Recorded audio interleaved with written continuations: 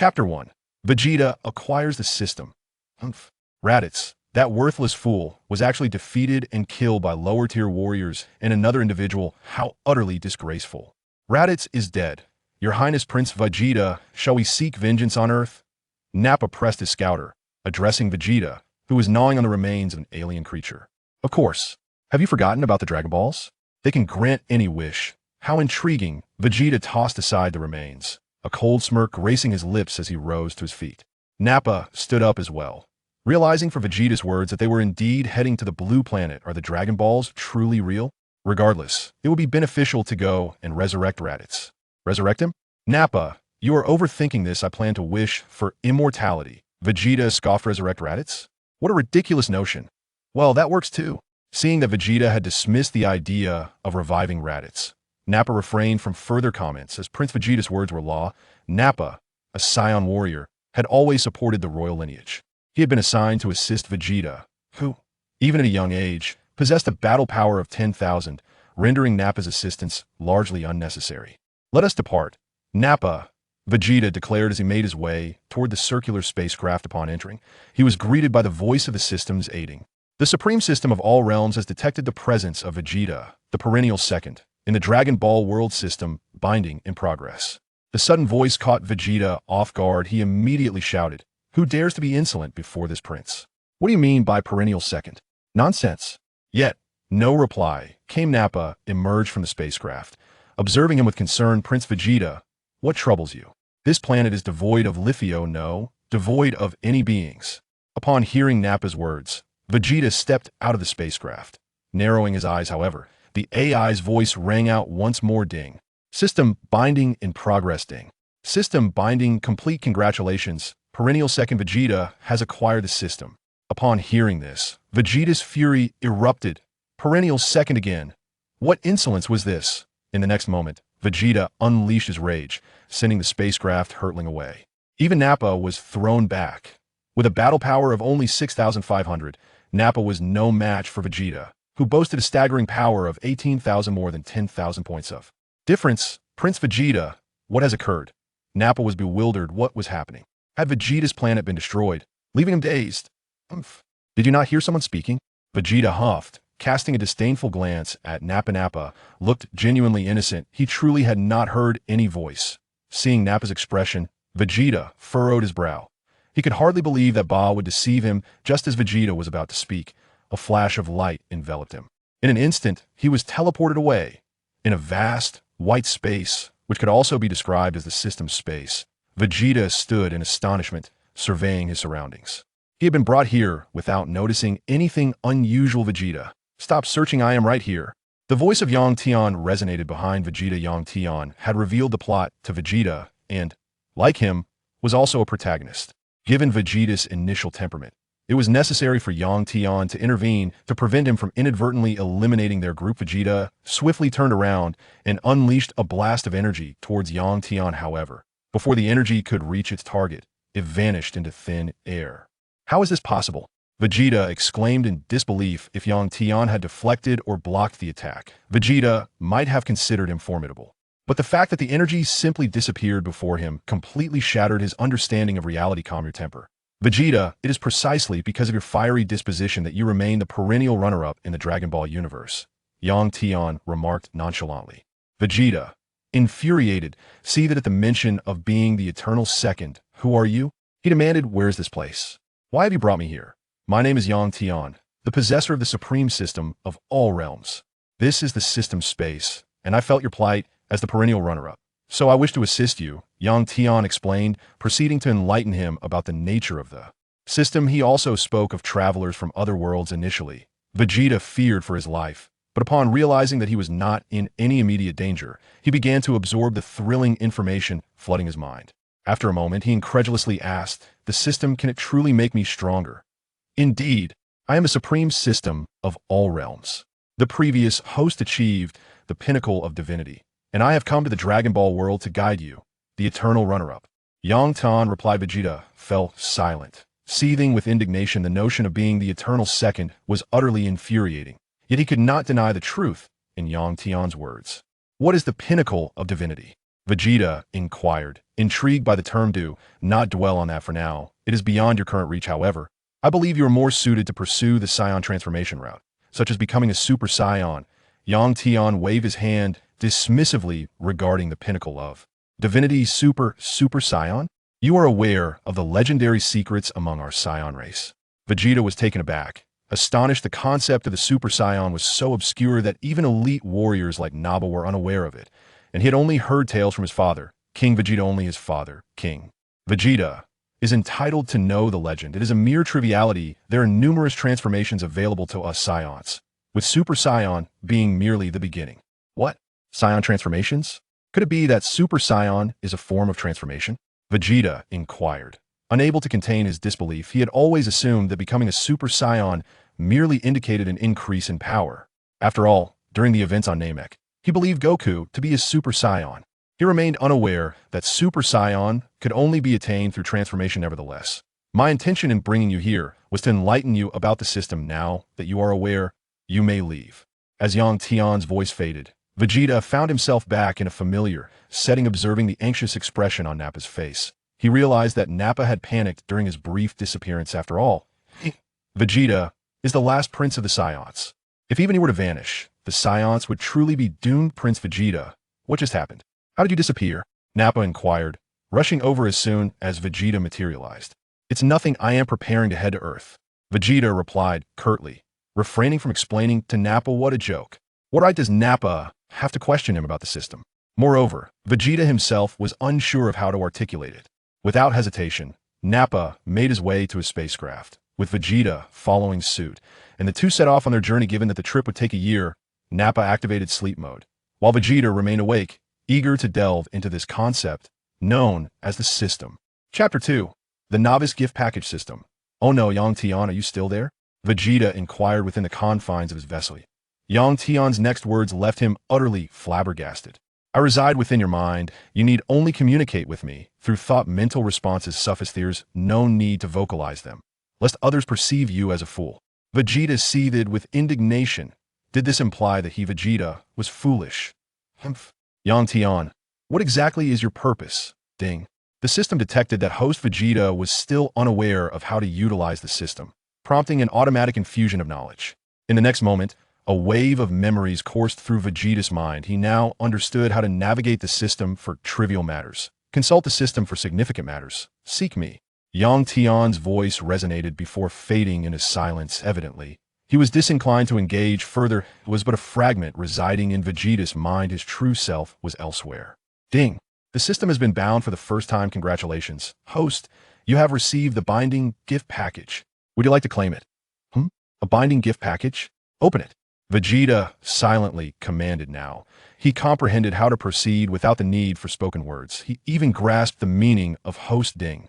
Congratulations, host. You have opened the binding gift package and gained the ability to control Ki. In the next instant, Vegeta's mind was flooded with the knowledge of Ki control and perception. What is this?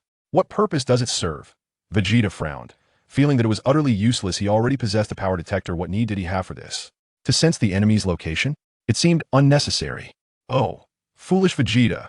Have you forgotten how Raditz met his demise? It was due to reliance on that very detector. What? I am not foolish. Yang Tian, enlighten me on the utility of this energy sensing. Yang Tian remained silent, instead presenting him with a clip from the future Dragon Ball saga.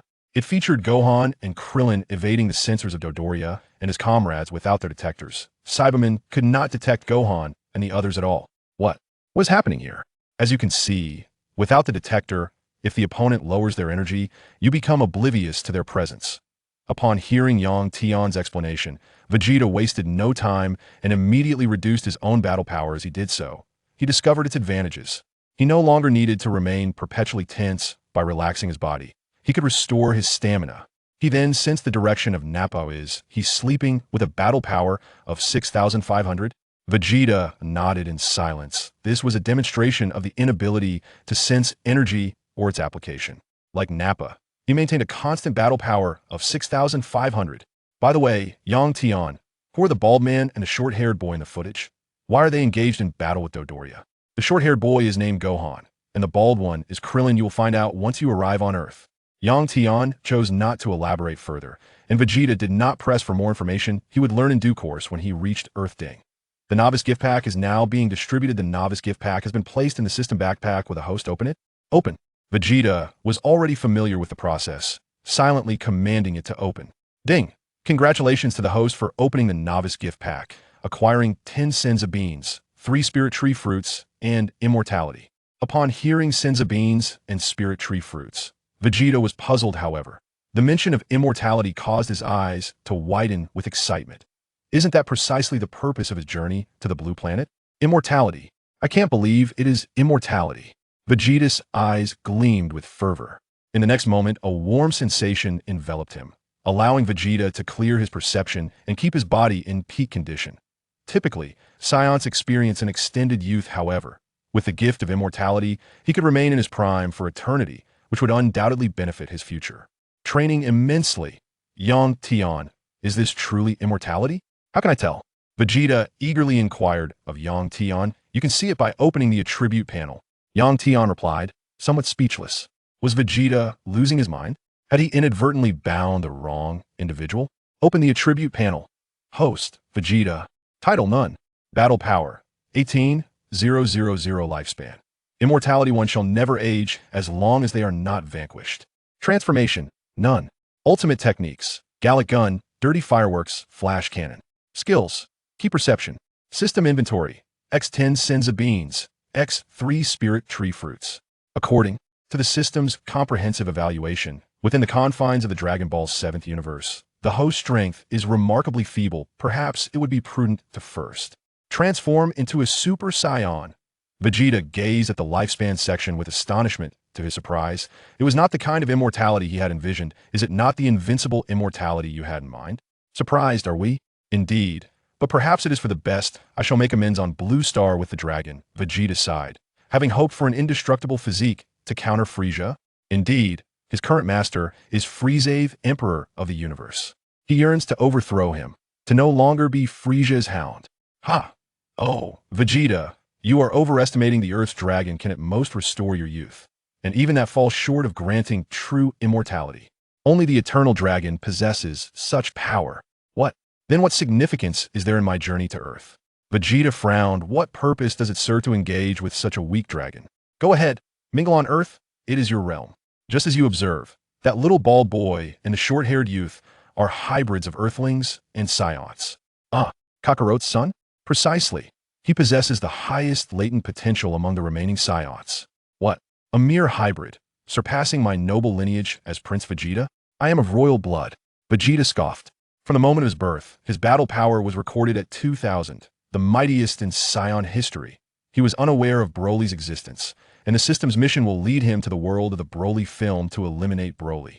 In summary, the film serves as a parallel universe where Broly does not exist in Vegeta's reality.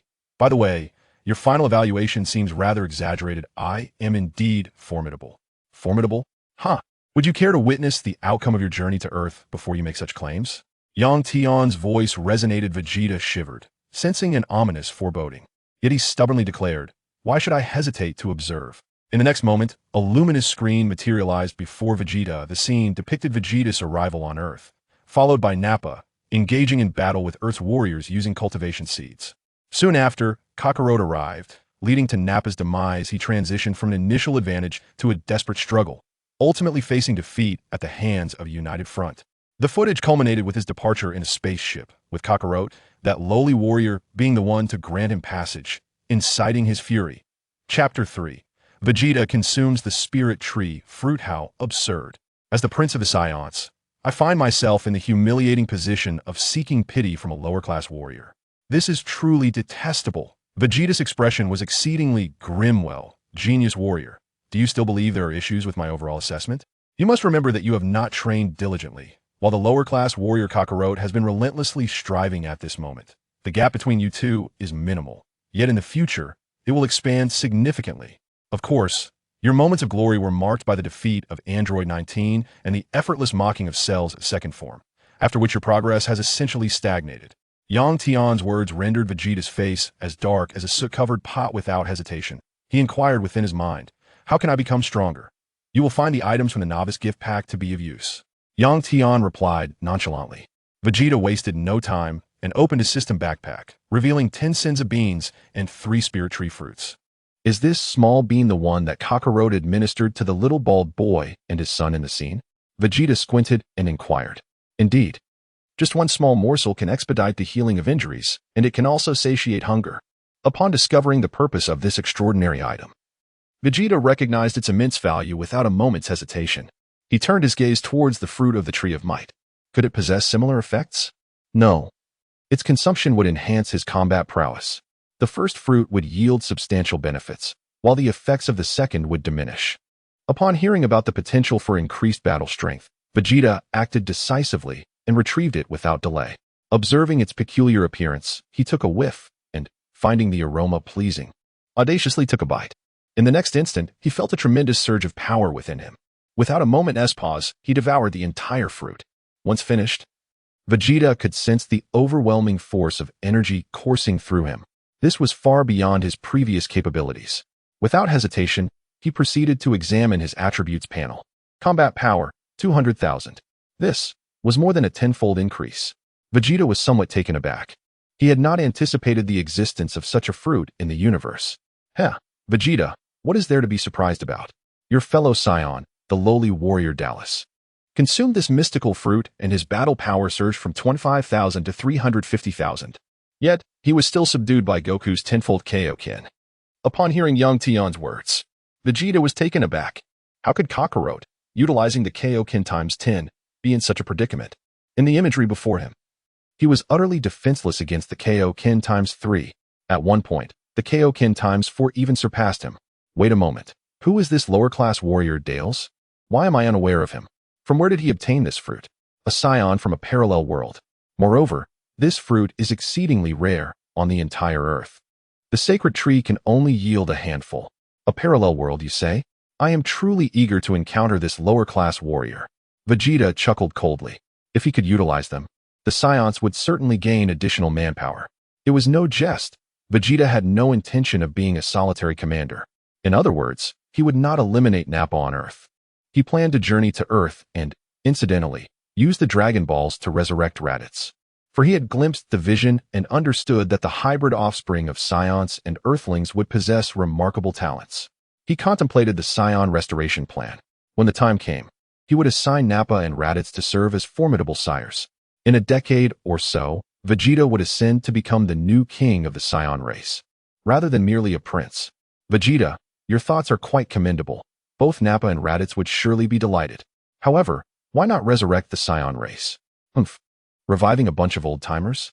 It would be far more beneficial to have a group of obedient hybrids.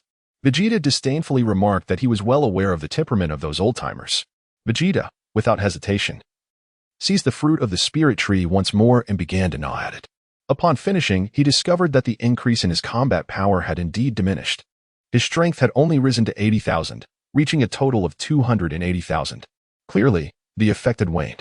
Suddenly, a notification chimed, detected Dragon Ball Z, Blue Star Conquest, Super Decisive Battle World. Mission, eliminate Dales and his minions. Mission reward, power of the human-sized great ape. Will the host accept? Just as Vegeta contemplated devouring a third fruit from the spirit tree, he heard the voice of the system AI, a feminine tone. This time, it was the system's voice, not Yang Tian's. Yang Tian had merely provided Vegeta with a sneak peek. He was not the protagonist. The true hero was Vegeta. What sort of realm is this? It is one where Dales, having consumed the spirit tree fruit, boasts a combat power of 350,000. Oh, so, there are still a few fruits over there. If you are swift enough, you might seize them. Haha, splendid. I accept this mission. Vegeta erupted into laughter. What a splendid fruit this is. Without a moment's hesitation, he consumed the third one, elevating his combat power to 350,000. So I have matched the power of Dallas, who consumed the fruit of the Tree of Might. I shall see what you, a lower-class warrior, can possibly do to compete with me, a prodigious warrior. Vegeta smirked with a sense of confidence. He was, after all, a prodigy of battle. He would never concede defeat to a lower-ranked warrior. System, Yang Tian, initiate the teleportation. Seeing that nothing was happening, Vegeta urged on. This copy world allows entry for others. Are you certain you do not wish to bring anyone along? Assisting you in completing your tasks could also enhance their strength. Yang Tian replied nonchalantly. Oh, it can be done that way? Then let us take Nappa with us.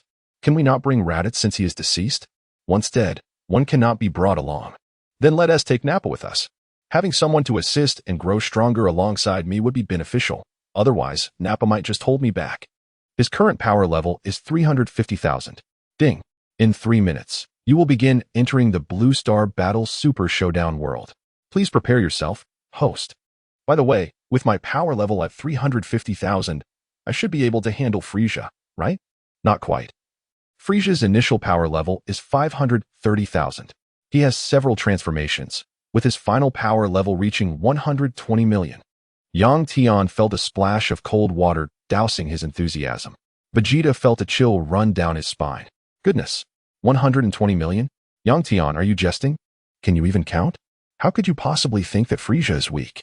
While I do not believe that, your assertion seems rather absurd, does it not? Absurd?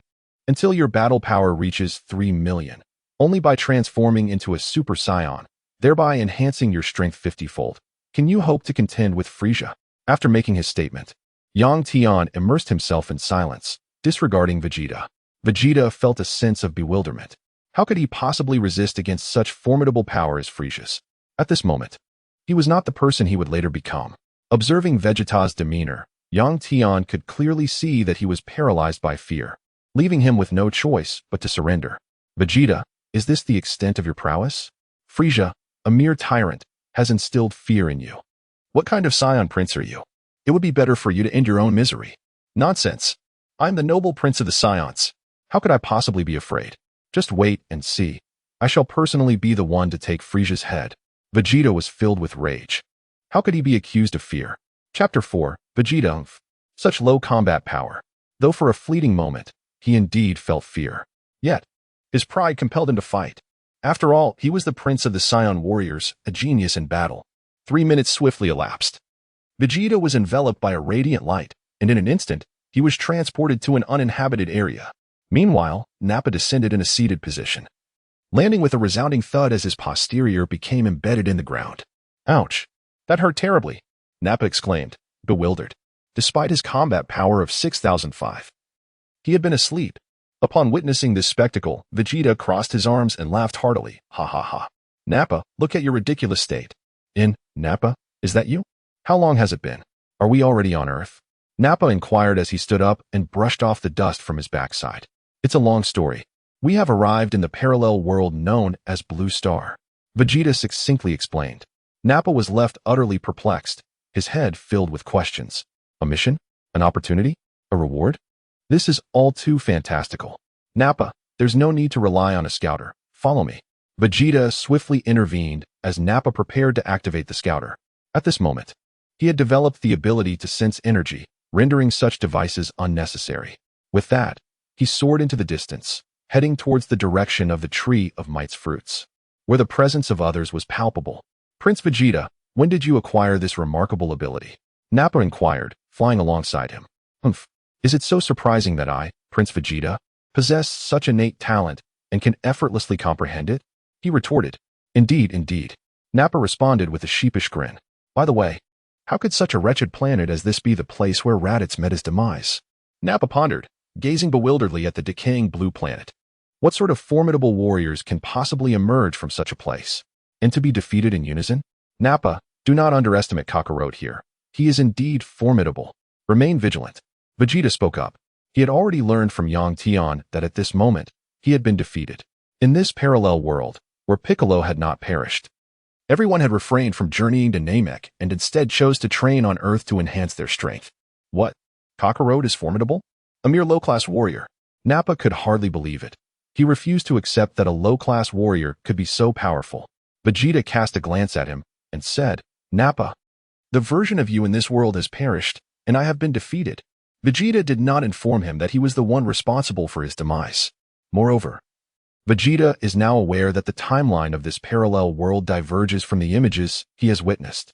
Clearly, the parallel universe presents numerous possible outcomes. Nanny, this Kakarot is so powerful. What are we doing here? Ba's face was filled with confusion. We are here to complete a mission, to eliminate the Saiyan lower-class warrior, Darius. Vegeta remarked nonchalantly. A lower-class warrior named Dales? I have never heard of such a person. A parallel world. Vegeta was somewhat irked. How had Nappa transformed into such a loquacious being? Sensing Vegeta's irritation, Nappa promptly fell silent. As they approached the fruit of the spirit tree, Nappa's scouter emitted a series of beeps, evidently detecting formidable opponents. Multiple responses. Let's see their battle powers, Nappa exclaimed, pressing the button once more. Meanwhile, Vegeta refrained from using the device. He could sense the energies and discern the events unfolding in the vicinity. What? Battle powers of 9,100, 8,400, 13,000, and 7,600, along with several others, just over 1,000. But their powers are diminishing, Nappa uttered in disbelief. It was astonishing that this parallel Earth harbored for formidable entities. The weaker readings belonged to Piccolo, Krillin, and others who had already been incapacitated, resulting in their diminished powers. The four formidable readings detected by Nappa's scouter originated from the subordinates of Dales. They were known as Amando, Dez, Cacao, and the Reza Laques brothers. The Reza Laques brothers were once thought to be extinct fossils of the Bins, revived by Dales using extracts from the spirit tree. The twins constructed Dale's fleet of spaceships and various armaments. Remarkably, they could merge into one being or separate at will, maintaining a battle power of 7,600 even when apart. Among the quartet, Cacao was the most powerful.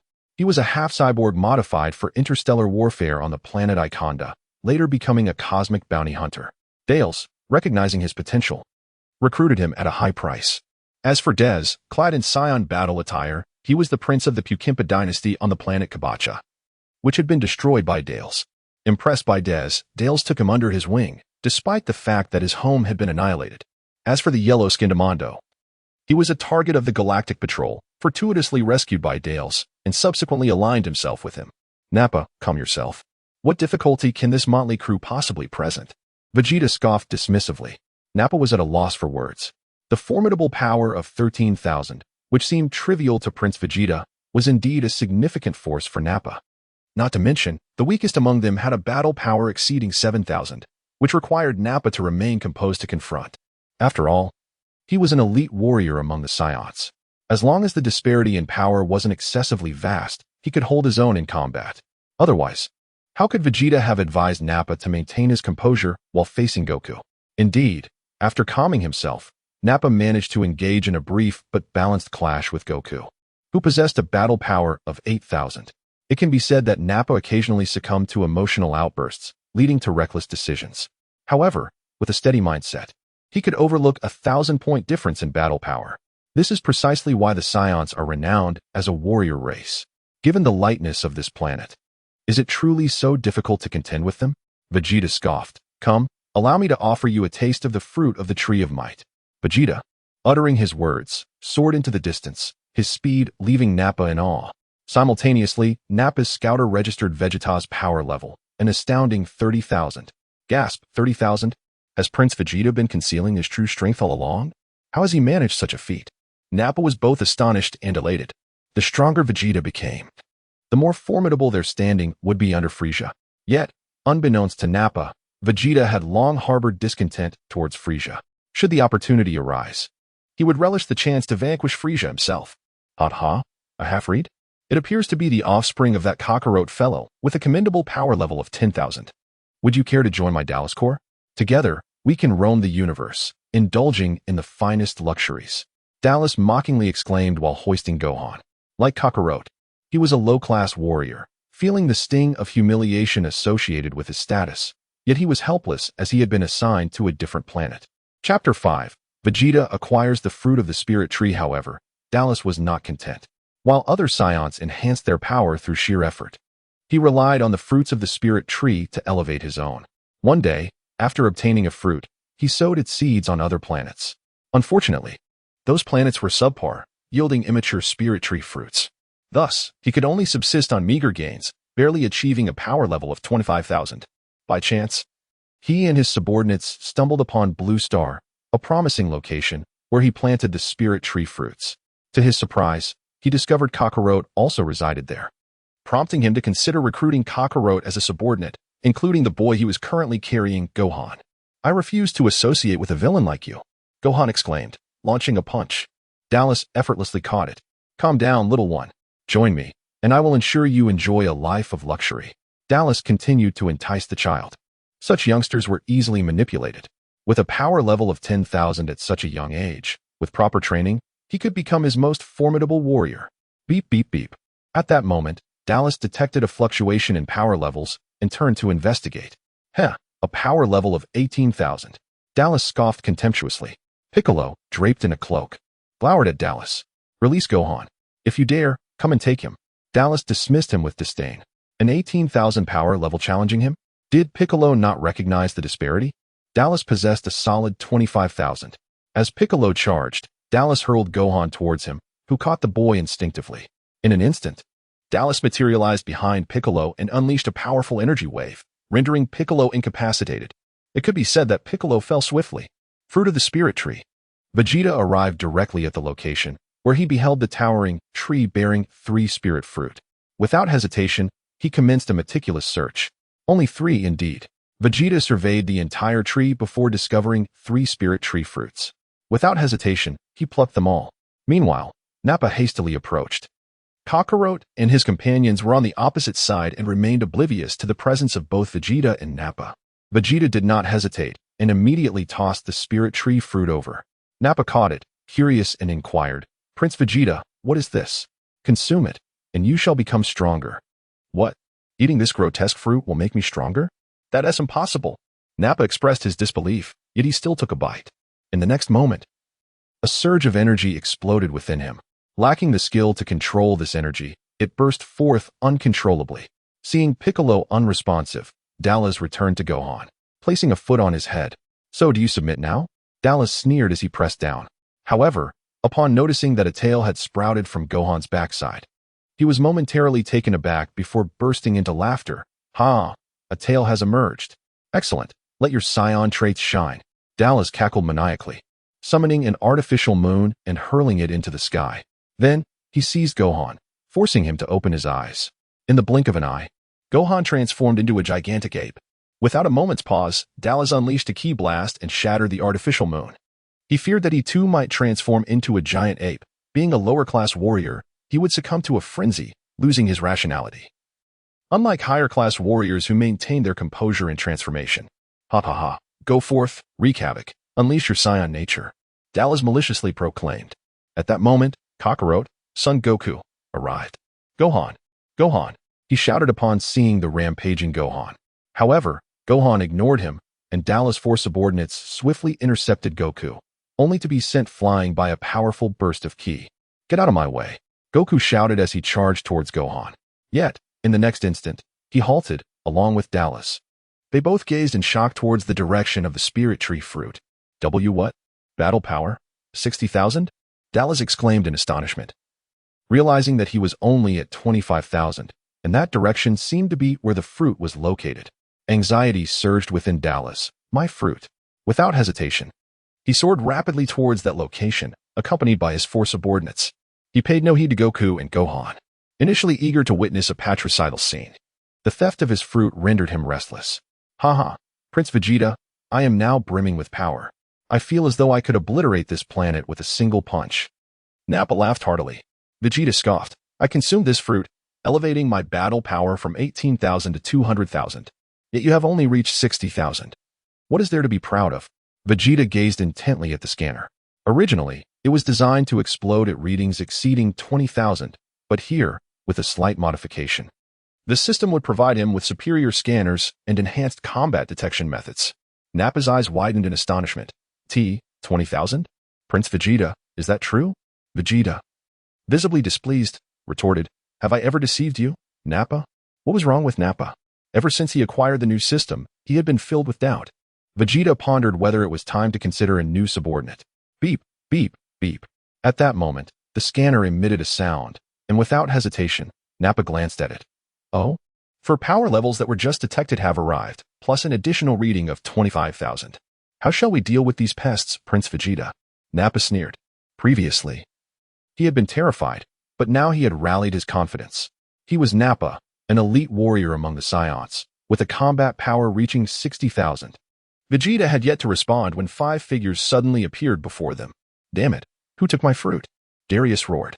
However, upon seeing the large figure beside him, he was momentarily taken aback. Wasn't that Nappa, who was supposed to be with Vegeta? Indeed, in this parallel world, he was acquainted with Vegeta and his companions. Yet, when Darius caught sight of Vegeta standing with arms crossed, a flicker of fear crossed his face. The Vegeta of your possessed an astonishing battle power of 2,000 upon birth, instilling a deep-seated terror within him. Nappa, Vegeta, how did you both end up here? Darius's tone softened, losing its former bravado. He felt no need to conceal himself in front of the lower-class warrior Kakarot. But the presence of the elite warrior Nappa and the prodigious fighter Vegeta made him somewhat apprehensive. Oh, you know my esteemed Nappa? Nappa chuckled. Upon noticing his tail, he paused, and with that face, it was unmistakably Bardock, wasn't it? Nappa had no familiarity with Kakarot, only Bardock.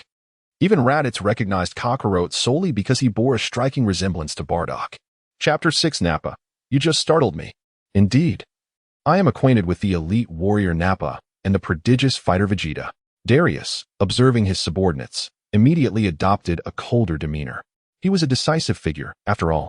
Haha. Aren't you Bardock? Wait, why are you so tanned? Have you been mining coal? Nappa remarked, gazing at Darius. If he were Bardock, perhaps he would feel a modicum of fear, but with a battle power of 60,000, he felt no trepidation. No, I am not Bardock. I am Darius. Darius shook his head, affirming his identity.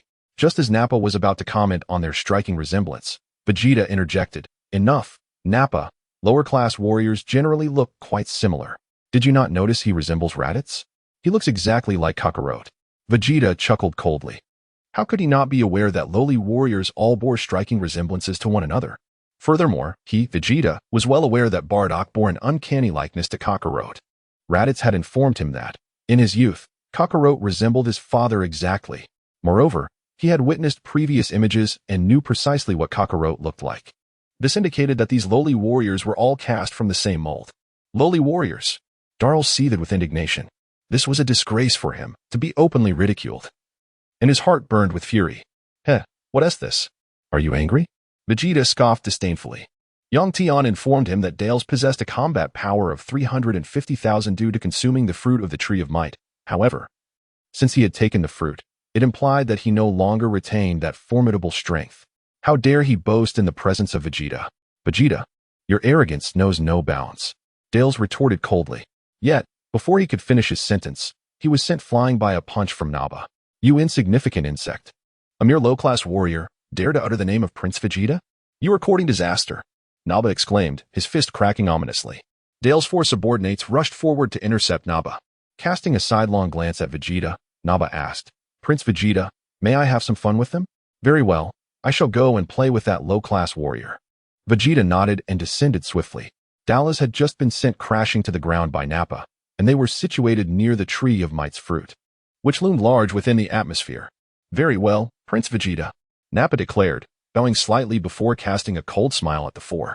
Your combat prowess startled me, Nappa, the Great. Now, allow me to entertain myself with you. With that, Nappa charged forward, unleashing a flurry of punches and kicks upon them. The four struggled to defend themselves. The disparity in their fighting capabilities was akin to Krillin and his companions facing the formidable Nappa with a power level of 6,500. They were utterly overwhelmed. The Z fighters faced Nappa in the same manner as Kakarot and his three comrades. The situation was indeed parallel. The increase in combat strength was both substantial and comprehensive. There was no illusion here, nor was it akin to the realms of a cultivation novel. For someone like Nappa, combat techniques had reached an exceptionally high level, honed through years of brutal experience, all geared towards the art of killing. A combat power of 25,000, quite impressive. Would you care to join me? Vegeta stood with his arms crossed, a serene smile gracing his face. He held no illusions about the disparity in battle power. He did not believe for a moment that Dales could turn the tide against him. Furthermore, as the proud prince of all Scions, he was eager to recruit more Scion followers. Otherwise, he would not have consented to Raditz taking Kakarot under his wing, despite Kakarot's battle power being merely in the hundreds. Vegeta believes that the figure of several hundred stems from the data relayed by the battle power detector. Meanwhile, the image of Kakarot reveals a mere 8,000. With his true strength lying in his ultimate technique, the Kaioken, which provides a fleeting enhancement of his combat prowess at the cost of his physical endurance. Humph. You shall not prevail, Dales, am destined to become the ruler of the universe. Dale scoffed. Just moments ago, he had been indulging in the luxuries of life while attempting to win Gohan over. Now, it seems he has been outmaneuvered. With insufficient strength and grandiose claims. It appears I must enlighten you. Vegeta vanished from sight in an instant. The next moment, Dallas was propelled outwards, his body bent like a shrimp, collapsing onto the ground. Unable to rise. I offer you a choice, surrender or perish. Vegeta, channeling a sphere of energy in his hand, gazed down at Dales. He was acutely aware that Dales was not dead. Cough, cough. Had it not been for consuming my fruit, with your original battle power of 18,000. Could you possibly contend with me? Dales remarked, his voice strained and laced with blood, a clear indication that Vegeta's strike had breached his defenses.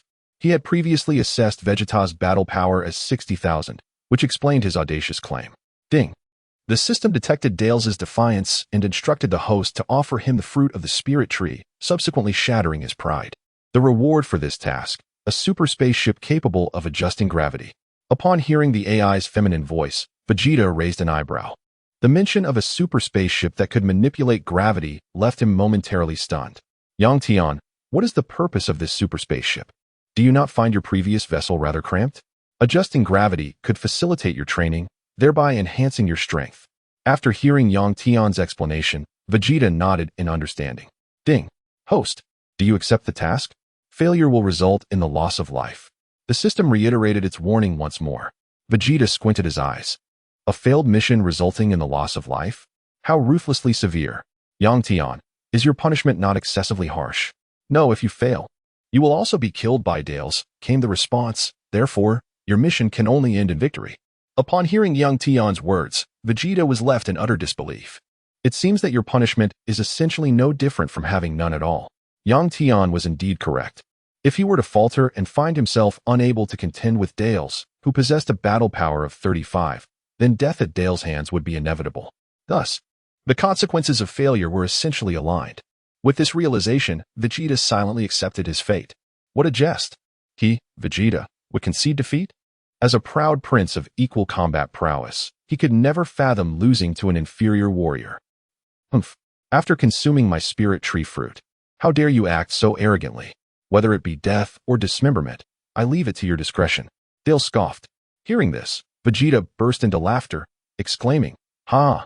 In that case, I shall grant you an opportunity. Vegeta declared as he took the fruit of the sacred tree directly from his system's inventory.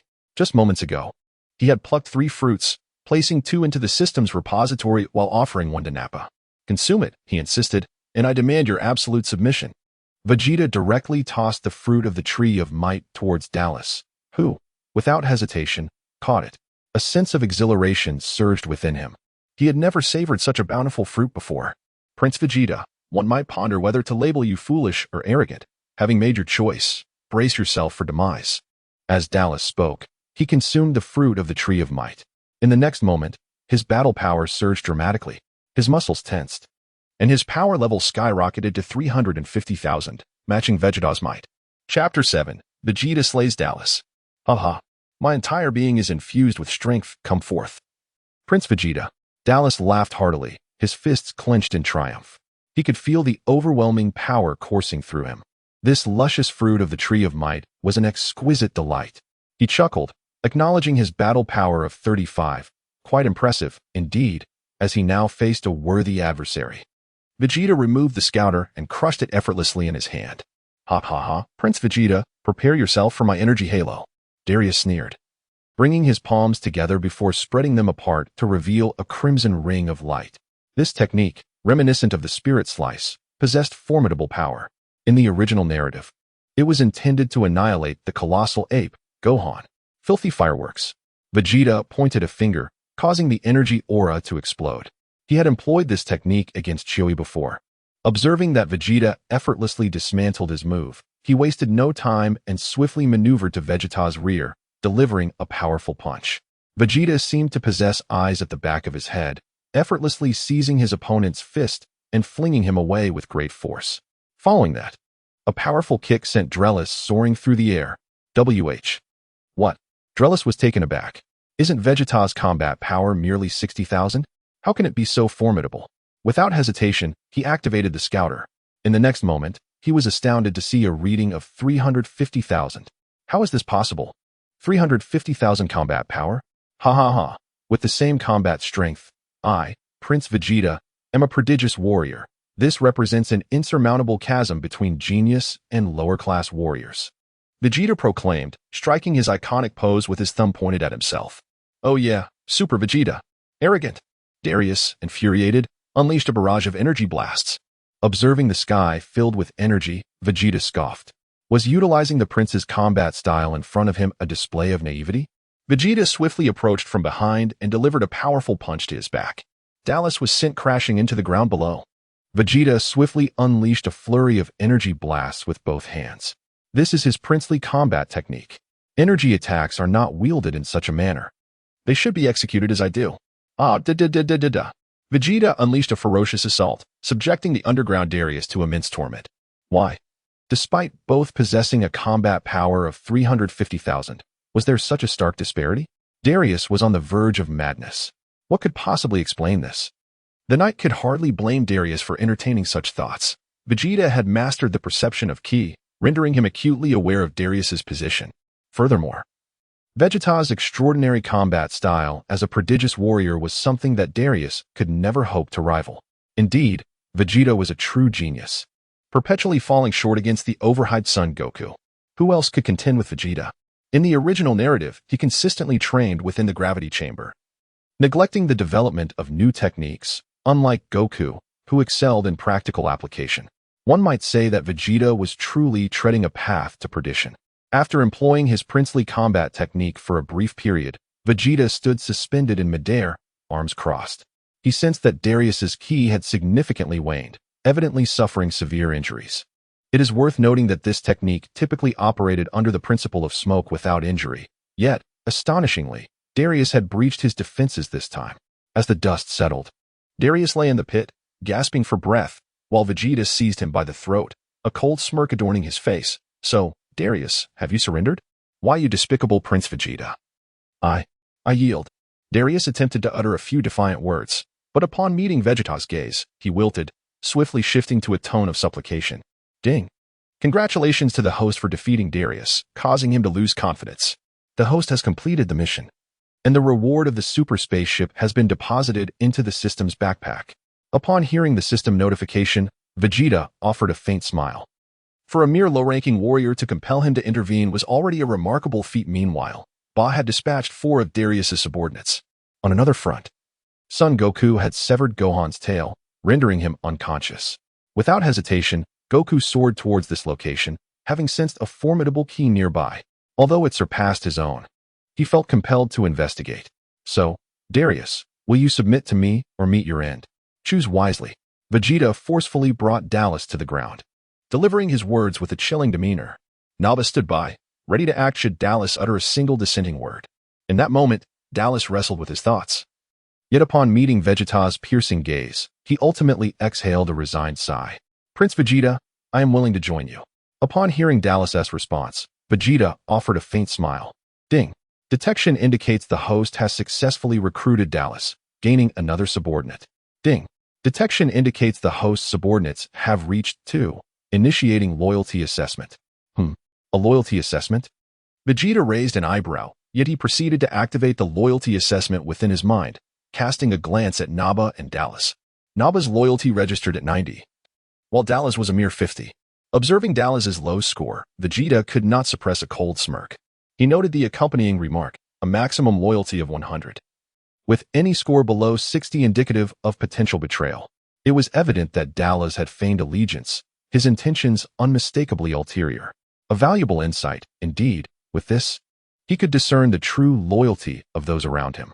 Vegeta pondered inwardly. However, a thought crossed his mind, causing him to frown as he addressed Yang Tian in his heart. Yang Tian, no wonder you wanted me to eliminate Dales. It turns out this is a ticking time bomb. Is that so? The characters were issued by the system, and I have entrusted the system with their management, leaving it to handle affairs. Yang Tian indicated that he was not responsible for issuing tasks. Vegeta, with little contemplation, unleashed a powerful punch. Dallas was struck down instantly, not uttering a single word. This, Prince Vegeta, did Dallas not join us? Naba gazed at Vegeta in confusion. Humph, foolish wretch. Do you truly believe such a man would serve under me? He merely sought to strike against us from the shadows. Is that so? This scoundrel is indeed treacherous and cunning. Naba's expression shifted as well. I had hoped to gain another of our kin, yet this is the outcome? I intended to integrate him properly, not for this mission, but he has chosen his own demise. Vegeta scoffed. The system had issued a task to eliminate Darius and his band of subordinates. If Darius were to dutifully serve as his underling, this situation would not have arisen. After all, the system did not stipulate any penalties. However, Darius was courting death, his loyalty a mere 50. Any loyalty below 60 would result in betrayal, clearly indicating that he was a false ally. Such a person deserved to be dispatched immediately. Surely, the rewards would be more enticing. Ding. Congratulations, host, for slaying the subordinate warrior Darius. You have received a treasure chest X1. Upon hearing of the treasure chest's drop, Vegeta was momentarily taken aback. Chapter 8. Vegeta. I'm too short. I believe I should wish to grow taller. Without hesitation, Vegeta examined the system's inventory and spotted a chest within the grid. Without a second thought, he clicked to open it. Ding. Congratulations, host, for opening the treasure chest. You have acquired the ultimate flash. In the next instant, a memory resonated within Vegeta's mind. This ultimate flash would directly upgrade from his flash cannon. The ultimate move of which involved dramatically extending both arms to gather a tremendous amount of energy before unleashing it. This technique had been employed against Riku, albeit ineffectively. By the time of the Cell Saga, this move had undergone significant evolution, yet it still required a lengthy gathering period, rendering it exceedingly slow. This explained why Vegeta had incited Cell and Goku to withstand it. Unfortunately, the former possessed the cells of Piccolo, while the latter's raw strength rendered him impervious to such an attack. Who would have thought the flash cannon could evolve in this manner? Quite impressive indeed. It is a formidable strike.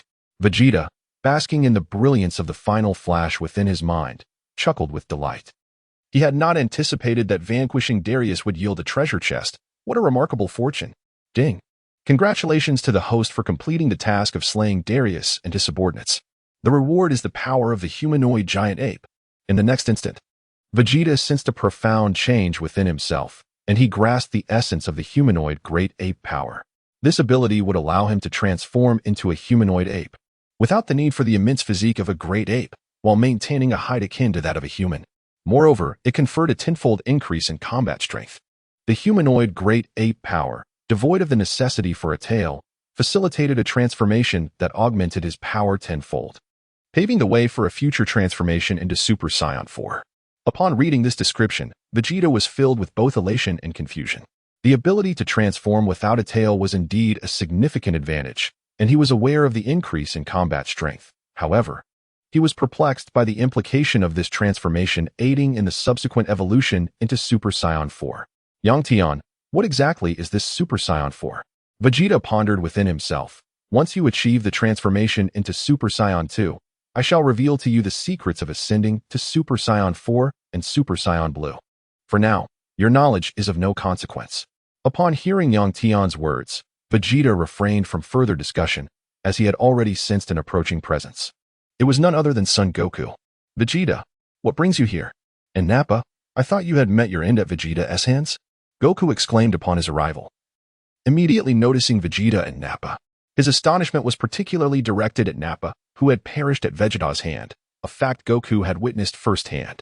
Nappa, looking bewildered, responded, Another Dallas? Are you his brother? And how could I have been slain by Prince Vegeta? Do not speak such nonsense. With that, Nappa prepared to confront Goku. Vegeta directly intercepted him. Nappa, this is Kakarot. Our mission is complete. Let us prepare to depart. How could Vegeta be unaware of the reason? He had already watched the footage. Another version of himself had slain Nappa. Furthermore, having accomplished their mission, he had no desire to engage in prolonged conversation with this era's Kakarot. Vegeta certainly had no time for such trivialities. Are you planning to attack Earth again, Vegeta?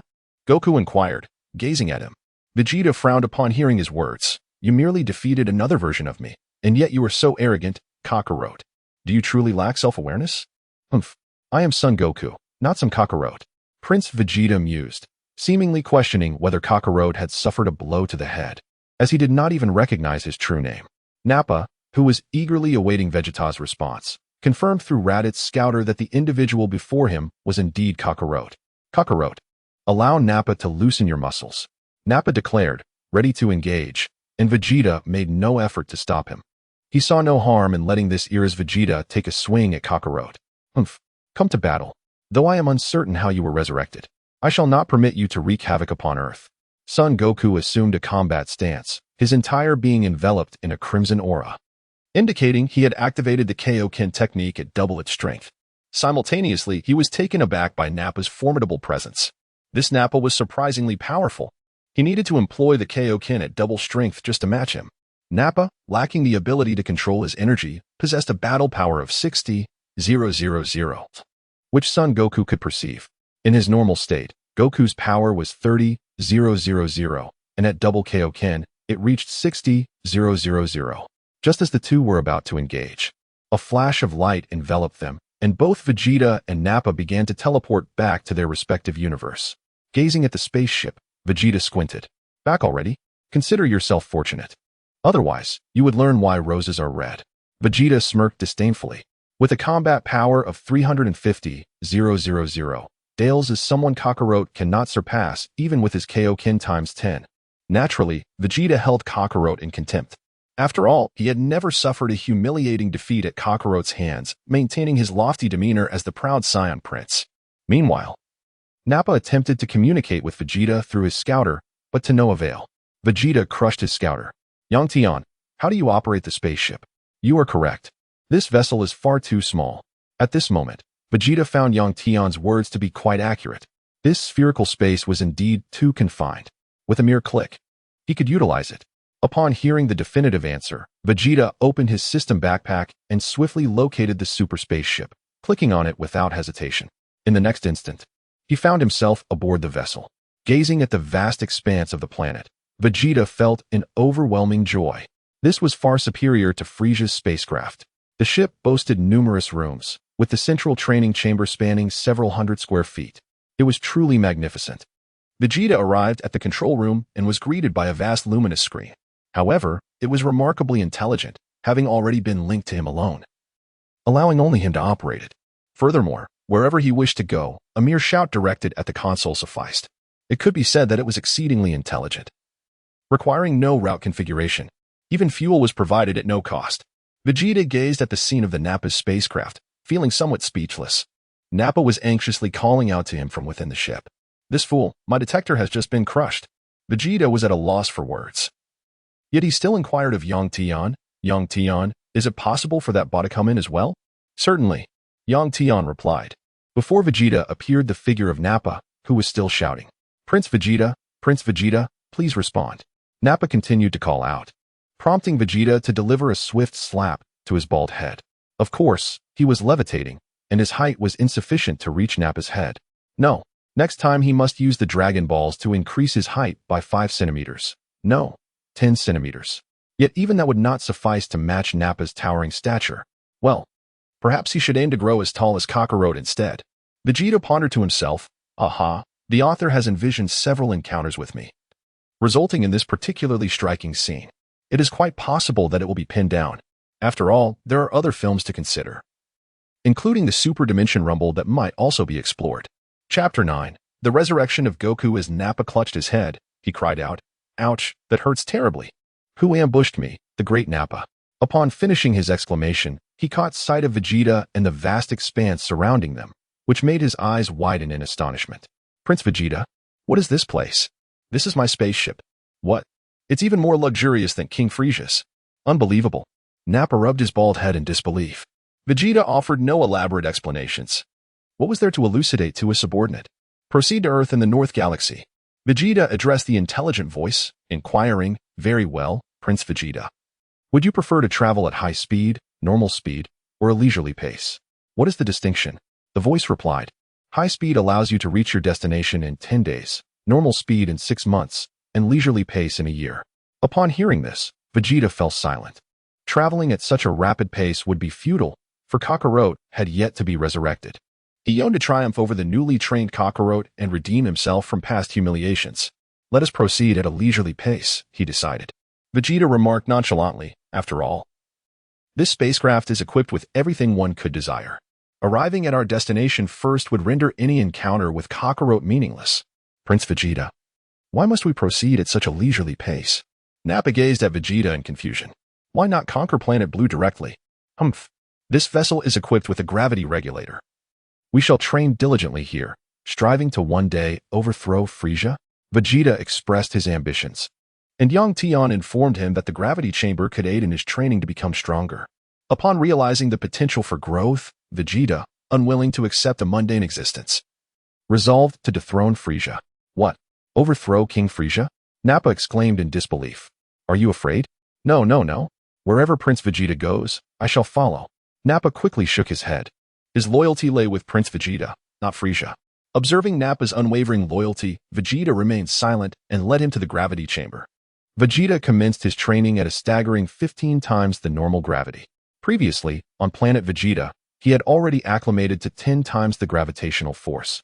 As soon as the 15-fold gravity was activated, Nappa found himself kneeling on one knee.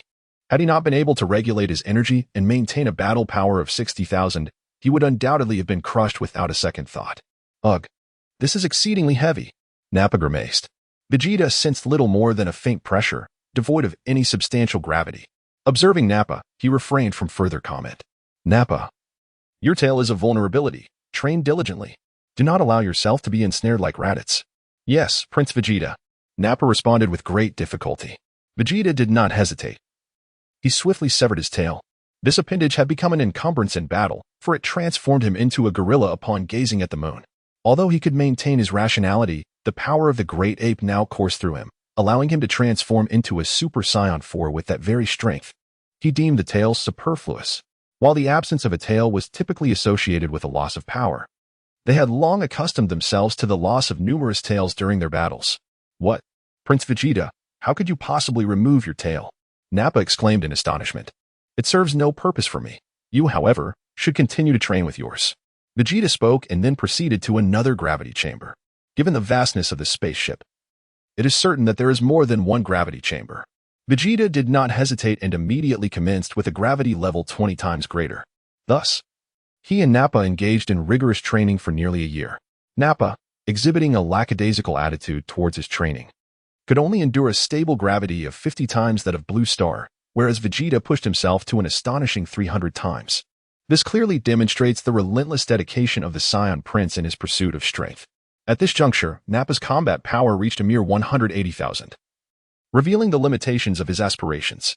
After completing his ablutions, Vegeta donned his battle attire, for they were nearing Earth. He proceeded to open his attributes panel. As Vegeta approached Earth, he was eager to assess the fruits of his training over the past year. Host, Vegeta title, non-combat power, 2, 5 million. Lifespan, immortal transformation, Great Ape power ultimate techniques, Gallic gun, dirty fireworks, final flash skills, key sensing system backpack, Senzabeans X10, Spirit Tree Fruit X1.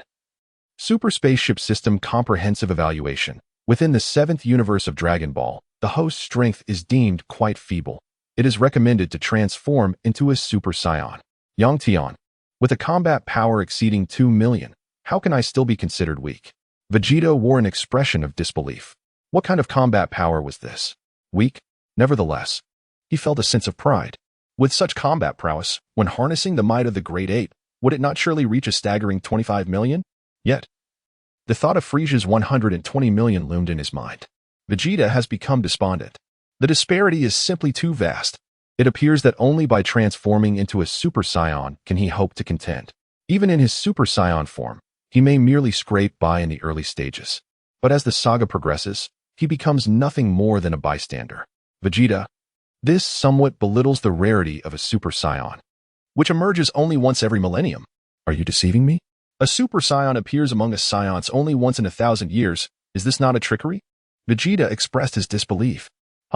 It takes a millennium for a legendary warrior to emerge, and the Super Saiyan transformation is merely a result of rigorous training. Not the fabled Super Saiyan itself. Only the legendary warrior embodies that, and such an individual appears only once in a millennium among your Saiyan race. What? That cannot be true. Cannot be. Yet, it is indeed the case. I shall take you to meet this legendary Super Saiyan in due time, but as you are now, you are far too weak to even contend with him. Yang Tian remarked indifferently. Vegeta's face was etched with disbelief. He had always believed that the legendary Super Saiyan was none other than himself, and not some other Saiyan. After all, he was of noble Saiyan royal blood.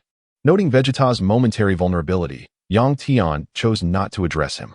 Thus, Vegeta and his companions prepared to descend upon Blue Star. Meanwhile, on King Kai's planet. Oh dear. I neglected to calculate your return route. The King Kai, with his two prominent antennae, paced back and forth. He had indeed overlooked this crucial detail. While the two Scions were already nearing Earth, the thought sent shivers down the King Kai's spine. This could be disastrous. What? King Kai, what should we do? If I have to run back, it would be a catastrophe. Can't you simply send me back? Sun Wukong exclaimed. His face a mask of urgency as he looked at the King Kai. The King Kai sighed, fully aware of the predicament. He wished he could help, but it was beyond his capabilities. At this point, let your companions revive you. Given your current strength, it will only take you a day to traverse Snake Way. Do your best, he advised, before allowing Sun Wukong to rest on his back to communicate with Master Roshi. Chapter 10 Vegeta. Nappa, we still have 6 seeds to cultivate. Correct? Shortly thereafter, Master Roshi emerged, instructing Bulma to use the Dragon Balls to revive Sun Wukong. Simultaneously, Vegeta and his entourage had already arrived on Earth. They had once again landed in an urban area, specifically in the land of cherry blossoms. As they opened the hatch, Vegeta and Nappa soared into the sky. Vegeta waved his hand, retracting the spaceship with ease. This was a precious possession. If it were to be damaged, it would surely cause him great distress. Ah, what a light planet this is, and how curious that these individuals stand at merely 1.5 meters tall. Never mind. Let me bestow upon them a token of our first meeting. Nappa gazed at the towering cherry blossom people with a smile, and then extended a finger. Vegeta intervened directly. The current Nappa is far more formidable than before. This strike is likely to obliterate Blue Star. Nappa, temper your strength. Upon hearing Vegeta's call, Nappa nodded and gently waved his hand. The Sakura nation was instantly annihilated. Bulma and the others, in the midst of the Sakura, knew that in the author's other works, the Sakura were simply fodder. A terrifying shockwave radiated in all directions, and under Nappa's strike, the inhabitants of Sakura were completely extinguished. The entire Blue Star trembled, revealing the overwhelming might of Nappa's greeting. Witnessing the destruction of Sakura, Vegeta furrowed his brow. If the Dragon Balls were in existence, by destroying them, wouldn't my wish to grow taller be rendered void? Nappa replied, Prince Vegeta, did you not wish for the resurrection of Raditz? Why would you wish to grow taller? Nappa, thinking he had misheard, inquired once more. Is it not true that the Dragon Balls can grant only a single wish? Vegeta retorted, taken aback by the mention of being kicked. He was genuinely unaware of how many wishes this object could grant. If it were multiple, then it would pose no issue at all. Let us proceed and seek out the strongest being on this planet for a little amusement. Vegeta spoke as he soared into the distance, while Nappa began to scan the area with his detector. Vegeta raised an eyebrow upon witnessing the situation. I forgot to teach you how to sense ki. Next time, make sure to properly sense it and refrain from using this contraption, Vegeta said lightly. Nappa, perplexed, did not offer a rebuttal. Vegeta asserts that whatever he says is absolute. Ah, they have arrived. Let us await them here. Vegeta and the others halted in a desolate desert. Aware that these Z fighters could sense energy, he decided to let them handle it on their own. At this moment, Vegeta's energy had diminished significantly, while Nappa's combat prowess remained exceptionally prominent. It could be said that he was delivering a strike from a different dimension. What? The Cherry Blossom Kingdom has vanished? In the distance, Tien sensed the disappearance of the Cherry Blossom Kingdom, his 3 eyes wide with astonishment. What a terrifying force of destruction. Tien, such a powerful and malevolent energy. Kaiatsu looked at Tien with concern. Nappa's towering presence left him gasping for breath. Kaiatsu, stay here. I will go, Tien declared with a fearless resolve. Tien, perhaps you should reconsider. If you go, you will surely perish. Kaiatsu was unconvinced of their chances of victory, for the oppressive energy was indeed formidable. Even if death awaits, we warriors of the martial arts cannot cower, Tien proclaimed, soaring into the distance, calling out loudly, Kaiatsu, you have already been resurrected once. Do not go. Thus, Tien swiftly distanced himself from Kaiatsu. Uncle Piccolo, such overwhelming energy, are we truly going? At this moment, Gohan had begun to sense energy and recognized the strength of Nappa's aura, which made him worryingly glance at Piccolo. Piccolo wore a grave expression but did not waver. Humph, Even if we do not go, they will still find us. Do not forget their ears possess devices that can detect our location. Piccolo had encountered Raditz detectors and was fully aware of their extraordinary capabilities, hence his statement. Gohan remained fearful, prompting Piccolo to frown. If you are afraid, go home and drink some milk. It had been a long time since Gohan had shown such trepidation, despite Piccolo's earnest efforts to guide him. Uncle Piccolo, I'm not afraid. Gohan swallowed hard, though his legs trembled. Without hesitation, Piccolo flew towards Nappa and Vegeta, having originally intended to seek them out. But this time Vegeta had chosen a contrary path. It was evident that after watching a video, Vegeta's perspective had shifted. Perhaps it was due to his newfound strength that he felt little interest in these mere insects. His goal was to await Kakarot's arrival, then thoroughly trample him, avenging the humiliation of being defeated and subsequently released in that video. Such a disgrace. Krillin and Yamcha, too, sensed the overwhelming power and did not hesitate. They ventured towards Nappa and Vegeta. After an indeterminate period, the Z fighters appeared before Nappa and Vegeta, with Piccolo and Gohan arriving first. Is it just the two of you? Vegeta observed the two with a hint of amusement. My father will come. Gohan shouted at Vegeta. Vegeta remained noncommittal, acknowledging that he would indeed arrive, albeit not at this moment. Ah, Vegeta, is this the hybrid? The offspring of Kakarot? Nappa inquired of Vegeta. Indeed, that is he. Nappa erupted into laughter, exclaiming, I guess correctly.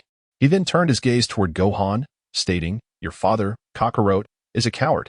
The last time I encountered him, he proclaimed that he had been defeated by Vegeta. How absurd. I was just about to teach him a lesson when he fled. What are you saying? Gohan questioned, his expression a mixture of confusion and disbelief. He struggled to comprehend Nappa's words. Nappa smirked, retorting, What I mean to say is, your father Kakarot is indeed a coward. Unwilling to confront me. I nearly had the opportunity to teach him a lesson last time. Nappa chuckled menacingly. Vegeta remained speechless. At that moment, it was the use of a double Kaioken that allowed you to perceive that Nappa is merely average, despite his battle power of 60,000. Had Kakarot employed the tenfold Kaioken as he did previously, you would undoubtedly have met the ground. Impossible. My father is no coward, exclaimed Son Gohan, ready to charge forward, only to be restrained by Piccolo. Just then, the other Z fighters arrived. Upon noticing their numbers, Nappa began counting. Oh, 3 more have arrived?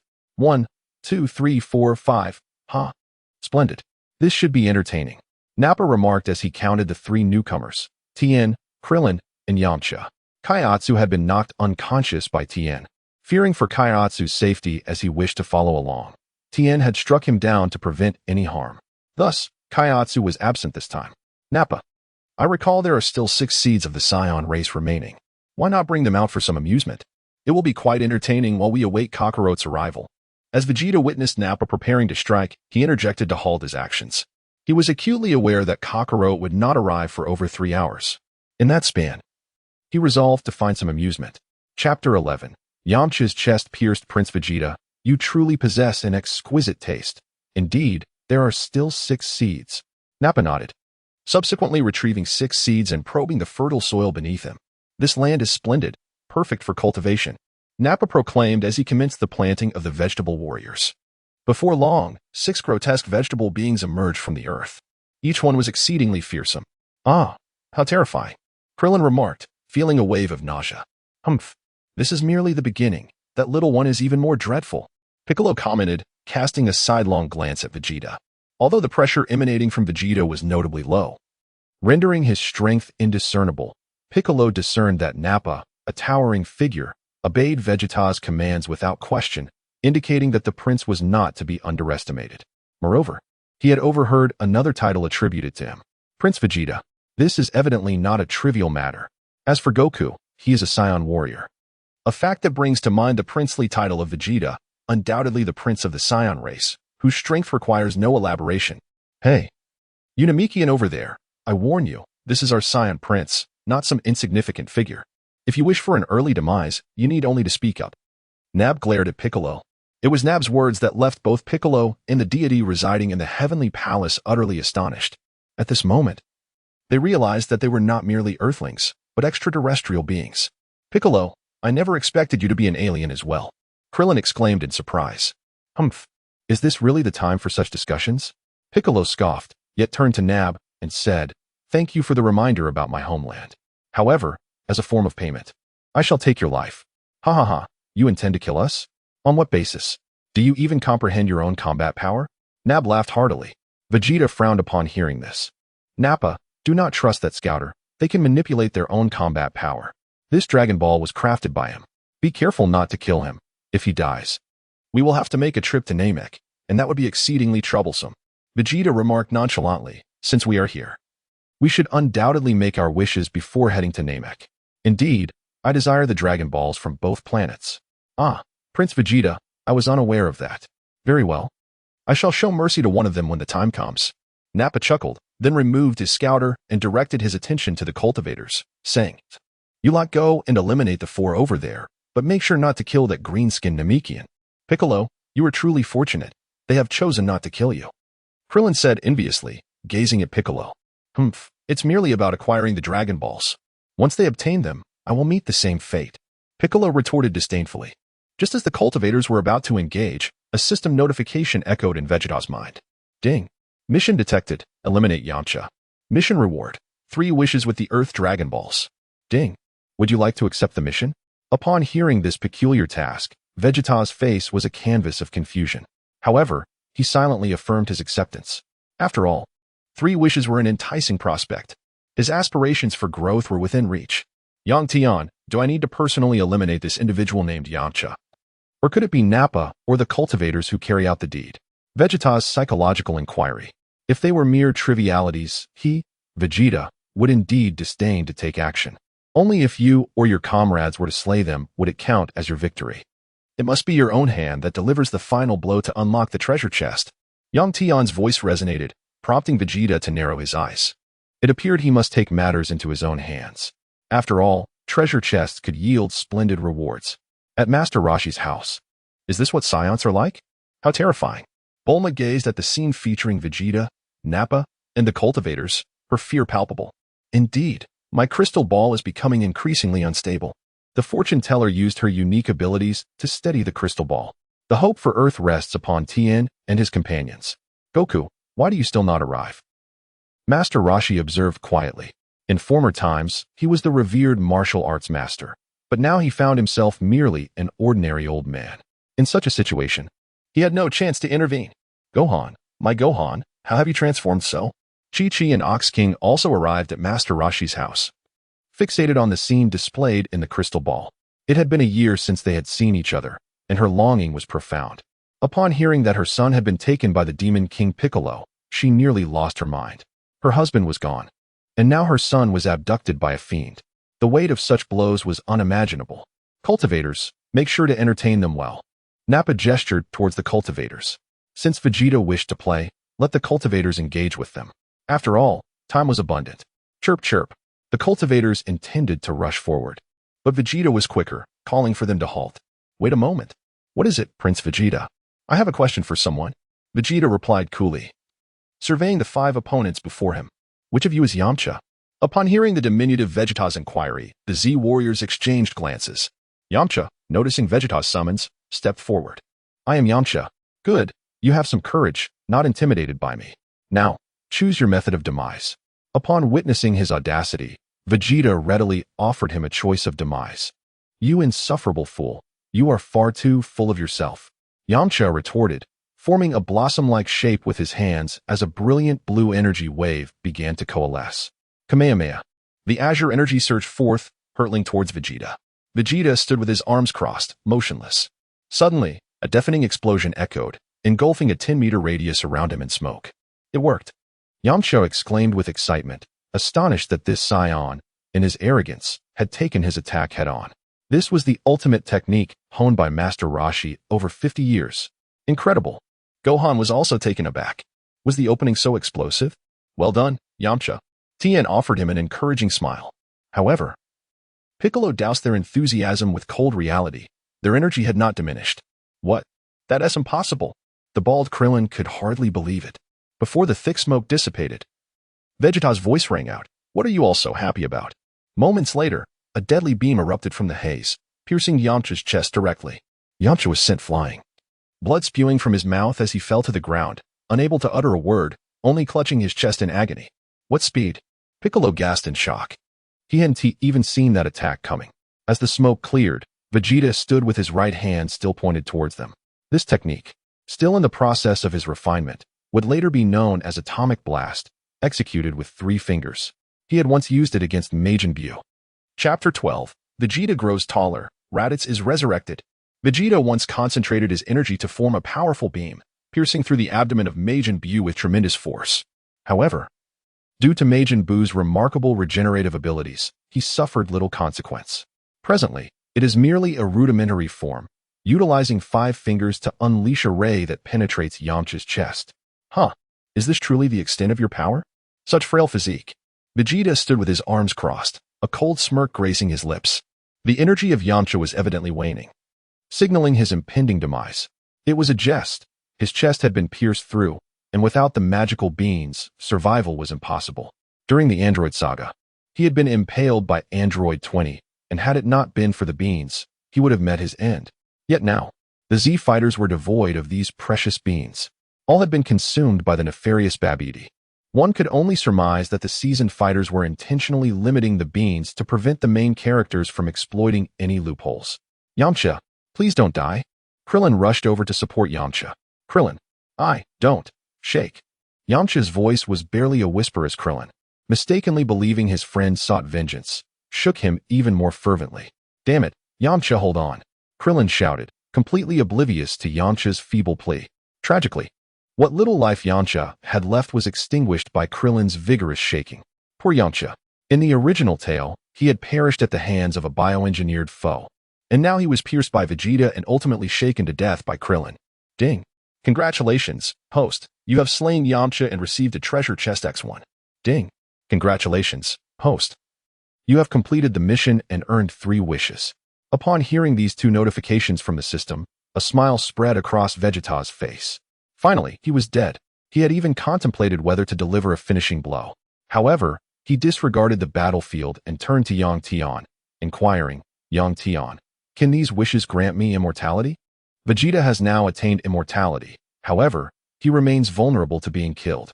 Thus, he seeks to discover if there exists a true invincibility to rectify this flaw. Unfortunately, the immortality you currently wish for resembles that of Majin Buu, whereby one can resurrect as long as their cells remain intact.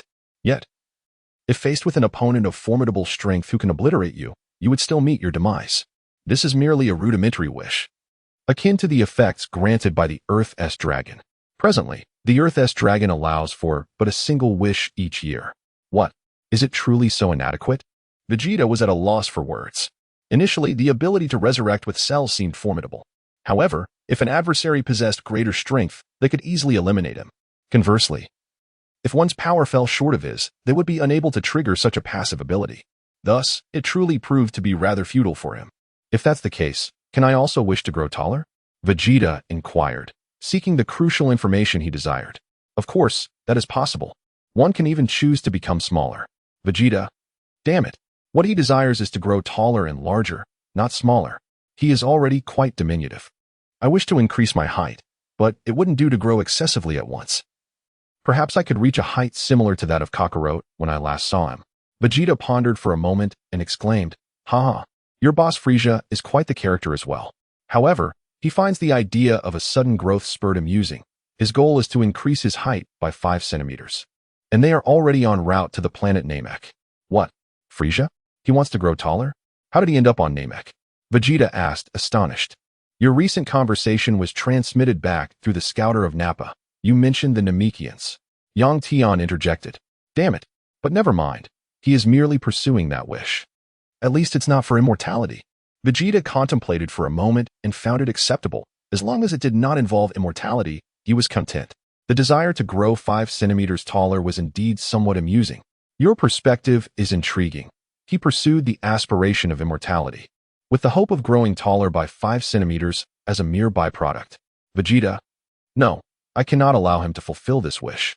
Vegeta furrowed his brow immediately. He recalled that Yang Tian had mentioned to him that the Dragon Balls of the Namekians granted wishes with superior effects. If the wish were for immortality, he would forever lose the chance to rise again. What is there to fear? He still had some time before reaching the Namekians. It would not be too late to go after you finish your tasks. Yang Tian remarked calmly. Vegeta has also calmed down. His spacecraft is swift, and soon he shall intercept. Came house. What? Impossible. Yamcha, has he truly perished?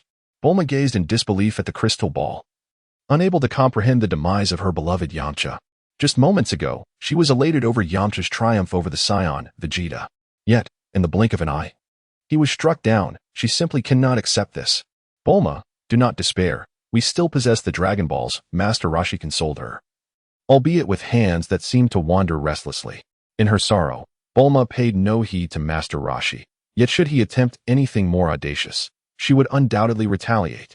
Meanwhile, Chi-Chi focused solely on Gohan and the image, indifferent to the fates of others. At this moment, Vegeta harbored no extraneous thoughts and directly clicked on the wish section. This was a reward for completing a task. He promptly entered. Grant me a height of 6 feet tall.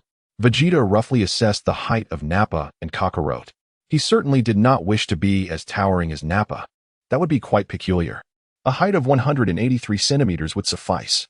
In the next moment, Vegeta underwent a remarkable transformation, soaring from a height of 164 meters to an astonishing 183 meters. This spectacle left Nappa and the other Z fighters utterly astounded. What? Has he just reached adulthood? Such an abrupt growth spurt? It is indeed possible. I recall Goku mentioning that he experienced a similar surge in height at a certain point in time. Tien and Krillin were engaged in conversation, while Nappa inquired of Vegeta, Prince Vegeta, what has transpired? To which Vegeta curtly replied, I wish to grow taller. No further questions. Vegeta uttered a brief remark, interrupting the question that was about to follow.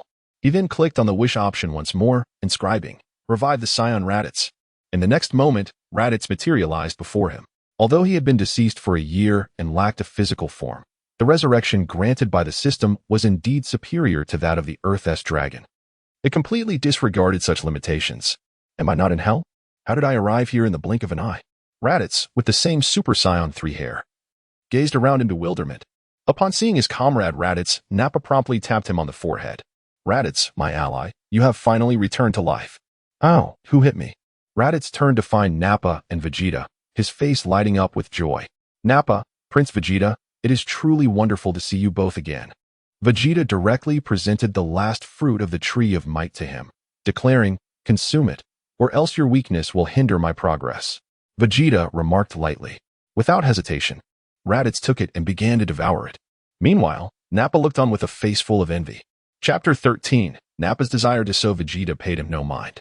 The reason for the gift was that he had consumed the most, resulting in a mere increase of several thousand in combat power, which was hardly significant. A few thousand in combat power would be better spent on Raditz. They were about to confront Frisia's army, and with Raditz's combat power at a mere 1,500, he would be utterly ineffectual. As for their weakness, it stemmed from Frisia providing them with outdated spacecraft. Each journey took 6 months to a year, and upon arrival, they would obliterate the planet and depart without a moment's respite for training. Frisia offered them no opportunities for cultivation. Furthermore, he denied them the chance to conquer planets with formidable combat power, which was another reason they had not triggered the surge in battle power associated with near-death experiences. Otherwise, Vegeta would not have waited until they reached Namek to recognize the Scion traits and have then grant him the ability to exploit the near-death power boost. As for the final wish, Vegeta chose not to use it, intending to reserve it for unforeseen circumstances. Raditz, on the other hand, devoured the fruit of the Tree of Might, unleashing a surge of energy that propelled his combat power to 150,000. It could only be said that Nappa was the most unfortunate, experiencing the least increase. Such overwhelming power. I feel as though I could obliterate this blue planet with a single punch. Raditz exclaimed, raising his fist in joyous laughter. Nappa's scouter began to respond, beeping urgently. What? 150,000 combat power. He gasped in disbelief, staring at the device. But before he could finish speaking, Vegeta obliterated the scouter with a single blow. Nappa, our movements are being monitored. Vegeta wore a sullen expression. They must have a rough idea of their combat power by now, which complicates matters. However, it is fortunate that his power of 2.5 million had not been revealed. Only he was privy to that secret. In the parallel world's Earth battle for supremacy, the combat power they unleashed was imperceptible to Frisia here. They had crossed the boundaries of parallel worlds. This meant that Nappa had detected a power level of 150,000, but did not specify who it belonged to. This also suggested that this 150,000 000 power level was likely that of Earthlings, rather than theirs. Upon realizing this, Vegeta let out a sigh of relief. We are being monitored? What does that mean, Prince Vegeta? Nappa inquired, perplexed. As for Raditz's scouter, it had long been taken by Bulma. What good is this scouter? Frieza has placed a locator on us. Vegeta scoffed. Yet, he did not dwell on it. Instead, he pondered other matters, refraining from rushing to take action against the Z-fighters. Meanwhile, Nappa and Raditz engaged in conversation, as they were the only scions left. And having worked together frequently, they harbored no deep-seated grudges. Those had long been extinguished. In the original narrative, Vegeta sought to eliminate Nappa to demonstrate the brutality of the Scions. But the situation had changed. Killing him would leave him without subordinates. There was no need to put on a show in front of Kakarot and the others. Raditz, what is the afterlife like for you? Nappa curiously asked. Alas, it's truly miserable. I do not wish to speak of it. Only tears. Raditz replied, nearly moved to tears as he recounted his experiences in the afterlife, leaving Nappa in a cold sweat. Such a dreadful fate for a villain after death.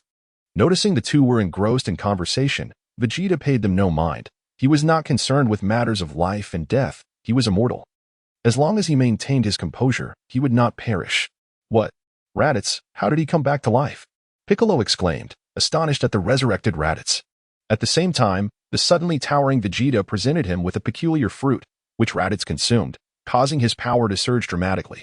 Although this newfound energy did not surpass Nappa's, it rendered them breathless. What? This is the scion who forced you to join forces with Goku? Tien Shinhan questioned incredulously, gazing at Raditz. The recently appeared Raditz had seemed formidable, yet not overwhelmingly so. However, after consuming the fruit and experiencing the explosive surge of power, even his third eye felt the pressure. How terrifying. Even more so than before. Krillin trembled at the sight of Raditz. He still bore the psychological scar from being sent flying by a single tail swipe. The sudden amplification of Raditz's energy only deepened his fear. Ding. Detection of fear in Z-fighters. Host is encouraged to initiate group training battle. Task reward. Cataclysmic explosion attack. Ding. Does the host accept the task? Cataclysmic explosion attack? What a captivating name. I accept. Vegeta did not hesitate and silently accepted the reward bestowed upon him. What a generous gift this is. At that moment, Vegeta glanced at the Z-fighters, observing their trepidation, and smirked. Are you afraid? Warriors, let us see your strength. Just as Vegeta's words fell, the 6 warriors charged towards the 4 fighters. Gohan was paralyzed with fear, while Piccolo stood firm against 3 of the warriors. His actual battle power was 3,500, making the confrontation with these warriors seem effortless, yet he had a strategy. He was stalling. He awaited Goku's arrival. He knew that only with Goku could they hope to prevail. Krillin and Tien appeared to grasp Piccolo's intentions as they engaged 3 of the warriors, initiating a chaotic melee. Meanwhile, Gohan, filled with fear and anxiety, stood in the center, his limbs trembling uncontrollably. Ugh, this kid is even weaker than the other one, remarked Nappa, observing Gohan. In a parallel world, he had encountered another Gohan, whose battle power soared to 10,000. This one barely exceeded 1,000. Truly pitiful. Pitiful. Nappa at that time. His battle power was over 1,300. I took a hebut from him and lost most of my strength. Raditz interjected, frowning. Haha, who told you to be arrogant? 2 lesser fighters combined couldn't even defeat you. Look at yourself. Wasn't that a bit presumptuous? Nappa laughed heartily. Raditz fell silent, yet it seemed to be the truth. By the way, Prince Vegeta, he is technically my nephew. Should we not take him under our wing and cultivate his potential? Our scion kin are few. Raditz inquired of Vegeta while gesturing toward Gohan. Do you think he would recognize you as his uncle? Vegeta countered with a question, leaving Raditz momentarily speechless. Yet, he continued, that rascal Kakarot suffered a head injury in his youth and now chooses to distance himself from us. However, I believe that with proper nurturing, his child, despite being half-breed, will undoubtedly emerge as an exceptional scion warrior. After all, he possesses the genuine blood of our warrior race. That makes sense, Prince Vegeta. What is your perspective? Nappa chimed in agreement. Vegeta remained silent as Nappa continued. Prince Vegeta, being a hybrid of scion and earthling, could enhance the potential of our offspring. Hence, I propose that we engage in procreation with Raditz, thus allowing our scion empire to rise to glory once more. What are your thoughts, Prince Vegeta? Chapter 14. Vegeta's desire for procreation. Haha. Nappa, I am not mistaken in my assessment of you. You truly are an elite warrior of our scion race. Your mind is indeed astute. However, there is no necessity for such endeavors. As long as we attain greater strength and immortality, that suffices. Alas, the women from the island you previously devastated were quite commendable, a pity indeed. As for the other side's women of diverse hues, feel free to indulge. But should they bear offspring, it is unnecessary. I do not seek a hybrid army. Vegeta remarked that the previous small island was indeed Sakura Island. When they descended upon the cherry blossoms, Nappa's greeting obliterated the Sakura nation. I believe Prince Vegeta's assertion holds merit. Such actions would undoubtedly muddle our scion lineage, and I think it is far better to remain pure. Raditz concurred. Hey, at this point, we are the only scions left. What more do you desire? Nappa exclaimed, delivering a playful slap to Raditz's head. He then turned to Vegeta and chuckled, Prince Vegeta, have you truly considered my suggestion? No. You are forbidden from sowing your wild oats. As for any other women, regardless of their complexion or hair color, you may indulge as you please. I shall not concern myself with such matters. I have no need for such a diluted scion lineage. Vegeta's tone was somewhat frigid. Nappa shivered. Although he was unsure of the reason behind Vegeta's words, he complied nonetheless. Raditz found himself at a loss for words. Was his resurrection merely for the purpose of sowing seeds? What kind of logic did Nappa possess? He, Raditz, was certainly no Alexander Dumas. Prince Vegeta, if you have the power to resurrect me, why not bring back all the scions from planet Vegeta? A spark of inspiration flickered in Raditz's eyes. Humph, those old fools are utterly disobedient. I have no need for disobedient scions. Vegeta spoke coldly. Those scions are certainly not obedient beings. Even if his father were alive, he would be unable to govern all the scions. It is evident that scions are inherently combative and fiercely competitive. Will our growth be too slow? Raditz inquired again. Rest assured, I shall ensure they grow tall all at once. Vegeta spoke in a calm manner, having contemplated the situation long before. Otherwise, he would not have preserved a wish for himself. Undoubtedly, this wish served as a strategic reserve for the future. One might say he was preparing for contingencies. Indeed, both Nappa and Raditz found merit in Vegeta's reasoning and chose not to elaborate further. Instead, they observed the chaotic struggle between the 3 fighters and the 6 vegetable warriors. Despite their idle conversation, none of the vegetable warriors had perished. What was going on? How could they engage in battle for such a duration? Nappa was perplexed. The vegetable warriors seemed impervious to defeat, and conversely, the fighters could not vanquish them. With such a lack of prowess, did they truly believe they could pose a challenge? Foolishness. Just as they had praised your cleverness, you now display foolishness. They are merely stalling for time. Vegeta had long discerned the underlying issue and cast a fleeting glance at Nappa.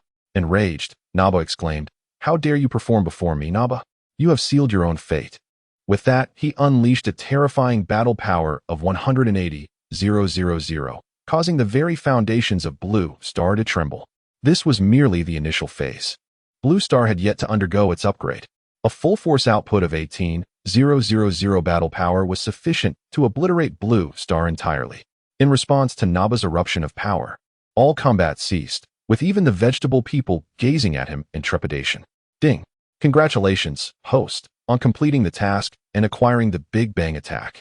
In the next moment, Vegeta comprehended the Big Bang attack.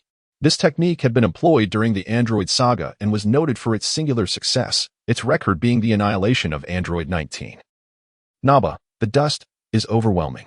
With a mere wave of his hand, Vegeta dispersed the thick smoke that Nappa had raised. Upon hearing Vegeta's words, Nappa ceased his rampage and cast a cold gaze upon everyone present. Without a moment's hesitation, he swiftly eliminated the 6 cultivators. Pathetic. A battle power of 1,200 could not even subdue them.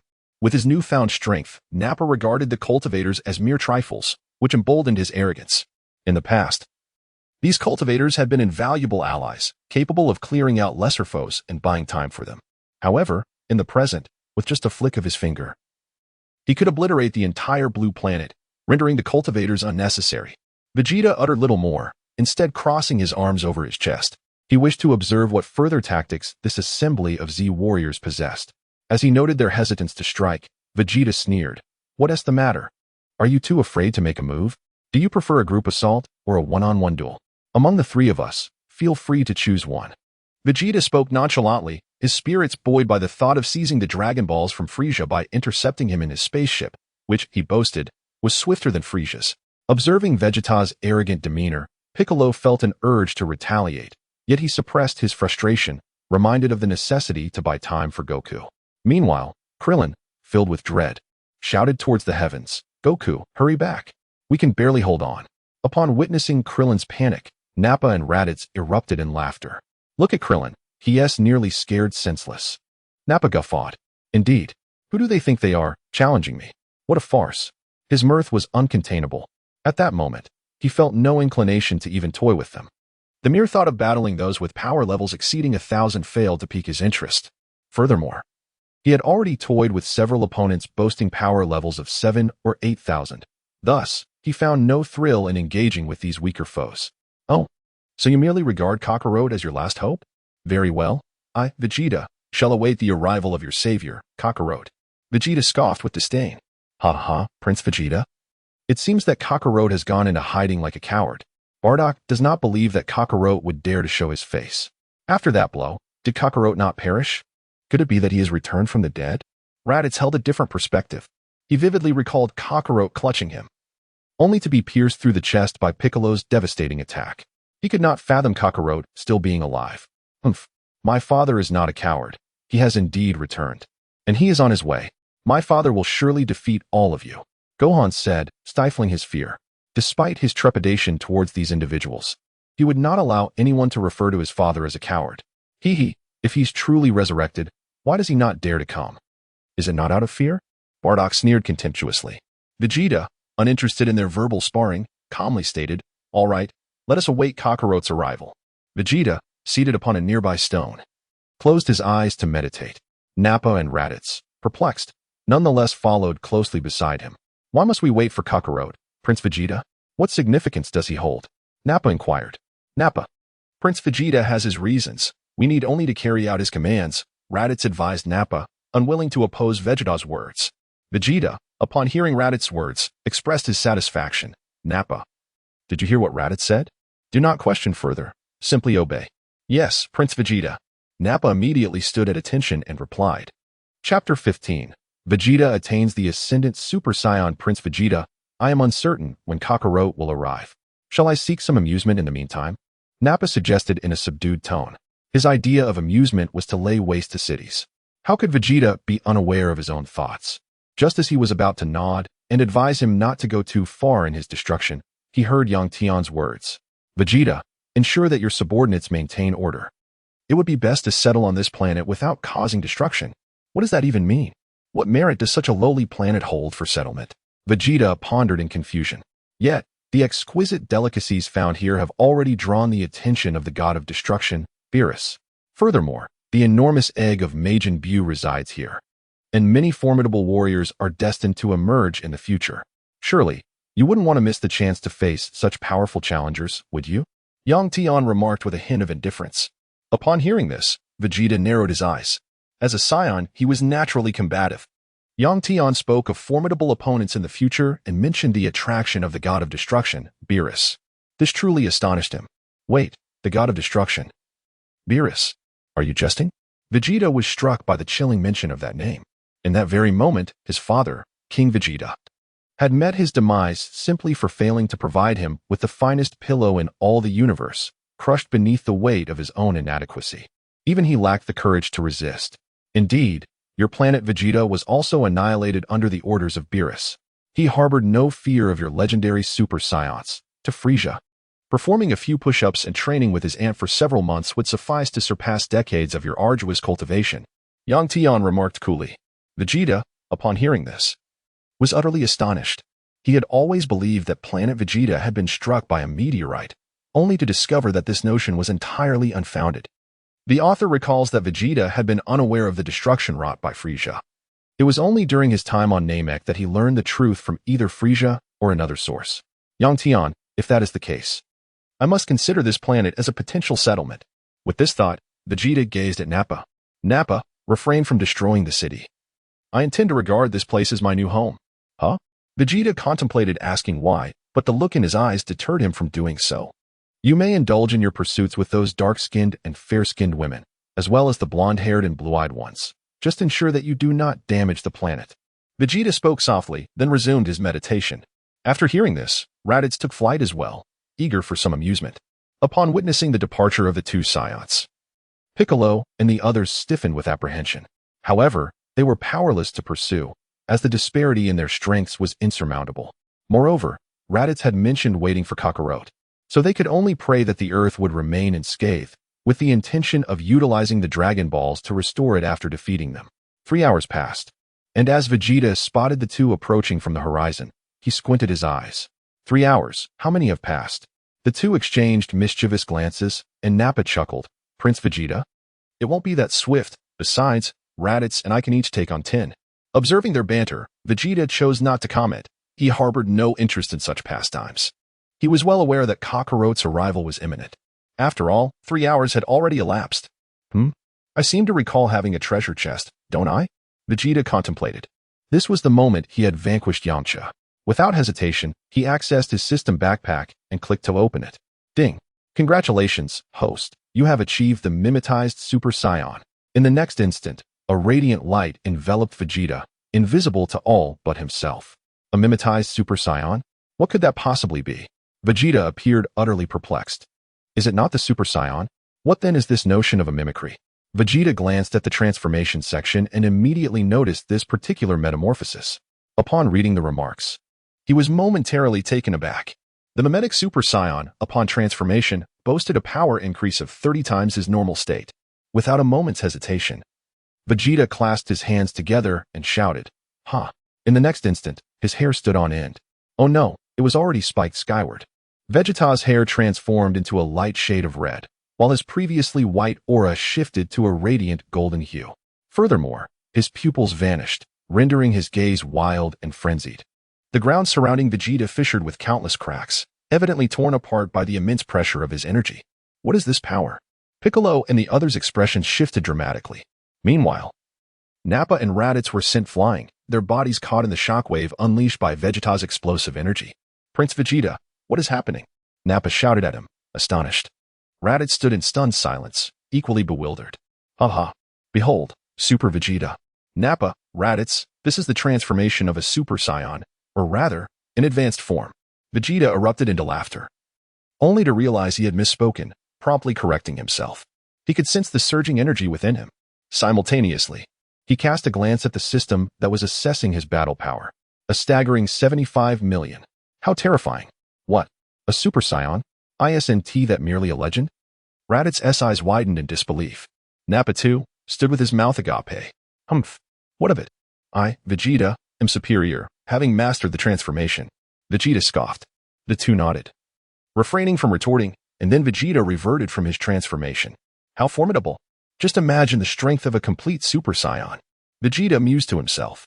The overwhelming sensation following the transformation left him somewhat bewildered, yet he deemed this a natural occurrence. Vegeta, upon transformation, will incite a frenzy within you. Embrace frequent transformations to suppress this arrogant demeanor. The power of Super Saiyan is a staggering 50 times that of your base form. Thus, the stronger your base form, the mightier your transformations will become, Yang Tian remarked calmly. Upon hearing this, Vegeta found it to be quite reasonable and resolved to practice in his normal state more diligently.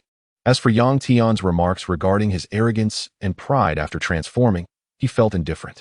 After all, he is the proud prince of the Saiyan race, and such haughty and arrogant demeanor is only fitting. To his astonishment, the normal state of Super Saiyan 1 was indeed 50 times stronger, which was truly remarkable. Vegeta pondered to himself, this is merely the beginning. There are still Super Saiyan 2, Super Saiyan 3, and even Super Saiyan 4 and 5 to come. Not to mention the God forms. Yang Tian replied calmly. However, Vegeta felt a surge of impatience within. Yang Tian, hasten to assign the tasks. I yearn for these transformations. Vegeta eagerly expressed. There's no need to rush. Take your time and progress gradually. You must also rely on your own training to enhance your foundational combat abilities. Only when your basic power increases will you become stronger after transforming. I understand now, Yang Tian. Upon concluding his words, Vegeta cast his gaze into the distance. For there was a formidable energy approaching this way, and that individual was none other than Kakarot. Vegeta crossed his arms and addressed Nappa and Raditz, saying, Kakarot is on his way. He will soon be in my hands. Yes, Prince Vegeta. Yes, Prince Vegeta. The two stood straight, resembling devoted bodyguards. Chapter 16, Son Goku vs. Vegeta. While Vegeta awaited Kakarot's arrival, Piccolo and the others reappeared, having sensed Goku's energy. Before long, Son Goku materialized before Vegeta and the others. Upon seeing Kakarot, Raditz was filled with rage. Kakarot, why are you so slow to arrive? Hearing his name called, Goku turned to see Raditz. His expression was one of shock. Raditz? I thought you were dead. Humph. If you can be revived, why can't I? Do you have Dragon Balls? Aren't they only able to revive one person at a time? Goku inquired, puzzled. Raditz did not offer an explanation, instead glaring at his brother with anger. Kakarot, I give you one last chance. Join us. Enough. Do not utter such nonsense. I will not join you in attacking other planets. You villains had better leave. Otherwise, I shall not hold back. Goku interjected firmly.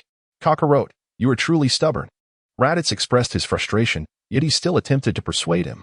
After all, both had faced death once. Kakarot, our race is nearly extinct. I hope you will seriously consider the future of the Scion lineage. If that is the way to revitalize our kind, then I want no part in it. Goku resolutely declined. He then glanced at them. Who killed Yamcha? At that moment, Goku was not as furious as he had been in the original story, for the Z fighters were mostly intact, with only Yamcha having perished. Stubborn indeed, Prince Vegeta. What shall we do? Raditz turned to Vegeta. It matters not. Vegeta remarked nonchalantly that he was now intent on delivering a beating to Kakarot.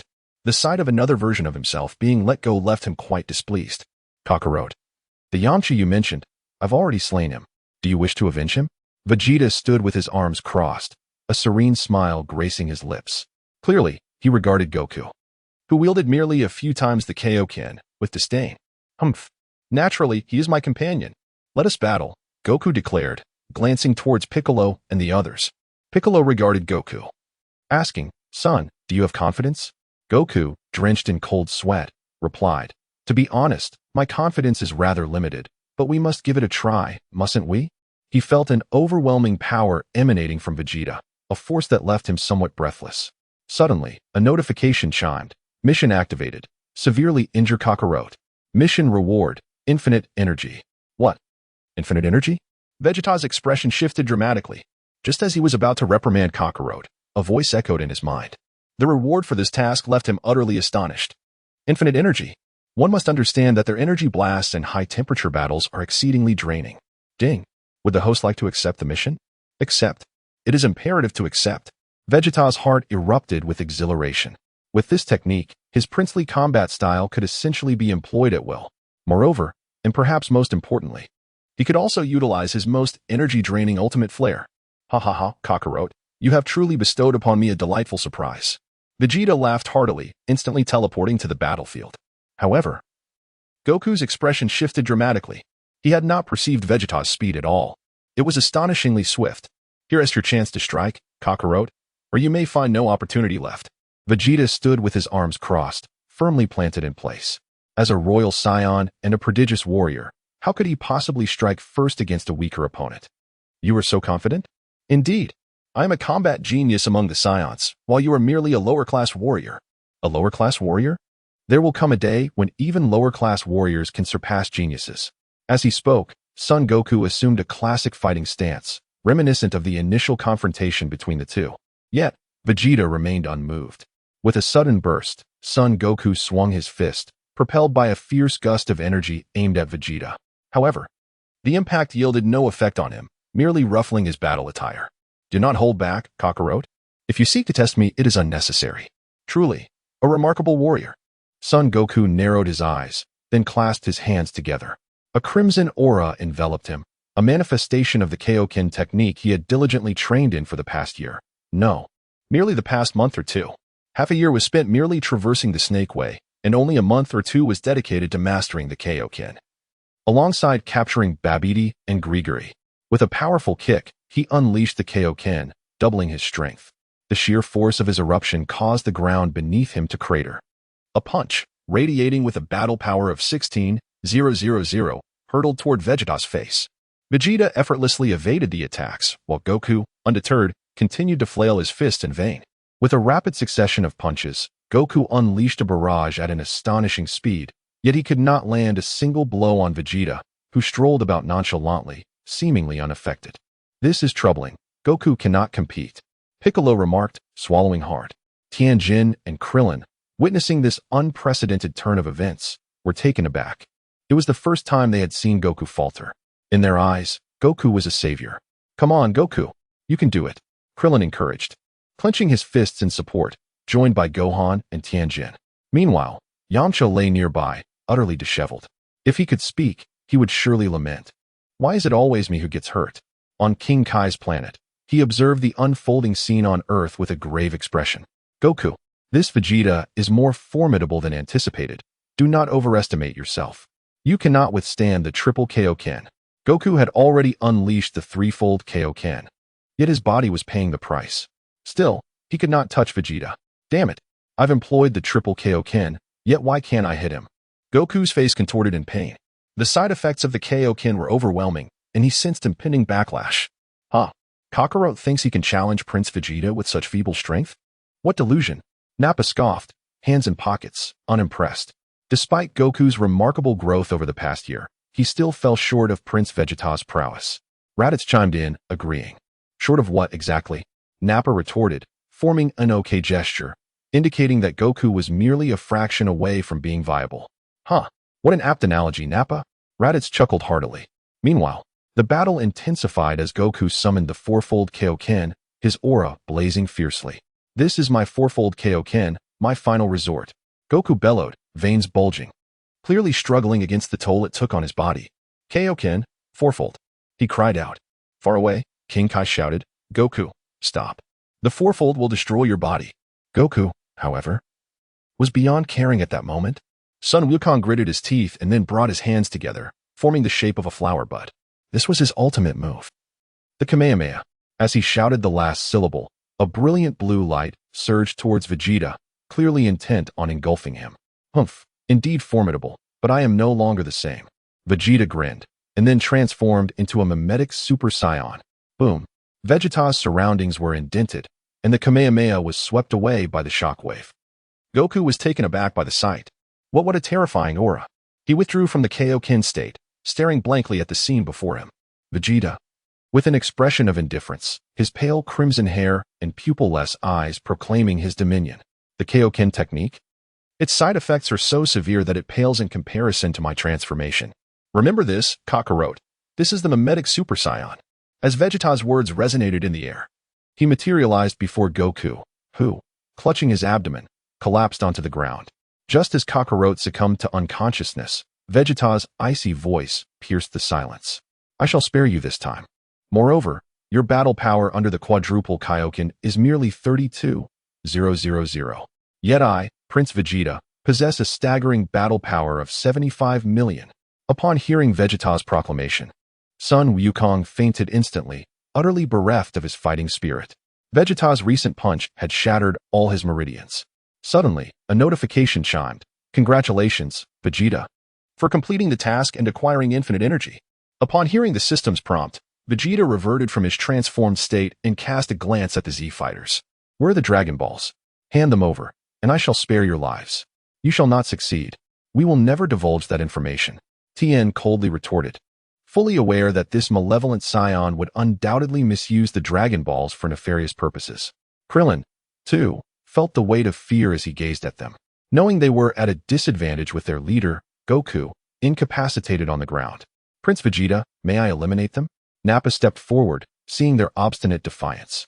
Forget it. Let us find a place to settle down, and then we shall make our way to Namek. Vegeta waved his hand dismissively, finding no significance in exterminating such worthless beings. As for capturing Blue Star to sell at a high price? Forget it. His foremost desire was to eliminate Frieza. With his arms crossed, Vegeta soared into the distance. They sought something to satiate their hunger. Quick, let us check on Goku. Krillin remarked, watching them depart without attempting to stop them. What could he possibly use to impede them? Soon, the Z-Fighters approached Goku, only to find his breathing in disarray. It was evident that without timely intervention, he would perish. Do we have any senzu beans? Tien Shinhan inquired with a furrowed brow. I don't have any. Master Korin mentioned that 2 beans were still unripe. But they should be mature by now. Krillin pondered aloud. All right, let us help Goku to Korin Tower, Tien declared. However, as they attempted to assist Goku, he cried out in agony. It hurts. Goku, what is wrong? Krillin exclaimed in surprise. I'll be fine. What about Vegeta and the others? They left, and we couldn't stop them. But let us set that aside. I'll take you to Korin Tower for a Senzu Bean, Tien insisted, moving to lift Goku. Goku shook his head, whispering, I still have a Senzu Bean at my waist. Upon hearing this, Krillin reached down and indeed found a Senzu Bean. It was one he received from the cat god when he descended from the heavenly temple. He had been given two, consuming one previously. In the original narrative, it was distributed between Gohan and Krillin, each receiving half of a bean. In the next moment, Goku sprang up, his battle power soaring to 90,000. It can only be said that the healing properties of the Senzu Bean enhanced his combat prowess remarkably. In the original storyline, medical equipment aided Goku's recovery. Thus, the near-death effects triggered by consuming the Senzu Bean were minimal. Otherwise, after Jinyu's body swap, Goku's battle power would have skyrocketed from 90,000 to 3 million upon emerging from the healing chamber. I feel invigorated, Goku exclaimed with delight. However, recalling the immense power Vegeta had unleashed, he felt dejected. Vegeta was overwhelmingly strong. Raditz had indeed spoken the truth. His two allies were formidable. Goku slumped onto the ground, dispirited. He had trained diligently, yet it seemed insufficient. Goku. Something's off. Piccolo, the strategist, interjected. What is it, Piccolo? What seems amiss? After Raditz's resurrection, his battle power remained the same as a year ago. Yet after consuming a fruit, his energy surged significantly. Clearly, they have all consumed that fruit. Piccolo gazed into the distance, deep in thought. Goku frowned upon hearing this. Is there truly something in this world that allows one to grow stronger without effort? I refuse to believe it. Refuse to believe? Have you forgotten the time you consumed the ultra-divine water? Klein posed a rhetorical question, leaving Wukong momentarily speechless. It seemed to be indeed the case. They were uncertain whether they would commit malevolent acts. If so, I must thwart them. By the way, Piccolo, what are your intentions? Wukong inquired, gazing at Piccolo. I wish to return to Namek. Piccolo initially had no desire to engage in further conversation with Wukong. However, considering his son, their relationship had softened. Namek? What is the matter? This group of scions is headed to Namek. I must see for myself. Should my kin be in peril, I shall not remain idle. Piccolo lifted his gaze towards the heavenly palace, as if to convey, Old man, you think the same, do you not? Yet, at this moment, he was not inclined to merge with the Supreme Kai, at least not now. What? Vegeta and the others are going to Namek? Then we must go as well. Wukong rose to his feet, only to be engulfed in confusion. But how shall we travel? Just as Wukong's words faded, the voice of the Supreme Kai resonated in his mind. Wukong, I once had a spaceship here. I shall have Bobo take you. You may wish to give it a try. The Supreme Kai was aware of Piccolo's thoughts, for they were inherently connected. Very well, Supreme Kai? Wukong mentally acknowledged, then turned to Piccolo to relay the words of the Supreme Kai. Humph, that old fellow. All right, let us wait here for Bobo. Wukong instructed Krillin to secure Yamcha's body, ensuring he could be revived in a year. Meanwhile, Gohan excitedly rushed over to embrace Wukong, culminating in a tender scene of paternal affection. Chapter 18. Vegeta's battle power of 4 million. Nightfall. Having found a resting place, Vegeta closed his eyes to rejuvenate. How long until we reach Namek, Yangtian? Vegeta remains quite attentive to Frieza's movements, allowing him to prepare accordingly.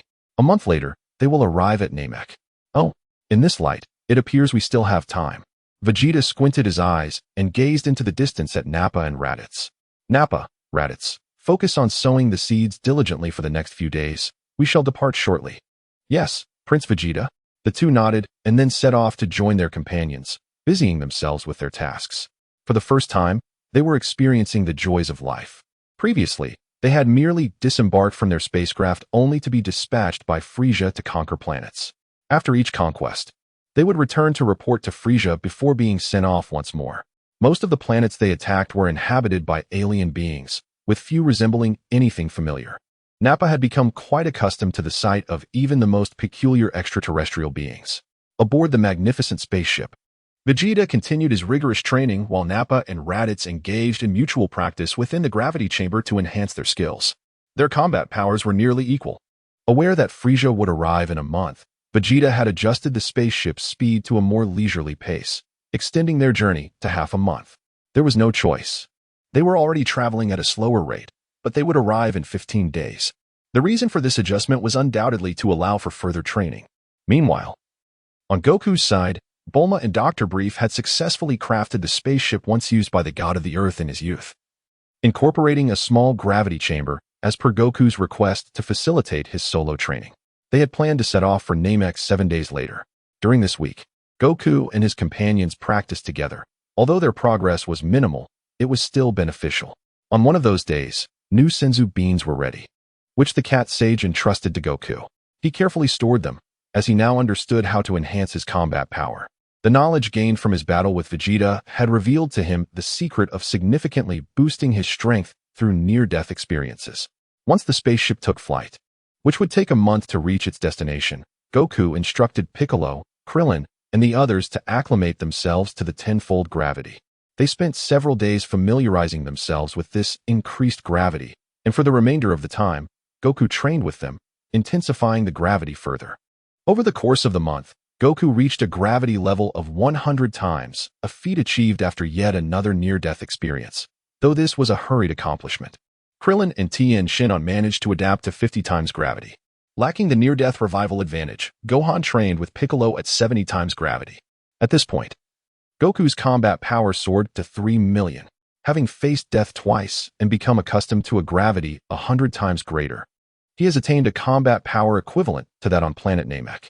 It can only be said that Vegeta, with his small wings, has indeed spurred Goku, allowing this child of fortune to grow stronger.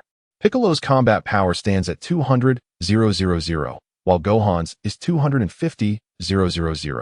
Krillin and Tien Shinhan both possess a power level of 120,000, thus reaching the standard of the Ginyu Force. On this journey to Namek, Bulma did not accompany them, as the Z fighters were all alive, rendering her presence unnecessary. Moreover, with the Dragon Balls available on Earth, she could utilize them should Goku and the others find themselves in peril. As for Gohan, Chi-Chi was opposed to his involvement, yet Piccolo, having survived, simply took Gohan away, leaving Chi-Chi with no choice. Goku, on the other hand, received quite the scolding from Chi-Chi Namek. 2 weeks later, when Vegeta and the others stood upon the surface of Namek, Nappa's eyes widened in astonishment. The gravity here is akin to that of Earth. It seems remarkably suitable for us, he remarked as he took in his surroundings. Namek is the 4th planet in the 27th star system of the Lyra constellation, with atmospheric composition and surface gravity approximately equivalent to that of Earth. It is surrounded by 3 suns, with the sky painted in hues of green and devoid of night. Additionally, a year on Namek comprises only 130 days. Indeed, while there are many Namekians, despite their ability to sense energy, their proficiency remains lacking. Raditz gazed into the distance, reflecting. Over the past fortnight, Vegeta had taught them to sense energy, and they had also trained within the gravity chamber. Nappa's combat power has reached 300,000, while Raditz stands at 250,000. Vegeta, however, has attained a staggering combat power of 4 million. This was revealed to him by Yang Tian, who informed him of the Scion's ability to enhance their strength when on the brink of death. He had sustained a severe injury aboard the spaceship, subsequently achieving a base combat power of 4 million. There is something amiss. This Namek harbors secrets. Vegeta gazed into the distance, his expression grave. He sensed numerous auras fading away. What could possibly be happening? Something felt amiss. Raditz stepped forward to inquire. Frieza must be approaching. I can detect his energy. But why has he arrived so much earlier than anticipated? Vegeta, perplexed, did not hesitate and said to the two, "Come, follow me." They nodded and flew closely behind him. Upon arriving at a village, Vegeta beheld Frieza's minions, clad in battle attire, mercilessly slaughtering the Namekians. It was evident that Frieza had arrived before them. Nappa, Raditz. That must be the Dragon Balls. Retrieve them. Vegeta, with his keen eyes, spotted a bead held by one of the minor leaders. All right, Prince Vegeta. The two charged forth. And upon seeing Nappa and Raditz, Frieza's subordinates erupted in exclamations. Nappa, Raditz, what are you doing here? The leader among them was Koei, dispatched by Frieza to collect the Dragon Balls. Koei, is that you? Hand over that Dragon Ball at once, or else. Haha. Nappa, upon recognizing Koei, wore a scornful expression. He no longer feared him as he once did. Nappa's combat power was considered average within Frieza's army, while Koei, with a power exceeding 10,000, was deemed an elite. Nappa, what audacity! You traitors to Lord Frieza, and I have yet to bring you before him to answer for your crimes. Yet here you are, acting all high and mighty. Koei shoved the Dragon Ball under his arm, visibly displeased. However, as soon as he uttered those words, the Dragon Ball vanished from under his arm, snatched by none other than Raditz. He had not forgotten Vegeta's command. Seize the Dragon Balls. Damn it, return the Dragon Ball. It belongs to Lord Frieza. Koei shouted in fury. Ha, what a pathetic dog of Frieza, Raditz retorted, clutching the Dragon Ball, and in an instant, he teleported, sending Koei flying with a knee strike. It could be said that Raditz relished such encounters. He had previously sent Kakarot flying in a similar fashion. Ugh. Koei coughed blood midair. Meanwhile, this skirmish did not go unnoticed by Dodoria, Frieza's loyal henchman. Lord Frieza, Nappa and Raditz have stolen your Dragon Balls. The rotund pink figure of Dodoria bowed respectfully before Frieza, who lounged in a baby carriage. Damn wild monkeys, thwarting my grand plans. Zabon, Dodoria, you two go and bring me the heads of Nappa and Raditz. If Vegeta is with them, bring him to me as well. Chapter 19. The mission, quickly capture Vegeta. Yes, Lord Frieza. They complied and flew towards the direction of Koei and Nappa. Indeed, a power level of 150,000 was detected. They did not believe it to be from Vegeta and company, but rather from the warriors on Earth. So this is the Dragon Ball. It's quite substantial. Nappa remarked as he weighed the Dragon Ball in his hands. Upon witnessing this, Vegeta took the item and placed it in his system backpack, declaring, if you were to damage it, our wish would be unattainable. I shall safeguard it. Hey, where are the Dragon Balls? Raditz exclaimed, surprised by their sudden absence. However, he refrained from probing further, aware that Vegeta had chosen not to divulge information. Vegeta, too, offered no explanation and continued on his path to the next destination. Yet, before reaching the new location, a notification echoed in Vegeta's mind. Ding! Detection of the movie universe featuring Super Saiyan Goku. Mission, eliminate Shrag and his minions. Reward, the transformation into Super Saiyan. Upon hearing the system's notification, a smile graced Vegeta's face mid-flight, for he had heard the call of the Super Saiyan transformation. The world of Super Saiyan Goku? Kakarot? Could it be that he succeeded in transforming in that realm?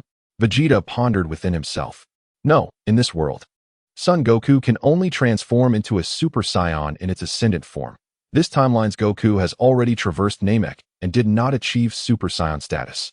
Instead, he vanquished Frieza with a spirit bomb, which only allowed him to comprehend the ascended Super Saiyan form. Oh, Yang Tian, are you suggesting that the original Kakarot could transform into a Super Saiyan on Namek? Indeed. Just take a look at the footage. In the next moment, two luminous screens materialized before Vegeta, who remained suspended in the void without flight, accompanied by Nappa and Raditz. They then beheld the two screens, clearly orchestrated by Yang Tian for their viewing. What? Kakarot? Is he engaged in battle with Frieza? Impossible. Raditz's eyes nearly bulged out of their sockets. His brother, born with a mere power level of 1, displaying such courage? Nappa too rubbed his eyes, evidently witnessing something profoundly terrifying. Do not speak. This is Kakarot from a parallel universe. Vegeta cast a fleeting glance at the two individuals before his gaze settled on the screen. There, on the left, was Goku, who, upon witnessing Frieza's heinous act of slaying Krillin, succumbed to a surge of rage and transformed into a Super Saiyan. His hair radiated a brilliant golden hue. Was this merely a change in hair color? No, this was the manifestation of the Super Saiyan transformation. Vegeta squinted, astonished. He had not anticipated that the Super Saiyan form would appear in this manner. His own transformation had resulted in a yellow aura, yet his hair remained a pale red, entirely distinct from what he now beheld. In stark contrast, the figure on the screen, Kakarot, boasted golden locks that harmoniously complemented his fiery aura. A Super Saiyan. Could it truly be that Kakarot had achieved this form? This was simply unfathomable to him. Vegeta snorted disdainfully. It has been stated that this is a parallel universe, where myriad possibilities abound. Alas, it is arduous to elucidate this to you. Simply observe. Subsequently, he beheld Frieza being relentlessly pummeled by Kakarot, and finding it rather tedious, he turned his gaze to another screen. There, on the alternate display, Kakarot unleashed a spirit bomb, striking Frieza with fatal precision. Frieza was vanquished. Is this how it concludes? Vegeta found himself in a state of bewilderment. Was this truly so effortless? When had Frieza ever behaved in such a manner? Wait a moment. Prince Vegeta pondered, what could account for Frieza's appearance being so altered? Then, Boss suddenly recalled something and spoke up. They had indeed encountered Frieza before, but this bald spherical-headed version was entirely unfamiliar to them. I had never seen such a sight either. Vegeta shook his head. Tragedy Tower, this is Frisia's ultimate transformation. His combat power stands at 60 million, with a full force explosion reaching 120 million.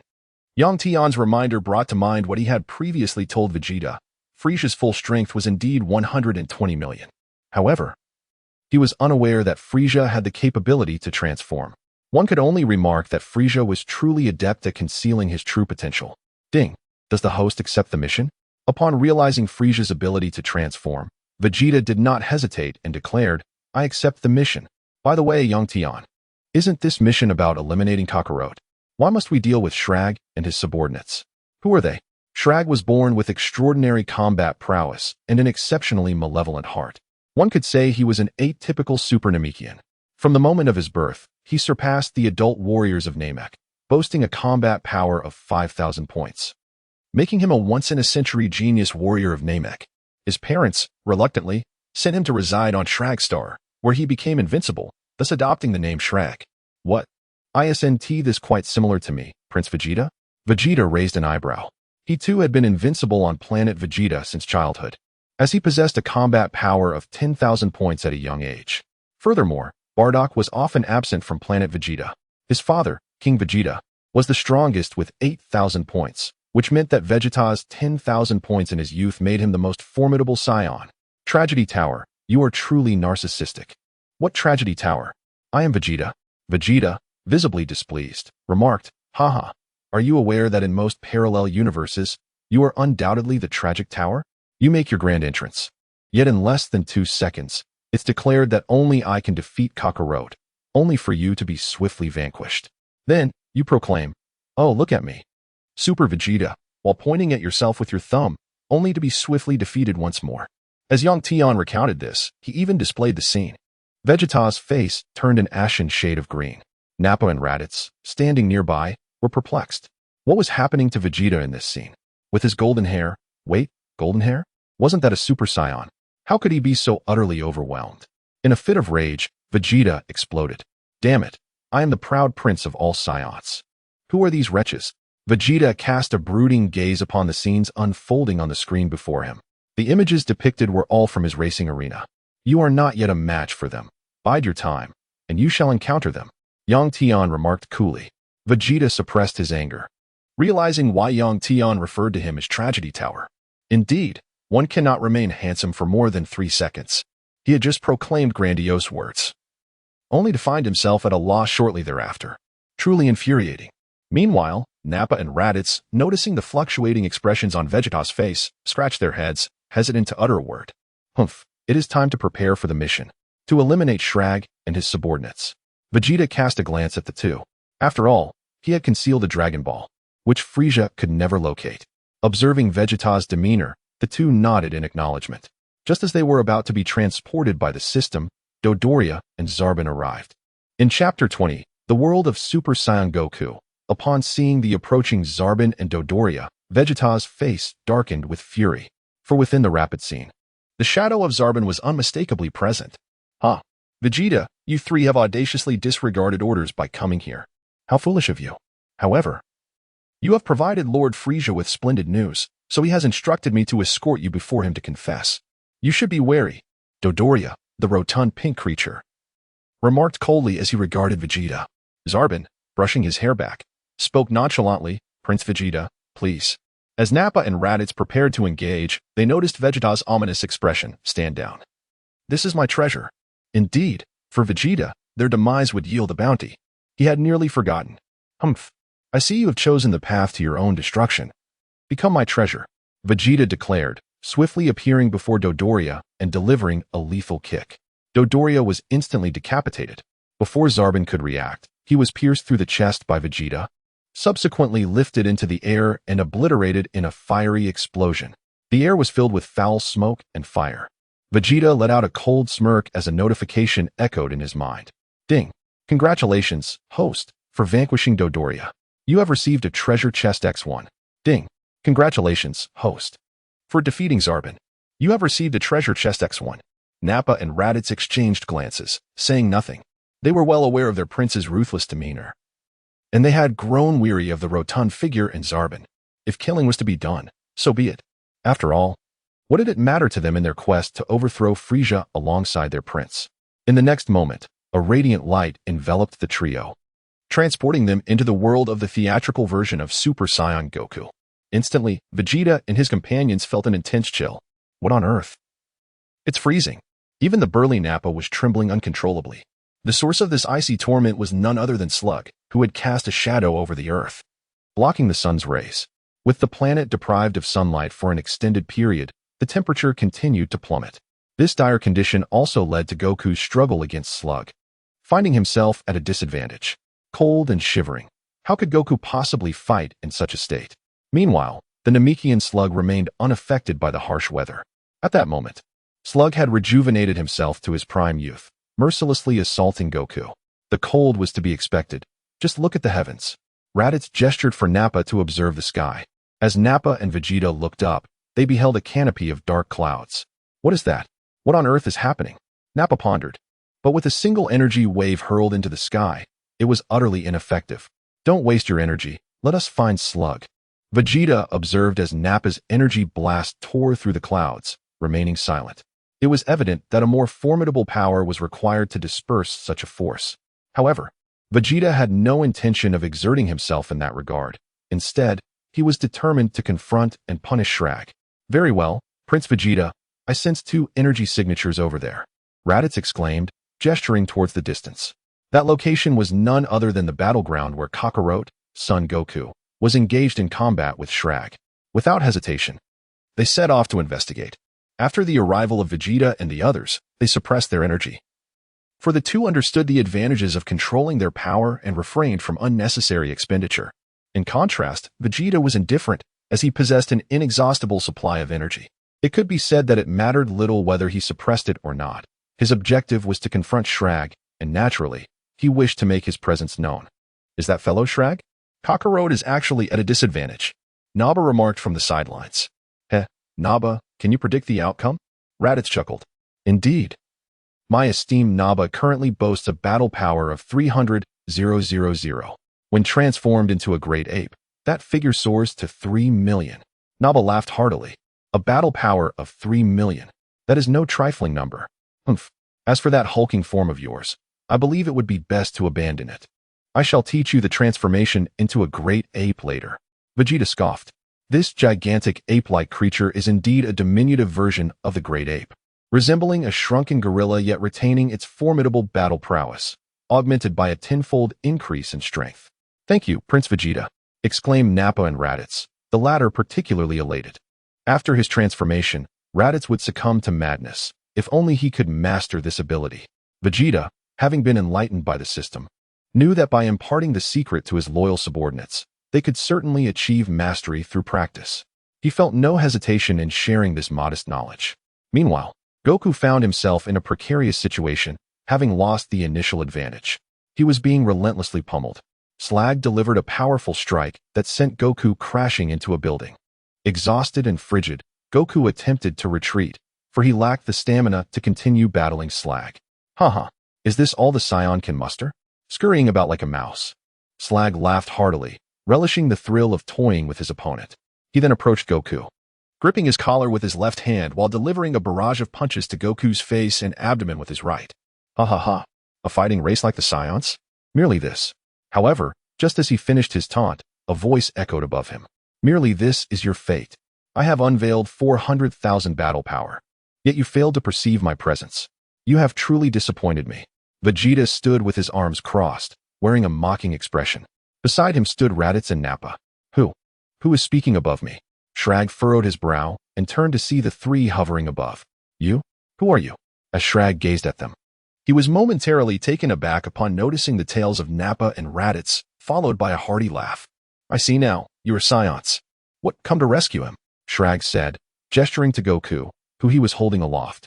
Goku struggled to open his eyes, and upon doing so, was met with the sight of Vegeta. Vegeta? What? How are you here? Goku exclaimed in surprise.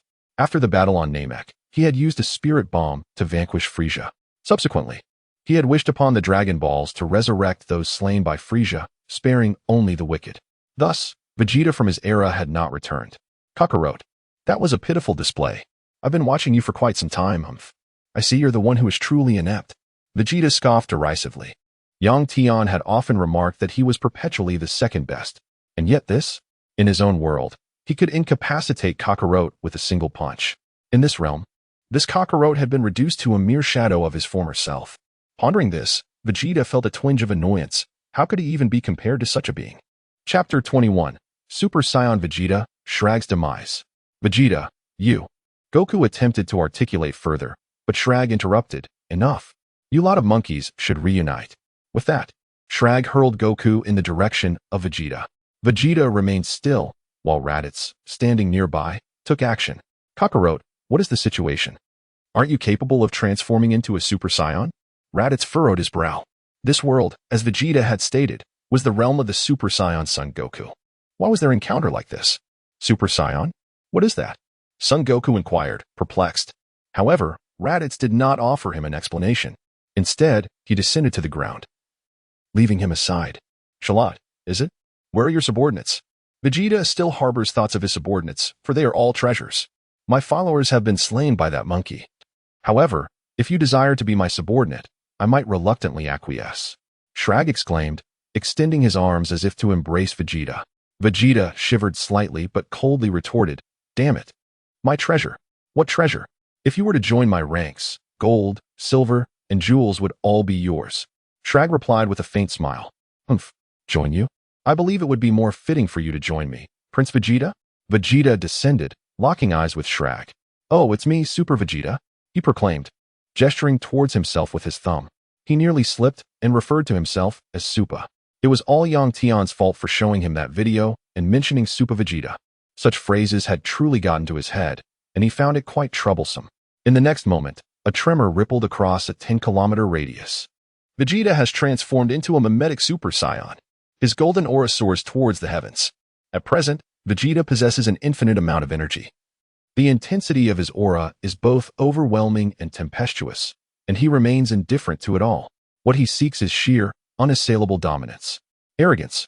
Shrag clenches his hands, unleashing a terrifying surge of power. The surrounding sand and debris whirl chaotically, and a significant number of buildings collapse. What? He is holding back while fighting me? Sun Wukong exclaimed in disbelief. Yet, no one responded to him. Currently, Shrag's combat power has erupted to approximately 10 million. Prior to this explosion, it was around 4 million. Upon returning from Namek, Sun Wukong trained for a period, increasing his strength from 3 million to 350,000. However, he can only momentarily match Shrag in a 50-50 contest. Arrogance. Heh, come and test it. Fool. Vegeta stood there, his face etched with mockery. Do you understand the consequences of your boasts? In an instant, Shrag teleported and landed a powerful punch squarely on Vegeta's face, sending him hurtling through the air and crashing into countless homes of the Cherry Blossom people. Humph, you dared to look down on me. Can you withstand this blow? Shrag chuckled, gazing at the wreckage where Vegeta lay. Wow, that punch was truly formidable. Do you think you can endure it, Naba? Raditz looked at Shrag's fist and then turned to Naba. If you wish for my demise, just say so. Together, we wouldn't even match one of his punches. Naba regarded him with a look of incredulity. Have you died once too often, leaving your wits befuddled? How could that be? Raditz protested. I was merely speaking metaphorically. Is that metaphorical expression truly appropriate? Naba retorted, exasperated. Amidst the ruins, Vegeta erupted with energy, toppling the surrounding structures. Heh, is this all you've got? Your punch is feeble and lacking in strength. Vegeta closed his eyes, a trace of disdain curling at the corners of his mouth. Clearly, such a feeble punch held no significance for him. He had intentionally allowed himself to be struck, curious to gauge the strength of his opponent. And this was the result? Vegeta felt a twinge of disappointment. How dare you insult me? Shrag seethed in anger. He had exerted 80% of his strength, only to find himself underestimated. Simultaneously, he regarded Vegeta's prowess with a newfound wariness. An unguarded blow, yet it had left no mark. Truly astonishing. Insult? What manner of fool are you? With this strike, I shall pierce your heart. Vegeta reminded, and as his words lingered in the air, he made his move. In an instant, Vegeta transformed into a fleeting shadow, vanishing from his original position. The next moment, he reappeared before Shrag, delivering a powerful punch that pierced through Shrag's chest. Subsequently, Vegeta extended his hand, unleashing a formidable energy blast that sent Shrag hurtling away. I had warned you, I would strike through your chest. Why did you not prepare for it? Vegeta smirked, flicking away the green blood. He then advanced step by step towards Shrag. At that moment, Shrag's scalp tingled with unease. Just moments ago, he had failed to perceive Vegeta's incredible speed. Now, I shall scatter your ashes. Did you hear that? Vegeta advanced towards him step by step. Shrag gathered a ki blast in his hand and hurled it to the ground, creating a cloud of dust. Without hesitation, he soared into the air. He intended to flee. Vegeta is truly terrifying. That recent punch, that surge of energy, has severely wounded him. Thinking of fleeing? Can you escape? With a combat power of merely 10 million, you are nothing but a weakling. Vegeta smirked, his hands clenched tightly. He gathered his energy and simultaneously unleashed a powerful energy wave, directing it straight toward the airborne Shrag. Sensing the intense energy surge behind him, Shrag turned around, only to be engulfed by the energy wave. A resounding explosion echoed as Shrag was obliterated. This very technique had previously been employed by Vegeta to reduce Nappa to ashes. Shrag met his end, unable even to transform. The formidable power of his giant form, boasting a combat strength of 6 million, never got the chance to manifest. The reason for his failure to transform lay in the fact that he had suffered a critical blow, with a gaping hole in his chest, instilling in him a profound fear of Vegeta. The overwhelming intensity of Vegeta's aura suffocated him. It could be said that with Vegeta's limitless energy, the concept of a fully powered Super Saiyan ceased to exist. He was entirely charged, leaving no room for leakage. One could only describe Vegeta's boundless energy as a glitch in the fabric of reality. Ding! Congratulations to the host, Vegeta, for completing the task and achieving the transformation into a Super Saiyan. In the next instant, Vegeta comprehended the technique for transforming into a Super Saiyan within his mind. Without hesitation, he let out a thunderous roar. The terrifying golden aura surged even higher. His hair shifted from a subtle crimson hue to a brilliant golden color. His pupils transformed from void to vibrant. Haha, a Super Saiyan, a Super Saiyan. I, Vegeta, have become a Super Saiyan. Vegeta burst into hearty laughter, and a powerful gust swept in all directions, scattering the ominous clouds. At this moment, Vegeta's battle power soared to an astonishing 200 million. His base form stood at 4 million, and upon transforming into a Super Saiyan, he experienced a 50-fold increase. The mist dissipated, revealing the clear sky. Slug's dark clouds vanished, and the sun re-emerged. Chapter 22. Vegeta flips the table. Prince Vegeta, is this your transformation into a Super Saiyan? Nappa inquired, approaching with curiosity. Raditz also gazed in astonishment at the spectacle before him. Indeed, it was their first encounter with a Super Saiyan. No, the legendary one. Indeed, this was the epitome of a Super Saiyan. Vegeta smiled with a mischievous charm. One might say this power is truly extraordinary. Haha, indeed, he is Prince Vegeta, a once-in-a-millennium genius. Raditz remarked in admiration. So too did Nappa. At that moment, Kakarot, Son Goku, arrived. He gazed at Vegeta in astonishment and exclaimed, Vegeta, what is the meaning of this? Heh, Kakarot, how pathetic. This is the transformation into a Super Saiyan. Vegeta chuckled. Then, turning to the two, he remarked, the mission is accomplished. We must take our leave now. As Vegeta's words echoed, the three of them were suddenly transported away. Son, was that Vegeta and Raditz? At that moment, Piccolo stumbled forward and inquired. Indeed, I cannot fathom how they appeared so abruptly, especially Vegeta. His aura is utterly terrifying. Goku shook his head, equally bewildered by the events. Let us hope they do not bring calamity to Earth. Otherwise, I shall have no choice but to seek his fusion.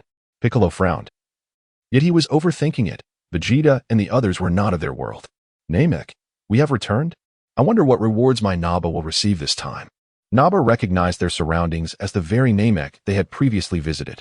Rewards? What rewards? Raditz gazed at Naba, perplexed. Huh. Accompanying Prince Vegeta on missions comes with rewards. Naba chuckled mischievously. Just then, as Naba's voice trailed off, he heard the sound of rewards being credited. Ding. Congratulations to Naba and Raditz for assisting Vegeta in completing the mission. You have earned the transformation into the mimetic Super Saiyan. In the next instant, a rift in space emitted a radiant light that enveloped their bodies. What? A mimetic Super Saiyan? Vegeta also heard the sound, his eyes widening in astonishment. Could it be that this has become commonplace? Fortunately, he, Vegeta had already attained the transformation into a Super Saiyan. Otherwise, he would have been on par with them. With a thunderous roar, two voices resonated. Nappa and Raditz had transformed into their pseudo-Super Saiyan forms. It could be said that with the existence of such an overpowered system, both could shift into these forms effortlessly, their battle power seemingly limitless. Truly, a defiance of fate. Prince Vegeta, where shall we venture next? Nappa proclaimed with a brazen golden aura. However, Vegeta did not regard him, but rather focused his gaze upon Raditz. There stood Raditz, sporting a mane of vibrant red hair, exuding an air of audacity. Raditz, do you not find your hair to be a hindrance? Vegeta inquired. Not at all. I find it quite satisfactory, Raditz replied, admiring his long locks. The hair of Scions is generally fixed in style. It does not grow unless cut, in which case it would revert to its original form. Very well, let us proceed over there and see if we can gather the Dragon Balls. Vegeta soared towards another village, while Nappa and Raditz reverted to their original forms. Suddenly, a series of explosive sounds erupted. At the moment of their transformation, the detectors on Frisia's side detonated simultaneously. What could possibly be happening? Frisia cast a glance at the scattered debris of the detectors. Moments ago, the devices had registered two formidable power levels. Before he could comprehend the situation, the detectors had exploded. Lord Frisia, our detectors have also been destroyed. A subordinate approached and bowed respectfully. Go, relay my orders. Deploy my Ginyu Force. Frisia commanded, his gaze fixated on the two Dragon Balls within the spaceship. He was determined to acquire all 7 Dragon Balls, for with them, the wishes for immortality and growth would be within his grasp. Indeed, he desired both eternal life and height. Vegeta, you have truly surprised me. Hahaha. Vegeta arrived at the next village, yet found no Dragon Balls. Meanwhile, Frisia's minions were vanquished by Nappa and Raditz. As for Vegeta, he had yet to make his move before being outpaced by the two. The reason was simple. Both had transformed into their advanced Super Saiyan forms upon encountering one another. And with a single energy blast, all was rendered futile. How many Dragon Balls could Frisia possibly possess? Vegeta pondered. It was evident that Frisia had secured the Dragon Balls. However, the exact number remained unknown to him. Never mind that, it was time to open the treasure chest. Open the treasure chest. Vegeta has opened the system's backpack and discovered 2 treasure chests. These chests belong to Zarbin and Dodoria. Ding. Congratulations, Vegeta. For opening the treasure chest and acquiring 1 million battle points. Ding. Congratulations, Vegeta, for opening the treasure chest and acquiring another 1,000,000 battle points. Only battle points? Nevertheless, 1 million battle points is no small feat. Vegeta pondered. Indeed, the initial 1 million was formidable, yet he remained unaware that, in due course, this figure would become rather trivial. He accessed the attribute panel. Host, Vegeta title, none battle power, 6 million. Lifespan, immortal transformation, power of the great ape.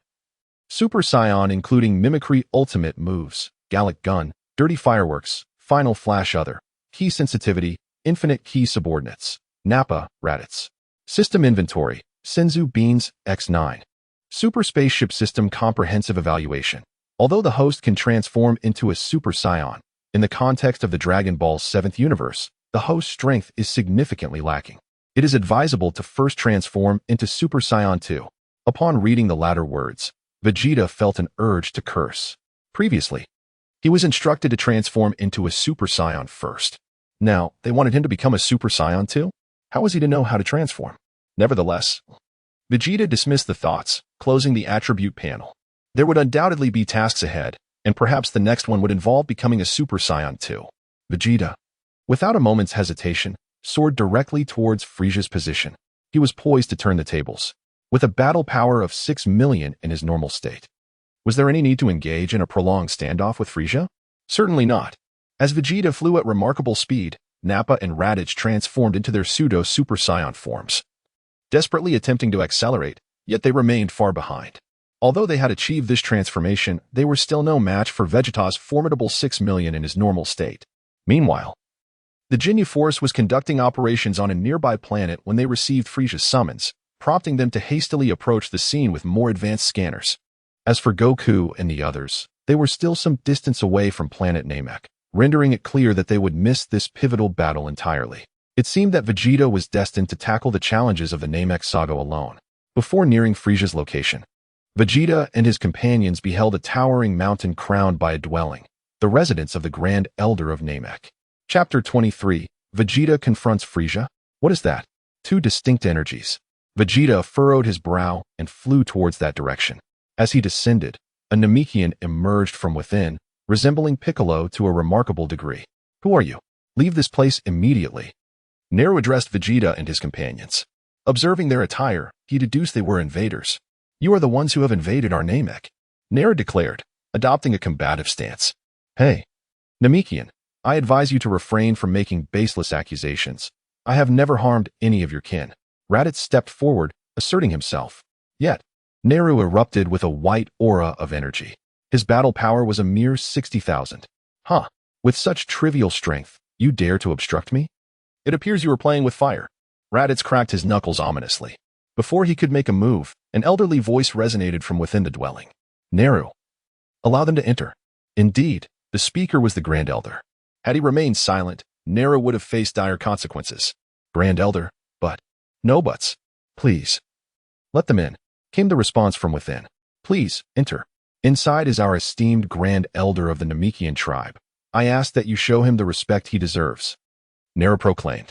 Vegeta paid him no heed and walked straight in. Upon entering, the trio was utterly astonished. The ancient, decrepit Namekian towered over them, far exceeding their expectations. You possess a malevolent aura, yet you have not harmed my kin. I am curious about your identities, inquired the Grand Elder, as Vegeta, standing at the center, clearly assumed the role of spokesperson and leader. We have come in search of the Dragon Balls, with the intention of vanquishing Frieza? The Grand Elder paused for a moment before responding. The Dragon Balls? What is it that you seek from them? Immortality and eternal youth. Vegeta spoke without hesitation. For his intention was to test the wish-granting capabilities of the Dragon Balls on Namek. Upon hearing his forthrightness, the Grand Elder hesitated to respond immediately.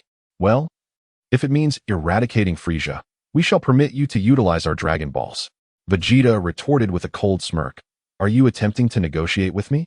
However, before the Grand Elder could utter a word, Yang Tian's voice resonated within Vegeta's mind. Tragic Taro, should this Grand Elder perish, the Dragon Balls would become worthless. So your bravado is futile. Upon hearing Yang Tian's words, Vegeta's expression shifted dramatically, for he was unaware of such a circumstance. Furthermore, the wish requires the Namekian language. With Yang Tian's additional insight, Vegeta pondered deeply. Yet, when he raised his head once more, he chuckled. That is not an issue. However, I wish to ascertain whether my wish can indeed be fulfilled. This we cannot guarantee, as no Namekian has ever made such a wish, replied Nail, seamlessly taking over the conversation. I see. Then we shall simply have to try it when the time comes. Now, we must proceed to eliminate Frieza. As Vegeta spoke, he strode out, followed closely by Naba and Raditz. Without a moment's hesitation, the trio set forth towards Frieza's domain. Naru watched them depart, turning his gaze towards the Grand Elder. Do you trust them, Grand Elder? He inquired. What choice do we have? Besides, they lack the language of Namek, and may be unaware of their wish, the Grand Elder replied reassuringly.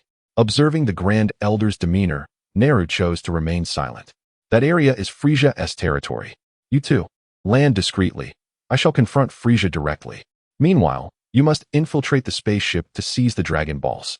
Remember, if necessary, destroy the ship for my sake. Vegeta addressed Nappa and Raditz.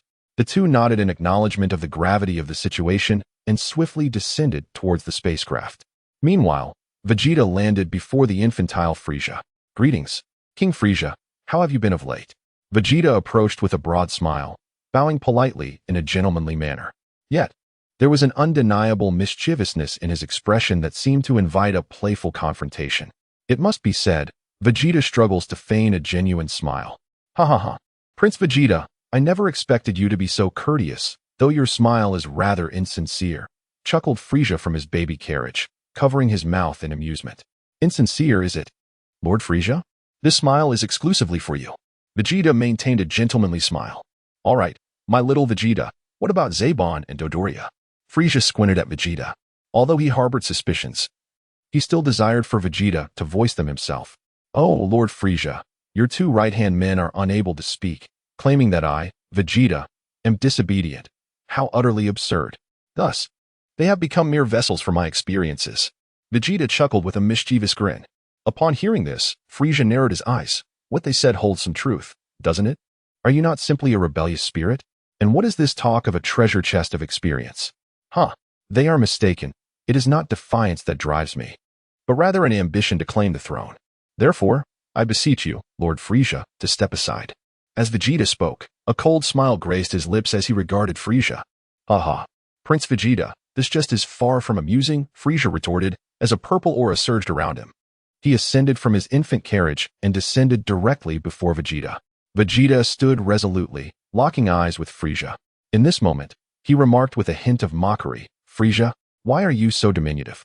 I hear you intend to use the Dragon Balls to wish for an increase of 5 centimeters in height. Is there any truth to that? Frieza, taken aback, retorted, Vegeta, how did you come by such information? And why are you so tall? With a chuckle, Vegeta responded, of course. I wished on Earth for both height and eternal life. As Vegeta approached, his face came close to Frieza's. Frieza's first form possessed a mere combat power of over 500,000, rendering him significantly weak in Vegeta's eyes. However, Vegeta harbored no intention of swiftly eliminating Frieza. Rather, he sought to toy with him. With the transformation granting him a combat power of 300 million, why would he fear Frieza's 120 million? Such a notion was absurd. Upon hearing Vegeta's words, Frieza's heart sank. No wonder Vegeta exuded such audacity. It seemed he had acquired immortality. What else could embolden him to challenge Frieza? Vegeta, perceptive to Frieza's expression, erupted into laughter, proudly declaring, Frieza, have you prepared your last words? Before Frieza could respond, he witnessed the explosion of his spaceship on the other side. This sight left him astounded. Without a ship, he would have to return on foot. Although he could survive in the cosmos, his headquarters was a considerable distance from planet Namek. Hahaha. It appears that Baba and Raditz have succeeded. Frieza, your Dragon Balls are now mine. Vegeta erupted into laughter as he beheld Nappa and Raditz each grasping 3 Dragon Balls. Chapter 24, Vegeta, Frieza. My battle power stands at a staggering 300 million. Initially, there were only 2, but gradually, other minions have gathered the Dragon Balls from various villages. The final one resides within Vegeta's system backpack. Prince Vegeta, the Dragon Balls are now in our possession, Nappa declared, enveloping the Dragon Balls with his energy. Very well. You may depart first. As Vegeta spoke, he witnessed Frieza charging towards them. Without hesitation, Raditz tossed the Dragon Ball to Nappa and instantly transformed into a Super Saiyan. It was a transformation completed in the blink of an eye, and he sent Frieza flying. With a crash, Frieza plummeted into the ground. The disparity in their battle powers was now glaringly evident. Although Frieza had concealed his transformation, this blow made him grimace in pain. Haha. Who would have thought that striking Frieza could be so exhilarating? Raditz glanced at his fist and burst into laughter. Frieza emerged from the depths. His face twisted in fury as he glared at Raditz. Damn wild monkey, how dare you strike my face? Frieza seethed with rage. He was the emperor of the universe. After all, when had a filthy monkey ever been able to strike him? However, upon observing Raditz's condition, Frieza furrowed his brow. What is this state? Hahaha, Frieza. This is not madness. Standing before you is the legendary Super Saiyan, whom you dread most. Vegeta clenched his fist and let out a hearty laugh. A Super Saiyan? Frieza was taken aback. When had he ever feared a Super Saiyan? Indeed, while Raditz was merely an imitation, I, Vegeta, am anything but. Vegeta let out a chilling laugh, then clenched his hands. In the next instant, golden hair and a vibrant aura erupted forth. Frieza's pupils constricted at the sight. Although he could not sense energy, the overwhelming pressure was undeniably palpable.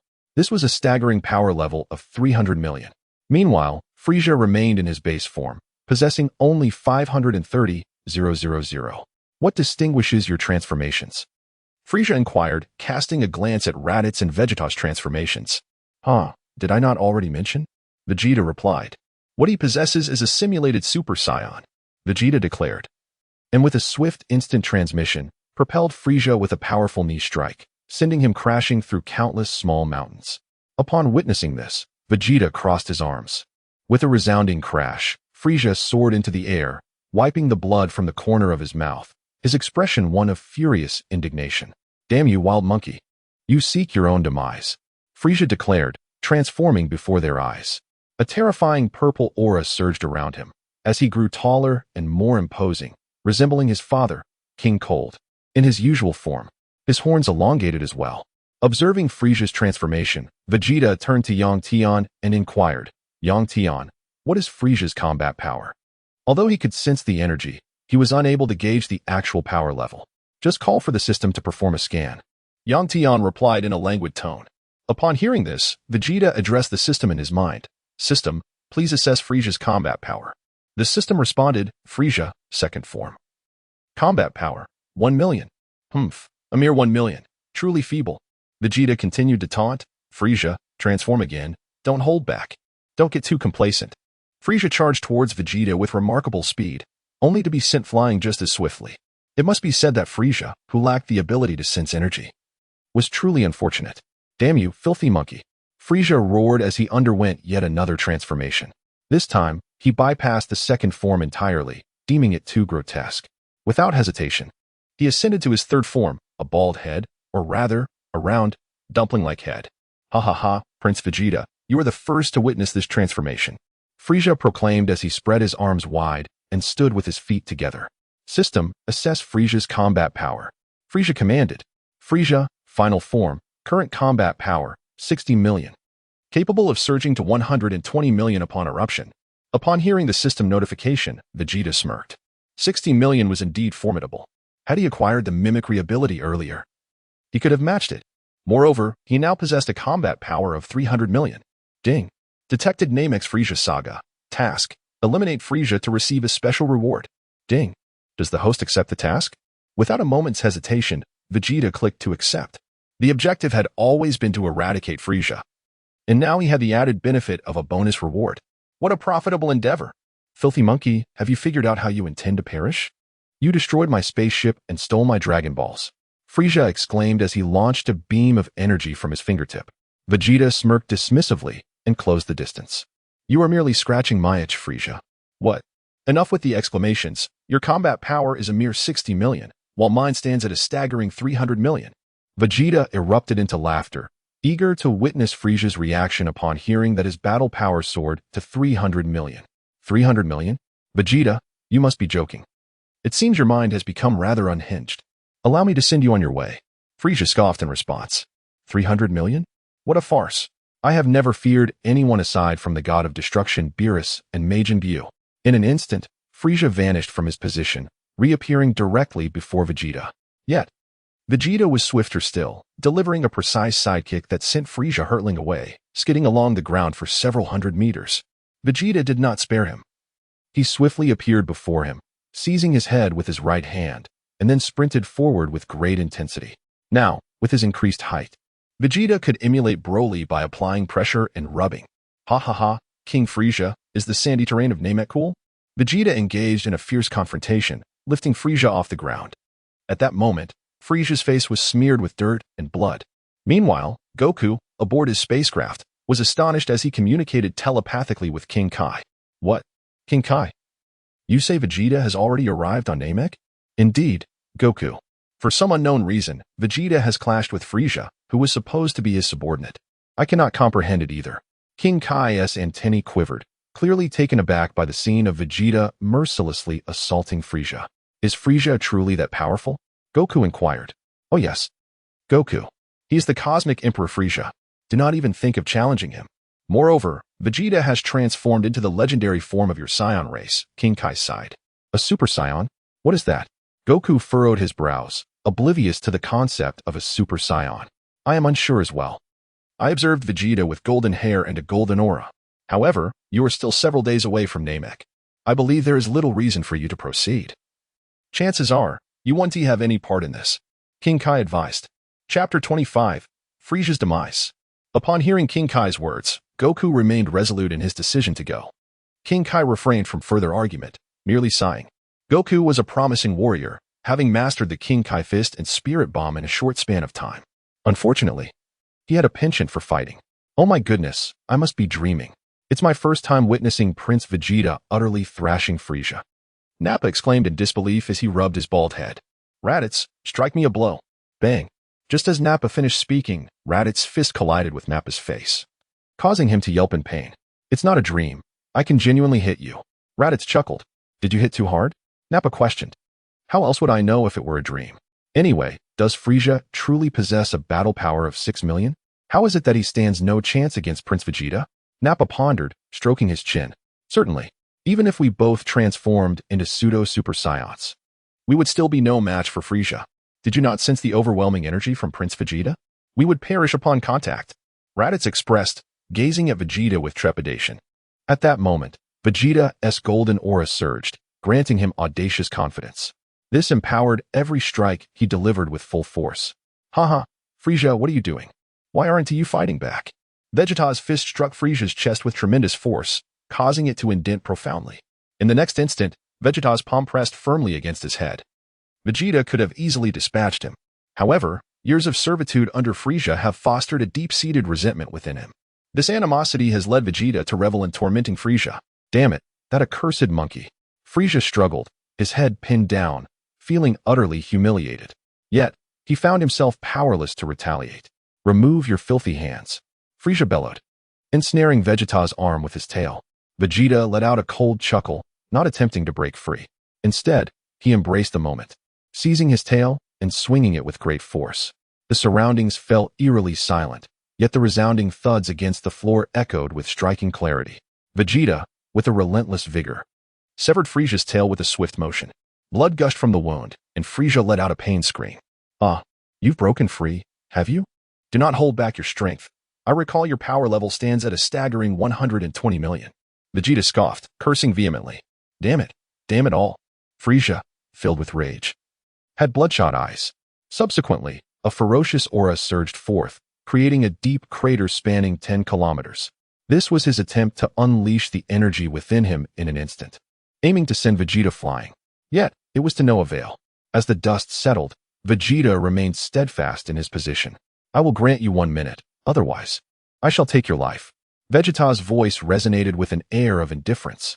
Frieza, exhibiting no hesitation, immediately commenced his energy accumulation mode, his physique gradually swelling. He was poised to unleash his full combat prowess. This inflation did not impede his speed. It was not akin to the third transformation of a Super Saiyan, but rather a genuine, comprehensive enhancement. Many erroneously believe that this inflation to 120 million battle power came at the expense of velocity, yet that was not the case.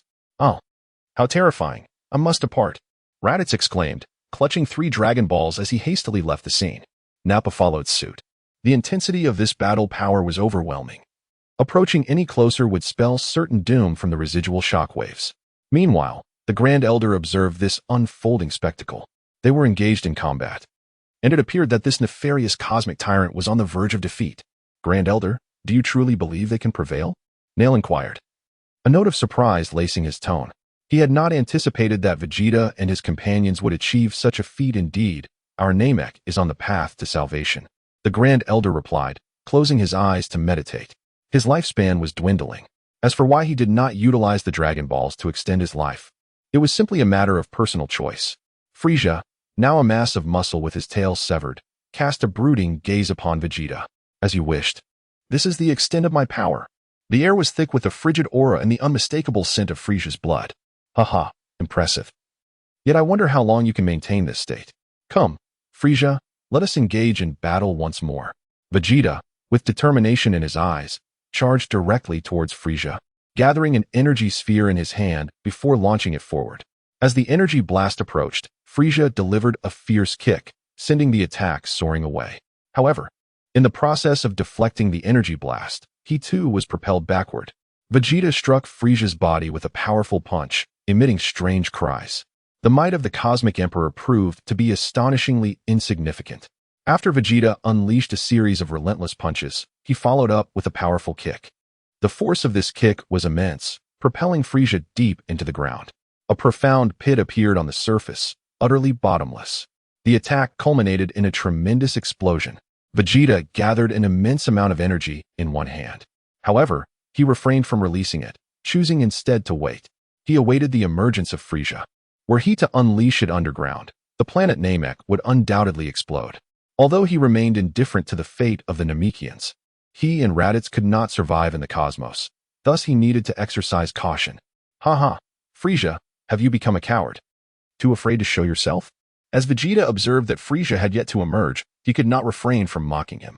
The absence of a system notification indicated that Frieza was still alive. Hence, with this system alert in place, Vegeta felt it was indeed quite useful. Nappa, Raditz. Do extend your warmest verbal hospitality to Lord Frieza. As Vegeta observed that Frieza had yet to emerge, he instructed his two subordinates to unleash their taunts. Without hesitation, they soared over and began their mocking cries. Frieza, you round-headed fiend, come out. My granduncle is about to prepare some dumplings. Frieza, I have an abundance of hair. Allow me to offer you a bit to wear. Upon hearing their words, Vegeta wore an expression of utter disbelief. For heaven's sake, can't you even insult properly? Nonetheless, their jeers proved effective. As the tyrant of the universe, Frieza could not endure such provocations. He promptly appeared, and the moment he did, Vegeta unleashed his Big Bang attack right at him. Boom. The shockwaves and force of the explosion sent Nappa and Raditz flying a considerable distance, creating a vast crater in the earth below. Ding. Congratulations, host. You have eradicated Frieza and received a grand prize. Upon hearing the system's notification, Vegeta's face lit up with joy. A grand prize. He was eager to discover the contents of this extraordinary reward. Open the grand prize. Vegeta did not hesitate and promptly opened the large gift package from his system backpack. Ding. Congratulations, host. You have opened the large gift package and received 100 Saiyan beans, enhancing your combat power by 10 million, along with the basic version of instant transmission. Chapter 26. Vegeta, grant me the strength to surpass Beerus. Upon hearing the system's notification sound, Vegeta wore an expression of sheer astonishment. The Senza beans, a miraculous healing remedy, need no further elaboration. He was so reluctant to utilize them that he had only employed one in a moment of near demise. It was after that experience that he recognized their extraordinary value. He would never regard them as mere sustenance. One could say that Vegeta cherished the Senza beans as treasures. In the next moment, Vegeta felt an extraordinary surge in his power level, soaring to an astonishing 16 million. He has now exited his transformed state. If I were to transform, I would undoubtedly attain a staggering power level of 800 million. Vegeta laughed heartily, filled with immense satisfaction at his inflated battle power. At this moment, he stood as the strongest in the universe. What is this? A basic version of instant transmission. Vegeta contemplated the art of instantaneous movement. In the blink of an eye, he materialized behind Nappa and Raditz. Unlike Goku, who would touch his forehead with a finger, Vegeta relied solely on his ability to sense energy to reach his desired location. This was merely a rudimentary skill. The advanced technique was akin to that of Jebet, while the ultimate mastery was even more formidable. Goodness, Prince Vegeta, you startled me, exclaimed Raditz, taken aback, causing the Dragon Ball to slip from his grasp. Though he promptly bent down to retrieve it, Vegeta paid him no heed and simply remarked, "What a splendid item. With this, I can go anywhere I desire." Vegeta exclaimed as he seized the two and instantaneously transported himself to the Grand Elder's location. Indeed, he intended to have Din grant him a wish. He was not well versed in the Namekian language. Observing the sudden appearance of Vegeta and the two others, Din was taken aback, while the Grand Elder remained unfazed. Clearly, Vegeta's actions did not stir any emotions within him. With death looming, who would concern themselves with such trivialities? We have vanquished Frieza. Surely, we are entitled to a wish now? Vegeta spoke as he retrieved a Dragon Ball from his system backpack. The 7 Dragon Balls lay within the confines of this small room. Vegeta observed the two, awaiting their response. Very well, Nail, summon the Eternal Dragon. Let the wish be granted as per Vegeta's words. The Elder's faint voice resonated.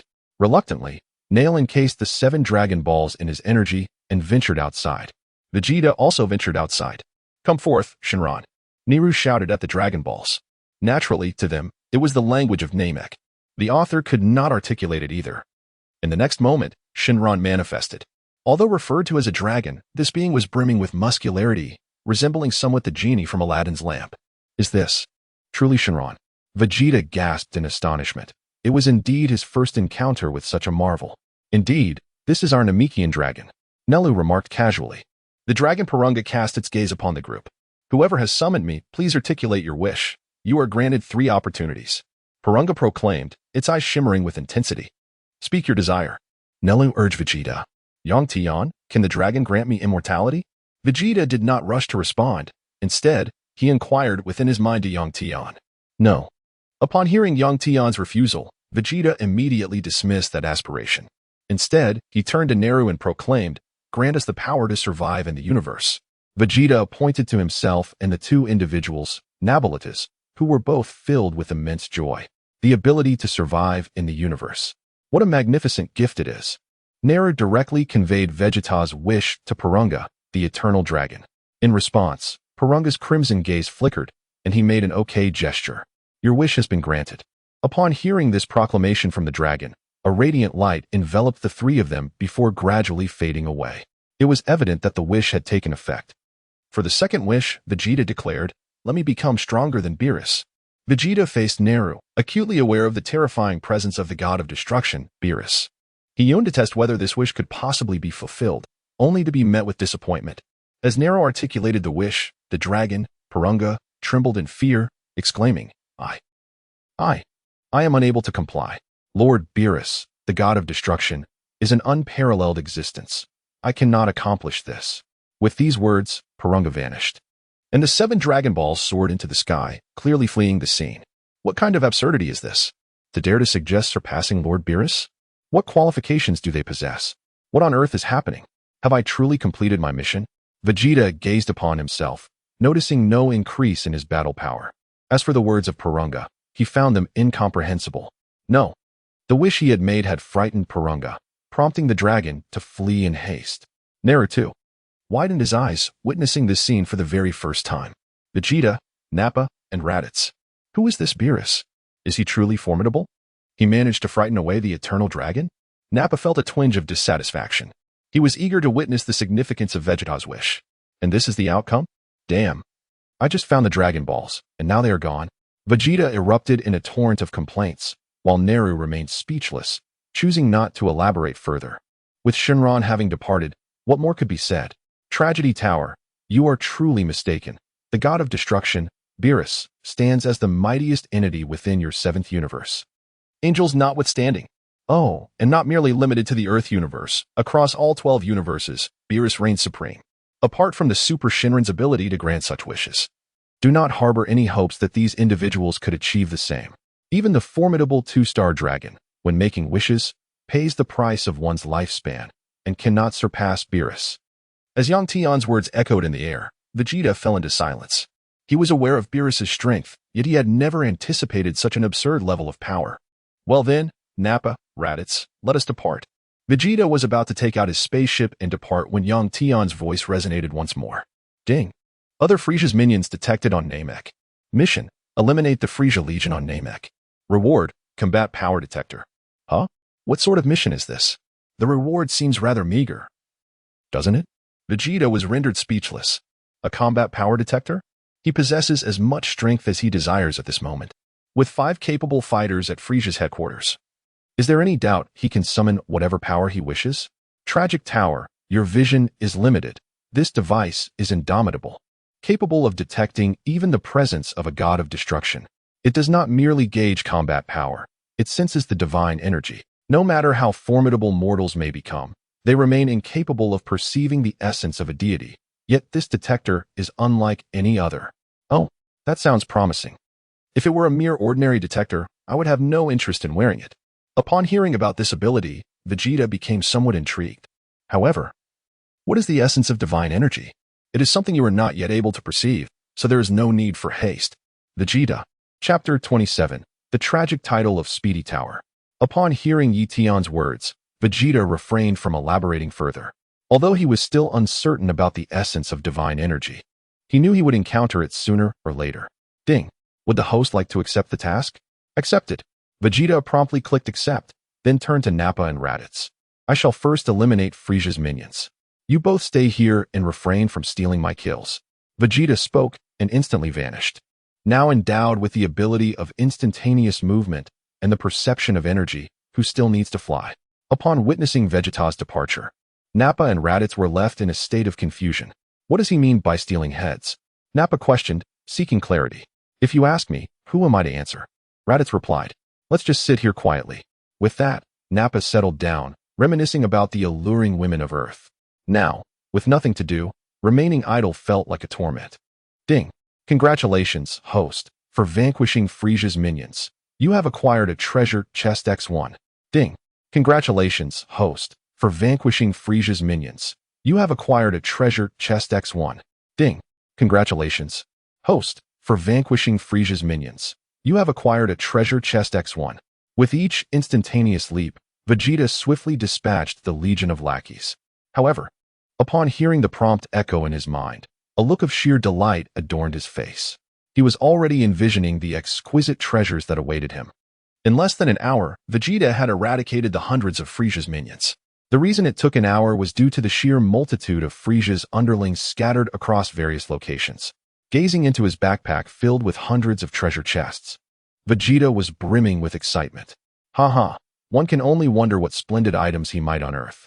Vegeta wears a beaming smile. Everything is unleashed, Vegeta shouted. In the next instant, a cacophony of voices reverberated within his mind, nearly causing him to experience tinnitus. Ding. Congratulations, host. You have opened the treasure chest and acquired a combat power of 1 million. Ding. Congratulations, host. You have opened the treasure chest and acquired a combat power of 1 million. Ding. Congratulations, host. You have opened the treasure chest and acquired a combat power of 1 million. The preceding dozens of notifications regarding the 1 million combat power made Vegeta raise an eyebrow. Ding. Congratulations, host. You have opened the treasure chest and obtained AX1 Senzu Bean. Ding. Congratulations, host. You have opened the treasure chest and obtained AX1 Senzu Bean. Furthermore, several hundred chests contain Senzu Beans as well. This is just one. Nevertheless, it is better than nothing. For this could mean a life in a critical moment. Vegeta widened his eyes, then reassured himself internally. He certainly did not mind having an abundance of these Senzu Beans. Ding. Congratulations to the host for opening the treasure chest and obtaining the title Speedy Tragedy Tower. Upon hearing that the final treasure chest had been opened, Vegeta's expression shifted dramatically. What in the world is this title? He felt as if he might explode. However, when he caught sight of the title that appeared in the title bar, his eyes lit up. Speedy Tragedy Tower, when equipped, could double attack speed and damage. It was well known that in battles of equal power, the determining factor lay in combat skills, with identical battle strength. To be able to enhance both attack speed and damage twofold was nothing short of cheating. Furthermore, the mention of critical damage from ultimate attacks clearly referred to his explosive attacks and final flash. Surely, a mere ki blast could not possibly achieve a critical hit. That would be an unfair disadvantage. Equip it. Vegeta pressed the wear button. In the next moment, a brilliant golden light erupted, and 5 resplendent golden characters appeared above his head. Speedy Tragedy Tower. What? It even has a display? Vegeta's expression changed dramatically. While the title may be enticing, it significantly impacts his identity as Vegeta. The name of the title alone is indicative of its relevance to him. However, upon noticing a concealed button nearby, he swiftly clicked it. Damn it, this is too detrimental to his princely image. Fortunately, he unlocked a multitude of battle power. That suffices. Vegeta's face brightened with a smile as he silently invoked the attributes panel. Host, Vegeta title, Tragedy of Speedy Prowess Combat Power, 50 million lifespan, Immortal Transformation, Power of the Great Ape, Super Saiyan including Mimicry Ultimate Moves, Gallic Gun, Dirty Fireworks. Final Flash Other Abilities, Ki Sensing, Infinite Ki, Instant Transmission Subordinates, Nappa, Raditz. System Inventory, Senzu Beans X509. Super Spaceship Comprehensive System Evaluation. Although the host can transform into a Super Saiyan, within the 7th universe of Dragon Ball, the host's strength is exceedingly weak. It is advisable to first transform into Super Saiyan 2. I never dreamed my combat power could reach such heights. Vegeta, with a look of complete satisfaction, remarked before preparing to regroup with Nappa. However, the voice of Yang Tian echoed in his mind, shattering his composure. Tragic Tower. Are you truly content with a mere 50 million in base battle power? Are you even aware of the power level of Kakarot at the onset of the GT timeline? It was indeed the Tragic Tower that was truly shaken. Now he found himself particularly sensitive to the term Tragic Tower. How much? Vegeta's forehead throbbed with veins, a hint of fury threatening to erupt, yet he managed to restrain himself, eager to discover just how formidable this Kakarot from the GT timeline truly was. Base power level, 1. 2 million, Yang Tian stated calmly. Upon hearing this, Vegeta's head was adorned with 3 question marks. Unfamiliar with such a notion? The individual commenced by boasting a combat power that rivals that of Z's Super Saiyan 3 Goku, exhibiting an astonishingly inflated prowess. Do you still consider your 50 million in base form formidable? Yang Tian's voice elicited a mix of shame and fury within Vegeta. The disparity in combat power was insurmountable. While he remained confined within the realm of thousands, this opponent transcended billions, with their base form reaching into the trillions. Is this truly a human? Can a being achieve such feats? Do Scions even qualify as humans? Vegeta. Never mind, I still have a long journey ahead of me. Vegeta has now come to realize that aspiring to be a cosmic emperor is rather trivial. There are indeed many formidable warriors. Fear not, for these quests will eventually be made available. But presently, you are too weak, and venturing forth would only lead to your swift demise. Do you still believe there is an issue with your title of tragic second in this context? In other realms, you, Vegeta, are merely the eternal second. A mere shadow in the presence of Kakarot. As Yang Tian spoke, Vegeta's expression fluctuated between shades of green and white, yet he remained silent. In his heart, he vowed to bring down this Kakarot, who possesses a staggering 1.2 million in normal state. He refuses to accept the role of the perennial second. In an instant, he teleported before Nappa and Raditz. Nappa, Raditz, let us go. In an instant, Vegeta transported the two back to Earth, landing them precisely beside the Capsule Corporation. One could say that Vegeta's choice of residence was remarkably apartment. Without hesitation, he released the spaceship and addressed the duo, trained diligently. For our future adversaries will be formidable. My ambition is not merely to become a cosmic emperor, but to reign as the sovereign of parallel worlds. Vegeta entered his gravity training chamber, speaking to himself. Chapter 28. A year later, Kurt arrives. Upon discovering the existence of numerous formidable warriors and parallel worlds, he found it intolerable to merely be a cosmic emperor, especially with Beerus looming overhead. He had previously aspired to supplant Frieza, but with Yang Tian's emergence, he felt utterly disheartened. The revelation that his counterpart in the parallel universe was merely a universal second best ignited a fury within him. He resolved to venture into those worlds to assert his dominance. Nappa and Raditz, witnessing their prince's agitation, were somewhat perplexed but nonetheless retreated to their own gravity training chambers. Days later, Goku and his companions had already arrived on Namek. However, they found that aside from a few uneven spots, the planet was largely unscathed. Alas, there were some corpses of Namekians, victims of Frieza's minions. As for the Dragon Balls, they had fled, and it would be over 100 days before they could be summoned again. In the residence of the Grand Elder, Gardes. I never imagined you were Gardes' descendant. I thought I was the only one who survived. The Grand Elder reflected, gazing at Piccolo. Though Piccolo harbored some dark thoughts, the Grand Elder stroked his head, understanding the circumstances. He was a split off from the Supreme Kai, and thus, Piccolo was not to blame. Elder, spare me the words. I am simply overjoyed that you can visit your kin, the Elder said, continuing to stroke Piccolo's head as he unlocked his potential. In an instant, Piccolo's battle power surged once more, reaching 5 million.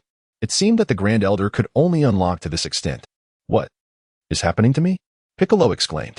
I have awakened your potential. However, if you could merge with another version of yourself, you would become the mightiest Namekian warrior. Gardes was a combat genius. Your lineage will not be weak. The Elder reminisced.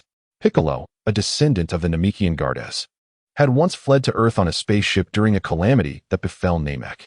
Gardes and the Grand Elder were brothers. Thus, seeing the descendant of his brother brought the Elder immense comfort, knowing his brother's legacy continued. Hey, Piccolo, your energy is incredible, far surpassing mine. Goku remarked in astonishment. Hee. You all should join me. I shall unlock your potential as well, the Grand Elder chuckled. However, Nera's expression shifted. Elder, is this wise? Considering your condition. It's nothing, I assure you. As the Grand Elder observed, Sun Wukong and Gohan stepped forward, eager to witness the method that could enhance their combat prowess. In the blink of an eye, their energy surged. Sun Wukong reached 7 million, while Gohan attained 300,000. My time is limited.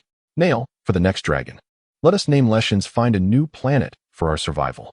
This Namek is no longer safe, the Grand Elder proclaimed, subsequently closing his eyes to meditate. Nail nodded in agreement. With that, Sun Wukong and his companions departed, having no pressing matters on Namek. As they left, the Grand Elder bestowed his legacy upon the new Elder and instructed Nail to merge with Piccolo. Though uncertain of the reasoning behind this directive, Nail, being a descendant of the Grand Elder, understood that Piccolo was also a kin of his lineage. Thus, they were, in essence, one family. What immense energy! Piccolo marveled at his own power. Initially reluctant to fuse with Nail out of fear of losing his identity, he was unaware that this was, in fact, the Grand Elder's intention to allow Nail's essence to influence Piccolo, who still harbored remnants of malevolence. Now, Piccolo's combat power soared to 500 million. It was evident that while Vegeta had gained strength through the system, the main characters were subtly enhanced, albeit to a lesser degree. Quickly, Wukong, let us return to Earth. Where are you heading? Krillin inquired, observing Wukong as he soared into the distance, drawn by a powerful aura. There's an intense energy over there. Son, Wukong exclaimed, accelerating towards the source. What he sensed was the Jinyu force. By the time he obliterated the Jinyu squad, half a day had passed. Piccolo, unwilling to engage in prolonged combat with the Jinyu force, dispatched them instantaneously. They were eliminated before they could even attempt to switch bodies. The author seemed uninterested in detailing these flawed characters, preferring to depict the chaotic battle among the Jinyu members, who were hastily exchanging forms. These outfits resemble those of Vegeta and his companions. Could they be allies of Vegeta? Krillin speculated, gazing at the fallen members of the elite squad. It's possible, but they are far too weak. Gohan concurred. Presently, Gohan was considerably powerful, finding it almost effortless to defeat them. All right, let us return. No, I shall not return just yet. I wish to board their spaceship and venture into the universe, seeking greater strength to contend with Vegeta. Son Wukong decided against following them. Very well, we shall return to Earth. Should we perish, we can use the Dragon Balls of Namek to revive ourselves. Farewell. Thus, Wukong departed aboard the Jinyu Force's spaceship, with the next destination set for planet Yardrat. Everything seemed to revert to its proper course. 6 months later, during this period, Piccolo had been observing the movements of Nappa and Raditz. Upon discovering that they were merely indulging in leisure with their companions, he was taken aback, never anticipating that Scions harbored such proclivities. However, upon noting their lack of destruction on Earth, he sighed in relief. Throughout these 6 months, they had been diligently training, particularly Vegeta, who remained entrenched in the gravity chamber, much like in the original narrative. It could be said that Vegeta now regarded surpassing the Kakarot of alternate realities as his ambition, especially upon learning of Kakarot's progress, which had reached a staggering level. He could hardly contain his restlessness. During this time frame, there had been no sign of King Cold, and thus, another 6 months passed. Ding.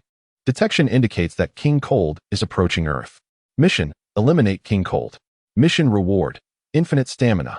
While still training in the gravity chamber, Vegeta was momentarily stunned by the system notification, but soon a smile spread across his face. He was unfamiliar with this King Cold, yet the prospect of infinite stamina was all too enticing. Paired with his limitless energy, wouldn't that be a formidable combination? Yang Tian, who is this King Cold?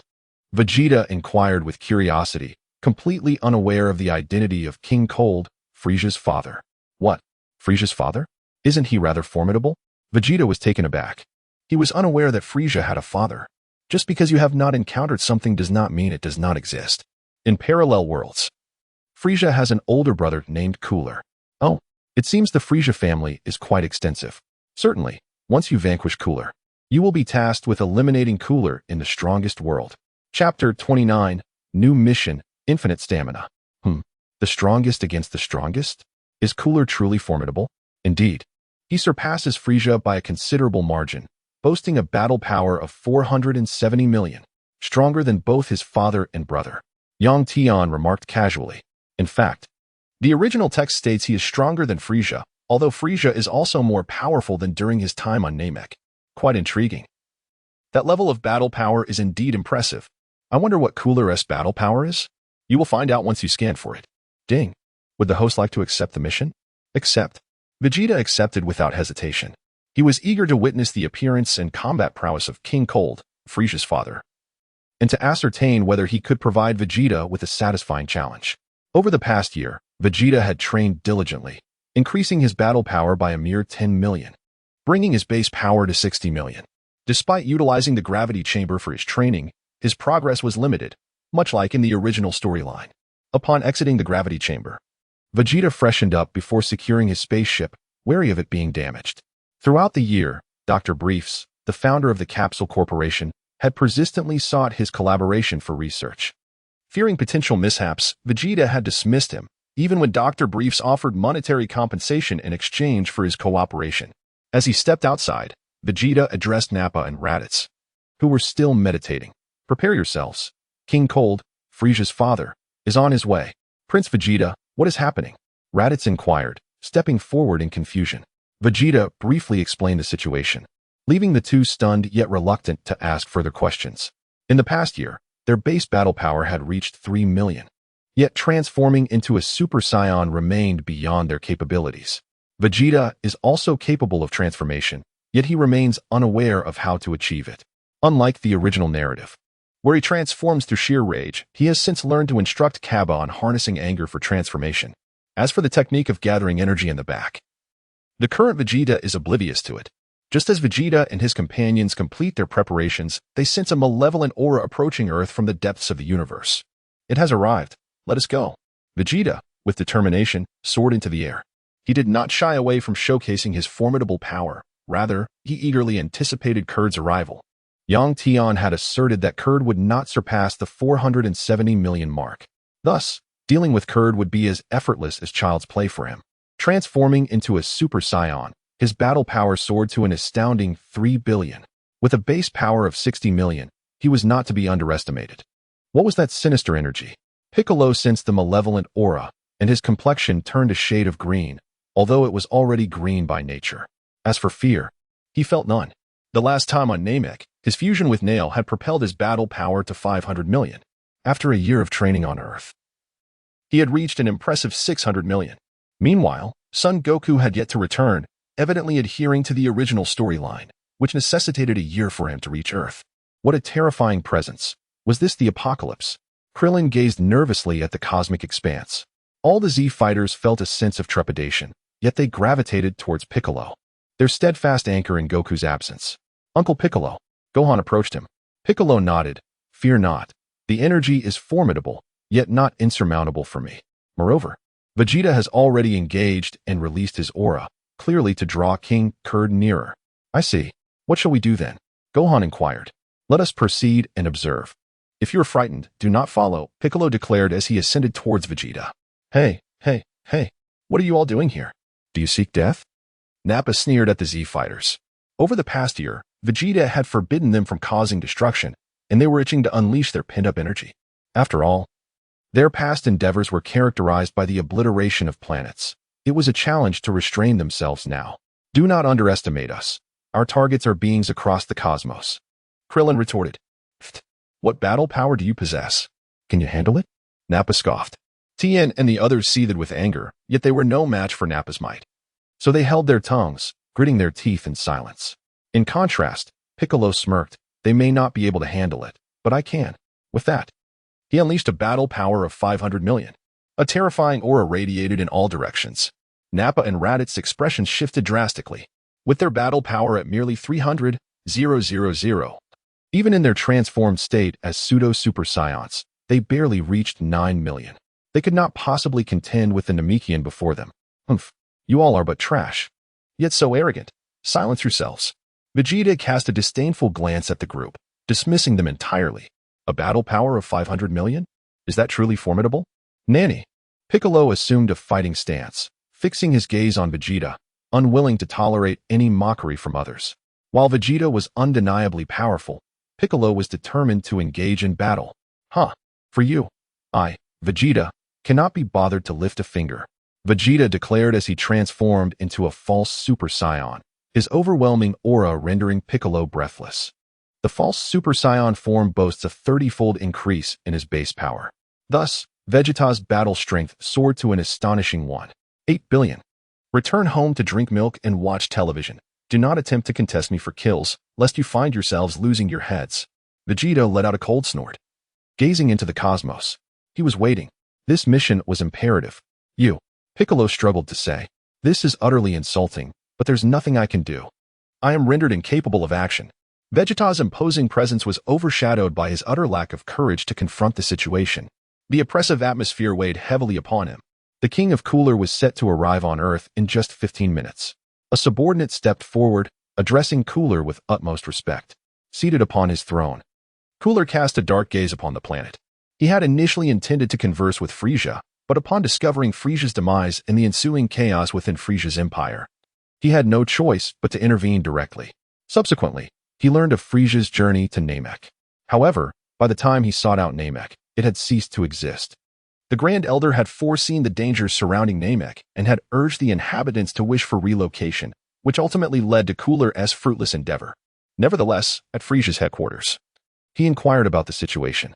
It was revealed that Vegeta had discovered the Dragon Balls on Earth, prompting Cooler to journey there in hopes of resurrecting his son, Frieza. Upon my arrival on Earth, locate the Dragon Balls. Cooler narrowed his eyes, his expression darkening. His son, Frieza, was the rightful heir to his throne and a formidable being among the Frost Demons. It was unacceptable for him to meet such an end. Chapter 30. Cooler, your power level is a mere 60 million, while mine stands at 170 million. It must be noted that his son possessed the greatest potential, albeit his laziness kept him from training. Frieza was born with an astounding battle power of 120 million. As the spaceship gradually entered the atmosphere, the subordinate scanners began to emit a series of beeps. What's happening? Have you detected something? Cooler glanced at them, his tone indifferent. King Cooler, it's bad news. We've detected a presence with a battle power of 60 million. He is waiting for us below. The subordinate stammered. Initially, he had thought the reading indicated 60,000, but upon closer inspection, his face turned pale. This was indeed 60 million. 60 million? In this desolate region of space. How could such a powerful entity exist? Upon hearing this, King Cooler rose to his feet. He then retrieved a new scanner, wary of potential malfunctions in the previous one. However, as the beeping sound intensified, his expression shifted dramatically. Indeed, it confirmed the battle power of 60 million. King Cooler, shall we still descend? Descend. It is merely 60 million. King Cooler replied with an air of nonchalance. 60 million? He possessed a battle power of 170 million, stronger than Frieza. Mechanical Frieza had a power level of 160 million, boasting that he could contend with Goku during the Namek saga, when Goku's power was 150 million. With his father present, Frieza's confidence soared. To think that a mere weakling with a battle power of only 170 million would dare to come here. Vegeta scoffed as he held the detector provided for his previous mission. This device was capable of measuring all combat power, rendering it ineffective against concealed strength. Ahem. Prince Vegeta, a combat power of 170 million, is indeed formidable, said Beulah, stroking his bald head. Humph. Is it not your fault for neglecting your training? Are you so easily intimidated by a mere 170 million? Vegeta let out a cold snort, just as he was about to retrieve the scanner and await Kado. His device detected the presence of other energies in the vicinity. Clearly, suppressing one's battle power was of no avail in the face of this scanner. What is that energy? A battle power of 4 million? Vegeta, upon observing the readings from his scouter, spotted a young man concealed behind the rocks. The moment the young man realized he had been discovered, his face flushed with embarrassment. Indeed, this young man was none other than Trunks. He had just arrived, yet he had already noticed Vegeta and the others.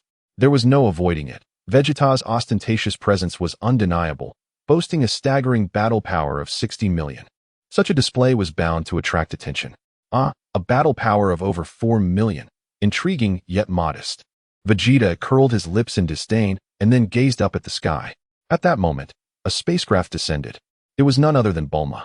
Upon disembarking from the vessel, Bulma greeted everyone with a warm salutation. Vegeta paid her no heed.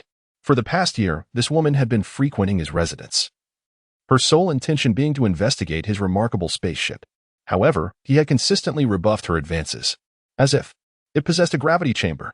What would happen to his training if it were to be damaged? Clearly, Vegeta remained unaware of Bulma's true prowess. Otherwise, such thoughts would not have crossed his mind. In the latter stages of Dragon Ball, it was Bulma who enhanced and amplified the gravity within Vegeta's chamber. Hey, Vegeta, why don't you acknowledge my presence? After greeting him, Bulma noticed Vegeta standing with his arms crossed, ignoring her, which made her question her own allure. How dull. Vegeta merely cast a fleeting glance at her. How mundane. Clarify your words to me. Just as Bulma was about to step forward, a circular spacecraft descended from above. This scene startled her. Bulma screamed. Vegeta furrowed his brow and swiftly incapacitated her with a single strike. Women can indeed be troublesome. Vegeta, uttering his words, levitated in midair. He had spotted the young boy with a battle power of 4 million approaching. He could not allow this brat to claim his victory. As the door of the spacecraft swung open, all the minions surged forth. Vegeta, with a mere flick of his hand, effortlessly annihilated the throng before him. Ding! Congratulations to the host for vanquishing the minions. You have received a treasure chest X1. Ding! Congratulations to the host for vanquishing the minions. You have received a treasure chest X1. The series of notifications brought a look of sheer delight to Vegeta's face. Could this truly be the father described by his mother? Trunks gazed in astonishment at the scene unfolding before him. In his mother Bulma's accounts, his father had approached the arrival of Frieza and his son with a timidity that compelled him to conceal his aura and stealthily approach. This was in stark contrast to the bold display of power he exhibited now. The thought of such overwhelming strength sent a shiver down his spine. The regular combat power he sensed was imbued with an unnerving pressure. This was decidedly unusual. How audacious! How dare you eliminate my subordinates? Roared King Cold. As he emerged from his spacecraft, Vegeta unleashed a powerful energy blast, obliterating Kurd's spaceship. Not only do I intend to annihilate your subordinates, but I shall also bring an end to you. This act is akin to presenting a head from 1,000 miles away. The modest in gift, the sentiment is profound. Vegeta revealed a smile. Infinite stamina. This King Kurder is truly a magnanimous individual, offering oneself as a mere sacrifice. How audacious. You, wild monkey, are exceedingly arrogant. Do you not comprehend that our Frost Demon clan reigns supreme over the universe? King Kurder's expression darkened ominously. With that, he instantaneously teleported before Vegeta, delivering a powerful blow that sent him hurtling through the air, crashing into countless hills. They found themselves amidst the hills. Such astonishing speed! Gohan exclaimed in astonishment. However, they did not express concern for Vegeta. The prowess of Vegeta is evident to all, yet one ought to be more concerned about the king of the Kurds. Haha, a wild monkey is merely a wild monkey, utterly oblivious to the vastness of the heavens and the earth. Your battle power stands at a mere 60 million, while I possess an astounding 170 million. The resounding laughter of the Kurd echoed throughout the surroundings. Just as Trunks was about to make a move, he sensed an impending attack approaching from behind. Without a moment's hesitation, he swiftly evaded, only for the spot he once occupied to be ravaged by a powerful energy wave, carving a deep chasm in its wake. Do not lay a finger on my head. Do you wish to meet your demise? Vegeta cast a chilling glance at Trunks. You nearly struck me just now. Do you wish to challenge Kakarot? If so, I shall not only strike you down but also bring about your demise. I have made it abundantly clear that Kakarot is my trophy, and none shall take him from me. Vegeta hovered in midair, a cold smirk adorning his face as he gazed down at Kuririn. What did you just say? What is your power level? He scoffed. Your power level stands at a mere 60 million, while mine is an astounding 170 million. Oh, are you utilizing a scouter to assess that? Vegeta scoffed. Observing this, Cool took out the latest model of their detector, which boasted a remarkably high detection capacity, specifically designed to measure combat powers exceeding 1 billion. Chapter 31. Vegeta, Yang Tian, will I die in the future? Beep, beep, beep. The sound of the detector echoed. Cool's expression shifted from calm to one of horror, culminating in sheer terror. The reason was simple. He had witnessed an unbelievable sight. The detector revealed that Vegeta's combat power had soared to 30 billion. Unlike Son Goku, who preferred to spar with slightly diminished strength, Vegeta unleashed his full power in every encounter. Though he often faced defeat, his opponents were formidable, beyond his capability to conquer in a brief span. 30 billion? The detector must be malfunctioning. Cool exclaimed in disbelief. Hahaha, malfunctioning? Do you truly lack confidence in your own technological prowess? Vegeta scoffed, subsequently gesturing to himself with his thumb. Ah, behold, Super Vegeta, he exclaimed. Impressive, indeed. Trunks widened his eyes in astonishment at this scene. He had never anticipated his father to possess such formidable power. What he heard left him astounded. Kuririn claimed his father's battle power was 30 billion. How could this not astonish Trunks? Especially when his own battle power barely exceeded 200 million. His understanding of his own strength was derived from Kuririn's estimation. He could clearly perceive Kuririn's might, which allowed him to gauge his own power level. After all, Kuririn had stated that his own battle power was 170 million. Could it be that his mother was mistaken? How could such a powerful father be defeated by an android? Trunks found himself engulfed in doubt. In their world, the androids were formidable adversaries he could only confront alone, yet could not triumph over. Against two of them, he would be forced to kneel. Conversely, in his future world, The androids possessed battle powers of 250 million each, bolstered by limitless energy. No, it cannot be. The scouter must be malfunctioning. I refuse to believe you possess such strength. Huron stated with a dark expression. He genuinely could not fathom Vegeta's overwhelming prowess. After all, how long had they dominated the universe without encountering a worthy opponent? Now, a scion with a battle power of 30 billion had emerged, leaving him utterly astonished. What a disaster. I see your mind has also deteriorated. Thus, you shall become my experience package, Vegeta. Vegeta, witnessing the foolishness of his opponent, instantaneously teleported before him and delivered a powerful punch that pierced through Kurd's chest. With a resounding crash, Kurd was penetrated through his abdomen. Have you lost your mind? It was my folly to strike your belly. Hence, this time, I shall aim for your head. Vegeta uttered words of apology, yet his hands remained relentless in their endeavor. With a swift motion, he extracted his hand from Kurd's body and delivered a powerful punch to his forehead. The impact was tremendous, shattering Kurd's skull into fragments. Ding! Congratulations to the host for completing the task and receiving the reward of infinite stamina. In the next moment, a radiant light enveloped Vegeta's form, visible only to him. I can feel an endless surge of power. Vegeta wore an expression of sheer delight. He had never experienced such a sensation before, a boundless vigor, an inexhaustible power. How could this not astonish him? Haha. Vegeta clenched his fists tightly and laughed maniacally towards the heavens, unleashing the energy of a super scion in all directions. He, Vegeta, had risen to new heights. The earth trembled beneath him. All the Z-fighters gazed in astonishment at Vegeta, utterly perplexed by his antics as he transformed into a super scion and laughed with abandon. After a moment of mirth, Vegeta reverted from his super scion form and turned to Nappa and Raditz, declaring, "Let's go." Just as he was about to depart, Trunks' voice caught his attention. "Everyone, I know when Mr. Goku will arrive. He is on his way." At this, Vegeta narrowed his eyes. "Are you one of Kakarot's people?" "No, Mr. Vegeta. I am not associated with Mr. Goku," Trunks explained, though his gaze darted away. Vegeta materialized directly before him, seizing him by the collar. "How do you know my name is Vegeta? I don't recognize you at all." Hey, Vegeta, what are you doing?" At that moment, Bulma stepped forward. Observing his attire and noting, he is clearly an employee of my Universal Capsule Company. "Please, stop." Upon witnessing this, Vegeta merely scoffed, yet he relinquished Trunks. He harbored no belief that this novice could evade him. "I am not of this world. Rather, I hail from the future, though my true identity shall remain concealed for the time being. I await Mr. Son Goku to share certain matters with him. Furthermore, I wish to convey a grave warning. In 3 years' time, formidable and terrifying beings will emerge. These two powerful entities have annihilated the future populace, including all of you." Upon Trunks' declaration, he observed Vegeta's darkened expression. "What? Are we destined to perish in the future? That cannot be true. Is it truly possible for someone from the future to arrive here? It may indeed hold some truth. Have you not noticed they can utter our names? But isn't he associated with Capsule Corporation?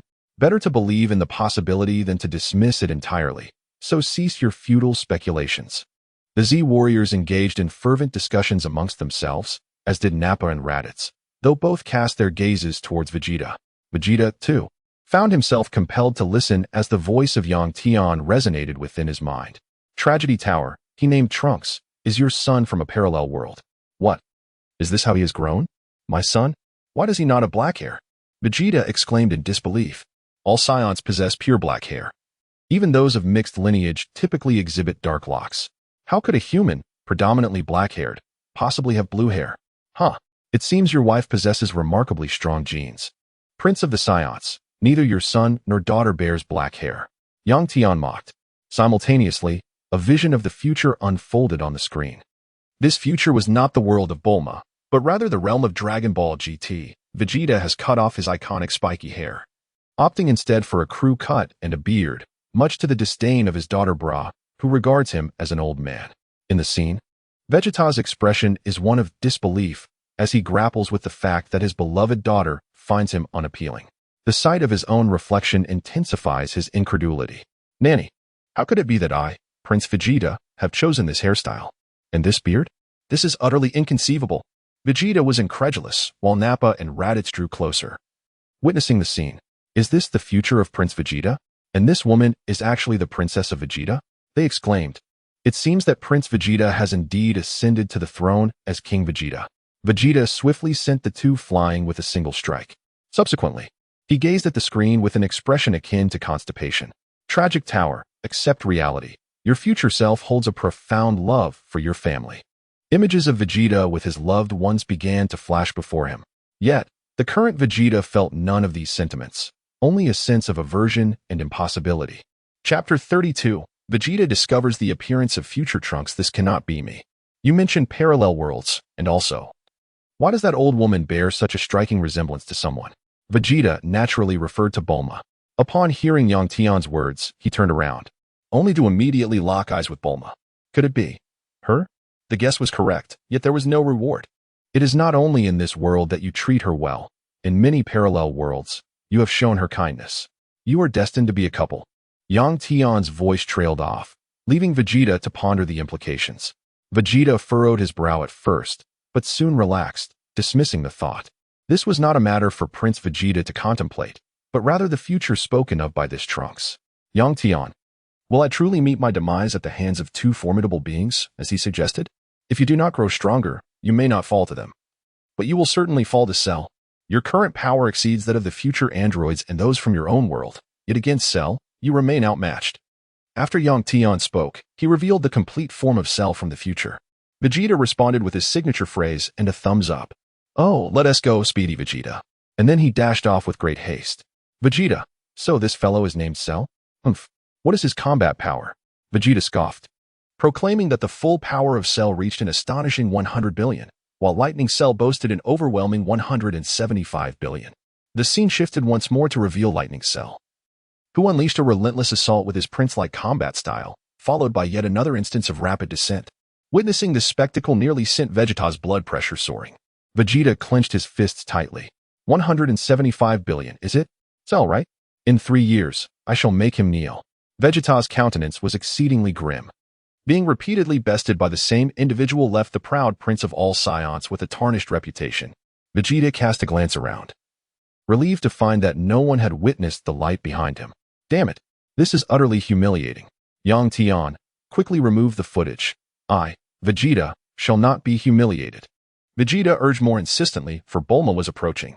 Hey, Vegeta, do you find the words of this charming young man to be credible? Over the course of the year, Bulma had frequently visited Vegeta's home, fostering a degree of familiarity. Moreover, Vegeta harbored no aversion towards her due to the presence of the Yang Tian system. After all, in the original narrative, Vegeta had consistently occupied Bulma's household, and her family held no grievances. Credible, indeed, but I, Vegeta, shall not perish. Vegeta remarked casually, expressing that there was no need to await Goku. Yet, scarcely had his words faded when a familiar aura manifested in the sky. Goku's presence. This energy, it felt so familiar. It was indeed Goku. Krillin, ever the loyal friend, was the first to sense Goku's essence. Ah, truly, it is my father, Gohan exclaimed in unison. Soon, all present erupted in joyous cheers. Only Trunks was left in a state of bewilderment. How could this be happening 3 hours earlier than expected? Fortunately, he refrained from voicing his thoughts, sparing himself from embarrassment once more. One could only ponder the extent of this world's astonishing changes. What?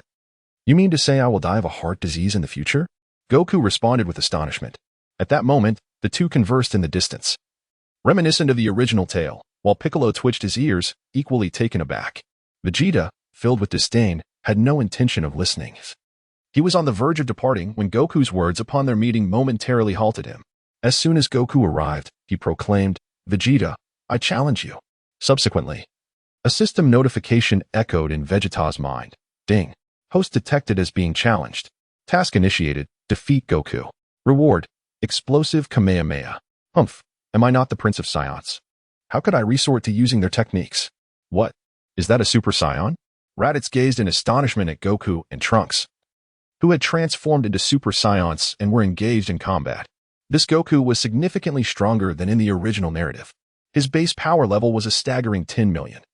And in his Super Saiyan form, it soared to 500 million. Trunks, on the other hand, possessed a power level of around 220 million. Unbelievable. I never imagined Kakarot could attain the status of a Super Saiyan while we remain trapped in the realm of the false Super Saiyan. Baba, stroking his bald head, expressed his surprise, particularly over the past year. Their own power levels had only increased to 3 million. In their base forms, they were already outmatched by Kakarot, let alone in transformation. What else could you expect when you squander a year playing around? Even lower-class warriors can achieve 10 million power levels. Just look at your own. Vegeta, having claimed the reward of the detector, let out a disdainful snort. Well, Prince Vegeta, I too am a low-class warrior, Raditz remarked. Scratching his head, only Nappa wore a dark expression, for he hailed from a prestigious lineage among the Scions, belonging to the ranks of elite warriors. It was one thing to be on par with Raditz, a low-class fighter boasting a combat power of 3 million, but it was utterly humiliating that even Kakarot, another low-class warrior, surpassed him. Goku's transformation into a Super Saiyan was a result of training on planet Yardrat and confronting formidable adversaries, which incited his rage and triggered the transformation. Subsequently, he spent 6 months mastering this new form. The Kai had informed him that the golden state he achieved was akin to that of Vegeta's, further bolstering Goku's confidence in surpassing Vegeta. At this moment, Goku and Trunks had concluded their conversation, and Trunks was preparing to return, anxious about potential unforeseen events back home. Vegeta paid him no mind. He felt little emotional connection to the revelation that the child in question was indeed his son. Much like the original Vegeta, it would take a year of rigorous training in the hyperbolic time chamber for him to acknowledge the boy as his offspring. Observing that Goku was at a loss for words, Piccolo stepped in to elucidate, deftly sidestepping the topic of Trunks' identity. So, does this mean that in 3 years, a formidable foe will emerge? We must dedicate ourselves to training, Yamcha remarked, furrowing his brow. He had already been resurrected. Indeed, I have no desire to meet my end again, so let us all train diligently, Tin stated as he departed, unwilling to squander any time. 3 years. Neither too long nor too short. What about you, Piccolo? Goku inquired, gazing at him. He believed in Piccolo's strength. A year ago on Namek, when Piccolo had absorbed Nail, Goku had felt a significant pressure. Now, even while suppressing his power, he felt confident that he could still hold his own. Of course, I have been training. Did you not hear what I said? The formidable adversaries of the future are exceptionally strong, and you, my friend, would do well to consume this special medicine in advance. Piccolo replied coolly, casting a glance at the potent medicine in Goku's hand. Chapter 33, Mission Reward, the Explosive Kamehameha. Let's discuss that later, Goku said, turning to Piccolo. Once I finish my battle with Vegeta, you and I shall have our own duel. All right. However, old friend, the odds are quite high that you will suffer a crushing defeat. How can one know without a fight? We'll just have to wait and see, Piccolo chuckled. Choosing not to elaborate further, the prowess of Vegeta is evident for all to see. Have you concluded your discussion? Vegeta folded his arms and stepped forward, speaking coolly. Oh, Vegeta, are you feeling impatient? Humph. How do you keep Prince Vegeta waiting? Who do you think you are? Nanny. Piccolo assumed a battle stance. When you say who do you think you are, that includes all of you. Vegeta, there's no need to be so rude. We are all friends. Bulma shouted. TCH, come and fight. Kakarot. Vegeta shouted fervently. Currently, Kakarot is the designated target. The explosive Kamehameha must be unleashed. He must secure this victory. He bears a title. Albeit the moniker Speedy Tragedy sounds a bit unflattering, yet he relishes the enhanced critical damage of his ultimate attack. All right, let us go. As he spoke, Goku soared off in another direction. Vegeta crossed his arms and, in an instant, teleported behind Goku. Ah, instant transmission. Vegeta, you can do that too. Goku exclaimed in astonishment. This technique required a profound sensitivity to energy, unlike Vegeta, who merely grasped it with a cursory awareness to teleport. It could be said that there was quite a significant disparity between the two. Is it really that difficult? Vegeta scoffed, dismissing the matter entirely. Goku assumed a fighting stance and then swiftly appeared before Vegeta, delivering a powerful punch. Get lost. Vegeta delivered a powerful high kick, sending Goku flying and inflicting significant damage upon him. Kakarot, cease your childish antics. Are you merely testing me? What strength do you possess? Vegeta scoffed, questioning Kakarot's audacity to challenge him without transforming into a Super Saiyan, given his own battle power of 10 million. Did this imply a lack of respect for him, Vegeta? Goku, bloodied and collapsed, lay on the ground. The disparity between 10 million and 60 million was glaring, especially considering that Vegeta had not held back. The fact that Goku had not been defeated instantly was a testament to the protagonist's fortuitous fate. Ding. Congratulations to the host for completing the task. and acquiring the mighty explosion Kamehameha. In Vegeta's mind, the method of utilizing the Big Bang attack resonated vividly. Originally, the Big Bang was executed with a single hand, but now it required both hands. Subsequently, by harnessing the energy of the Kamehameha, he transformed the Big Bang into this iconic technique. This move embodies a formidable fusion of the Big Bang and the Kamehameha. How enlightening! It is indeed significantly more powerful, even surpassing my final flash. Vegeta muttered, Vegeta, your strikes are rather ruthless. Bulma stepped forward, and Gohan along with the others followed suit. Vegeta scoffed, retrieving a mystical bean from his system pouch and tossing it aside.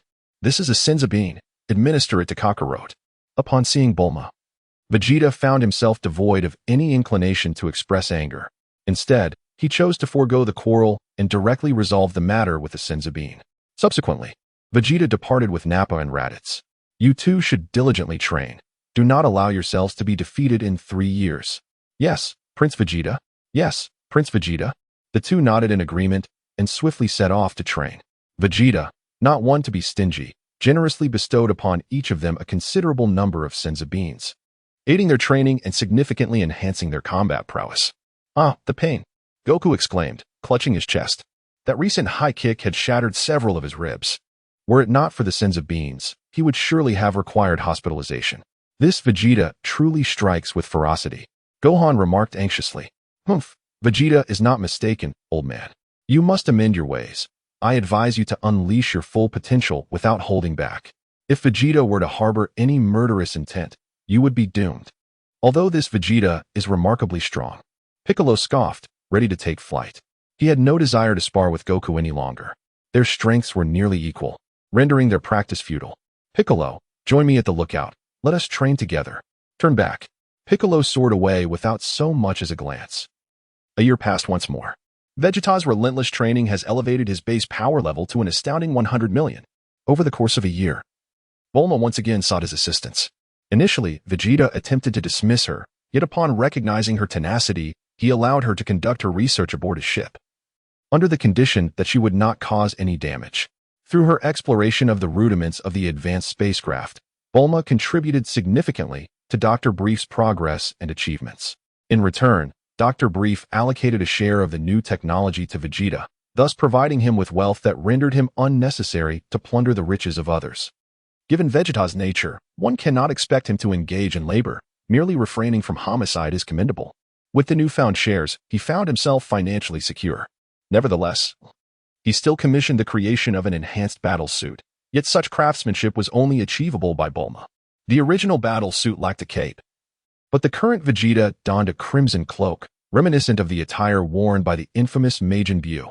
Upon accessing the attribute panel, it revealed, Host, Vegeta title, Tragic Speedster power level, 100 million.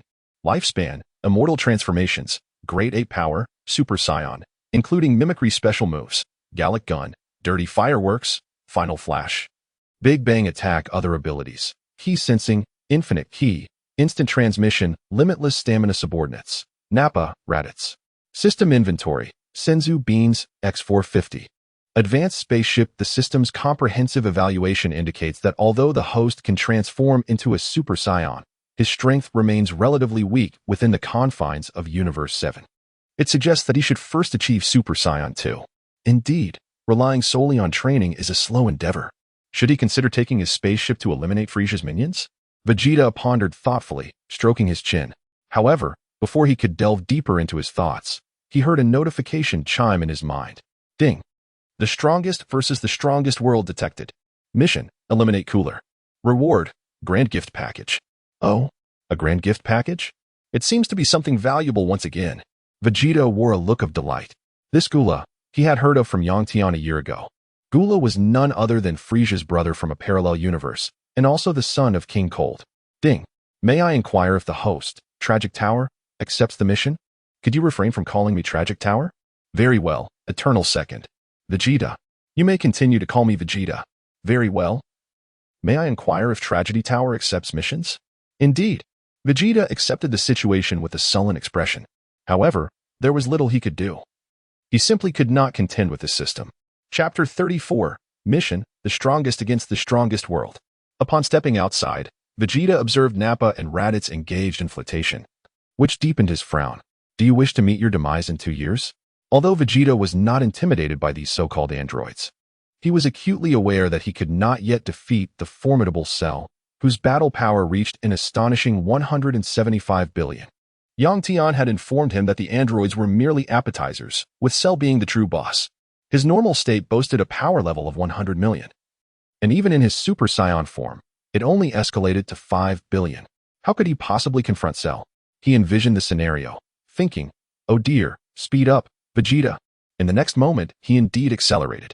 Contemplating this, the corners of Vegeta's mouth twitched. With the advent of the system granting foresight, he felt a newfound sense of security. Otherwise, he would have been complacent with his 100 million battle power, only to be utterly overwhelmed when Cell emerged. Ahem, Prince Vegeta, we acknowledge our mistakes. The two declared as they rose to their feet, witnessing the women being shooed away by Nappa and Raditz. Vegeta let out a cold snort. Let us proceed. We have a mission. Upon hearing this, the eyes of the two companions sparkled with enthusiasm. This task promised to be far more engaging than solitary training. In the next instant, a brilliant flash enveloped them, and the three were teleported away. A world of the strongest against the strongest. Nappa and Raditz surveyed their surroundings, feeling as if they were in an identical replica of the Earth they currently inhabited. Nappa spoke up, Prince Vegeta, is this not Earth? Indeed, it is Earth, Vegeta affirmed. And our objective this time is to eliminate Cooler, Frieza's brother. Frieza has a brother? Raditz inquired. To which Vegeta confidently replied in the affirmative. Raditz firmly believed in the prince's words. Vegeta disregarded the words of the two and soared into the sky, having already sensed their auras. Meanwhile, Goku, having consumed a Senza bean, revived with vigor.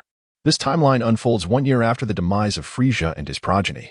Mirroring the timeline of Vegeta, the sole distinction lies in the fact that this parallel universe connects to the previous world of Super Saiyan Goku. As previously mentioned, in that realm, Goku vanquished Frieza with a spirit bomb, thus never attaining the Super Saiyan transformation. Furthermore, Vegeta, being of a nefarious nature, was not resurrected by the dragon. This is the author's premise, as every creator possesses their own narrative constructs, leading to the inherent chaos of timelines and cinematic adaptations. This complexity elucidates why, upon encountering Cooler, Goku instinctively considered employing the Kaioken technique rather than transforming into a Super Saiyan. This narrative unfolds post-Frieza, amidst their outdoor excursion. In this timeline, Trunks has also arrived. But upon realizing that Goku in this world cannot transform into a Super Saiyan, he departs in disappointment. After all, it was Goku's spirit bomb that had obliterated Frieza. Even Goku's ultimate form in battle against Cooler was facilitated by a mere bird. This version of Goku is not yet proficient in transforming into a Super Saiyan, lacking even the concept of such a transformation, rendering him significantly weaker than the original Goku, who first encountered Trunks upon returning to Earth. However, this Goku possesses a base power level greater than that of his Namekian counterpart, boasting a formidable combat strength of 10 million. In contrast, Cooler's battle power measures at 470 million. Otherwise, Goku's initial impression upon meeting Cooler would have been one of superiority over Frieza. In his transformed state, Goku achieves a power level of 500 million, which allows him to push Cooler back. My foolish brother, with your feeble strength. It is no surprise he suffered a crushing defeat. Cooler, resembling Frieza's final form with a bald head yet differing in skin tone, currently possesses a battle power of 150 million, still far from his ultimate form of 470 million. To Cooler, Goku's base power of 10 million is indeed insignificant. He ponders why Frieza fell to him. Perhaps he had struck during Frieza's untransformed state? Who is your brother? And what is Frieza to you? Goku inquires, furrowing his brow. At this moment, he has yet to employ the Kaioken technique, which leads Cooler to underestimate him. Yet, he is capable of utilizing the Kaioken ×2. Were he to encounter Frieza from Namek at this juncture, he could defeat him without even resorting to the spirit bomb. My foolish brother, his name is Frieza? I am his brother, Cooler. Gula spoke, swiftly appearing before Sun Wukong, delivering a powerful punch that sent him flying. Blood streamed from Sun Wukong's nose, yet he persevered, unleashing the Kaioken technique. The 20-fold Kaioken. A crimson aura surged forth, elevating his battle power from 10 million to 200 million. Upon witnessing this, Gula's expression hardened. However, before he could react, he was struck and sent flying by a single punch. Subsequently, A relentless barrage of punches from Sun Wukong left him incapacitated. Standing beneath the waterfall, Gula wiped the blood from his nose. Now I understand. No wonder my brother met his demise at your hands. Gula declared, gesturing grandly. There's one more transformation. What? He continued with a laugh. I possess an additional transformation beyond my brother. As he spoke, he assumed a seated posture to gather energy, initiating his ultimate transformation. In that moment, Gula's body expanded significantly, growing even more formidable. From his head, four horns extended backward, while his mouth was shielded by a mask, though it could be removed. It was merely for flair. His eyes transformed into red pupils, and protrusions resembling armored shoulders emerged, along with two horns sprouting from his back. His arms elongated, taking on a scythe-like appearance. Most importantly, his power surged dramatically, escalating from 150 million to 470 million battle power. Now fully transformed, Gula regarded Sun Wukong with a broad smile. To perish in my presence at this state, you shall be the first and the last. As Gula's words echoed, he stood before Sun Wukong. Despite his flurry of punches and kicks, they proved ineffective against Gula. In contrast, Gula retaliated with a single punch that sent Sun Wukong hurtling away. With a resurgence of his crimson aura, Sun Wukong invoked the 20-fold Kaioken Kamehameha. The force of this attack reached an astonishing 220 million battle power. A mere trick, Gula scoffed, effortlessly cutting through the Kamehameha. The technique struck him, yet had no effect whatsoever. What? Sun Wukong gasped in disbelief. In that fleeting moment of shock, he was sent flying once more. Gula swiftly moved, delivering a kick that slammed Sun Wukong into the rocks. Then, with clenched fists, he pounded him into the ground. Sun Wukong, surrounded by a white aura, floated momentarily in the air, gasping, ha, ha, ha. This really hurts. Chapter 35, Vegeta explodes Gula. 20-fold Kaioken. Sun Wukong once again unleashed the King Kai Fist. In an instant, he accelerated to appear behind Gula. However, Gula did not turn around. With a mere flick of his fist, he sent Wukong hurtling away. Wukong was propelled several meters back and activated the King Kai Fist once more, charging forward again. Yet, he was still struck back. Without hesitation, Wukong attempted to retreat, only to collide with Gula's back. Stunned, he thought to himself, what astonishing speed is this? Am I unable to even keep pace with a 20-fold King Kai Fist?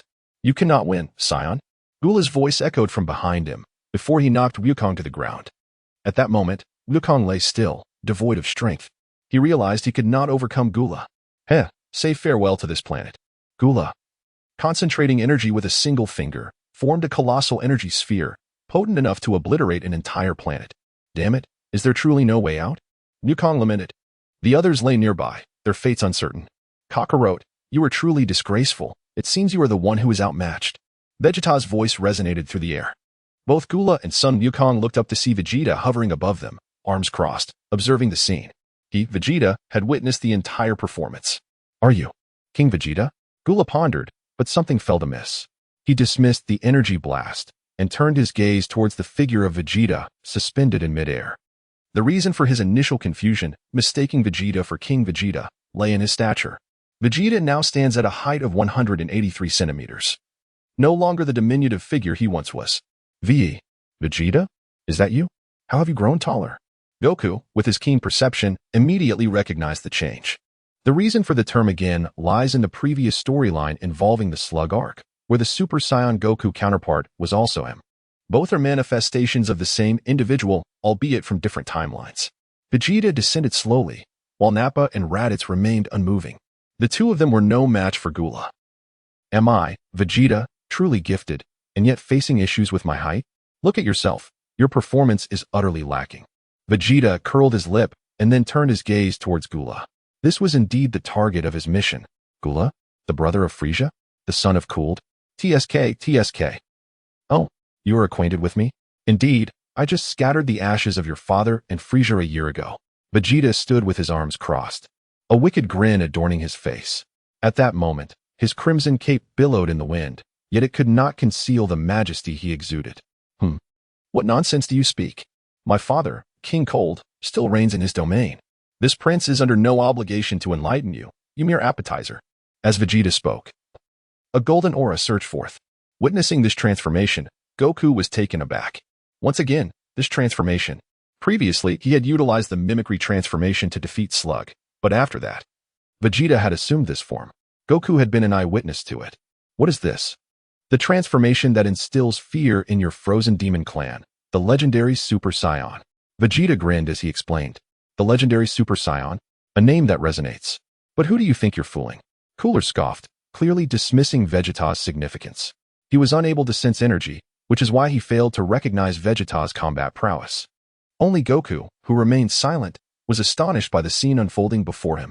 He could sense the energy and understood the vast disparity between the two. It could be said that Vegeta was the full moon, while Cooler was merely a firefly. Fooling? Haha. Vegeta heard an amusing remark and instantly vanished from his spot. Nanny, such incredible speed. Cooler was astonished, having not perceived Vegeta's movement. In the next moment, Vegeta's left foot landed on Cooler's tail, while his right foot rested upon one of Cooler's legs, seizing his head and pulling it upwards with great force. A heart-wrenching cry escaped Cooler's lips. He attempted to grasp Vegeta with his hands, yet the overwhelming strength of Vegeta left him utterly powerless to resist. A chilling scream reverberated throughout the surroundings. Nappa and Raditz stood in stunned silence, though they were not entirely taken aback. Vegeta has indeed consumed the flesh of extraterrestrial beings. What does that signify? Eating a frozen demon seems hardly surprising. Only Goku cannot bear to witness it, closing his eyes in dismay. Kakarot, this is what one might call true combat. Vegeta cast a derisive glance at Kakarot. In the next moment, he violently wrenched Guldo's head from his body. Without hesitation, he hurled the severed head towards Son Goku. Locking eyes with him, Goku, who was sprawled on the ground, was taken aback and let out a terrified scream, having never before witnessed such a gruesome spectacle. Vegeta did not hesitate. With a single energy blast, he obliterated Gula's body. Ding! Congratulations, host. You have completed the task and received a special gift package. Upon hearing the system's notification, Vegeta flashed a grin, eagerly anticipating the contents of this gift package. Unveil the gift package. Vegeta muttered to himself. Ding. Congratulations to the host for unlocking the grand gift package, acquiring 100 million combat power, 100-fold enhancement in training talent, and 500 milliliters of divine nectar. Only 100 million combat power? Vegeta furrowed his brow, a hint of displeasure crossing his features. Damn it, Tragedy Tower. Your current power level stands at merely 100 million. What are you thinking? I expected a reward in the realm of several hundred billion. What have you been fighting? Do you genuinely believe you deserve a reward of such magnitude? Yang Tian could only respond with exasperation. Ahem, well, let us set that aside. What does it mean to enhance my training talent 100-fold? I am a prodigious fighter, a genius amongst Scions, and my prowess in combat is unparalleled. This makes me appear rather inadequate. Vegeta smirked, but no sooner had he spoken than a spark of enlightenment struck him. He realized that training need not solely involve throwing punches in the gravity chamber. Your IQ is merely 250, while Kakarot's IQ soars to 500. Vegeta. TM. Who are you mocking? Nectar of the Gods. TSK, merely 500 milliliters? How miserly of you. Vegeta curled his lips in disdain. However, upon reading the note, his eyes widened in astonishment. The exquisite elixir, upon consumption, could render one's body more resilient and robust, while simultaneously augmenting one's combat prowess. Upon encountering this note, Vegeta hesitated not a moment. He promptly retrieved the vial from his system's inventory and unscrewed the cap. A delightful fragrance wafted forth. Vegeta did not hesitate. Fearing the effects of the medicine might dissipate, he gulped it down without a second thought. Gulp, gulp, and in an instant, 500 milliliters were consumed. Vegeta clicked his tongue, remarking, "The flavor is delightful, yet I do not sense any discomfort." Just as his words faded, a cacophony of cracking bones erupted throughout his body. Soon after, cries of anguish ensued. Chapter 36. Vegeta consumes the divine elixir. His battle power surges dramatically. Vegeta's anguished cries echoed throughout the heavens and the earth. As Nappa and Raditz rushed over, they beheld Vegeta writhing on the ground, his battle power surging dramatically. It gradually ascended from 200 million to 300 million. Then 400 million and 600 million, finally halting at 1 billion. Vegeta's base form has reached an astounding power level of 1 billion. This form surpasses his strength during the Cell Games by a slight margin. When Vegeta emerged from the hyperbolic time chamber for the second time, his battle power was recorded at 900 million.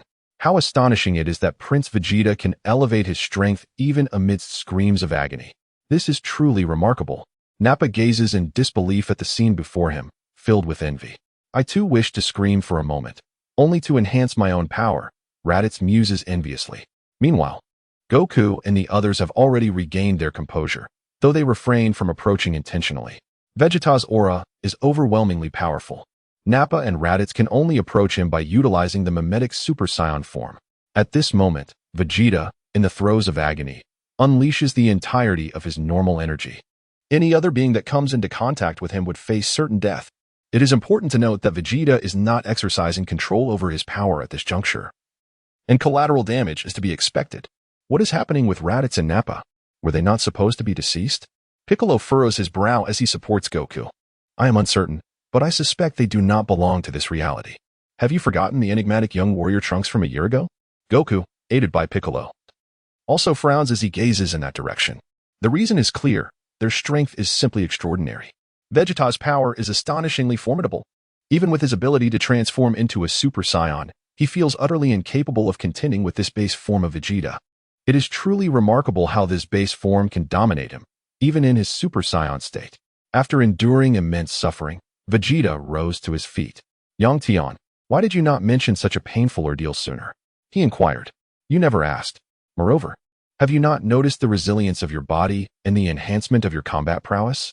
Even if you were to consume an excess of spirit tree fruits, it would yield no additional benefit. You must learn to be self-sufficient. Yang Tian replied, speechless. Vegeta felt a surge of discontent within. Just moments ago, he had humiliated himself with that anguished cry, a disgrace before the two of them. He had always held himself in high regard before them. What did you two witness?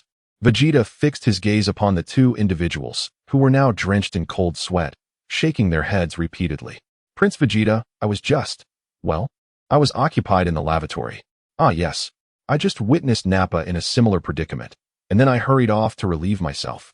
Raditz chimed in agreement. Upon hearing this, Vegeta took a moment to compose himself. Haha, Vegeta, you truly are one to cling to your pride. In the parallel universe, although you value your facade, you remain the king of embarrassment. Yang Tian's laughter resonated, causing Vegeta's expression to darken. How could he be oblivious to what was being said? He truly longed to obliterate his alternate self. Each time he boasted, he only ended up humiliating himself. Vegeta, with a grim expression, chose to disregard Yang Tian and instead awaited the teleportation. As for Kakarot and the others in the distance, he had no interest in them whatsoever. They were feeble, exceedingly weak, devoid of any thought that might capture his curiosity. Ding! Congratulations to Nappa, who exclaimed 666 from the sidelines, for receiving a task reward, the transformation into a Super Saiyan. In the next instant, two beams of light entered the minds of the two, granting them the ability to transform into Super Saiyans as well. Of course, their transformations were merely at the initial stage. As for Vegeta, he dismissed the notions of lower, middle, or advanced stages. There was no possibility of him losing power. With infinite energy at his disposal, how could he possibly tire? It could be said that Vegeta, in his current state, was at the pinnacle of transformation. Haha, I have become a Super Saiyan. Nappa laughed joyously. Without hesitation, Raditz also transformed into a Super Saiyan, his flowing locks indicating that he had reached the third tier of Super Saiyan power.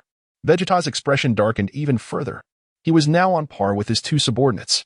Yang Tian, quickly tell me how to surpass the Super Saiyan transformation. I wish to ascend to the second tier of Super Saiyan.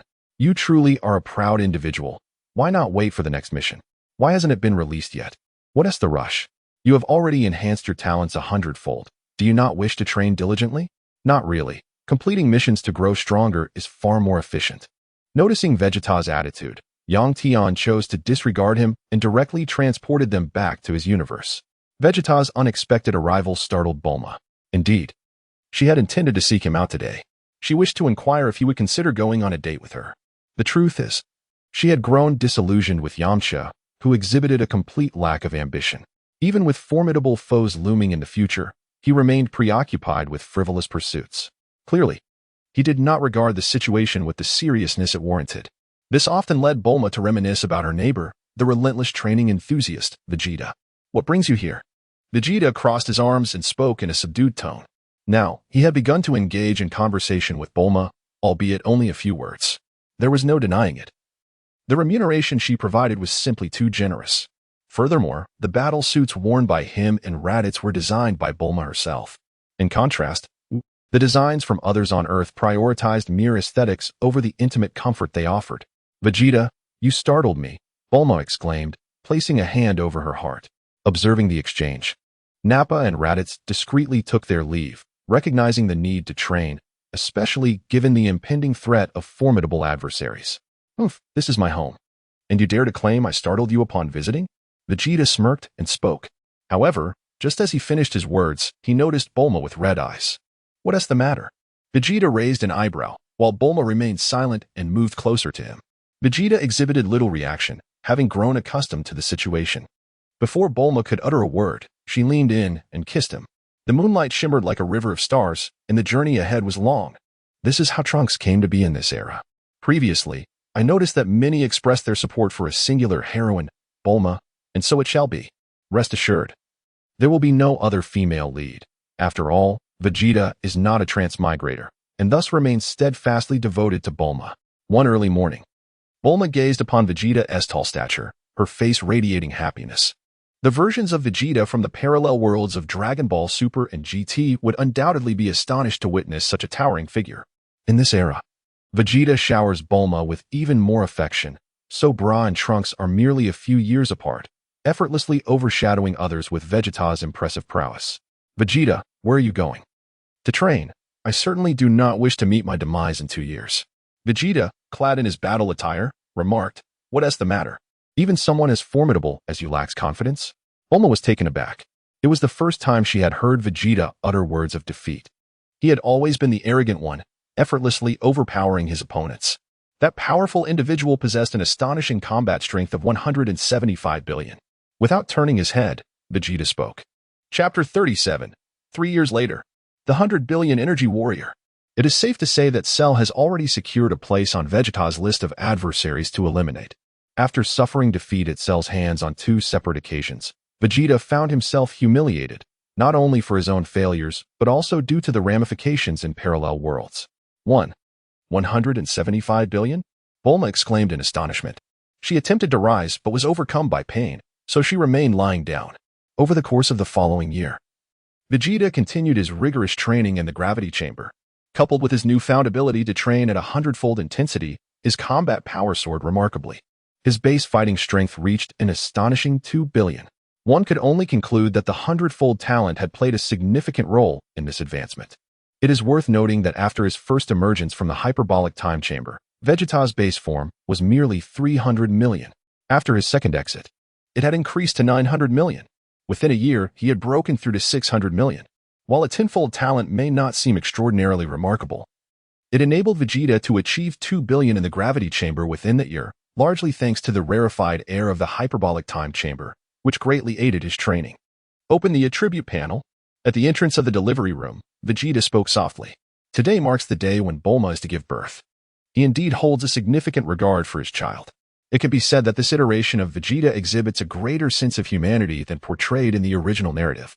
Host, Vegeta title, Tragic Speedster Combat Power, 2 billion.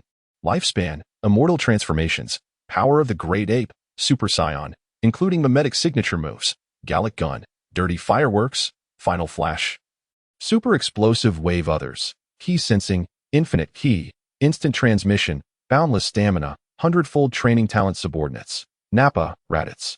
System Inventory, Senzu Beans, X450. Super Spaceship Comprehensive System Evaluation.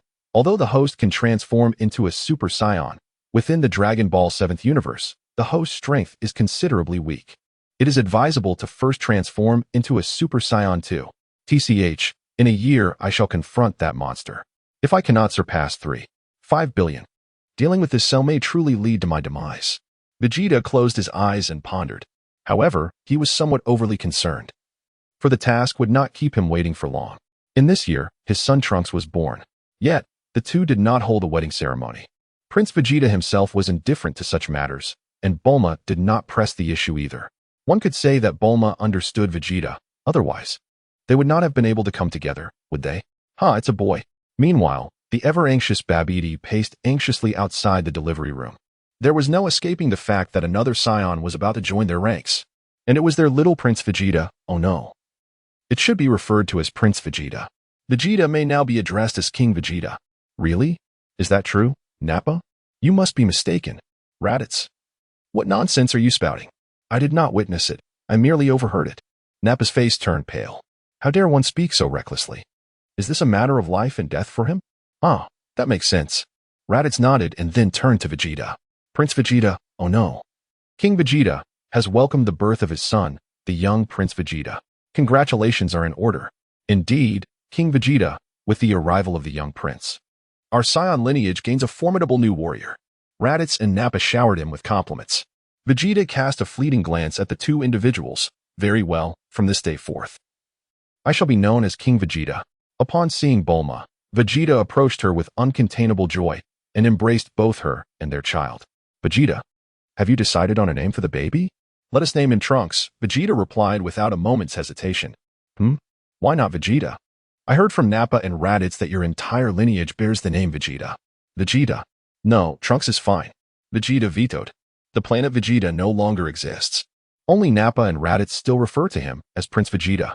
Oh no, now he is King Vegeta. However, others do not acknowledge his identity as Vegeta. Reviving the planet Vegeta and those scions is the only way to change that. Nevertheless, Vegeta has little interest in engaging in conversation with those brutal scions. He fears that a single action could lead to their resurgence. Presently, Vegeta has developed a hint of human warmth, thanks to Bulma. Well, in truth, I also wish to call him Trunks. It seems we share the same thought, Bulma chuckled. Vegeta also smiled. Time passed in the blink of an eye. 3 years had gone by, all thanks to the existence of Trunks. Vegeta has been training with remarkable diligence, yet he also finds time to be with his family.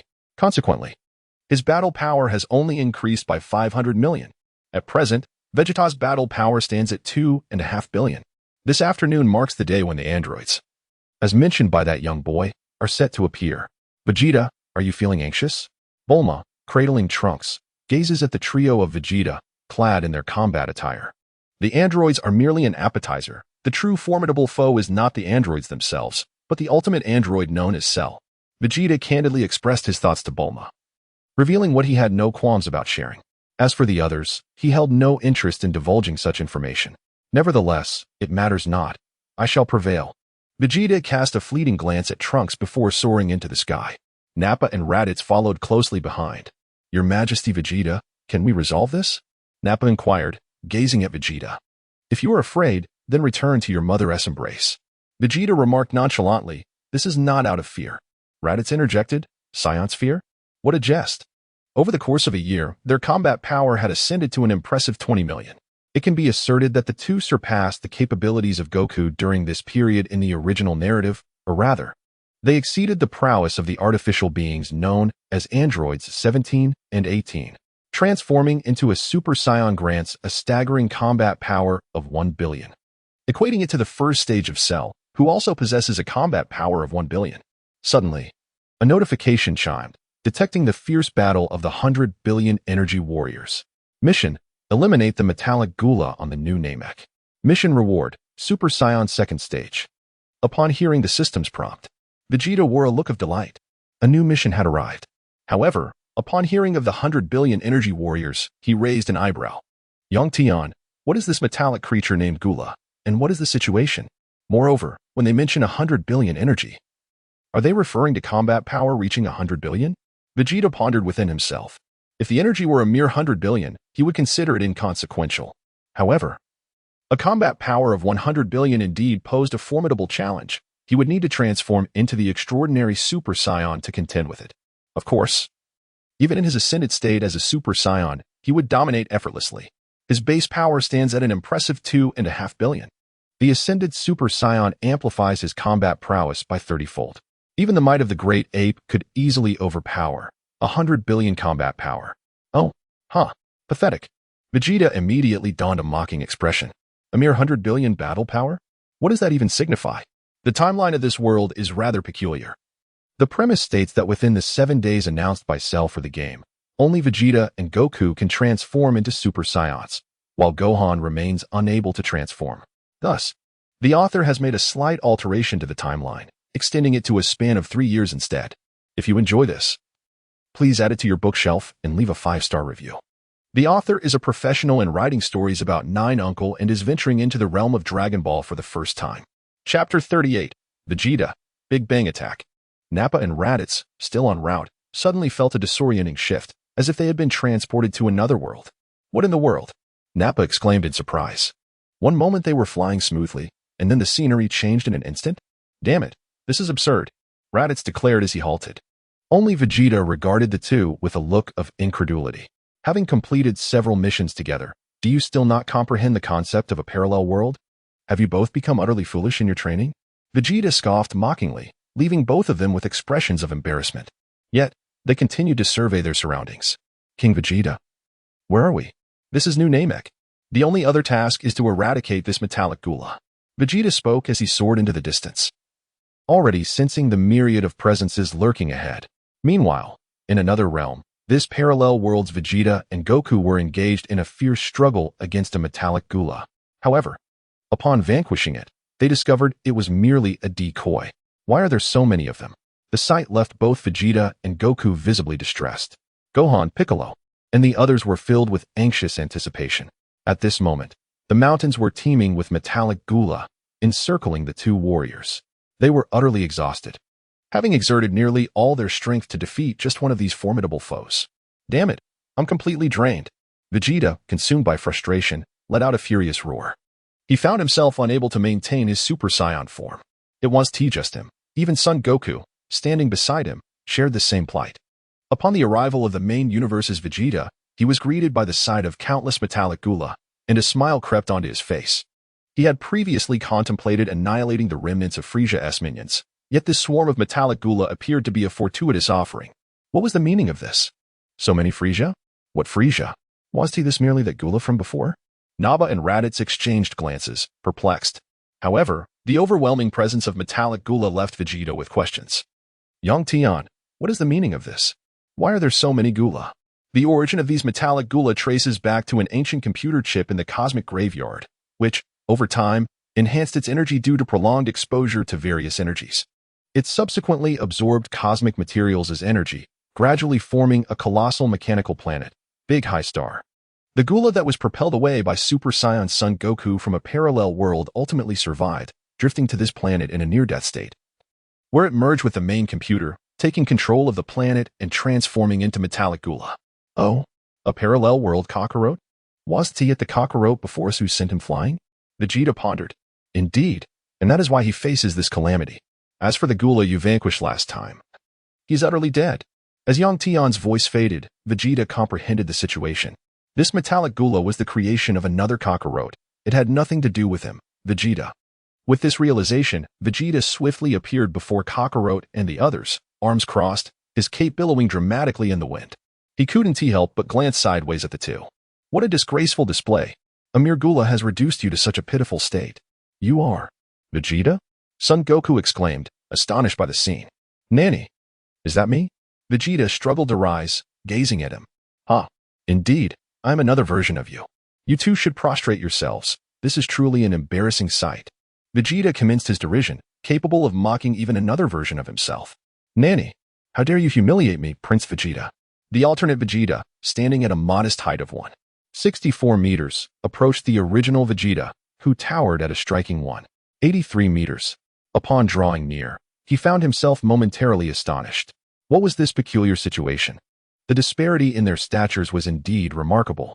Vegeta gazed at the parallel world-s Vegeta through his nostrils and remarked nonchalantly, humiliation? Just look at yourself. Are you still the Prince of Saiyans? A mere trifle, struggling so hard. What right do you have to boast before me? Vegeta proclaimed as a surge of rage propelled another version of himself away. Observing the terrifying aura of his counterpart, he furrowed his brow. Are you the future me? The cinematic version of Vegeta narrowed his eyes, acutely aware of the existence of parallel worlds, having previously encountered Trunks, who spoke of a formidable enemy that would emerge 3 years hence, plunging them into fierce battles. The Vegeta before him, exuding immense power, was perceived as a potential future self. Yet was he truly?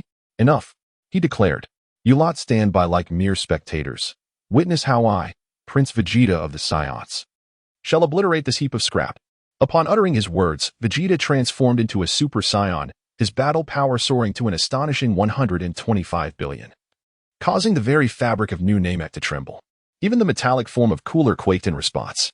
Such immense strength, it seemed, was beyond his capacity to absorb. He yearned to consume life to augment his own power, yet the aura that Vegeta unleashed was insurmountable. What? Such a terrifying presence. It leaves me breathless. Goku exclaimed in astonishment. Meanwhile, Vegeta stood in disbelief. Is this truly the extent of my strength? We are all Super Saiyans, yet the disparity is staggering. Nevertheless, recalling his earlier statement, he pondered deeply. It dawned on him that he was envisioning a future version of himself, though he was mistaken. It was indeed a parallel universe's iteration. Hahaha, Kakarot. It appears that my future self surpasses you. Vegeta erupted into hearty laughter from the sidelines. Goku, however, paid him no heed, his gaze fixed upon the unfolding scene. In an astonishing leap, Vegeta plunged into the ranks of the Gula army, wreaking havoc with unabated ferocity. With each punch and kick, accompanied by blasts of ki, he sent a multitude of Gula flying, reducing them to mere fragments. Ding. Congratulations to the host for annihilating Metal Gula, earning Treasure Chest X1. Ding. Congratulations to the host for annihilating Metal Gula, earning Treasure Chest X1. A cacophony of voices echoed, proclaiming his victories. As he beheld the remnants of Gula being obliterated and then reconstituted, Vegeta displayed a bloodthirsty grin. Haha. All of this is the result of my prowess, Vegeta. Vegeta stood amidst the void, unleashing an endless diffusion of energy waves that radiated infinitely in all directions. Countless metal gulas surrounding him were pierced and annihilated. This technique, reminiscent of the original Frieza saga, was previously employed by a furious Vegeta against Frieza himself. Yet it failed to land a hit. However, in this moment, it became a devastating force. Ding. Congratulations, host, on vanquishing a Metal Gula. You have received a Treasure Chest X1. Ding. Congratulations, host, on vanquishing a Metal Gula. You have received a Treasure Chest X1. Ah, how many more are there? Step forth all at once. Vegeta gazed mockingly at the scattered remnants of Metal Cooler. Moments ago, he had annihilated thousands of these metallic foes. It appeared that Metal Cooler had not reproduced again, as if their residual energy was nearly depleted. Who are you exactly? Why are there two of you? He demanded. The dead do not deserve to know the truth. Vegeta replied coolly, Answer me. How many more of you are there? Bring them all forth. Do not waste my time. Vegeta proclaimed, his golden aura surging once more. Meanwhile, Metal Cooler, witnessing this, twitched at the corners of his mouth, yet he suppressed his terror and declared, I am indestructible. I can generate countless more. With a sardonic chuckle, Vegeta retorted, Oh, is that so? Then prepare to meet your demise. Vegeta unleashed a devastating death ray, obliterating the remaining metallic Gula. He then retrieved a detector from his system backpack, a device capable of pinpointing the location of the original entity. He was determined to eradicate it. Tired of these metallic Gula, he pondered over the countless treasure chests he had discarded, wondering if he might uncover something worthwhile. Suddenly, a strong surge of battle energy caught his attention from a distance. Vegeta smirked, realizing its source. At that moment, Nappa and Raditz arrived as well. They had refrained from joining earlier, knowing that their presence would only hinder the fight, as they were ill-equipped to contend with the metallic Gula. Vegeta disregarded the two and soared into the distance. Before long, he arrived at the scene where the ancient cooler fused with the mechanical planet, a sight to behold.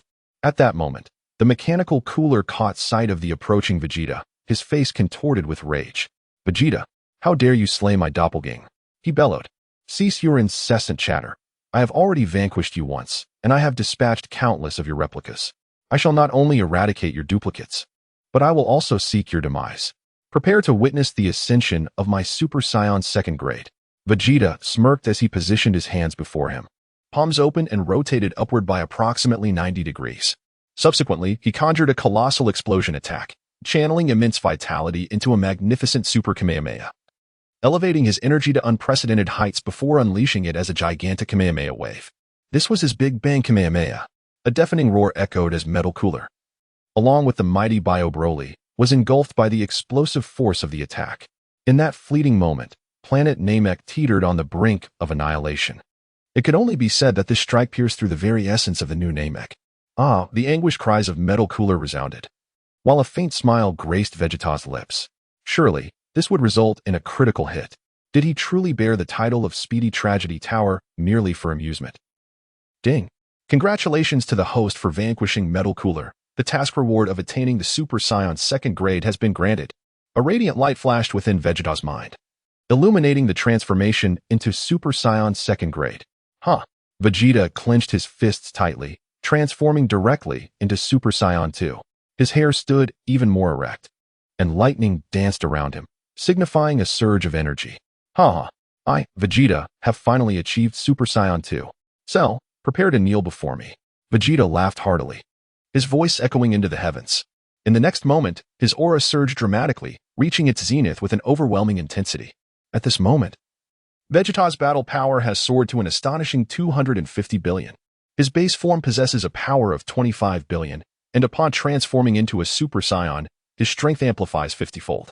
When he ascends to Super Saiyan 2, the enhancement reaches a staggering 100 times. What is this overwhelming energy? Could it be that he was not exerting his full strength just moments ago? Far away, both Vegeta and Goku sensed the immense power emanating from the main universe's Vegeta. Trembling in fear, there is no denying it. This level of power is simply too formidable. After their transformations, their battle power barely reaches tens of billions. While the distant Vegeta boasts a staggering 250 billion, the disparity is truly extraordinary. King Vegeta, is this a new transformation? Daba, having approached Vegeta, observed the crackling lightning surrounding him and inquired with curiosity. Indeed, this is a transformation that surpasses the Super Saiyan, which I refer to as Super Saiyan second stage, or simply Super Saiyan 2. Vegeta felt a surge of exhilaration. With such formidable combat power, what did he have to fear from Cell? Was 175 billion truly impressive? He, Vegeta, was even stronger. A cold smile crept across his lips as he envisioned the moment he would obliterate Cell. In the blink of an eye, Vegeta and his companions were transported away, for their mission had been accomplished. They had returned to their beloved Earth. Raditz surveyed the shifting scenery around him and remarked, "This is where we are headed, to the southern island, to confront the impending threat of the androids." Ding! Congratulations to Nappa and Raditz, who joyously exclaimed 666. For they had achieved a staggering combat power of 100 million. In an instant, their base power began to soar. Once at 10 million, they now surged to an astonishing 110 million. Haha. Although I did not attain the same transformation as King Vegeta, a tenfold increase in combat power is more than sufficient. Nappa exclaimed, marveling at his newfound strength. The transformation into a Super Saiyan was said to exceed 5 billion, and with this thought, Nappa and Raditz basked in their triumph. Vegeta disregarded the two, feeling a sense of disdain. How could they be so elated over a mere combat power of 100 million? Truly hopeless. Vegeta soared into the distance, acutely aware that time was of the essence, for he sensed that a battle had already commenced elsewhere. Clearly, the duration of his absence was mirrored by the passage of time in this realm. Along the way, Vegeta gazed upon the multitude of over 10,000 boxes, and without a moment's hesitation, he opened them all. Among these boxes were remnants from 3 years prior, when he vanquished the minions of King Cold. Open the treasure chests, Vegeta silently intoned, his eyes drifting towards a distant isle.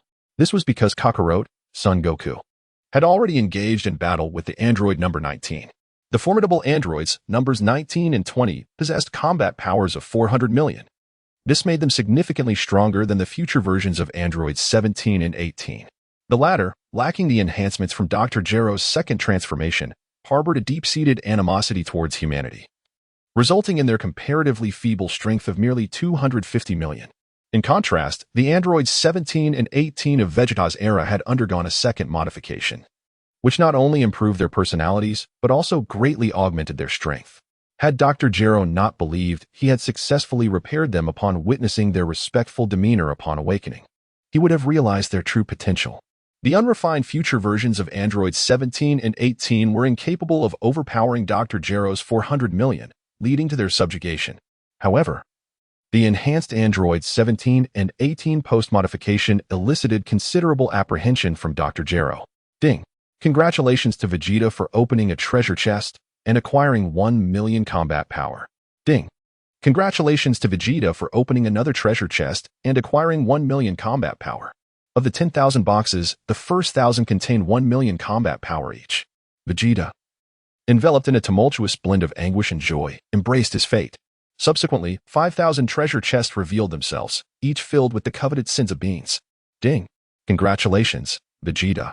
You have opened a treasure chest and received 1 Senzu bean. Ding! Congratulations, Vegeta. You have opened a treasure chest and received 1 Senzu bean. Chapter 39, Super Saiyan 2. Goku is mercilessly pummeled by the androids. Ding. Congratulations, Vegeta. You have opened a treasure chest and received one spirit tree fruit. Ding. Congratulations, Vegeta. You have opened a treasure chest and received one spirit tree fruit. As the final chest was unveiled, Vegeta's expression remained impassive, for he had amassed a staggering battle power of 1.5 billion, equivalent to 1,500 chests, each containing 1,000,000 battle power. Following this, the Senzu beans filled 1,000 chests, amounting to over 1,000 beans. It can be said that Vegeta had become quite affluent in Senzu beans. Next came the spirit tree fruits, thousands of them. Gazing at the thousands of spirit tree fruits in his inventory, Vegeta's face darkened.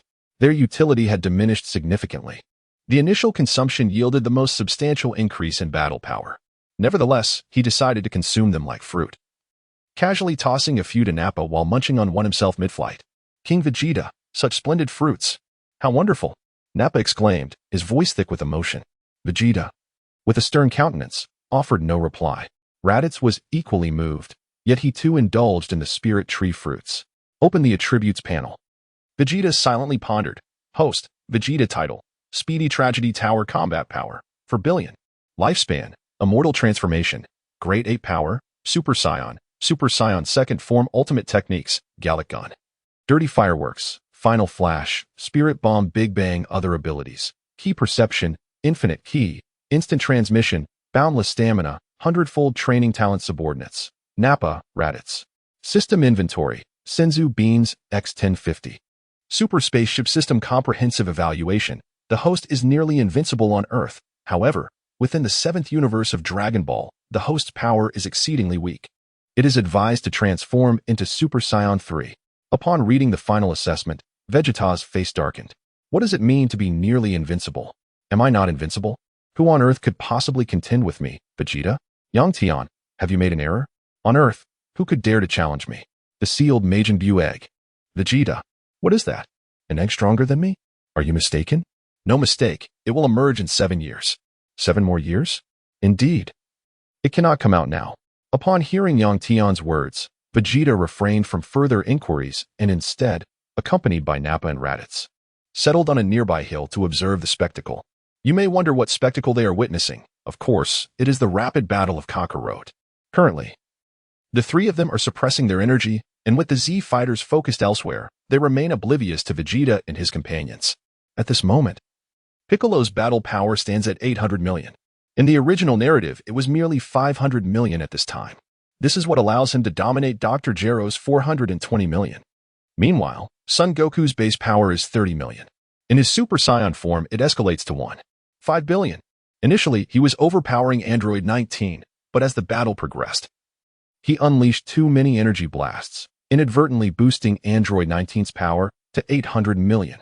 Goku, due to his inherent nature, approached the fight as a sparring session, which resulted in not only nurturing a formidable opponent, but also suffering a relapse of his heart condition, causing his power to plummet from 1.5 billion to 500 million. Android 19 is currently pummeling Goku relentlessly. Chapter 40. Earning hundreds of dollars a month. What are you risking your lives for? What is happening? Why is this android growing stronger with each blow? Krillin shakes his head in disbelief.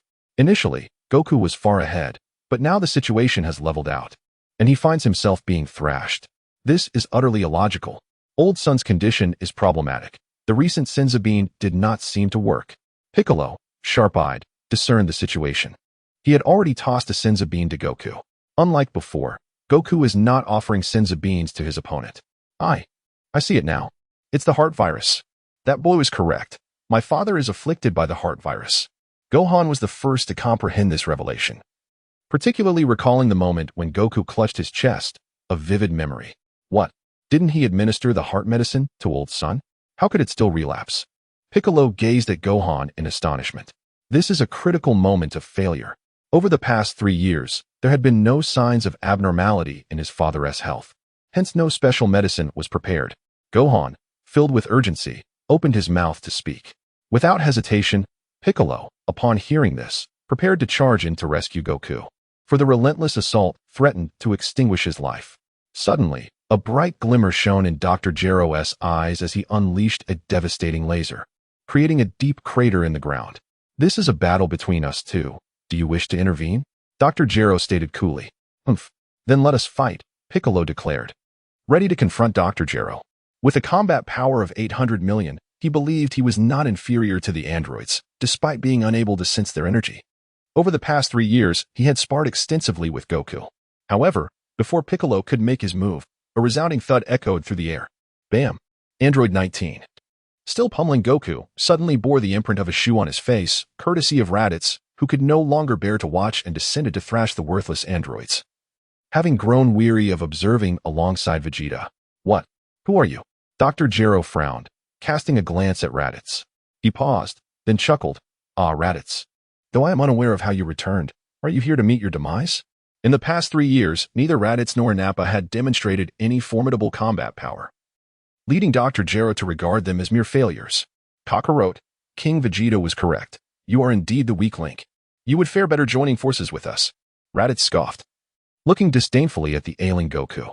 Presently, Raditz possessed a combat power of 110 million, while Goku, devoid of his heart condition, barely reached 30 million, leaving him far behind Raditz. Raditz, answer me. Have you come to shoulder Goku's burdens? Dr. Gero glared coldly at Raditz. He bore no grudge against him, and thus wished to refrain from confrontation. His singular focus was Kakarot, Goku. As a scientist of the Red Ribbon Army, after his organization was annihilated by Goku, he vowed revenge, tirelessly developing androids capable of defeating him.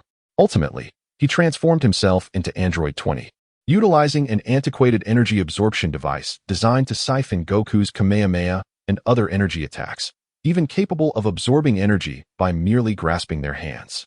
His aim was to grow stronger through absorption, a concept that later inspired the enhancement scene in Cell. Raditz disregarded Dr. Gero and seized Kakarot by the collar, flinging him towards Piccolo. My brother is truly a handful, fighting while ill. He is courting death. Go, attend to him properly. Beck did not hesitate and caught it with one hand. At that moment, Gene number 39 rose to his feet, covering his face that had been struck and gazing at Raditz with palpable anger. You wretch! How dare you ruin my plans? Just as he was about to take action, he noticed 2 figures descending from the sky. It was Nappa and Vegeta. Dr. Gero looked at the approaching duo and remarked, You scrap metal. How is it that in the future you can defeat us?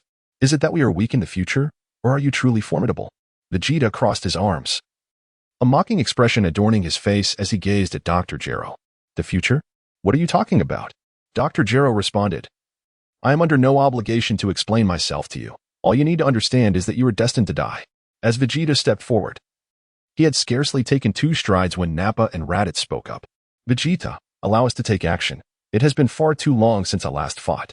Nappa exclaimed, cracking his knuckles in anticipation. Upon witnessing the situation, Vegeta nodded. Who among you will escort Goku to obtain the heart disease remedy? Piccolo inquired, casting a glance at the other Z fighters. I shall go. I find myself of little use here. Besides, I am well aware of where Goku's home is located. Yamcha was the first to respond. Recently pierced through the chest by an android, he was once again confronted by the terror of death, compelling him to wish to depart from this place. The sight of Vegeta instilled within him a profound fear and anger, for Vegeta had taken away his beloved Bulma and even had children with her, shattering his composure. Very well, upon your return, ensure you also take the heart disease remedy to avoid contagion. Piccolo agreed, permitting Yamcha to lead Goku away. However, upon seeing Goku about to be rescued, Dr. Gero attempted to intervene, but both Nappa and Raditz swiftly obstructed his path. A notification chimed. Ding. The Android saga has commenced. Mission: eliminate Android 19, release Androids 16, 17, and 18. Mission reward: upgrade from basic to intermediate instant transmission. The sound of the system prompt resonated. Vegeta squinted his eyes. Yang Tian, I have already instructed Nappa and Raditz to step aside. If they succeed in vanquishing the androids, would that be deemed a reward? Indeed, for they are your subordinates. Their actions in eliminating them would also count as part of your mission. Furthermore, allowing Dr. Gero to liberate the other androids is also a task. Yang Tian's voice echoed. Vegeta nodded in response. He had previously heard Yang Tian mention that his subordinates' actions could also be considered tasks. Ding. Would the host like to accept the mission? Accepted. Vegeta unhesitatingly clicked to accept. Just as Nappa and Raditz were about to make a move, Vegeta interjected, Nappa, Raditz, allow me to pose a question to them first. Upon hearing his words, Nappa and Raditz stood flanking Vegeta like loyal bodyguards.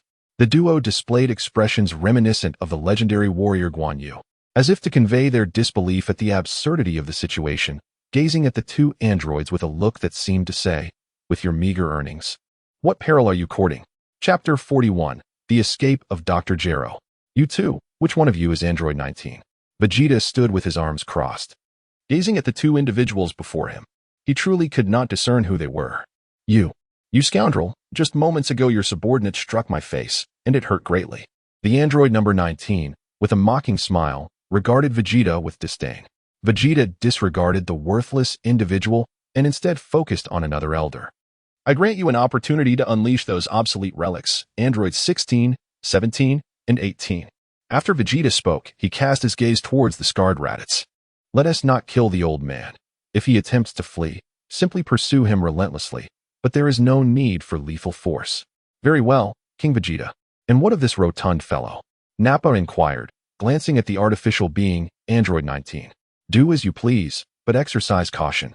We must not unleash such fury as to obliterate the Earth." Vegeta spoke with a calm demeanor. Upon hearing his words, Nappa charged directly at Android 19. Android 20 also moved, but was intercepted by Raditz.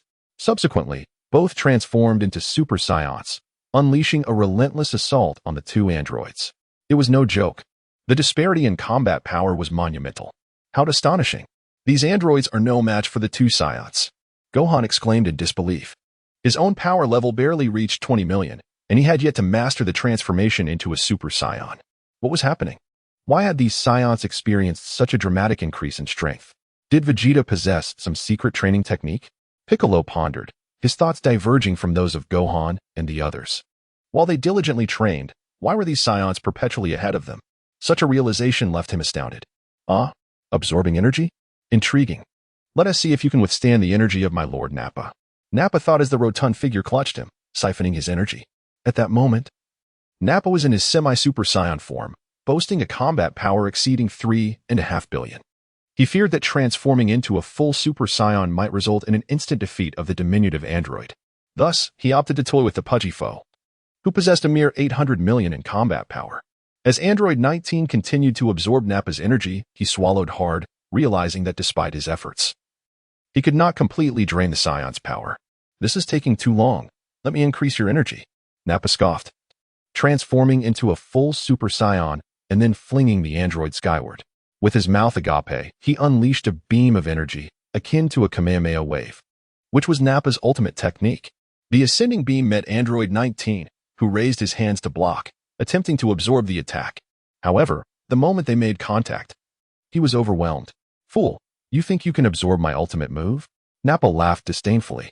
Meanwhile, Raditz was relentlessly pursuing Dr. Gero, Android 20, who was desperately trying to evade capture.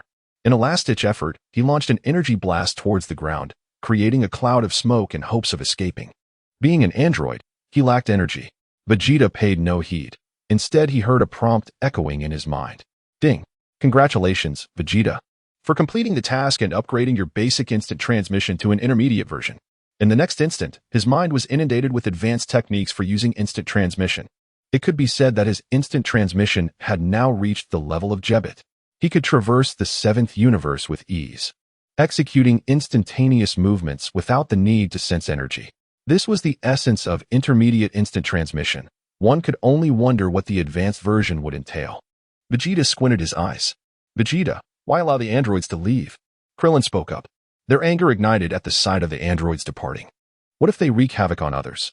You little bald-headed fool. How dare you address our King Vegeta by name? You must be courting death," Nappa exclaimed, stepping forward to teach Krillin a lesson. However, Krillin hid behind Piccolo. With a furrowed brow, Piccolo remarked, "The terror of these androids has already been articulated by that boy from the future.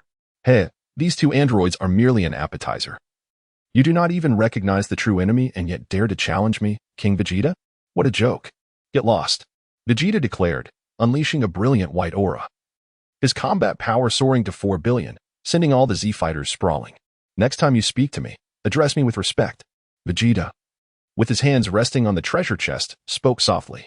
At that moment, an aircraft soared into view from the horizon, piloted by none other than his wife, Bulma. Simultaneously, another figure approached, revealing himself to be future Trunks.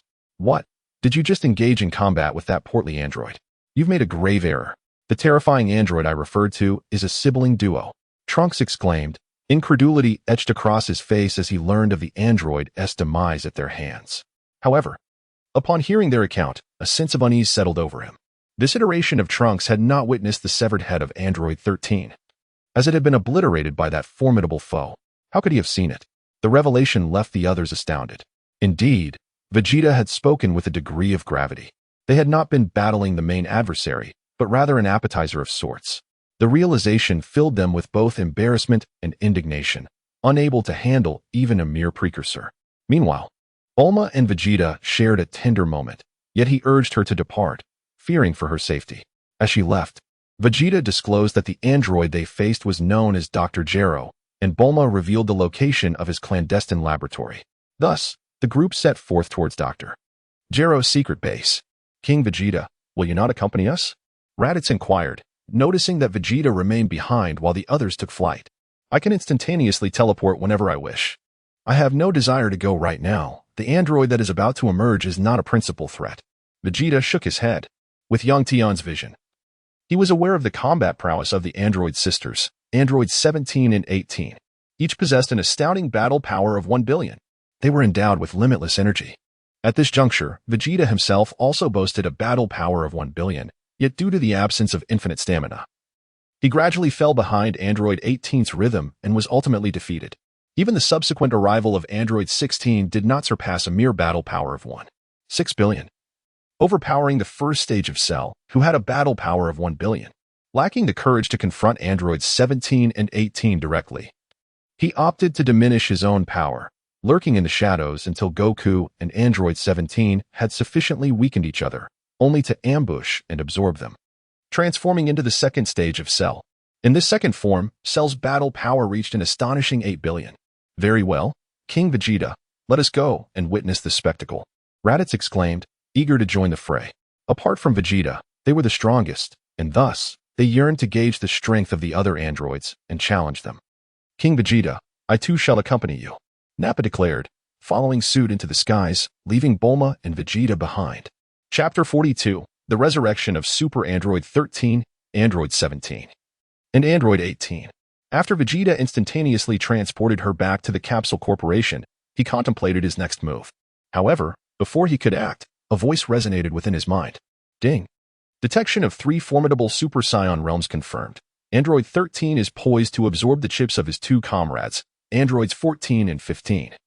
Preparing to transform into Super Android 13. Mission: eliminate Super Android 13. Mission reward: Sun Ray Cannon. Why are there suddenly more androids? Moreover, what is the extent of Yang Tian's prowess as a super android? And what exactly is this Sun Ray Cannon? Vegeta inquired with curiosity.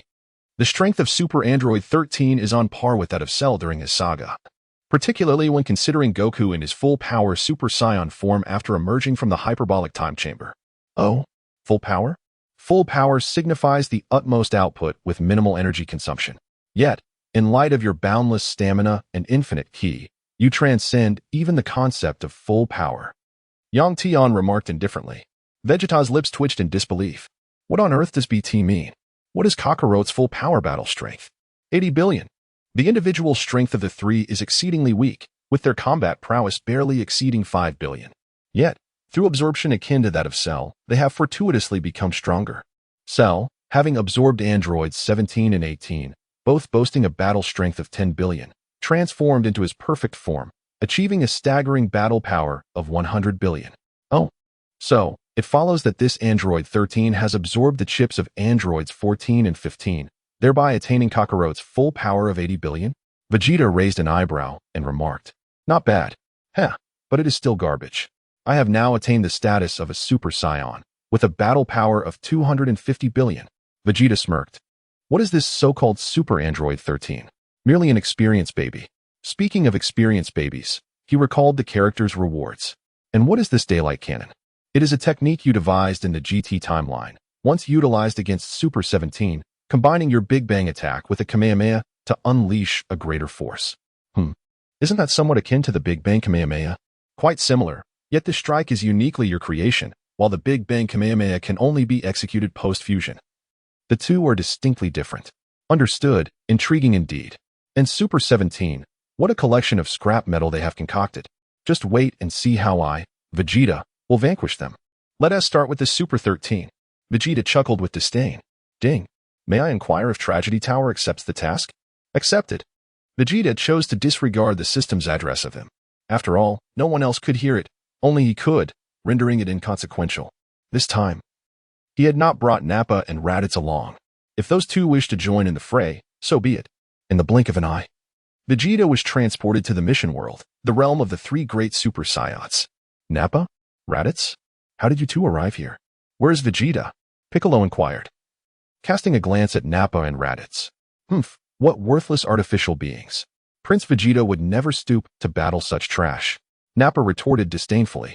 Indeed, my Lord Nappa could easily defeat them without breaking a sweat. Raditz chimed in, both exuding an air of arrogance, particularly Nappa, who relished the thought of a fight. He cracked his knuckles, the sound echoing ominously. Ah, splendid. The artificial beings that show up later will be your responsibility, Krillin exclaimed, his face lighting up at the prospect of the Saiyans taking on the androids. With Goku absent, the remaining Z-fighters were ill-equipped to confront the androids alone. Enough chatter. This place is vast. We mustn't lose our way. Piccolo chided Krillin, glancing around. Due to the androids' lack of energy signatures, they could not detect their presence. They were situated not far from Dr. Gero's secret laboratory. The group then decided to split up in search of any detectable energy signatures. When Krillin discovered Dr. Gero's whereabouts, he erupted with energy. All Z-fighters, along with Nappa and Raditz, rushed to his side. There, I saw that android, Dr. Gero, enter that hidden base. Krillin pointed out. Well, what are we waiting for? Let us go in, Tien Shinhan proclaimed. As soon as he finished speaking, Nappa and Raditz soared into the air, clearly unafraid. Their confidence was well-founded. In their normal state, they possessed a power level of 110 million, and upon transforming into Super Saiyan, it soared to 5 billion. Frankly, aside from the second stage cell, they could decimate their opponents without hesitation. The second stage cell boasted a power level of 8 billion. Though formidable, Nappa and Raditz had yet to reach the level of Vegeta upon his first emergence from the hyperbolic time chamber. At that moment, Vegeta's Super Saiyan power level was an astounding 15 billion. Furthermore, his second stage Super Saiyan muscular form, which he proudly referred to as Super Vegeta, had a power level of 21 billion. This second stage offered a remarkable power increase of 70 times his normal state, but came at the cost of substantial energy and stamina depletion. The third stage involved muscle expansion, a transformation previously achieved by Trunks and Goku within the hyperbolic time chamber. This stage represented an 80-fold increase in normal power. Similar to the second stage, but with the added drawbacks of considerable energy consumption and a significant reduction in speed, albeit with enhanced strength. In the midst of chaos, Trunks adeptly switched between his output modes. The ordinary Super Saiyan exhibited remarkable speed at full power. In the instant of combat, he transitioned to Super Saiyan Level 1. Third stage, achieving a staggering 80-fold increase in his offensive capabilities. As they beheld Nappa and Raditz entering, Trunks and his companions surged forward into the secret base. There, they encountered three figures, or rather, one android and two Saiyans. Dr. Gero clutched a remote control, his expression betraying palpable anxiety. Yet, he resolved to activate androids 17 and 18. Nappa, where are your reinforcements? He grumbled, eyeing the nervous doctor with disdain. Ah, they are right here. It seems you wish to court death by entering. Dr. Gero retorted coldly, his fingers deftly pressing two switches. Instantly, two stasis pods powered up, and in the next moment, they sprang open. The dormant androids 17 and 18 awakened, rising slowly to their feet. Is this truly your savior? Nappa mocked. These two youths could hardly contend with him and Raditz, despite their battle power being a billion. Yet, in another realm, it was this very android 18 who had bested Vegeta. Dr. Gero's fury mounted as he heard Nappa's brazen taunts.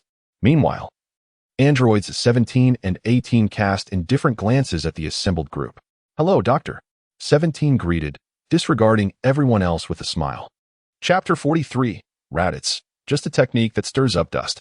Ah, did you just call me 17? Dr. Gero exclaimed in surprise. It was well known that the freshly awakened 17, prior to any modifications, had been a feral force, mercilessly attacking anyone in sight. This was why Dr. Jero had initially subdued him and subsequently altered his programming.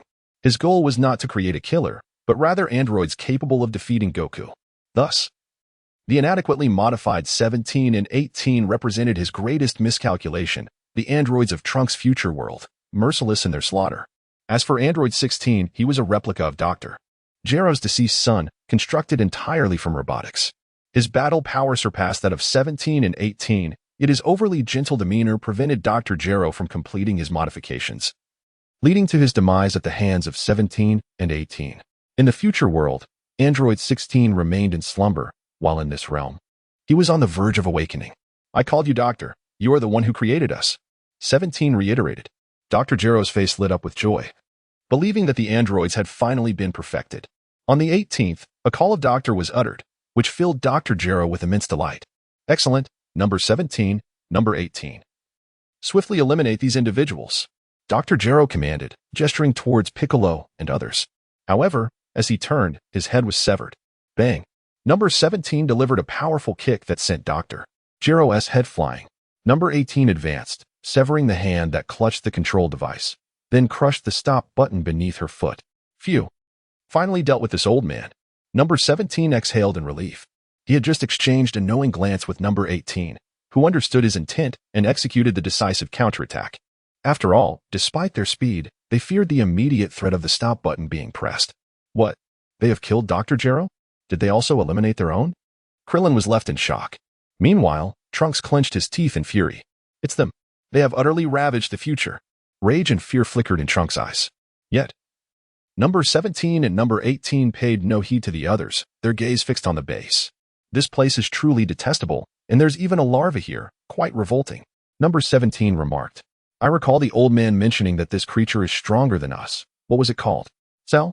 Yes, if I remember correctly. It was designed to absorb us. Quite disgusting. With that, number 17 unleashed a key blast, annihilating the still developing Cell. Thus, the era of Cell met its end. 18.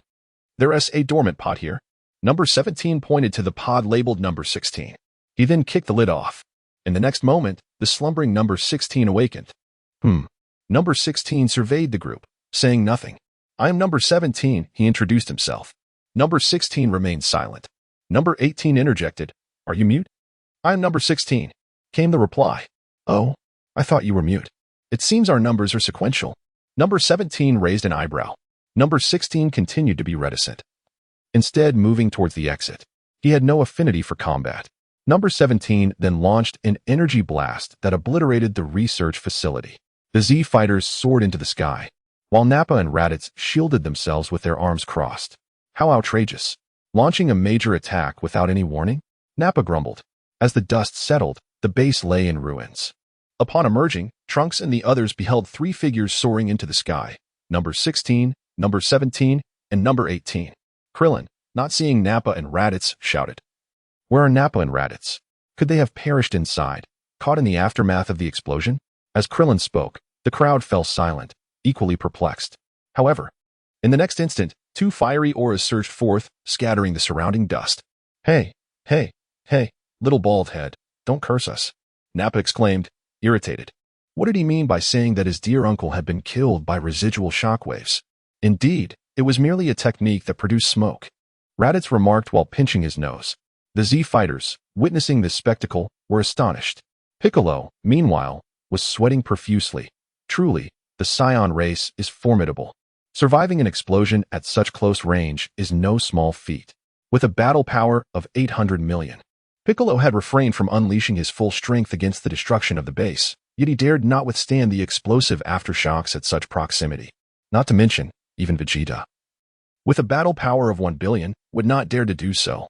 Suddenly, Nappa and Raditz transformed into their pseudo-super Saiyan forms, gazing up at the trio in the sky. Hey, do you think you can put on an act before my Uncle Nappa and simply flee? You must be mistaken, Nappa declared, gesturing with 2 fingers. The 3 androids sensed an impending threat. Number 17 immediately activated his protective shield. Bang! An explosion erupted above. Boom! A deafening sound reverberated. This technique was the very one that Nappa had employed when Krillin sought to rescue Tien, where he had effortlessly created an unfathomably deep pit. As the explosion resounded, The terrifying shockwaves forced Krillin and the others to take cover on the ground. The force of Nappa's strike was indeed formidable. The pseudo-super Saiyan form boasted a battle power of 3.5 billion. As the dust settled, the shattered shield revealed a stunned number 17.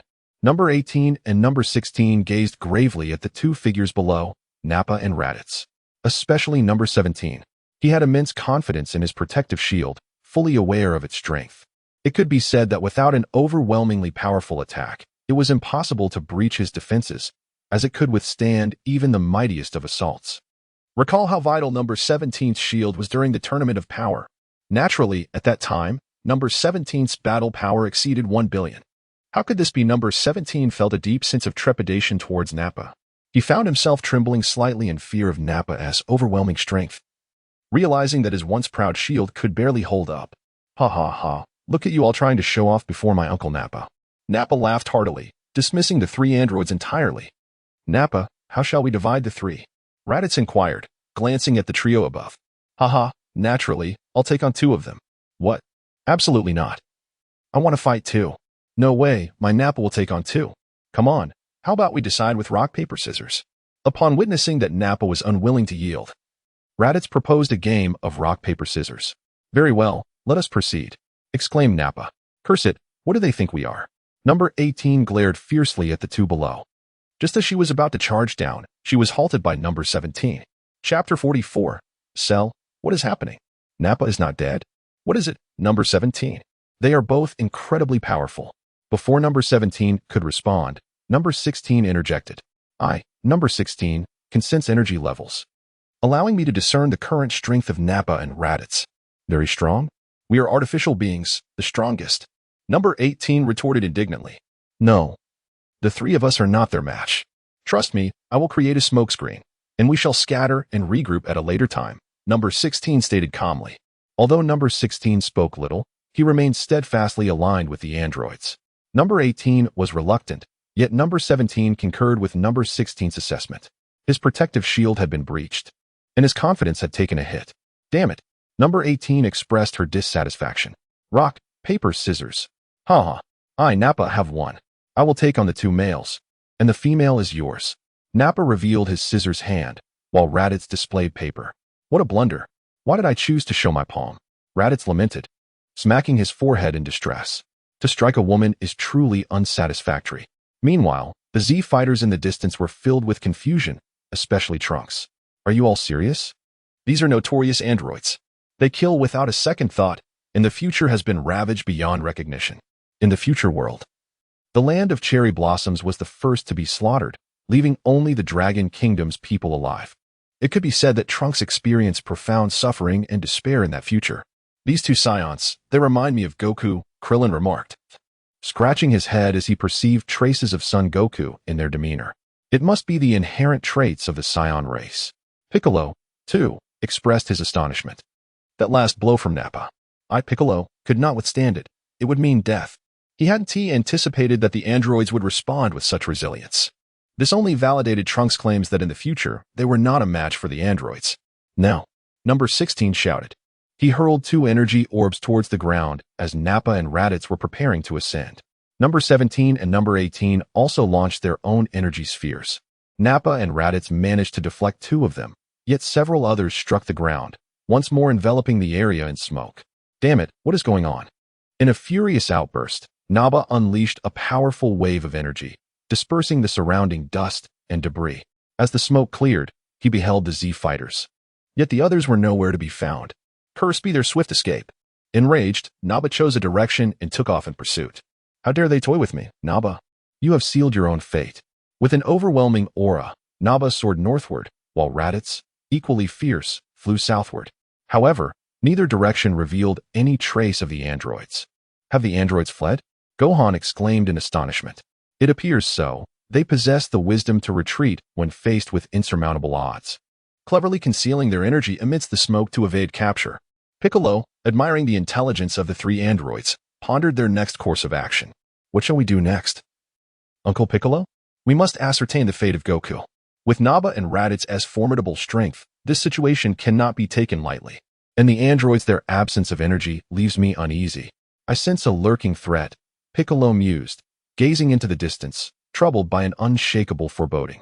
Meanwhile, far from their initial encounter, Naba and Raditz seethed with rage, having been outwitted by mere scrap metal. In the shadows, the first phase of Cell from the future raised his gaze skyward. Is that Naba? How can his energy be so potent? Cell pondered in surprise. Having traveled from the future after eliminating Trunks, he had vanquished a version of Trunks who had survived the Cell games and subsequently eradicated androids 17 and 18. Just as he intended to return through the time machine to share his triumph, he was ambushed by the hidden Cell. The latter had transformed into an egg and utilized Trunks' time machine to return to this era. His arrival was unannounced, as he had suppressed his energy to avoid detection. Presently, his battle power stood at 400 million, as he had yet to absorb a multitude of humans. Only through such absorption could he attain 1 billion in battle power. Yet, something did not add up. In his memories, Naba had been slain by Vegeta. Cell rifled through his recollections. During the Scion Saga, Dr. Gero had collected Scion cells using miniature insects. He was aware that Naba had met his demise, but the living embodiment of Naba before him exuded terrifying strength, leaving him thoroughly astonished. No matter, I shall proceed with caution and focus on absorption. Without further thought, Cell directed his path towards a small city, intent on consuming its inhabitants before moving on to a larger urban center. Then let us depart for now. As Krillin observed Piccolo's intention to visit Goku, he too felt a sense of security in Goku's presence. Just as the Z fighters were about to take flight, 3 figures emerged in the distance. Upon closer inspection, their identities became clear. Were those not androids 16, 17, and 18? They had not taken to the skies. Instead, they swiftly sought refuge, aware that flying would not match their speed and that hiding in place was a wiser choice. The others, unable to sense any energy, passed by unnoticed. What? They haven't left. How astute, realizing that the most perilous place is often the safest. Piccolo gazed in astonishment at this scene. Meanwhile, Trunks, consumed by fury, transformed into a Super Saiyan and charged forward. Die, androids! He bellowed, brandishing his mighty sword towards Android 17. However, upon contact, the sword shattered into pieces. What?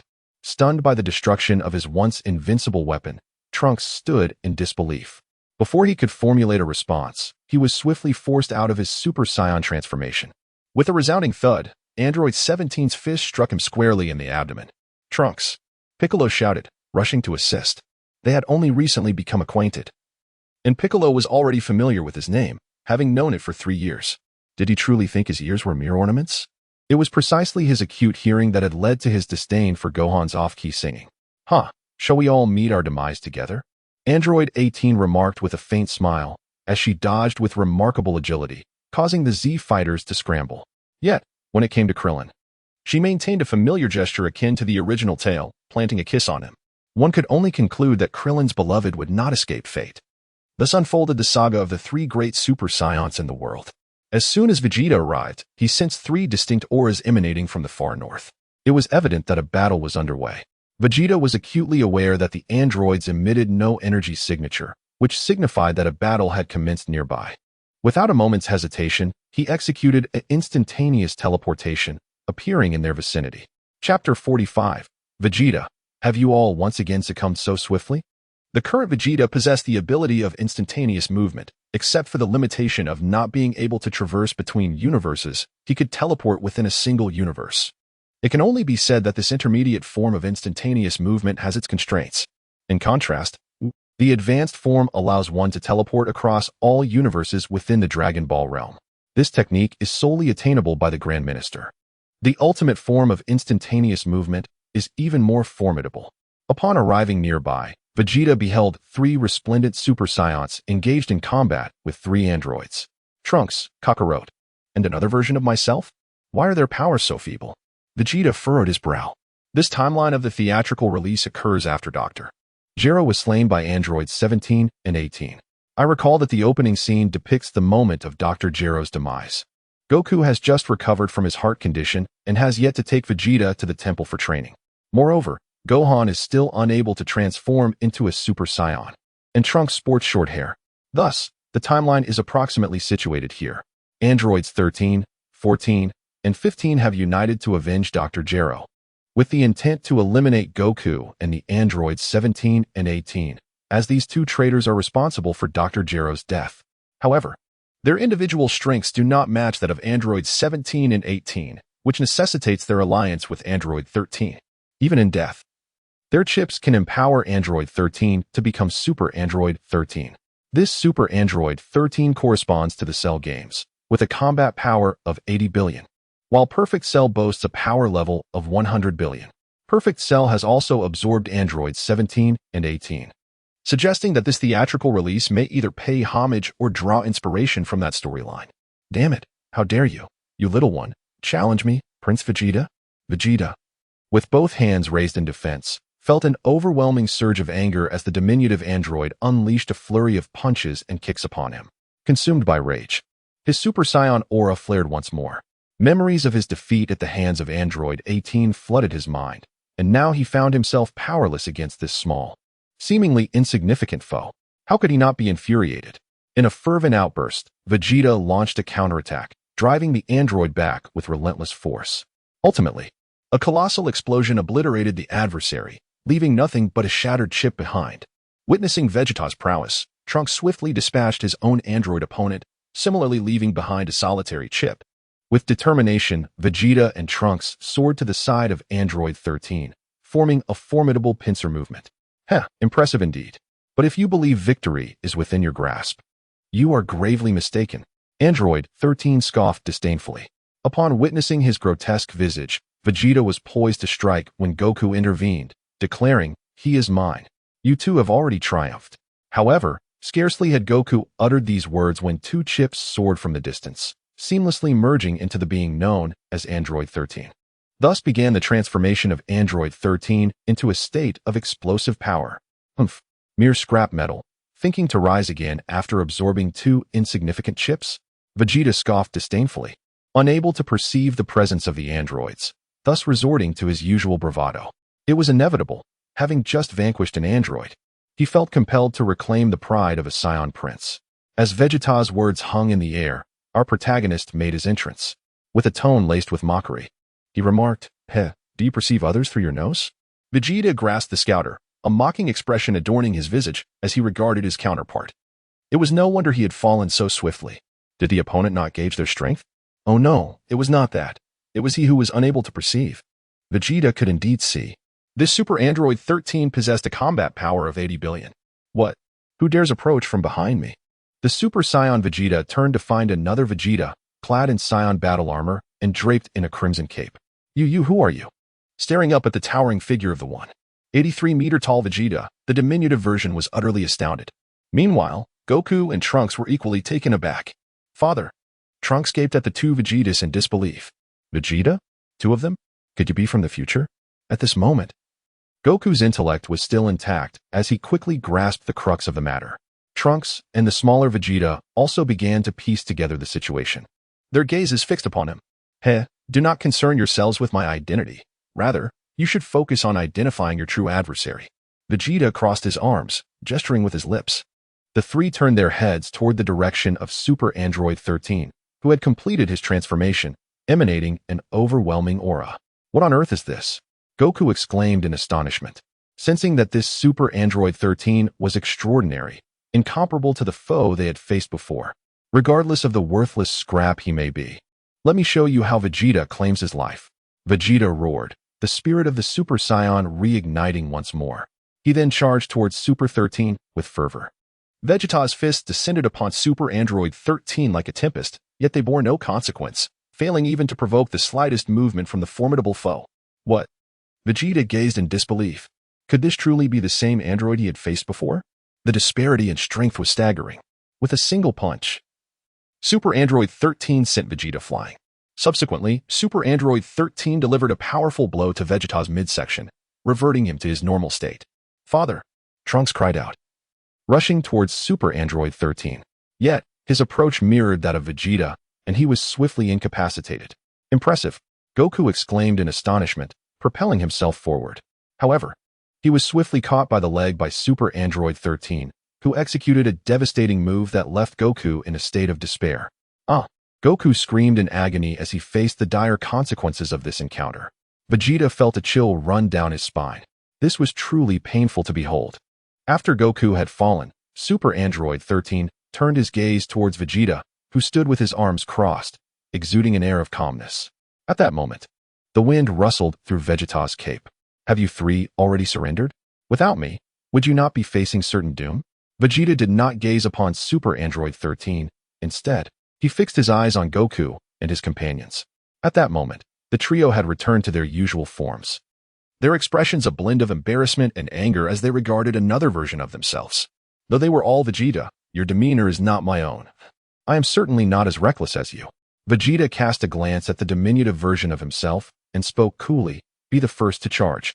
The first to lie low. Damn it. If you're so capable, then you take the lead. The smaller Vegeta retorted, a flicker of anger in his voice. Though he was aware that the other was merely a reflection of himself, he could not suppress his irritation. What kind of tone is that? What kind of attitude? Watch closely. I, Vegeta, shall demonstrate to you the art of combat. Vegeta proclaimed, his previously crossed arms now clenched into fists, as he shouted with fervor. In an instant, he transformed into a Super Saiyan. A golden aura surged skyward like a pillar, emanating a terrifying presence that engulfed the surroundings. Chapter 46. Vegeta annihilates Super 13. This power level is an astounding 20 billion. One could assert that Vegeta's South explosive surge at close range instilled a sense of impending doom in Goku and his companions. At that moment, Vegeta's energy resonated with such intensity that it sent tremors through the very earth itself. This was far more formidable than even Lightning Cell. When Lightning Cell gathered his energy, the entire planet trembled, leading many to believe it was the apocalypse. The end of days has come. What is happening? Are we to perish? I refuse to die. Mother. People across the globe erupted in frantic cries. Even the denizens of this world, Cell, Android 17, and Android 18, were taken aback. What is this? Is it the end of the world? No, there is an overwhelming energy emanating from that direction. The Android 16 of this era, possessing a sense of energy, gazed towards the far north with astonishment. What on earth is happening? Such a colossal aura and combat prowess. Could the destruction of the entire planet occur in an instant? This is impossible. How could another version of me possess such strength? The diminutive Vegeta stared in disbelief at the scene unfolding before him. Meanwhile, Goku swallowed hard. The pain in his lower body momentarily forgotten as he fixated on the other Vegeta, astonished at the sheer magnitude of his power. This realization deepened his resolve to train in the room of spirit and time. What an incredible father! Trunks admired the other Vegeta, who stood at an impressive height of 183 meters.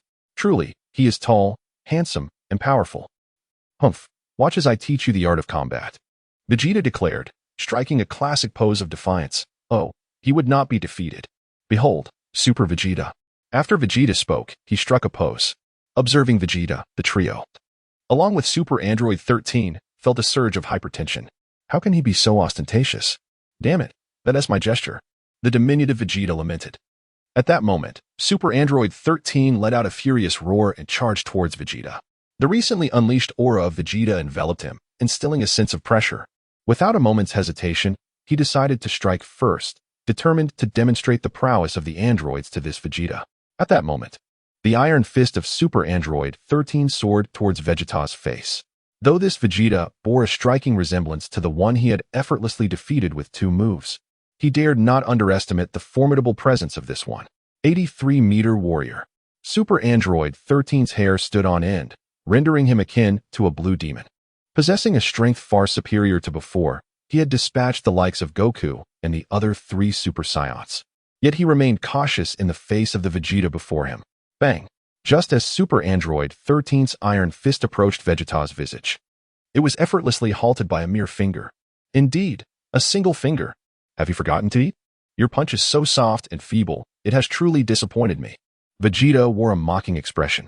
He then flicked his finger, striking the fist of Super Android 13 directly. Crack! The fist of Super Android 13 shattered upon impact. In the next moment, before he could react, Vegeta forcefully wrenched his entire arm off. This scene left everyone present in utter shock. Impressive. From a distance, Piccolo watched this spectacle, swallowing hard. Goku, clutching his egg, gazed on in disbelief. Meanwhile, Trunks shouted, "Father, that's incredible." Nearby, the other Vegeta seethed with anger. Feeling utterly humiliated by his doppelganger, his recent flurry of punches had barely fazed the Super Android 13. Yet, To his astonishment, the other Vegeta had effortlessly shattered the opponent's fist with just a single finger and then tore it off completely. Could a Super Saiyan truly possess such strength? This must be the legendary Super Saiyan, the shorter Vegeta murmured to himself. However, no one paid him any heed. All eyes were fixed on the unfolding scene. Heh, can even scrap metal bleed?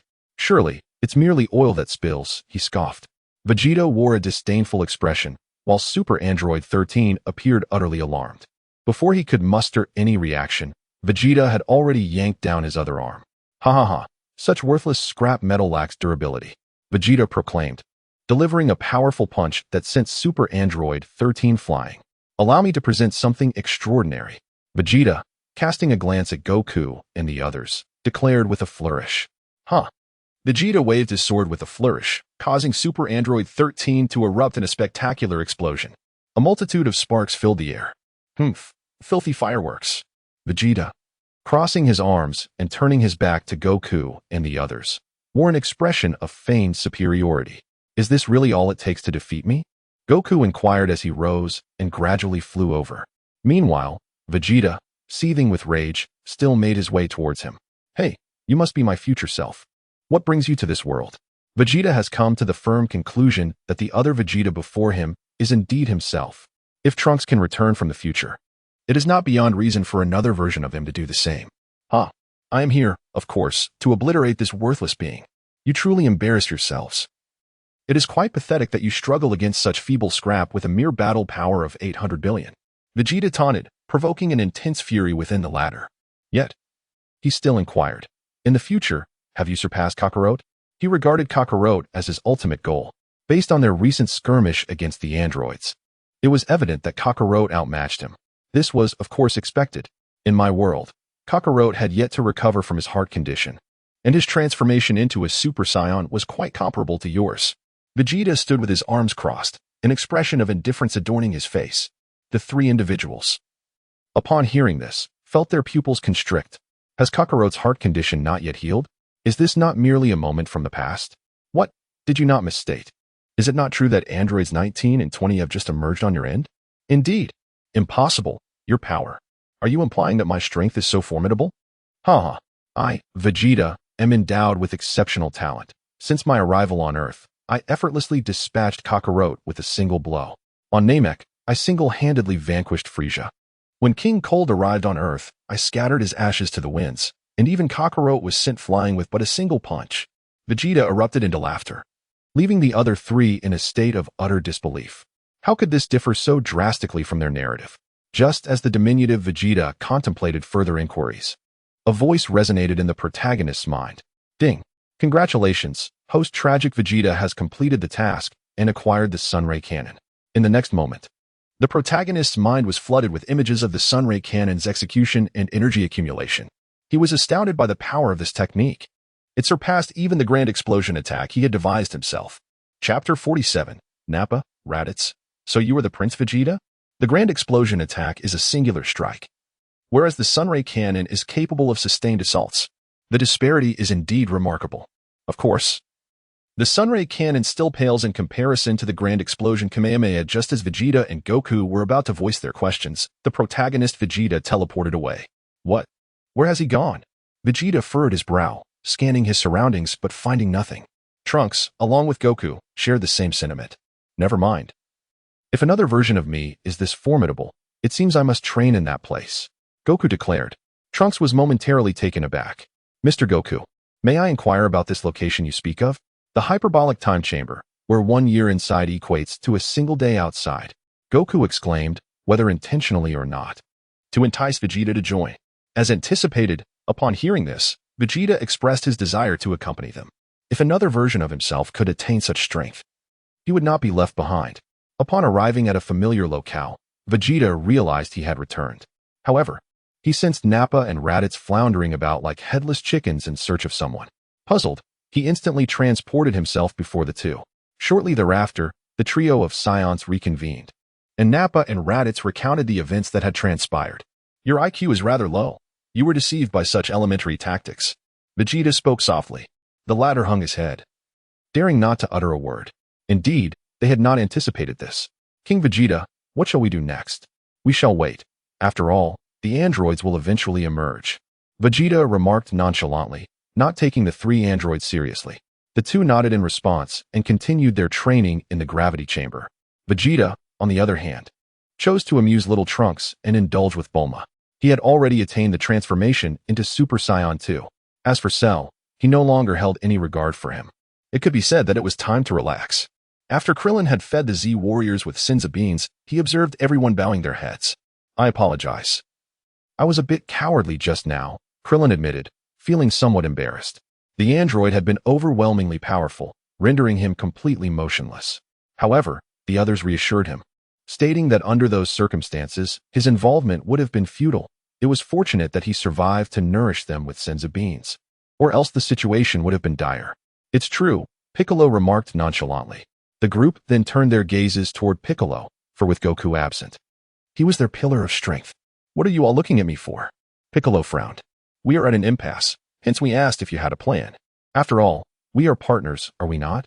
Partners? What a joke. I am Piccolo the Demon King. My sole intent in associating with you is to vanquish the Scions and the androids. How naive of you to think I am with you for any other reason. Piccolo responded vehemently, subsequently unleashing a powerful energy blast into the distance before soaring towards the lookout. He intended to seek fusion with Kami. What's wrong with Piccolo? Why has he suddenly changed?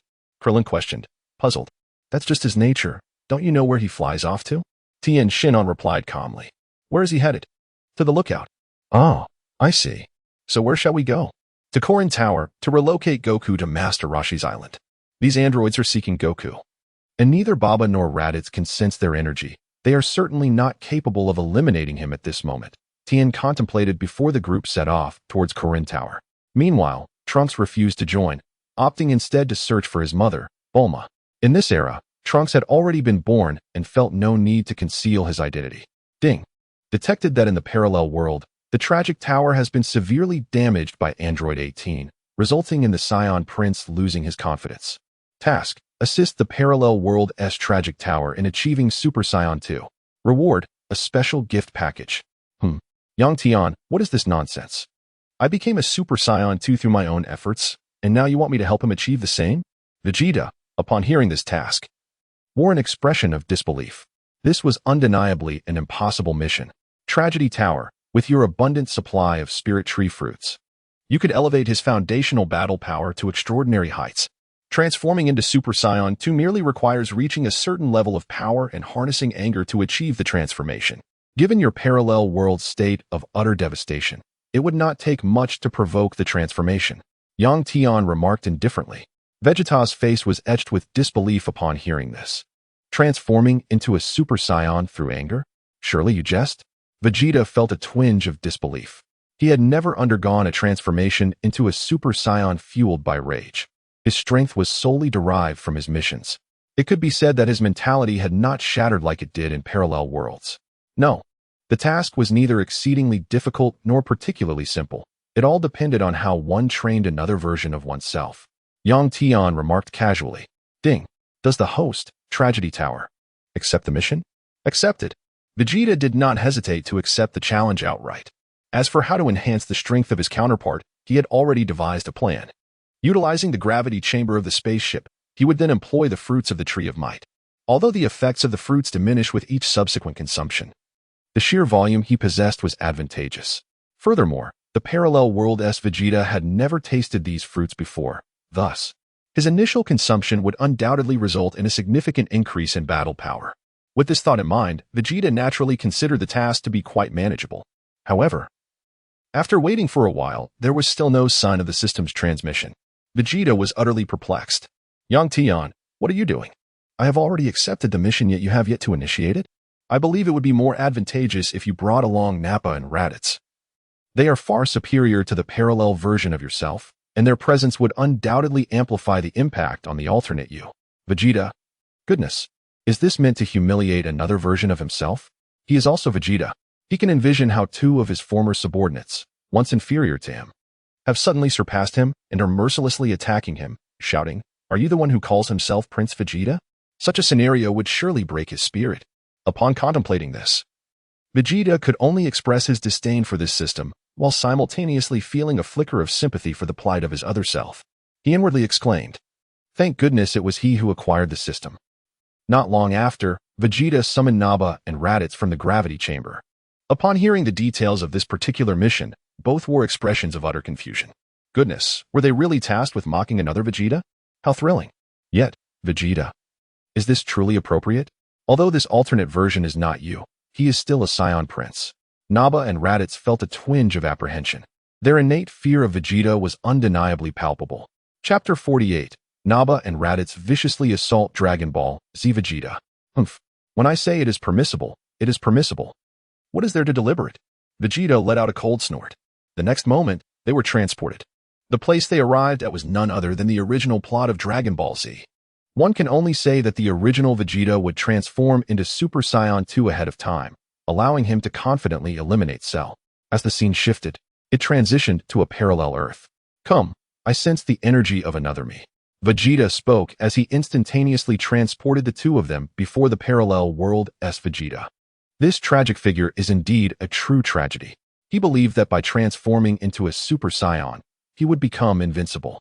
However, after boasting and effortlessly defeating Android 19, he soon found himself at Dr. Gero's base, clashing with Android 18. Initially, the battle was evenly matched, but as time wore on, he succumbed to fatigue and was mercilessly beaten, even suffering a broken arm.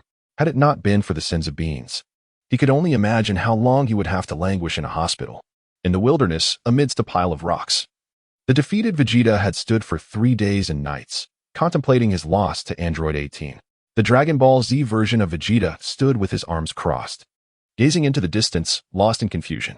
The Super Saiyan form he once took pride in had been utterly dismantled by a woman. Meanwhile, behind him, Trunks had remained by his side for the entire duration, silently supporting his father. His mother, Bulma, had informed him that his father was a man of great pride. Father, you have been standing here for 3 days and nights. Trunks finally spoke. Yet, the Dragon Ball Z Vegeta remained unmoved. Upon arriving, Vegeta and the others overheard Trunks' words. Yang Tian, what has happened to another version of me?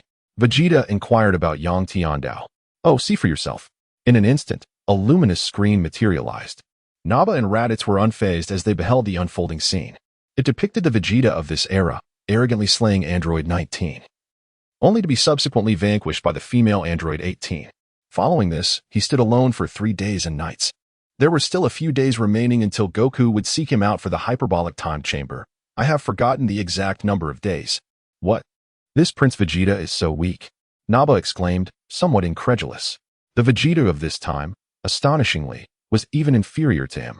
As soon as he uttered these words, the Vegeta from Dragon Ball Z became aware of the commotion. Who dares to claim that I, Prince Vegeta, am weak? You seek death. Vegeta cast a cold glare in this direction, only to be taken aback by the sight of the trio before him. Was that not he, along with Nappa and Raditz? Trunks too was momentarily stunned. 2 fathers? Tragic Vegeta, standing here, having been bested by a mere woman. Do you truly believe that this will make you stronger? The protagonist, Vegeta, crossed his arms with a mocking expression as he spoke. In response, Z Vegeta's face contorted with rage upon hearing those words. How dare this insufferable creature bring up such an unpleasant matter? Are you courting death? Dragon Ball Z Vegeta growled, transforming into a Super Saiyan, and launched a fierce punch towards the protagonist Vegeta. Yet, before contact could be made, Vegeta effortlessly caught it with a single finger. Weak, truly weak, Vegeta scoffed, flicking his fingers to send another version of himself soaring away. The disparity in their power was staggering. His normal state boasted a battle power of 4 billion, while the other S was a mere 20 million. At this juncture, Z Vegeta had attained a power level of only 1 billion in his transformation, akin to Android 18, capable of a fleeting equal contest, but unable to sustain it for long. Damn it, who are you? The flung Vegeta coldly inquired, glaring at his counterpart. Me? I am another version of you. We hail from a parallel universe. However, I am under no obligation to elucidate the concept of parallel worlds. I merely wish to convey that I am here to assist you in becoming stronger. Vegeta stood with his arms crossed, observing another version of himself. To him, this Vegeta appeared rather feeble. However, with the thousands of spirit tree fruits at his disposal, he could certainly elevate his battle prowess to impressive heights. The initial consumption of these fruits yields significant benefits, but subsequent intakes only provide a mere 1% increase, yet any enhancement is better than none. is it not? You? Haha. Do you consider yourself strong? Strong? Heh, it seems you are rather oblivious. Do not underestimate me. Even the likes of Nappa and Raditz beside me could easily overpower you. Vegeta remarked nonchalantly, then gestured for Nappa and Raditz to engage him. Upon witnessing Nappa and Raditz's approach, Dragon Ball Z's Vegeta shot them a piercing glare, causing them to retract slightly. Nevertheless, they did not falter. Nappa, Raditz, I know not how you have returned, but do you dare confront me? Vegeta sneered at the two. They exchanged glances but advanced nonetheless, declaring, We shall pay for our transgressions, Prince Vegeta. As they spoke, they accelerated towards him with determination. Vegeta and Trunks were taken aback. Such incredible speed. However, without hesitation, Vegeta transformed into a Super Saiyan, ready to confront the challenge. Trunks, too, stood resolutely by his father's side. Nappa and Raditz showed no mercy, transforming into Super Saiyans themselves. The overwhelming battle aura of 5 billion made it difficult for the two to breathe. This energy, it seems to belong to Nappa and Raditz. Piccolo sensed this immense power from the sacred world of the Kais, astonished. Were Nappa and Raditz not dead? Even if they were resurrected, could they possess such formidable strength? Without hesitation, he turned to the Supreme Kai. Old man, let us fuse. You see the situation, Earth needs strength, not a deity. Piccolo said calmly, knowing the Supreme Kai could hear him. Very well, let us fuse, replied the Supreme Kai, feeling a sense of solitude. Not only had he sensed Nappa and Raditz, but also the monstrous presence of Cell in the distance. At that moment, he realized that this era required power, not divinity. Oh, Supreme Kai. King Kai looked at the Supreme Kai with a pained expression. The Supreme Kai merely returned a faint smile. Thank you for your care all these years, King Kai. Thus, the fusion of the Supreme Kai and Piccolo was born. What an immense energy. Whose could it be? Uncertain, yet hoping it is not an enemy. Ah. Goku, please awaken soon. Meanwhile, in the distance, the recently revived Goku was observing from Turtle Island. Such strength. Just as I have recovered, I encounter so many formidable foes. How intriguing. Goku gazed toward the horizon, precisely in the direction of Vegeta. Goku, do you feel confident? At that moment, Master Roshi stepped forward to inquire. Not really, but I must try. Goku, clad in his martial arts uniform, prepared to leave, but was forcibly held back by Chi-Chi. Nevertheless, he sensed the absence of the Supreme Kai and Piccolo's newfound strength. He knew. The Supreme Kai and Piccolo had united as one. The Supreme Kai. Chapter 49. The Vegeta of Dragon Ball Z. What? Impossible. How could Nappa and Raditz be so powerful? Vegeta gazed in disbelief at the two individuals before him. However, their fists were raised in greeting towards him and Trunks. The duo had endured a relentless beating, their faces bruised and battered. Before long, they found themselves sprawled on the ground, groaning in discomfort. Damn it, Vegeta shouted. However, the protagonist, Vegeta, tossed a senzu bean to Trunks from a distance. The reason he refrained from giving one to Vegeta was that he intended for him to consume the spirit tree's fruit shortly thereafter, thousands of them. In fact, although Saiyans possess formidable appetites, it is improbable that even after consuming a senzu bean, he could manage to ingest such a considerable amount. You ought to compose yourself. Vegeta, with his arms crossed and an expression of indifference, gazed at another version of himself. Rising from his position, he observed the 183-meter-tall counterpart. It was then that he realized just how towering this other self was. How can you be so tall? He inquired, to which the other replied. I was born this way. Vegeta refrained from explaining the Dragon Balls and instead turned his gaze towards the horizon. Dragon Ball Z's Vegeta. Damn it. Are you implying that I am inherently short? Yet, looking at you, it seems I cannot refute that. With a huff, he continued. You claim you wish to aid me in becoming stronger? Well, have you noticed Nappa and Raditz? They are the ones who will assist me in my growth. What must I do? Vegeta stated coldly, clearly still unwilling to solicit help. Mind your tone, otherwise, this conversation is over. Vegeta does not indulge another version of himself. If it were not for the mission, who would come? May I ask how one becomes stronger? By consuming. Vegeta proclaimed as he cast aside the entirety of the spirit tree's fruits, creating a small mountain of them. Vegeta was left astounded. So much? Will you consume it all? Are you mocking me? Mocking? If you eat just one, you will undoubtedly beg me later. Vegeta spoke as he transformed the fruits of the spiritual trees from the small mountain back into his system's inventory, then tossed one into his hand. Without hesitation, the Dragon Ball Z character took a bite. The flavor was a delightful mix of sweet and sour, tantalizing his taste buds.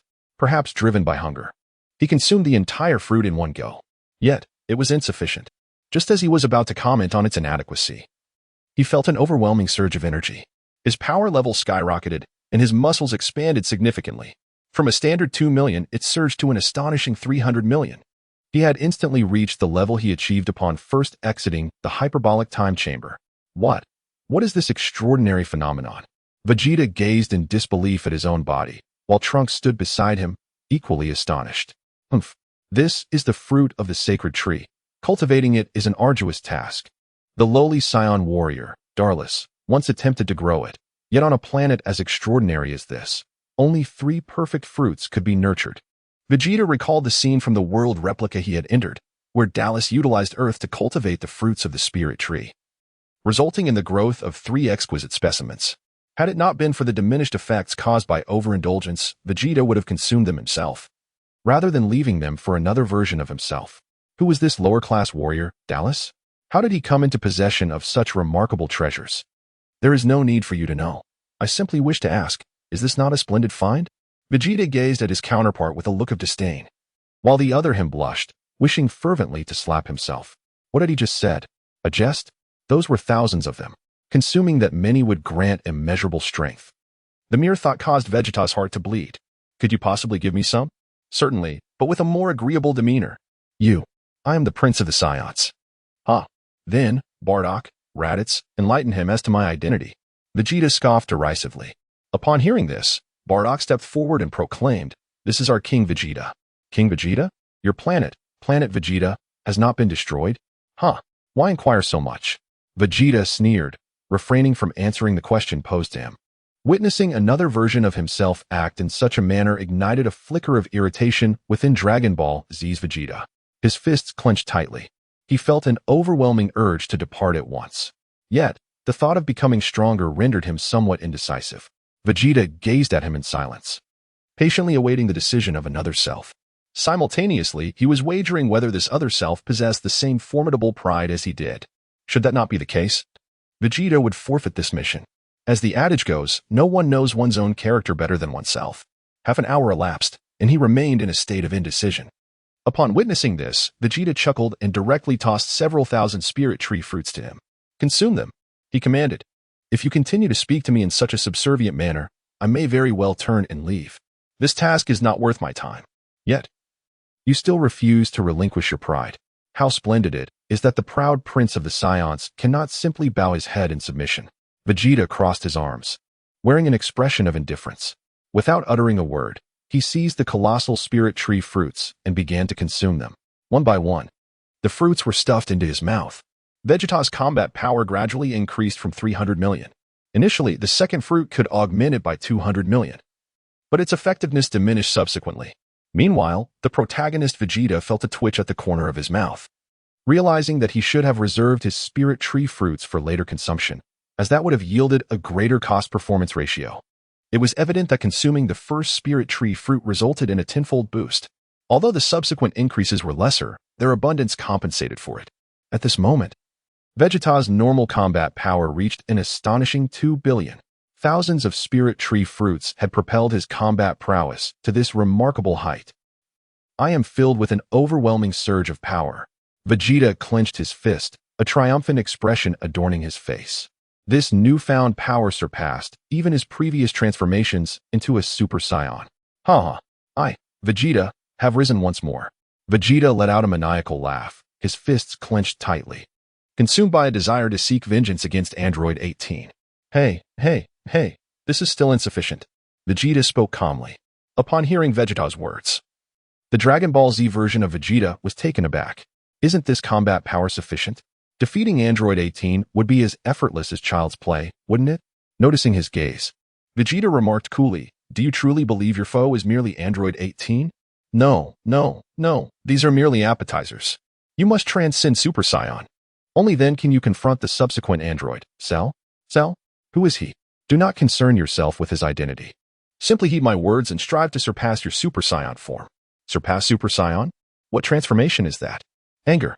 With sufficient anger, transformation is attainable. Anger? Indeed. You are not yet capable of transforming. Contemplate the sources of your anger, such as being outmatched by androids or the destruction of planet Vegeta at the hands of Frieza. Vegeta casually remarked, recalling that Yang Tian had informed him to rely on his fury. He was uncertain if this would yield results, as he did not transform through anger. Chapter 50. Cell. Upon hearing the other him say this, Vegeta frowned and clenched his fists, attempting to transform. However, he unexpectedly ascended to Super Saiyan. With a battle power of 100 billion, the earth trembled beneath him. This revelation astonished the other Z fighters, including Goku. What? Has Vegeta surpassed that level? Goku exclaimed in disbelief. At this moment, he had come to understand that Super Saiyan was not the pinnacle of his potential. Thus, he too aspired to transcend the Super Saiyan form. Yet, sensing Vegeta's immense energy, he mistakenly believed that Vegeta had achieved a breakthrough. After all, Vegeta's power was undeniably formidable.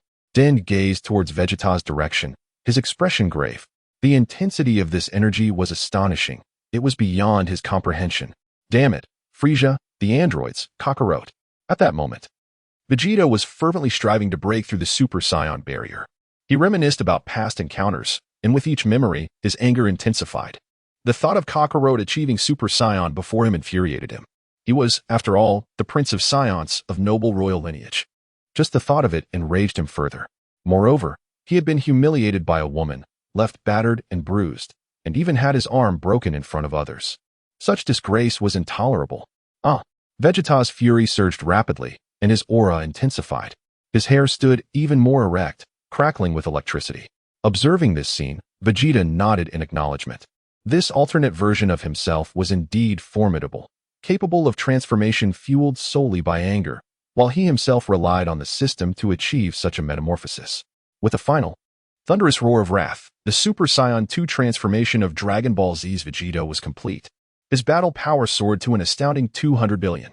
Witnessing this development, Vegeta nodded in satisfaction. It was accomplished. Soon after, a voice resonated in his mind. Ding. Congratulations, host. You have completed the task and received a special gift package. Vegeta did not activate it, but rather chose to wait in silence. Initially, it was presumed that the hyperbolic time chamber would be necessary. Yet it appears that such measures are unnecessary. Hahaha. Is this what it means to transcend the Super Saiyan transformation? Vegeta laughed heartily. And as he turned to inquire of another version of himself, he realized that the trio of Vegetas had vanished. What? How did they disappear? I didn't even notice. Vegeta exclaimed in astonishment. In the next moment, a figure appeared before him. It was none other than Goku. Hello, Vegeta, have you surpassed the Super Saiyan? Goku scrutinized Vegeta's transformation. In response, Vegeta smirked, indeed. I didn't expect you to be aware, Kakarot. However, this time, it is I, Vegeta, who has reached this stage before you. Vegeta laughed heartily, once again donning the proud demeanor of a Saiyan prince. Yet, beneath that exterior, he harbored a sense of astonishment towards Kakarot. He had not anticipated that Kakarot had already discerned the way to transcend the limits of Super Saiyan.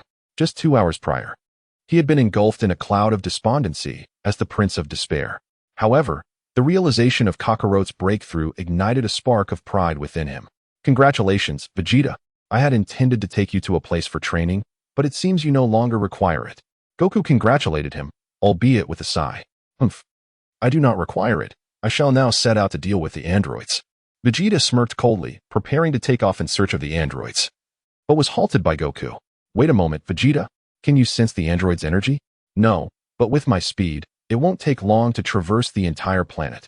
Vegeta remarked with a hint of indifference. Upon hearing this, Goku fell silent for a moment but then proposed, let us proceed directly to the Supreme Kai's temple. From that elevated vantage point, should we encounter the androids, we can respond without delay. What do you think? Acknowledging the wisdom in his old rival Kakarot's suggestion, Vegeta huffed in agreement. Humph. Lead the way. Thus, Trunks, Vegeta, and Goku set forth to the Supreme Kai's temple, joined by the other Z fighters. However, this time, Vegeta chose not to enter the hyperbolic time chamber. He believed himself to be invincible at this moment, feeling no need for further training. His confidence was not unfounded. With a consistent battle power of 2 billion, he truly stood as an unmatched force. Even faced with the emergence of Perfect Cell, he would undoubtedly prevail. Vegeta, are you not going to fight? No, I cannot afford to wait even a moment, he replied, gazing down at the world below, biding his time. Meanwhile, Destined was at Corinne's tower, and the arrival of the protagonist Vegeta disrupted the usual protocol of entering the hyperbolic time chamber, prompting Goku and Gohan to enter early. Vegeta did not join the fray. After a while, the formidable Piccolo had engaged in combat with Android 17. Sensing the energy, Vegeta made his way directly to the battleground, which was an uninhabited island chosen by Piccolo and Android 17. They had already exchanged hundreds of blows. However, due to significant depletion of his stamina, Piccolo began to falter. Meanwhile, Cell had stealthily arrived, lurking in the shadows, biding his time to absorb energy. An opportune moment arose. Utilizing the cover of dust and debris, Cell swiftly absorbed Android 17 into his being. A brilliant flash illuminated the scene as Cell transformed into his second form. This new incarnation retained a tail, boasted a more robust physique, and bore a visage increasingly akin to that of a human, with notably pronounced lips resembling sausages. He also possessed the ability to alter his voice, a tactic intended to deceive Android 18 into being absorbed. This ruse had been attempted in the original narrative, yet had failed to ensnare her. Ah, what tremendous power! I, Cell, am invincible. He cackled, momentarily blinded by his own overwhelming energy. His battle power had surged to an astonishing 8 billion. In his triumph, he seemed to have forgotten the fierce energy Vegeta had previously unleashed. Clearly intoxicated by his newfound might, a consequence of having Vegeta's cells within him. Damn it! Piccolo's expression darkened at this sight. He had initially aimed to eliminate 17 directly to prevent Cell from evolving into his perfect form, but now he found himself thwarted. Hurry, 18. Android 16 understood that if she did not flee, she too would be at risk of absorption. With no other option, he charged ahead to buy her time. However, before 16 could act, Tien Shin'an arrived in advance, unleashing his Kikaho to pin down the second form of Cell, rendering him immobile. Seizing the opportunity, Android 18 escaped with 16 in tow. Tien continued to bombard Cell for an indeterminate duration, but exhaustion soon overtook him, leading him to the brink of collapse. Lacking Goku's instant transmission this time, he succumbed to fatigue and perished. Damn it, you wretched fool, you wasted precious time. Cell unleashed a Kikaho, sending Tien's lifeless body soaring. Chapter 51, Vegeta vs. Cell. Just as Cell prepared to pursue Android 18, a voice resonated across the horizon. Humph, you grotesque monster. How repulsive it is that you possess my cells. I, the proud prince of the Scions, cannot fathom that my essence has been taken by such a loathsome creature. It's infuriating. At that moment, Vegeta had arrived, arms crossed, gazing at Cell. The latter, still present, looked back at Vegeta. Vegeta, it's you, Cell sneered. Heh, you recognize me. Do you? Yet, I find it utterly humiliating. Vegeta, with an air of arrogance, descended upon the small island. Upon hearing this, Cell's expression turned to one of fury. What audacity from Vegeta! Are you courting death? Courting death? I believe it is you who is treading perilously close, Vegeta retorted with a cold smirk. Pointing at him and declaring, I shall grant you a chance to make your move, lest you find yourself devoid of any opportunity. Upon finishing his words, Vegeta erupted with a golden aura, transforming into a Super Saiyan. His battle power surged to an astonishing 100 billion. Cell, feeling the intensity of Vegeta's aura up close, wore a look of profound discomfort. It turned out that his previous perceptions had not been mistaken. They were indeed accurate. Vegeta, he is truly formidable. How infuriating. Cell, in a fit of rage, unleashed a fierce aura. Yet, this aura was effortlessly subdued by Vegeta. If this is all the strength you possess, I can only bid you farewell to the afterlife. Vegeta let out a cold smirk, his energy wave coalescing in his hand. Wait, Vegeta, Cell exclaimed, sensing that Vegeta was about to strike. Speak your last words. Do you not yearn to battle a formidable opponent? If you allow me to absorb Android 18, I will attain my perfect form, rendering me invincible. Do you not desire to contend with such power? After Cell's declaration, he gazed intently at Vegeta, wagering that the Scion's pride would compel him to respond. Indeed, after a brief silence, Vegeta dissipated his energy wave and fixed his gaze upon Cell. Go ahead. If you dawdle, I shall relish in scattering your ashes. Vegeta spoke with an air of indifference, while the latter, filled with joy, rushed in the direction where Android 18 had fled. The process of Android 18 being absorbed by Cell shall remain unmentioned for the time being, as there is still much to elaborate on regarding our protagonist, Vegeta. Haha, I have finally achieved my perfect form. At this moment, Cell gazed at himself with a sense of pride. Dr. Gero had programmed that upon absorbing androids 17 and 18, he would become invincible. Indeed, Dr. Gero had not deceived him. Cell's perfect form had now manifested wings, with his tail retracting into them. This tail, capable of producing smaller versions of Cell, could also extend to absorb others at his will. However, for the sake of combat convenience, he had chosen to retract it. His feet now resembled those of a human, and his visage had also taken on a more human-like appearance. Vegeta gazed at the fully formed Cell with an expression of indifference. One could only remark that he remained ever the same. Thank you, Vegeta, for enabling me to attain my perfect form. As a token of gratitude, I shall make it my first act to eliminate you, Cell proclaimed, a triumphant smirk adorning his visage as he regarded Vegeta. Vegeta remained silent and transformed into a Super Saiyan. Boom. Vegeta moved at an astonishing speed, delivering a powerful knee strike that sent Cell soaring through the air. Cell, in immense pain, expelled a stream of acidic fluid. Nanny, he exclaimed, astonished. He had never anticipated that even in his perfect form, a single blow from Vegeta would inflict such agony. There was no denying it. Vegeta had transformed into a Super Saiyan, boasting a staggering battle power of 100 billion. In contrast, Cell, although in his perfect form, had yet to unleash his full power, standing at merely 44 billion. He had just fused, and his energy had not yet erupted. Yet despite the grandiose claims surrounding his perfect form, was this truly all it amounted to? Vegeta declared as he once again sent Cell flying. As Cell soared through the air, he clenched his fists tightly, gazing at him with fury. Damn it. In the next moment, Cell erupted with a blinding white aura. This form was reminiscent of the one he employed during his fierce battle against full-power Goku, achieving a combat power of 85 billion. Later, when facing Super Saiyan 2 Gohan's energy buildup, his power escalated to a staggering 100 billion. While his aura was impressive, if this is all you can muster, I shall be left with no choice but to end your life, for you have greatly disappointed me. Vegeta scoffed derisively. Meanwhile, the Z fighters, sensing the situation from the Heavenly Temple, eagerly anticipated that Vegeta would not squander this opportunity and would eliminate Cell. However, he was mistaken. It was futile. Vegeta concealed a remarkable power, surpassing twofold, which reflects his exceptional mentality.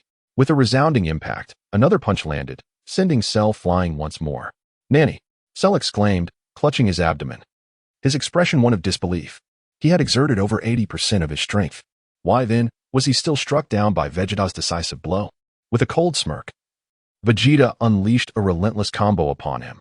Each punch and kick left Cell dazed and reeling. Cell, he taunted, if this is all the strength you possess, you have truly disappointed me. Prepare to meet your end, Vegeta declared, summoning the Gallic Gun with unwavering determination. Although the final flash was formidable, Cell lacked the strength to withstand it, and with his remarkable speed, Vegeta doubted Cell would dare to absorb the attack directly. Damn it, Kamehameha. Cell mimicked the Kamehameha stance, preparing to counter. As the two energy blasts collided, the earth trembled beneath them. While this clash might not rival the intensity of the battle between Gohan in his Super Saiyan 2 form and Cell, it possessed the potential to obliterate the planet effortlessly. Is the earth doomed? Yamcha, with a foreboding tone, elicited an angry glare from Bulma, who cradled little Trunks. Yamcha felt the weight of her ire but refrained from further comment. Meanwhile, the other Z fighters fervently hoped that Vegeta could vanquish Cell in an instant. As Vegeta's Gallic Gun steadily overpowered Cell's Kamehameha, Cell grew increasingly desperate, channeling his energy while simultaneously launching his attack. He needed to unleash his full potential. Yet, it proved futile. The Gallic Gun continued its relentless advance. In terms of combat power, the Gallic Gun surpassed the Kamehameha. At that time, Goku, utilizing the Kaioken technique at 3 times his normal strength, had previously dominated Vegeta in hand-to-hand combat. Goku's battle power was 24,000, while Vegeta's stood at 18,000. Yet Vegeta's Gallic Gun was indeed formidable enough to match Goku's Kamehameha at 3 times the Kaioken. Hahaha. Resorting to another's technique ultimately leads to failure, especially when it belongs to Kakarot. Remember, my Gallic Gun, Vegeta's Gallic Gun, is far from inferior, Vegeta proclaimed, and in an instant, he transformed into Super Saiyan 2. His aura erupted, surpassing that of Cell. This was even more potent than Goku's final outburst in Super Saiyan 2. Goku's power was 170 billion, but in that climactic moment, it soared to 180 billion, which was enough to obliterate Cell who possessed a power level of 175 billion. Nah, nanny. Such overwhelming energy. Upon witnessing this, Cell's expression changed dramatically. Chapter 52, 50 billion power level, super battle suit. However, he had no chance to retaliate. He was engulfed by Vegeta's Gallic gun. This was a clash of 200 billion against the 100 billion of the Kamehameha wave, exerting an even greater oppressive force than Goku's Super Saiyan 2. No, it cannot be. I am the perfect android. These were Cell's final words as he faced his demise. In the next moment, he was reduced to mere fragments and utterly annihilated. Bang! Even his core was shattered, leaving him with no hope of resurrection. Vegeta did not hesitate. He unleashed the Gallic gun, sending it soaring into the cosmos. Earth could not withstand such a blow. Haha. And he still believes himself to be at full power. How amusing. Vegeta gazed up at the heavens with a triumphant laugh, then soared back to the God Temple. Eagerly awaiting the emergence of Kakarot, he yearned for a challenge against him. After a considerable interval, Kakarot and his son finally appeared, both having mastered the full power of Super Saiyan. However, they had yet to grasp the essence of Super Saiyan 2. Hey, Vegeta, Goku called out, but was swiftly interrupted by Vegeta. Come on, let us engage in battle. Thus, the two warriors clashed upon an uninhabited isle. It was evident that Goku, in his Super Saiyan full power, was being dominated by Vegeta's formidable Super Saiyan form. In his normal state, Goku's power stood at 1.6 billion, while Vegeta boasted an impressive 2 billion. It could be said that Goku was facing a version of Vegeta that rivaled the pinnacle of perfect Cell. Yet, this Vegeta was not inclined to show mercy as Cell had during the Cell games. Consequently, it wasn't long before Goku, unable to withstand the onslaught, lost consciousness after just a few rounds of combat. Haha. At last, I have triumphed, Kakarot. I have finally defeated you. Vegeta, upon uttering these words, soared back to West City. Thus, this exuberant Vegeta spent his time in sheer excitement until Goku transformed into Super Saiyan 2, at which point he began to regain his senses amidst the turmoil. The protagonist, Vegeta, returned to his own realm. Observing the surroundings, he curled his lip and remarked, "You two should train diligently." As Vegeta's words fell, a notification sound resonated. Ding! Congratulations to Naba and Raditz for assisting Vegeta in completing the mission, earning a combat power of 100 million. In the next instant, the combat power of the two surged once more, reaching 210 million.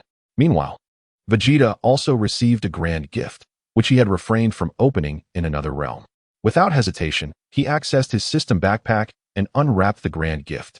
Opening the grand gift. Ding! Congratulations to host Vegeta for opening the grand gift, receiving 1 billion combat power and a super battle suit. Is that all? Vegeta's expression darkened. Damn it. The difficulty of this task was immense, transforming another version of himself into a Super Saiyan 2. Yet, it had consumed all of his spirit tree fruits. To think it had come to this. Nevertheless, Vegeta clicked on the super battle suit in his system's inventory.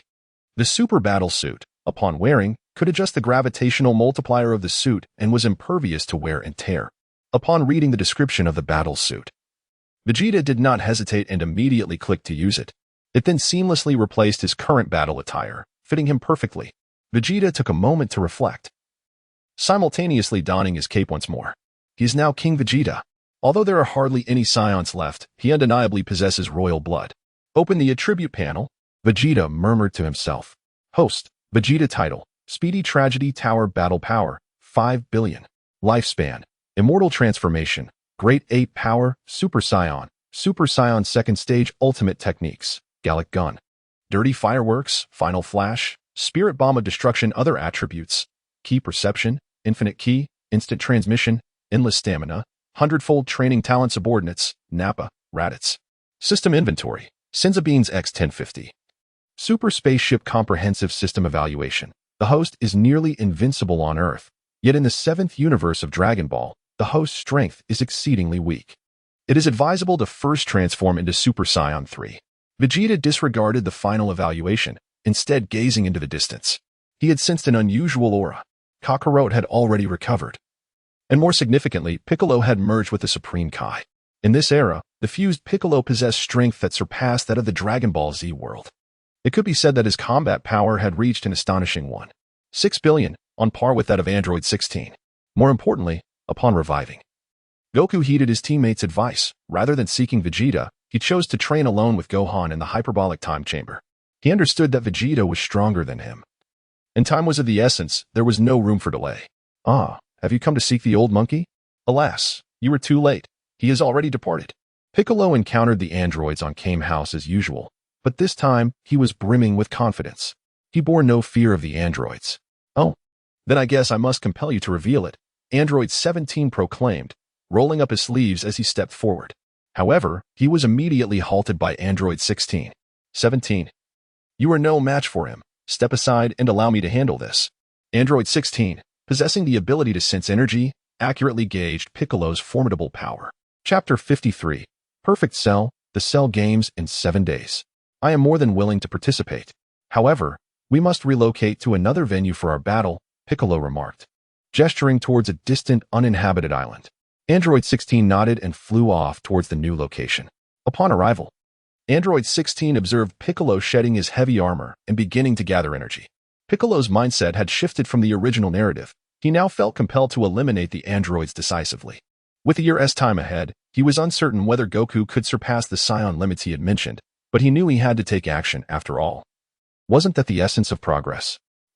Piccolo concentrated his energy. Android 16 also began to mobilize, wary of underestimating his opponent. Meanwhile, Androids 17 and 18 stood at a distance, arms crossed, observing. Is that Piccolo truly that powerful? Android 18 scoffed. They lacked the ability to sense energy. As they had been ordinary humans before their transformation into androids, such skills were beyond their grasp. I don't know, but judging by his demeanor, he seems competent. Though I doubt he has anything extraordinary, Android 17 remarked. Yet, in the next heartbeat, he was rendered speechless. Piccolo moved with such speed that he was barely visible. Android 16 followed suit, also accelerating rapidly. This is astonishingly fast, Android 17 exclaimed, his eyes widening in disbelief. As their combat intensified, the thunderous clash of fists and feet sent chills down their spines. Aren't we androids supposed to be the strongest? Android 18 was beginning to lose her composure. Meanwhile, the two combatants in the distance had engaged in a fierce battle, exchanging blows for hundreds of rounds. In this interval, Cell emerged, stealthily approaching the duo from behind. With a powerful strike, he sent Android 18 flying, then ensnared Android 17 with his tail, swallowing him whole. One could say that Android 17 was truly unfortunate. Forever the first to be absorbed. Ha, you have all been careless. Cell's maniacal laughter echoed. Piccolo and the others looked on, sensing a green-spotted insect-like creature increasing its energy.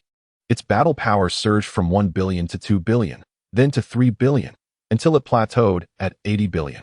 Cell had reached his second transformation, boasting an astounding battle power of 80 billion. I am brimming with power, Cell proclaimed. A sinister grin plastered across his face as he gazed at the still-fighting Piccolo and Android 16. You two have delayed me long enough. I have decided to spare your lives for now, so you may witness my perfect form. With that, Cell swiftly appeared before the newly risen Android 18. His tail enveloped her, and before she could even struggle, she too was drawn in. This is bad, Piccolo exclaimed in alarm, diving down to unleash a special beam cannon upon Cell. However, as the dust settled, the fully transformed, humanoid-like green-spotted creature emerged, Cell, in his perfect form.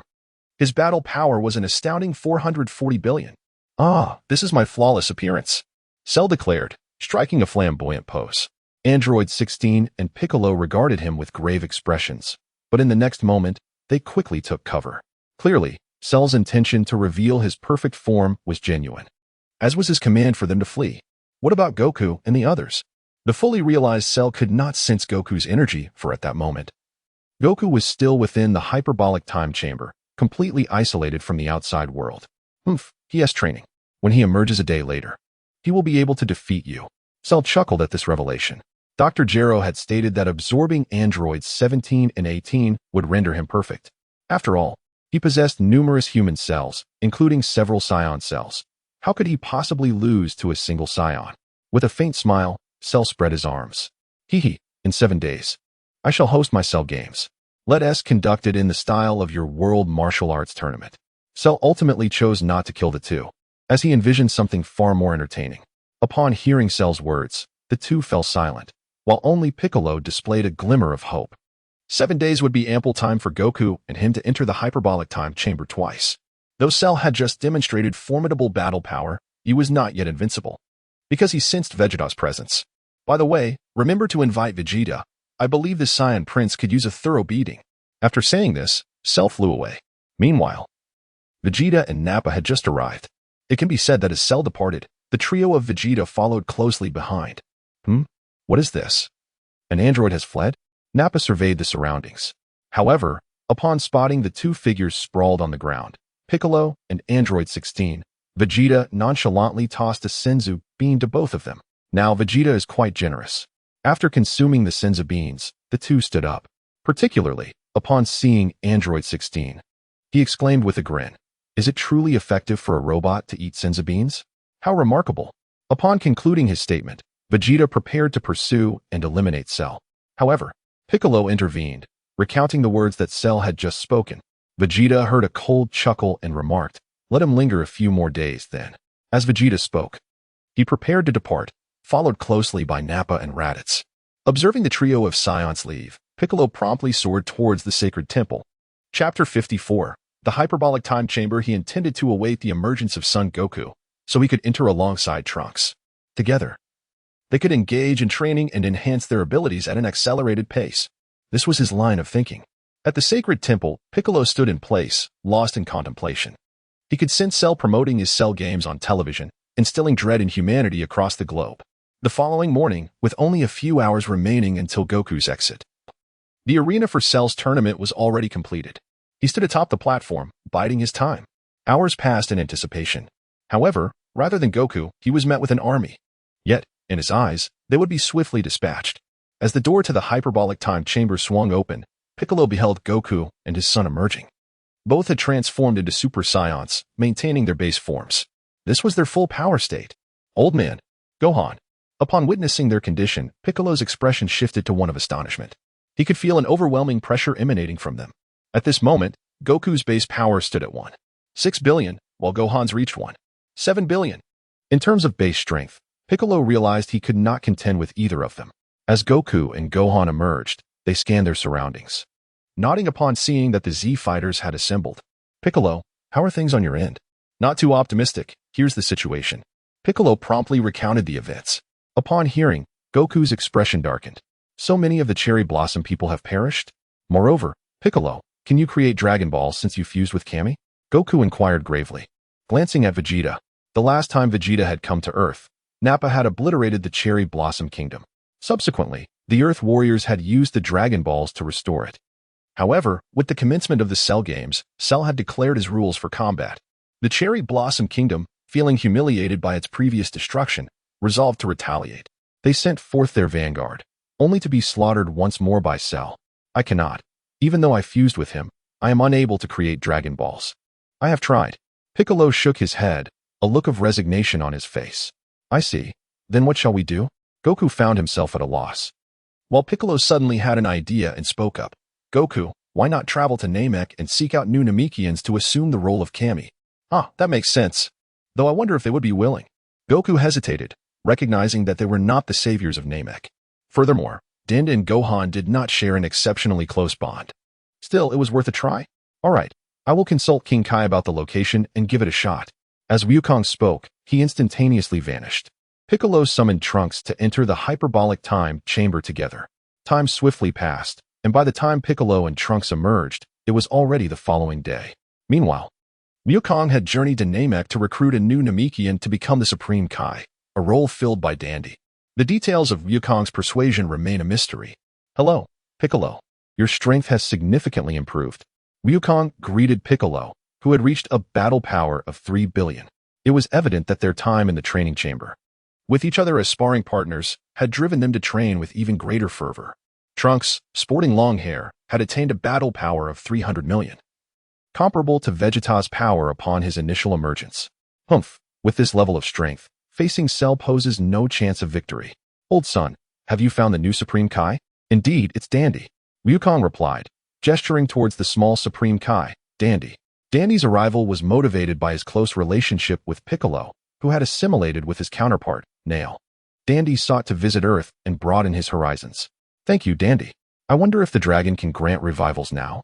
Piccolo smiled at Dandy, who returned the gesture. Dandy bore a striking resemblance to Nail. Just after his revival, Wukong had set off to gather the Dragon Balls.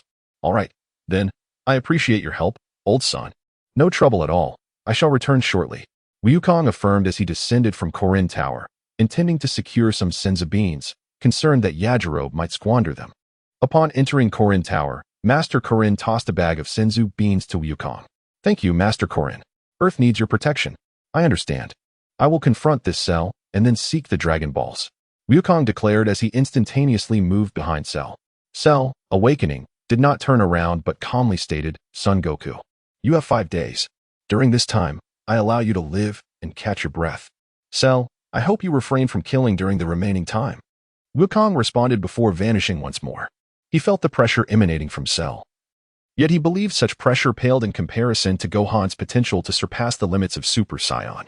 Having witnessed Gohan's remarkable abilities up close, Wukong was confident in his extraordinary potential. In the ensuing days, Wukong, akin to the original narrative, set out to find the Dragon Balls. Meanwhile, Vegeta accompanied Bulma and young Trunks. At one point, future Trunks visited, but was met with Vegeta's harsh reprimand. Chapter 55, Ignite. The fierce battle, the relentless struggle. The ultimate confrontation, its root lies in his cowardice, for he returned seeking assistance after failing to defeat the androids. Such an affront to his dignity as the Prince of the Saiyans, nay, to the entire Saiyan lineage, tarnishing the reputation of King Vegeta. Now, do not be too harsh on Trunks. Over there, he is without your presence. Bulma stepped forward to act as a peacemaker. Upon hearing this, Trunks felt deeply moved. His mother remained as gentle as ever. Vegeta, however, merely snorted disdainfully and said to him, You claim to have trained in that so-called hyperbolic time chamber? Yet here you stand with such meager power? How utterly disgraceful. Vegeta's expression was one of sheer fury. This transformation into a Super Saiyan boasts a mere combat power of 15 billion. It can be described as utterly feeble. Father, enough with the excuses. You are weak. Come with me to the gravity chamber and train diligently. Vegeta, intent on dragging him to the gravity chamber for training, was halted by Bulma. All right. He has just finished training. Let the child rest properly. With that, Bulma took Trunks and departed, leaving Vegeta standing alone in the wind. Visibly flustered. However, he merely scoffed and proceeded to train. Ding. Detection of the theatrical version. Burning to ashes. A hot battle, fierce combat, an ultra-intense combat world. Mission: eliminate the Saiyan Paragus and his son, the legendary Super Broly. Mission reward: energy manifestation. The Saiyan Paragus and his son, the legendary Super Broly? Before Vegeta could take action, he heard the system's notification echoing in his mind. Yang Tian, our Saiyan race consists of only a few thousand individuals. The likes of Paragus and his son, who transform into Super Broly, have never manifested among us. How is it that the Saiyans from parallel worlds outnumber our own? Furthermore, what exactly do you mean by the materialization of energy? Vegeta inquired with curiosity. Vegeta is the prince of the Saiyan race. From a young age, he was already able to recognize all his kin, so he was truly unaware of someone like Paragus, much like Darius. In a parallel universe, this Broly is, after all, the legendary Super Saiyan that appears once every millennium among your Saiyan lineage. What? Is he not incredibly powerful? And is the reward you offer not rather meager? Vegeta, with a look of disbelief, exclaimed, The newborn Broly possesses a combat power of 10,000. What? Vegeta was utterly bewildered. A battle power of 10,000 at birth. Even in his youth, his battle power was merely 10,000. Moreover, his power doubled each year, which meant he would continue to grow stronger even without training. In other parallel universes, this Broly had already ascended to Super Saiyan 4. Upon hearing this, Vegeta's face was a canvas of disbelief. He felt as though he might shatter from the weight of it all. Presently, he had only attained Super Saiyan 2, and he was utterly unaware of the existence of Super Saiyan 3 and Super Saiyan 4. However, there was no need for despair. He would inevitably grow stronger. Thus, Broly's current battle power was not as insurmountable as it seemed, and it remained quite manageable for him. As for the conceptualization of energy, it referred to the ability to manifest one's ki, like creating a ki sword or Gotenks dazzling super chocolate rings and continuous super chocolate rings. These were indeed commendable skills. After his explanation, Yang Tian demonstrated the utility of these skills to Vegeta. Upon witnessing the scene, Vegeta's lips twitched subtly, yet he chose to refrain from further comment. Ultimately, he felt a sense of satisfaction with Yang Tian's assertion that this Broly was inferior to him. Very well, I shall bring Nappa and Raditz along as well. Vegeta, having spoken, summoned Nappa and Raditz, instructing Trunks to accompany them. The true path to strength lies in the pursuit of rewards through combat. Merely training in the hyperbolic time chamber does not guarantee significant enhancement of power. A flash of light illuminated the scene. Vegeta and his companions have been transported to the world of the Inferno, a realm characterized by intense battles and extraordinary confrontations. This world bears no relation to the parallel universe Vegeta previously visited. The gravity here is astonishingly tenfold. It is reminiscent of our own planet Vegeta. As he spoke, Nappa landed on the ground and took a step. However, he felt nothing unusual. It is merely tenfold gravity. Nappa has already acclimatized to hundreds of times the gravity. Very well, let us seek out the lower-class warrior Paragus and his son Broly. Once we eliminate them, we shall depart. Vegeta cast a glance at Nappa and Raditz, who promptly fell in line beside him. Trunks furrowed his brow upon hearing this and remarked, "Father, isn't it rather inappropriate to take lives so casually?" To which Vegeta retorted, "Mind your own business. Simply lie there and grow stronger." Vegeta let out a cold snort. Did he, Vegeta, truly require his son to dictate his actions? Meanwhile, Trunks, upon witnessing Vegeta's demeanor, was taken aback. He had never anticipated that his father could possess such a nature. After all, from his mother's lips, his father was the epitome of excellence. Chapter 56, Broly. Allow me to enlighten you all, unaware as you are.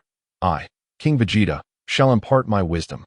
Vegeta observed the perplexity on Raditz's face and promptly began to elucidate the details of their current mission. His primary audience was Trunks, for Bulma had informed him that another version of himself had met an untimely demise, while his other mother had perpetually lauded the deceased Vegeta as a virtuous individual. Thus, in a bid to provide this unfortunate son with a favorable memory, Vegeta took it upon himself to clarify the situation, ensuring Trunks understood that his father, Vegeta, was not merely an entity who would slay anyone indiscriminately. "Father, is there a deeper significance to this?" Trunks inquired, his gaze fixed intently on Vegeta. Indeed. This lowly warrior Paragus is one of the survivors of our planet Vegeta. He harbors ambitions of becoming the ruler of a new planet Vegeta, which, as it stands, is the very planet beneath our feet. Vegeta paused momentarily, for these revelations had been imparted to him by Yang Tian. He was genuinely unaware. After all, he had no knowledge of this Paragus. To achieve his aims, he intended to employ his son Broly to eliminate the true scion Prince Vegeta of this era, along with the other surviving scions. After Vegeta spoke, he revealed that this was a parallel universe. Trunks, understanding swiftly, recognized that the future was immutable, signifying the existence of divergent timelines, or so he believed. What? How could such a lowly warrior possess the audacity to aspire to become the new Scion King, and furthermore, plot against Prince Vegeta? Truly, he deserved to perish. Nappa, with a fierce expression, declared this. They were staunch loyalists of the royal family of Vegeta, and upon hearing of a potential usurper, they were immediately incensed. If they had the capability to seize power, they would have done so long ago. In some parallel worlds, the throne is claimed by virtue of strength, but let us make a slight alteration here. Enough, Nappa. Our current objective is to locate this lowly warrior. Vegeta cast a fleeting glance at Nappa, acknowledging the loyalty of this devoted subordinate in his heart. Meanwhile, Raditz expressed his intent to teach a lesson to this so-called inferior warrior. Earlier, it was mistakenly noted that Raditz was the subordinate. In truth, he was a superior warrior, merely weakened by his own complacency. Upon witnessing the unfolding events, Trunks swiftly altered his perception of his father. After all, if they were to eliminate another father, what harm would there be in vanquishing this father-son duo? None whatsoever. As the four of them soared above the new planet Vegeta, Nappa suddenly recognized a familiar face. "Isn't that Kakarot?" he exclaimed, gazing down at Goku below. This parallel universe exists within the timeline of 7 days following Cell's declaration of the game. At this moment, everyone is capable of transforming into Super Saiyans, with Goku and Gohan both harnessing their full power as Super Saiyans. Indeed, Kakarot, what brings him here? Raditz mused, scratching his head, for they had not brought Kakarot along for this mission. This is the Kakarot from a parallel world. Vegeta discerned the problem at a glance. yet he had no intention of descending. However, below, Son Goku had noticed their presence. Huh, what is that?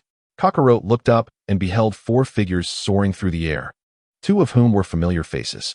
Indeed, these 2 were Trunks and Vegeta. Hey, Vegeta, weren't you at the palace? What brings you here? Kakarot instantaneously teleported to stand before Vegeta. Vegeta raised an eyebrow, having heard the words spoken.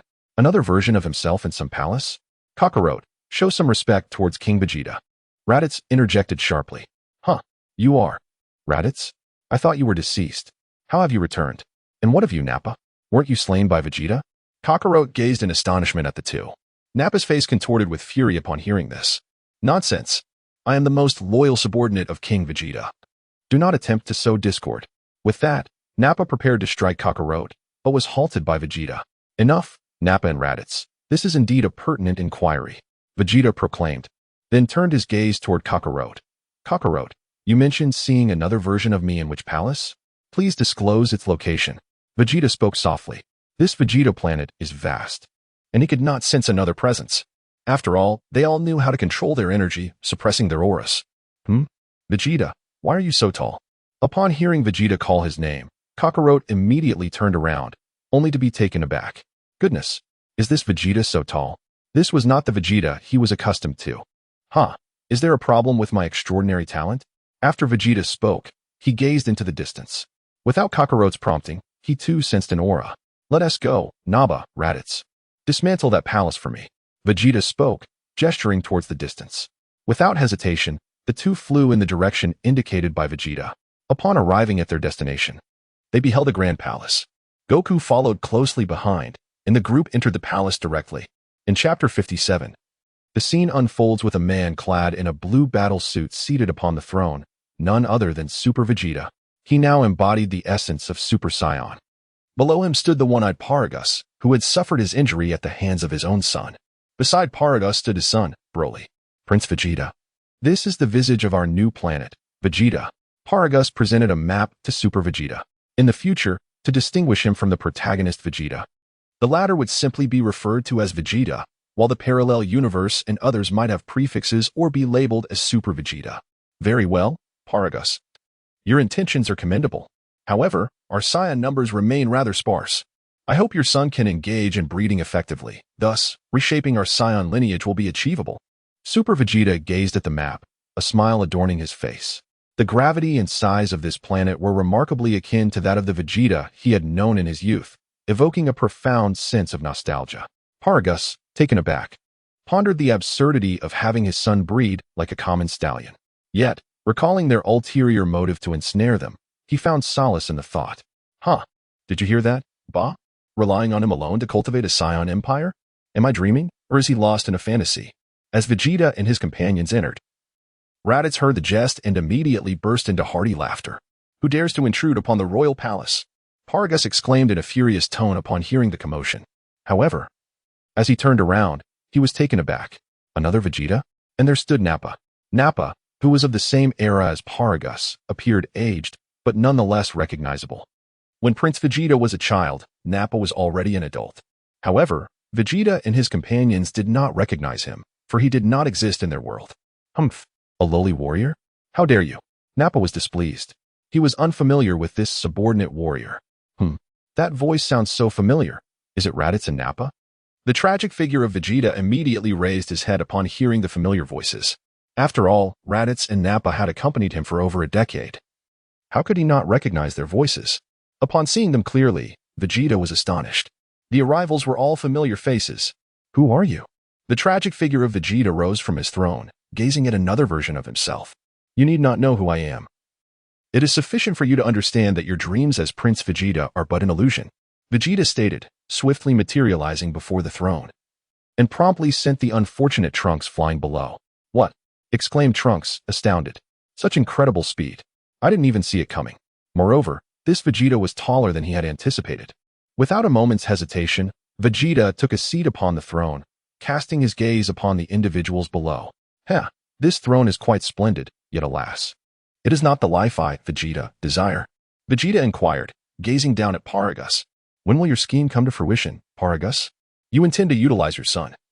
the legendary Super Saiyan, to confront us. Vegeta cast a cold smirk in his direction, while Paragus was engulfed in profound shock.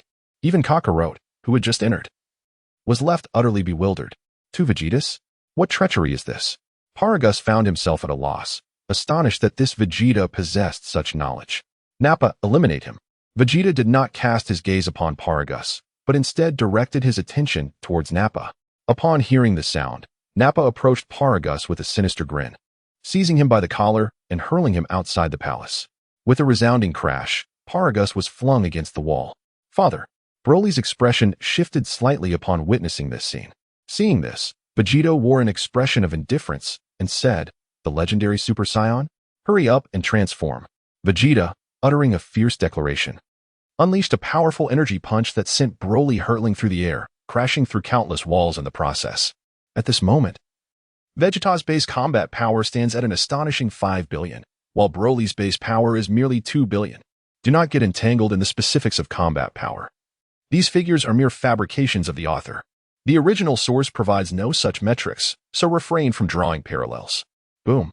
The ground trembles as Broly crashes through countless walls, propelling himself several hundred meters away. Ah, how formidable. Nanny, is this truly me? Am I this powerful? Kakarot and Trunks regard the scene in disbelief.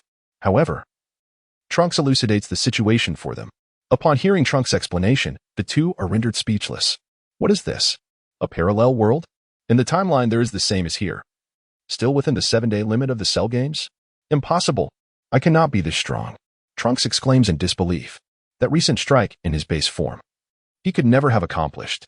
His base power is only 900 million, a figure he attained upon exiting the hyperbolic time chamber for the second time.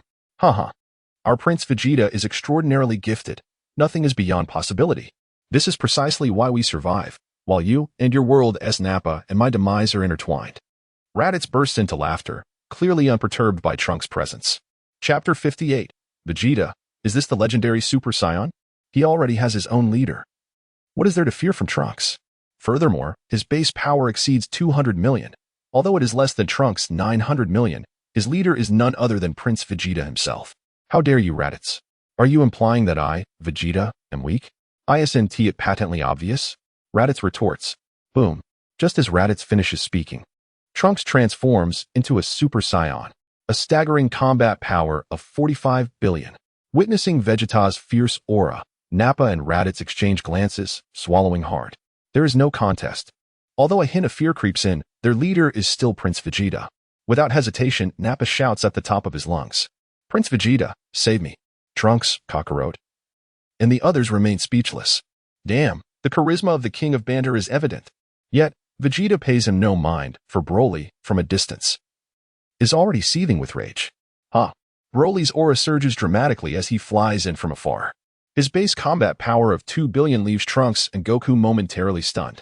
As for Kakarot, he is merely astonished that this Broly's base form surpasses his own, but he is confident in his ability to transform to full power.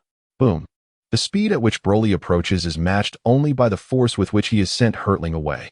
With a swift right hook, Vegeta sent the defenseless Broly soaring once again. The intensity of Vegeta's aura became unmistakable. What manner of creatures are these? Tragedy Tower observed the scene with a look of disbelief. He, the Prince of Saiyans, found it unfathomable that an alternate version of himself could not only emerge but possess such overwhelming strength. The critical detail was that both of their timelines were identical. Moreover, according to Trunks, this Vegeta had never entered the hyperbolic time chamber, while he himself had done so twice. Broly's were echoed, and the imprint of a fist on his chest remained, signifying the profound impact of that recent blow. Humph. The legendary Super Saiyan? Is this all there is? Vegeta wore a contemptuous expression. Upon witnessing this demeanor from Vegeta, Broly was immediately filled with rage. Without the slightest hesitation, his eyes gleamed with intensity as he transformed into a Super Saiyan. This was no mere Super Saiyan form, it was the legendary transformation. At this moment, Broly's hair radiated a golden hue, and his visage was one of fierce determination. Although he bore injuries, his transformation ignited a fervor within him, revealing an increasing tenacity. The mark on his chest from Vegeta's previous blow had yet to fade, indicating that Vegeta had not held back in his strike. Nanny, is this truly the legendary Super Saiyan? We cannot prevail. Victory is utterly beyond our grasp. The tragic figure of Trunks felt a wave of dread wash over him. The sheer magnitude of Broly's power left him breathless. The reason was simple. Goku, in his normal state, possessed a battle power of 1.6 billion, and at full power in his Super Saiyan form, he unleashed half of that on the Korin Tower, amounting to approximately 40 billion. Yet, Trunks felt inferior to Cell, for when Cell achieved his perfect form, he boasted a staggering 44 billion. Trunks had experienced that firsthand, and Cell had not even fully unleashed his power. At this moment, having not yet faced Cell in his games, Trunks was unaware that Goku's full power in Super Saiyan form reached an astonishing 80 billion, mistakenly believing Goku's battle power to be merely 40 billion, akin to his own. Having emerged from the hyperbolic time chamber with a normal state of 900 million and transforming into a Super Saiyan at 45 billion, he was convinced he could defeat Goku. However, he remained oblivious to the true prowess of both Cell and Goku, leading him to conclude that Broly's Super Saiyan form surpassed their strength.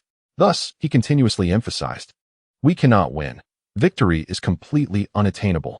At last, you have transformed. Now, allow me to demonstrate a fraction of my power, the power of Vegeta." Vegeta, with his eyes closed and a serene smile upon his face, let out a thunderous roar as he transformed into the ascended Super Saiyan, his power soaring to an astounding 150 billion. This overwhelming aura sent tremors throughout the new Vegeta planet.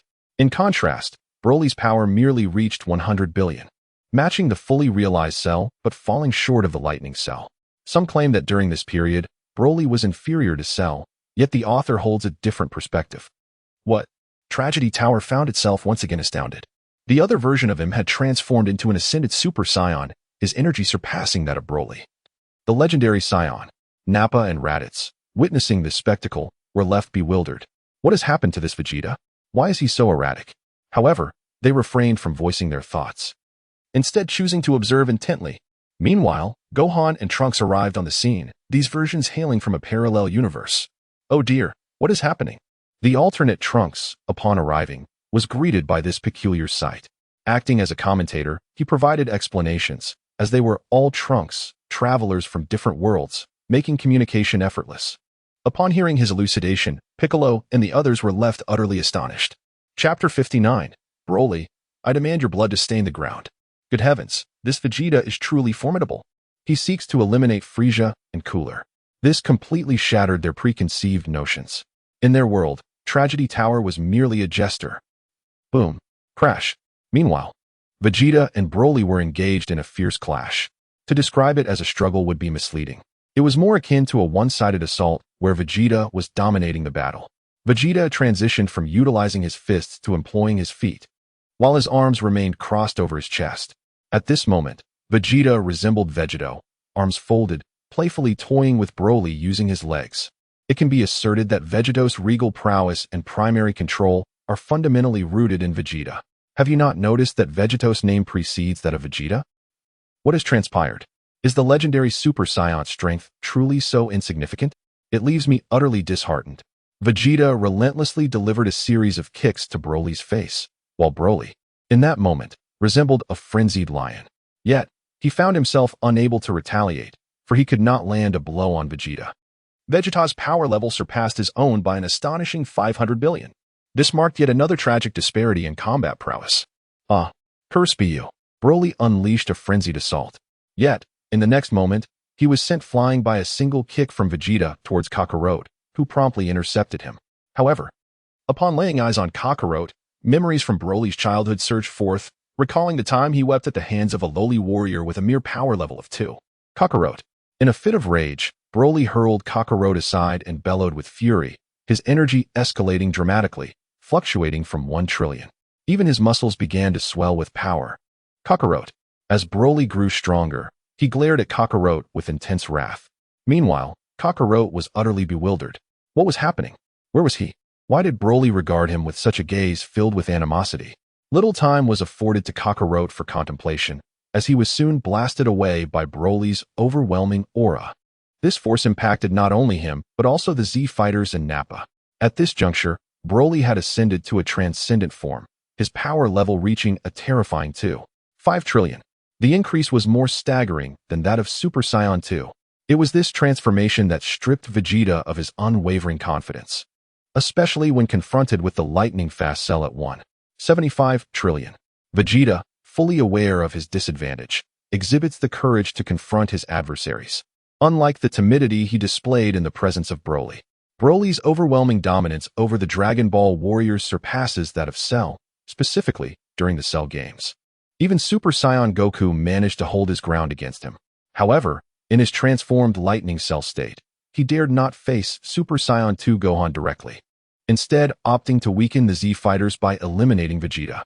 He was taken aback when he inadvertently injured Gohan.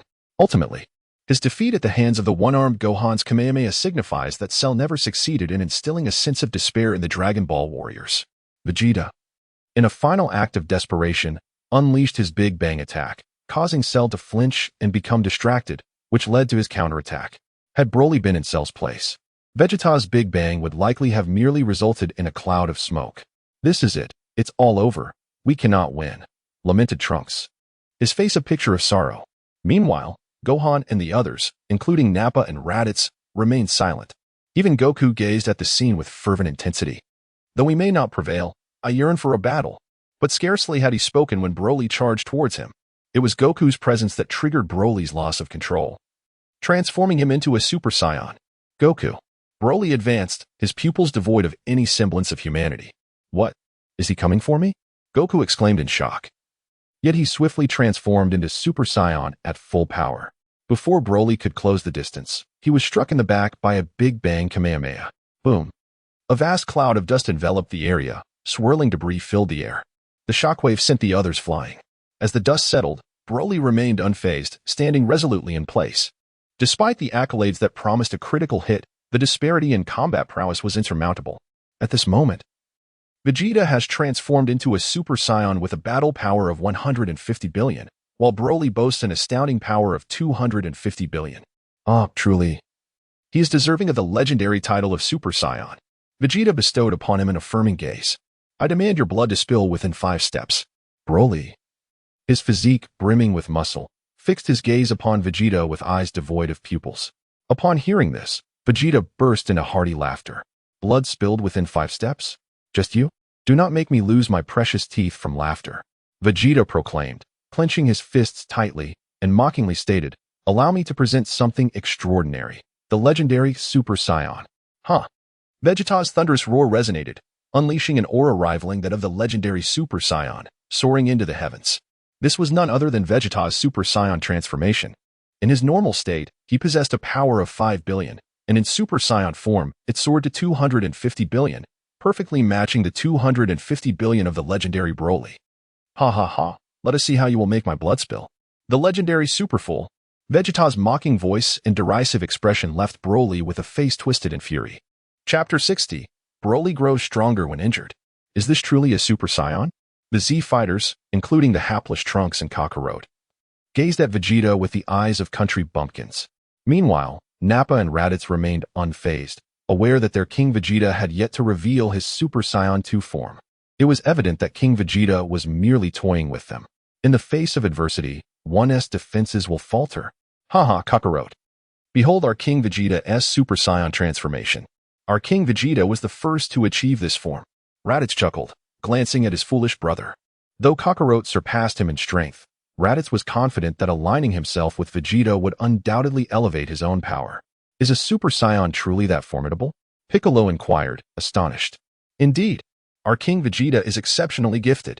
Nappa praised, elevating Vegeta to celestial heights in admiration. On the other hand, Trunks, feeling utterly defeated, found himself overshadowed.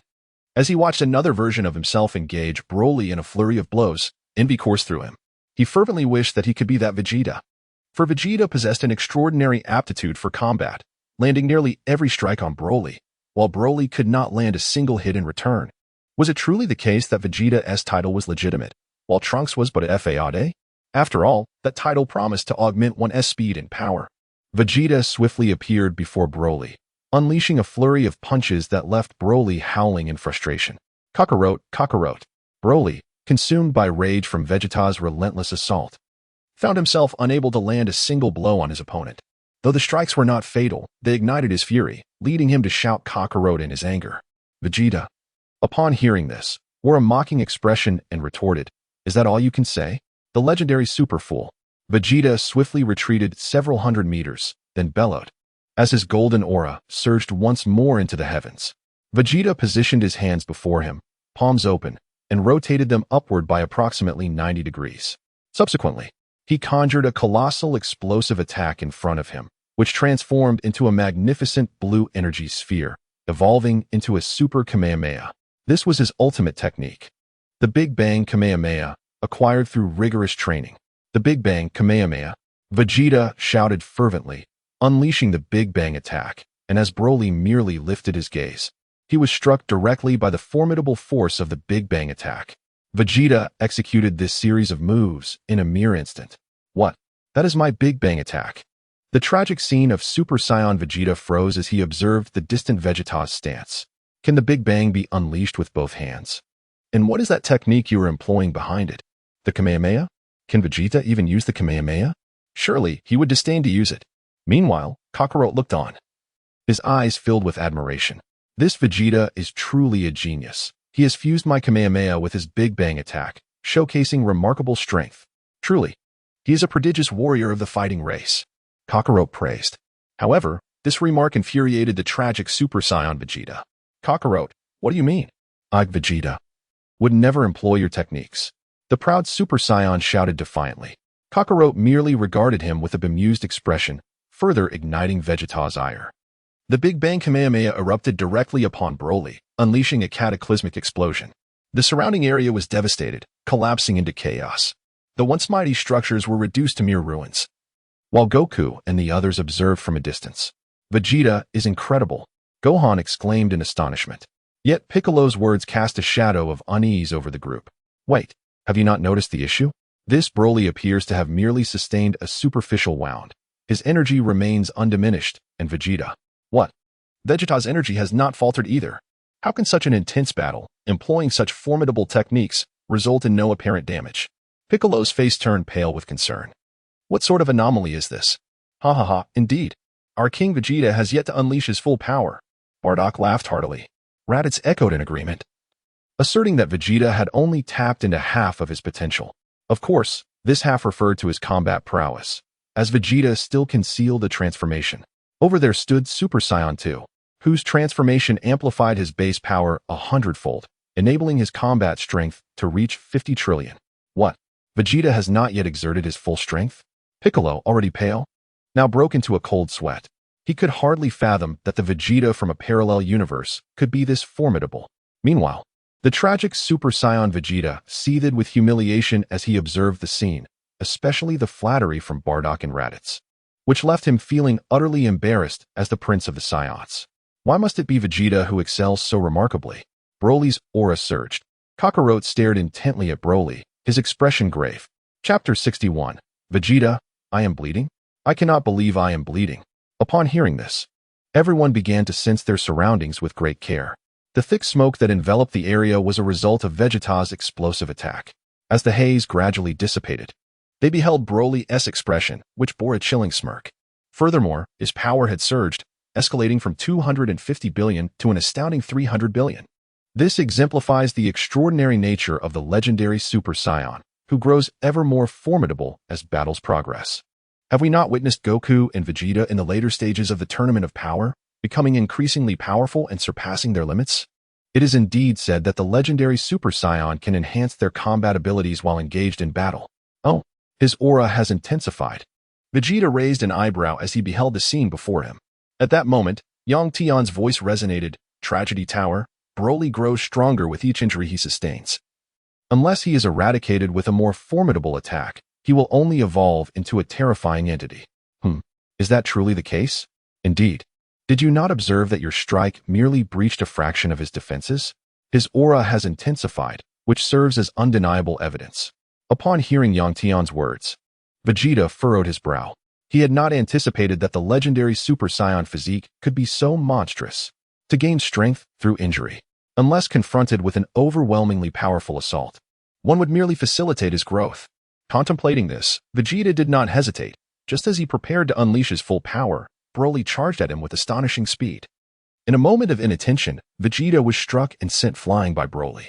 Seizing the opportunity, Broly swiftly closed the distance, pressing Vegeta's head into the ground, dragging him along for an impressive distance of 100 meters. What utter madness!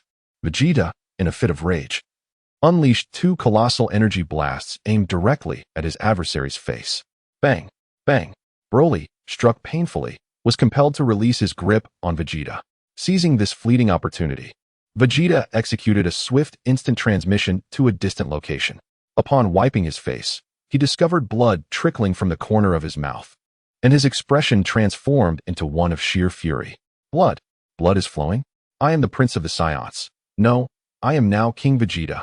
You dare to make me bleed? Vegeta clenched his fists tightly, his face contorted with fury as he glared at the grinning Broly. Since he had aided Frieza in assaulting planets, he had never sustained such injuries. Had he endured any, his battle power would not merely be 18,000, and he would not have been oblivious to the fact that severe injuries could enhance one's combat abilities during the original saga on Namek. It could be said that the planets Frieza dispatched were all of inferior quality, allowing Vegeta to navigate through without adversity. Now, having been bloodied, his rage had reached a breaking point. One could refer to the original narrative detailing Vegeta's arrival on Earth, where his expression was one of pure indignation. Is it possible that King Vegeta has been injured? Raditz gazed in disbelief at the scene unfolding before him. They had always enjoyed unimpeded success, never having suffered wounds. This marked the first occasion where Vegeta was harmed by a fellow Saiyan, a sight that was unprecedented. Even in his prime, King Vegeta's battle power barely reached 8,000, and that was already considered among the strongest of the Saiyans. Following closely was Bardock, whose prowess grew with each battle, attaining a power level of 10,000. Meanwhile, young Vegeta had already demonstrated a power level of 10,000. Thus, in his youth, Vegeta was unmatched on planet Vegeta. Nappa, who had accompanied Vegeta the longest, was witnessing King Vegeta's injury for the very first time, his hand resting on his bald head, disbelief etched across his face. The Z fighters nearby wore expressions of confusion. Is Vegeta truly this formidable? Is this his first injury? In their realm, Vegeta had endured relentless torment. He had been beaten by Goku upon arriving on Earth, then subjected to Liku's punishment on Namek, followed by further humiliation at the hands of Frieza. Upon returning to Earth, he faced the androids and later, Cell, leading one to conclude that Vegeta was either in a constant state of defeat or on the path to it. Vegeta's aura surged, crackling with electricity, his hair standing even more erect. He transformed directly into Super Saiyan 2, his combat power soaring to an astonishing 500 billion. The onlookers were left in utter astonishment, with the exception of a few, including Nappa. What has this Vegeta done? How formidable! I feel utterly devoid of any desire to resist. If Vegeta were on our side, how could Goku ever hope to prevail? The Z fighters exchanged incredulous glances and fervent discussions, while only Super Bu exhibited a countenance of rage. This is identical to what I witnessed in the time chamber with Gohan's transformation. This is the true transcendence of Super Saiyan. Kakarot murmured as he gazed at Vegeta. Kakarot. Broly unleashed a green aura from his position, subsequently executing his meteor burst. Energy blast radiated outward in a carpet-bombing assault. Kakarot and his companions scrambled desperately to evade. This strike amounted to a staggering 300 billion. Although it consisted of ordinary energy blasts, it was far beyond their several hundred billion combat power. Even Kakarot, with his 80 billion combat power, could merely swat away the energy spheres with great effort. At this moment, Vegeta's aura effortlessly neutralized Broly's energy blasts. Chapter 62. The final flash sends Broly flying. Broly's energy blasts were rendered impotent upon contact with the golden aura, dissolving instantaneously.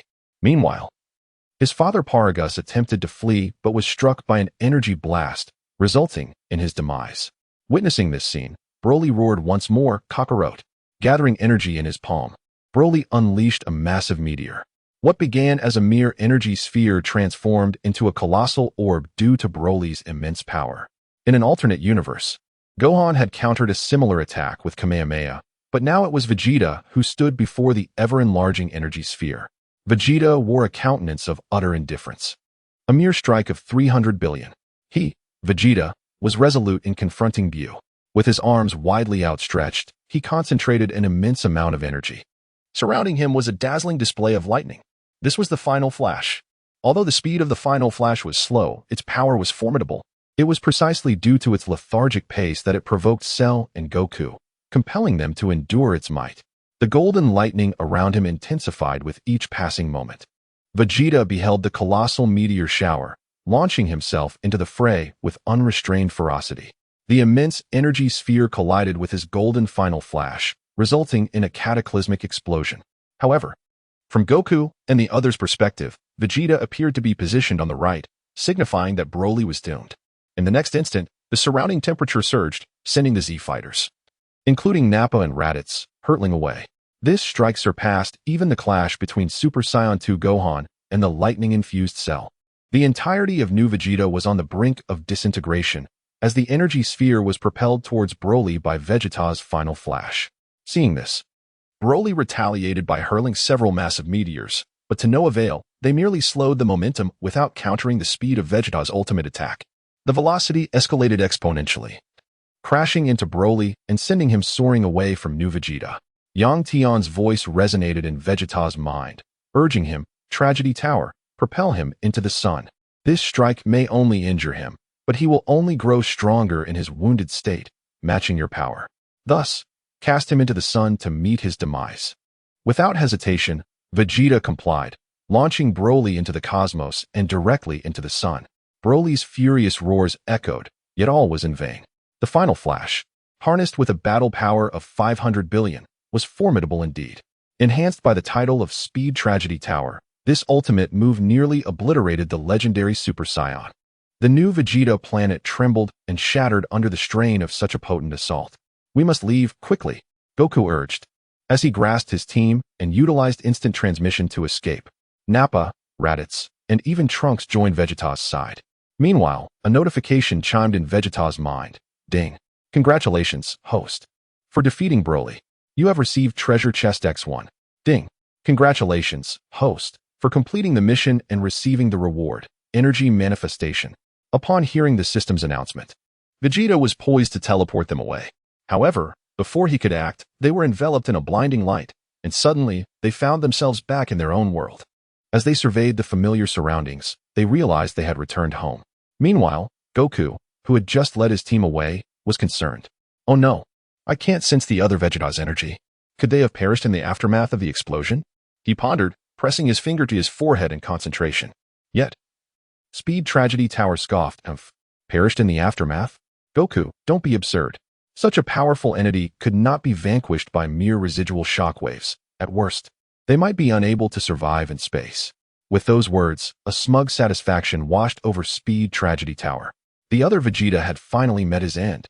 In this era, it is he, the tragic figure, who stands in stark contrast to the towering Vegeta. Upon this realization, Trunks wore a smug expression. Meanwhile, Kakarot, son Goku, felt a sense of regret.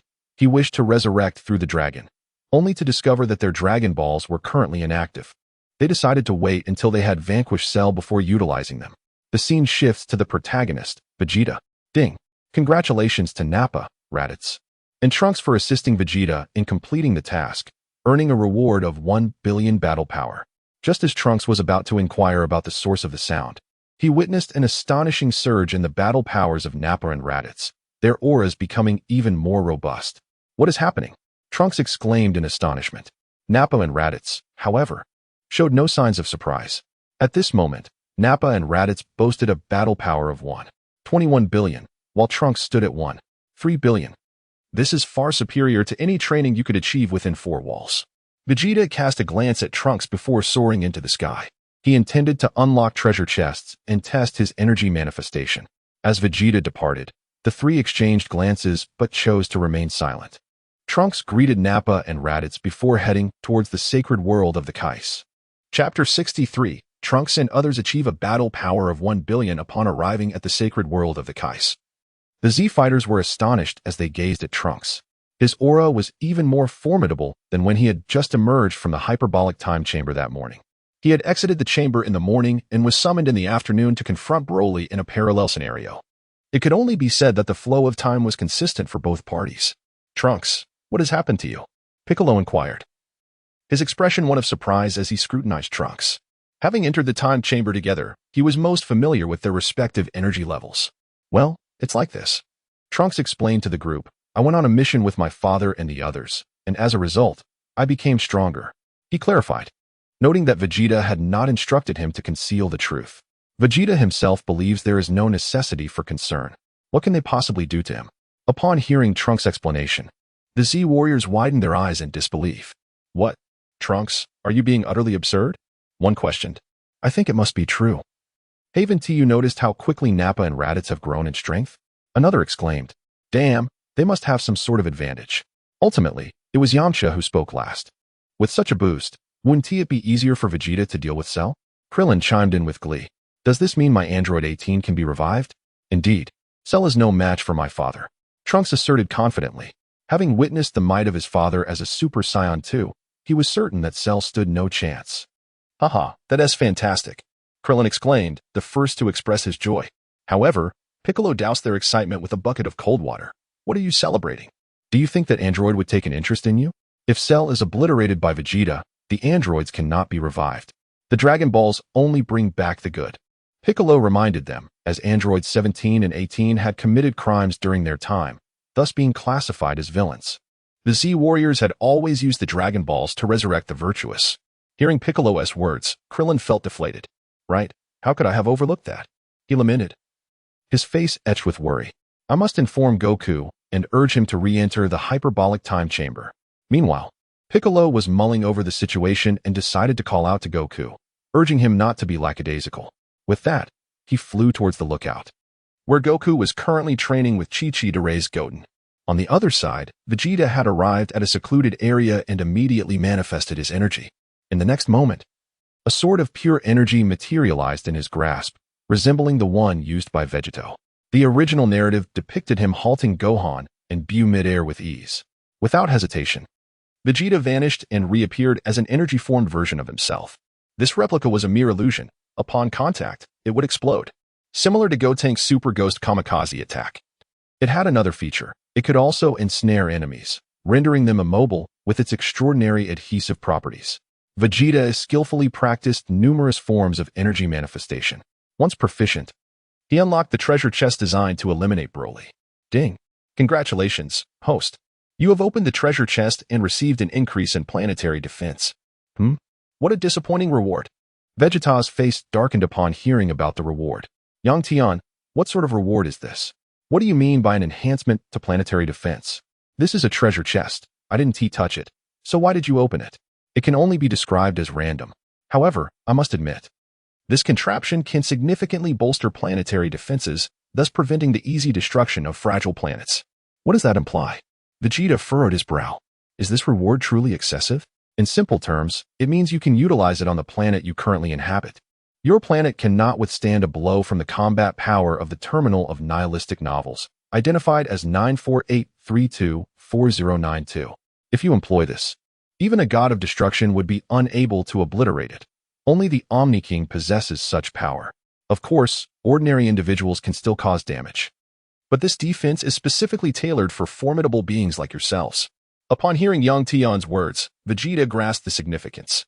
This item, surprisingly, holds some utility. There is no need to fear it obliterating Earth in one fell swoop.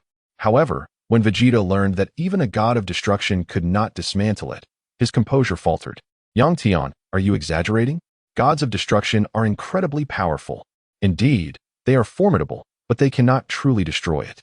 Only the Omni King has the authority to erase existence, as this is a defense mechanism rather than a means to disregard the laws of annihilation. Omni King, erasure? What does that entail? The Omni King is the supreme ruler of the 12 universes, the master of all creation. He has the power to exchange gods of destruction or supreme Kai, capable of annihilating entire universes in an instant. Originally, there were 18 universes, 6 of which were eradicated by the Omni King due to their transgressions. And you currently reside in the 7th universe. However, discussing this with you is futile. You are far from attaining the divine realm. Is it truly that many? And what is this divine realm? To put it plainly, even if you, from Dragon Ball Super, were to transform into the easily destructible god form, you would merely be at the threshold of the divine realm. Presently, you are only a Super Saiyan 2, and there remains a long journey ahead. Given Yang Tian's remarks, Vegeta could only suppress his curiosity. He understood that he would inevitably confront this knowledge, so he refrained from further inquiries and, without hesitation, returned home. Chapter 64. The start of the Cell Games. Upon arriving at his own courtyard, Vegeta spotted Bulma cradling Trunks, waiting for him. In that moment, Vegeta felt a peculiar sensation. Having companionship upon returning home was truly a different experience. Without a moment's hesitation, after lulling Trunks to sleep, the couple resumed their endeavors. Meanwhile, Bra would be born alongside Goten. The time that followed, Vegeta remained by Bulma's side, placing little importance on training. In the original story, he was compelled to maintain his focus due to the looming presence of Kakarot. Now that Kakarot was no longer a factor, he only occasionally found time to train.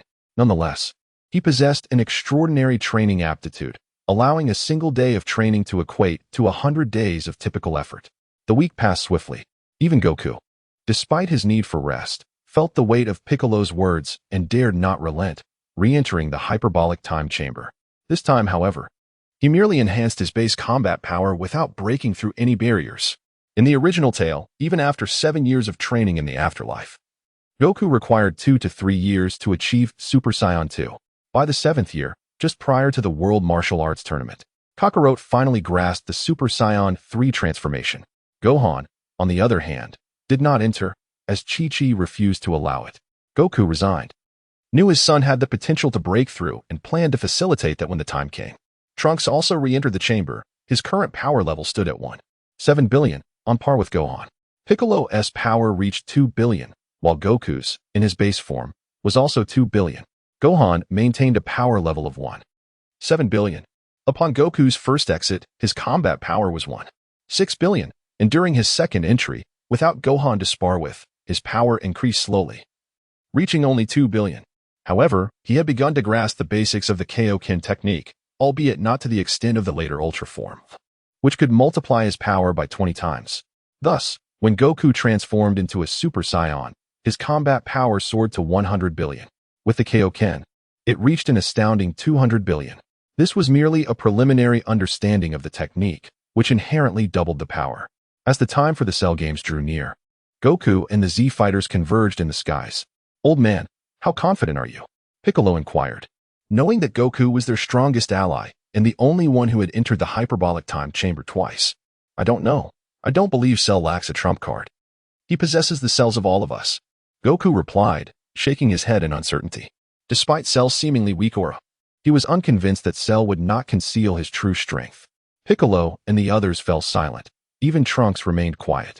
In his second entry into the chamber, he had aimed to master Super Saiyan 2 but had yet to succeed. It was evident that his anger had not reached its peak. Thus, they proceeded toward the venue of the Cell Games. Meanwhile, Vegeta donned his battle attire, flanked by Nappa and Raditz. Bulma had been escorted to the lookout by Vegeta, as it was the highest and safest location. "King Vegeta, leave this cell to me." As Nappa cracked his knuckles, he spoke. Yet, when he uttered those words, Vegeta maintained a calm demeanor. "Nappa, if you wish to preserve your life, you must confront him. His battle power exceeds 170 billion, while yours, even in the form of Super Saiyan 2, barely reaches 60 to 70 billion. What do you intend to do against him?" Upon hearing Vegeta's statement, Raditz recoiled slightly, saying, "Indeed, Nappa, our combined battle power is merely a few 100 billion. What chance do we stand?" Nappa's lips twitched at this remark. 170 billion? With his own power in the hundreds of billions, it was indeed not a fight he could afford to engage in. "Very well, just ensure that you two shield me," Vegeta declared, before instantly transporting them away. Why fly when one can teleport? The Cell Games. At this moment, Cell opened his eyes, surveying his surroundings. "Today marks the commencement of my Cell Games. I hope you do not disappoint me." With that, Cell turned his gaze towards the horizon, sensing the energy signatures of Goku and his companions approaching. Before long, they arrived. Upon seeing them, Cell chuckled lightly. "I was beginning to think you would not show up." "Is that so?" "That was merely your assumption," Goku replied with a smile. As soon as Goku finished speaking, 3 figures materialized beside him: Vegeta, Nappa, and Raditz, the Saiyan trio. "Vegeta, Nappa, Raditz, you've arrived as well. Excellent. This will make my tournament all the more entertaining." Cell beamed at Vegeta, unperturbed by his presence. One could say that his perfect form had instilled in him a sense of overconfidence. Chapter 65. Vegeta, You two can come at me together. You revolting creature. How dare you be so brazen? Watch how I, King Vegeta, will dismantle you. Naba sneered at this abominable being who possessed their cells. It was a profound disgrace for a member of the Scion noble lineage to be reduced to such a state by this wretched artificial human. Indeed, Raditz. Share your disdain. Raditz chimed in. Upon hearing this, Cell narrowed his eyes. Are you two courting death? But before he could finish his sentence, Vegeta's voice cut through. The one courting death is you, you green monstrosity. As Vegeta observed Cell's rising fury, he too joined in the mockery. What a disgrace, Cell. Truly repulsive to behold. Cell retorted. Vegeta, it seems you are itching for a fight. He approached Vegeta, who stood his ground defiantly, their gazes locked in an intense standoff. Indeed. I'm itching for a brawl. Care to scratch that itch for me? Cell replied. Very well, prepare yourself. I hope my power leaves you trembling. Trembling? Huh. That is by far the most amusing jest I have ever heard in my life. Vegeta laughed heartily. Ever since he acquired the system, his ascent had been meteoric. When would there ever come a time when he would be reduced to trembling? At that moment, as the two faced off, Mr. Satan made his entrance. However, before he could utter a word, he was sent flying by Nappa, an annoying nuisance. Nappa sneered at Mr. Satan and his companions. Their embarrassing moment was broadcasted across television screens, leaving the entire world in disbelief that their beloved Mr. Satan had so easily succumbed. At this juncture, Cell strode to the center of the arena and casually proclaimed, Who among you shall take the stage first? Well, naturally, I shall take the first step. Vegeta was about to step onto the stage when Goku suddenly appeared at the venue with a swift instant transmission. Vegeta, allow me to take the first turn, Goku declared. Casting a glance at Cell, the others were taken aback. They had anticipated Vegeta to fight first, hoping he could either defeat Cell or at the very least weaken him enough to exhaust his stamina. Why, then, was Goku the one to take the initial bout? Old son, Piccolo remarked, eyeing Goku. Though he did not articulate his thoughts explicitly, he trusted that Goku understood. Goku merely turned his head and nodded reassuringly. It's all right, you're all here too. Gohan, meanwhile, could only utter dad in confusion, unable to comprehend why his father would lead the charge. However, reassured by the presence of their comrades, he felt a sense of relief. After all, they had the advantage of numbers. A war of attrition could wear down Cell. And they still had Senzu beans at their disposal. Huh, Goku, why are you the first to enter the arena? I suggest you step back and let someone else take the spotlight, Cell remarked, equally surprised by Goku's eagerness to engage first, yet urging him to withdraw. Goku, however, shook his head resolutely. No need for that. Let us go. With that, he swiftly closed the distance to Cell, their fists colliding with a resounding impact. At that moment, Goku remained in his Super Saiyan form, his power level hovering around 50 billion, while Cell's was at 44 billion. Remarkable. It's utterly mesmerizing. True to Goku's nature, he seems to be subtly overpowering Cell. Cheered the Z warriors, their eyes glued to the unfolding battle. Yet, they overlooked a crucial detail. Neither combatant was unleashing their full potential. Dad, what is he doing? Gohan questioned, bewildered by the scene before him. In the hyperbolic time chamber, his father had exhibited greater prowess than he was currently displaying, leading Gohan to find this version of Goku perplexing. The two fighters exchanged blows, each delivering strikes and counterstrikes. Meanwhile, Vegeta, observing from the sidelines, was far from pleased. Here we go again. They never fight at full strength from the outset, always testing each other. If they're going to test, they should do it quickly, not drag it out indefinitely. Vegeta fumed, his frustration boiling over. Enough of this nonsense. You two should both attack at once. Vegeta, seething with fury, soared into the arena, unleashing a tremendous surge of energy as he transformed into a Super Saiyan, utterly obliterating the entire stage. A thunderous roar echoed as dust and debris were sent spiraling into the air. Goku and Cell gazed at Vegeta in astonishment, their expressions a portrait of disbelief. Meanwhile, Piccolo and the others stood in shock, unable to comprehend the sheer velocity of his movement. It dawned upon them that Vegeta had arrived at the arena with such swiftness, a testament to his own speed, rather than mere astonishment. They were all rendered incapable of discerning his actions. How is this possible? Cell's face was a mask of incredulity. Chapter 66. Vegeta's ruthless domination of Cell and Goku. Vegeta's aura is overwhelmingly powerful, boasting a combat strength of 250 billion. It instills fear in the heart of perfect Cell and leaves Goku utterly astonished. They had underestimated Vegeta's prowess. initially perceiving him as merely an appetizer. But now they realize he is far more formidable than anticipated. Meanwhile, Son Goku is profoundly shocked. This energy surpasses even that of Gohan during his time in the hyperbolic time chamber. Not even after emerging from the chamber a second time could he compare. Even if he were to unleash his trump card, the Kaioken, in his Super Saiyan form, it is likely that he would still be no match for Vegeta. Goku gazes at Vegeta, contemplating the vast difference in their strengths, a deep sense of helplessness rising within him. Simultaneously, he is intrigued by what Trunks mentioned about undertaking a mission to gain strength. How enviable it is that one can grow stronger simply by completing a task. Thus, Goku resolves to inquire further upon their return, hoping to discover if he too can soar to new heights. The disparity between him and Vegeta is indeed significant. If you two do not engage, I shall take action myself. Vegeta cast a cold smirk at Cell and Goku, infuriated by their apparent collusion. How dare they engage in such deceit? Suddenly, a notification echoed in his mind. Main quest detected. Eliminate Cell. Reward, a grand gift package. Just as Vegeta was about to take action, the system alert chimed in. If this task takes any longer, I might just miss my chance. Vegeta expressed his displeasure. Ding. May I inquire if the host accepts the mission? Accepted.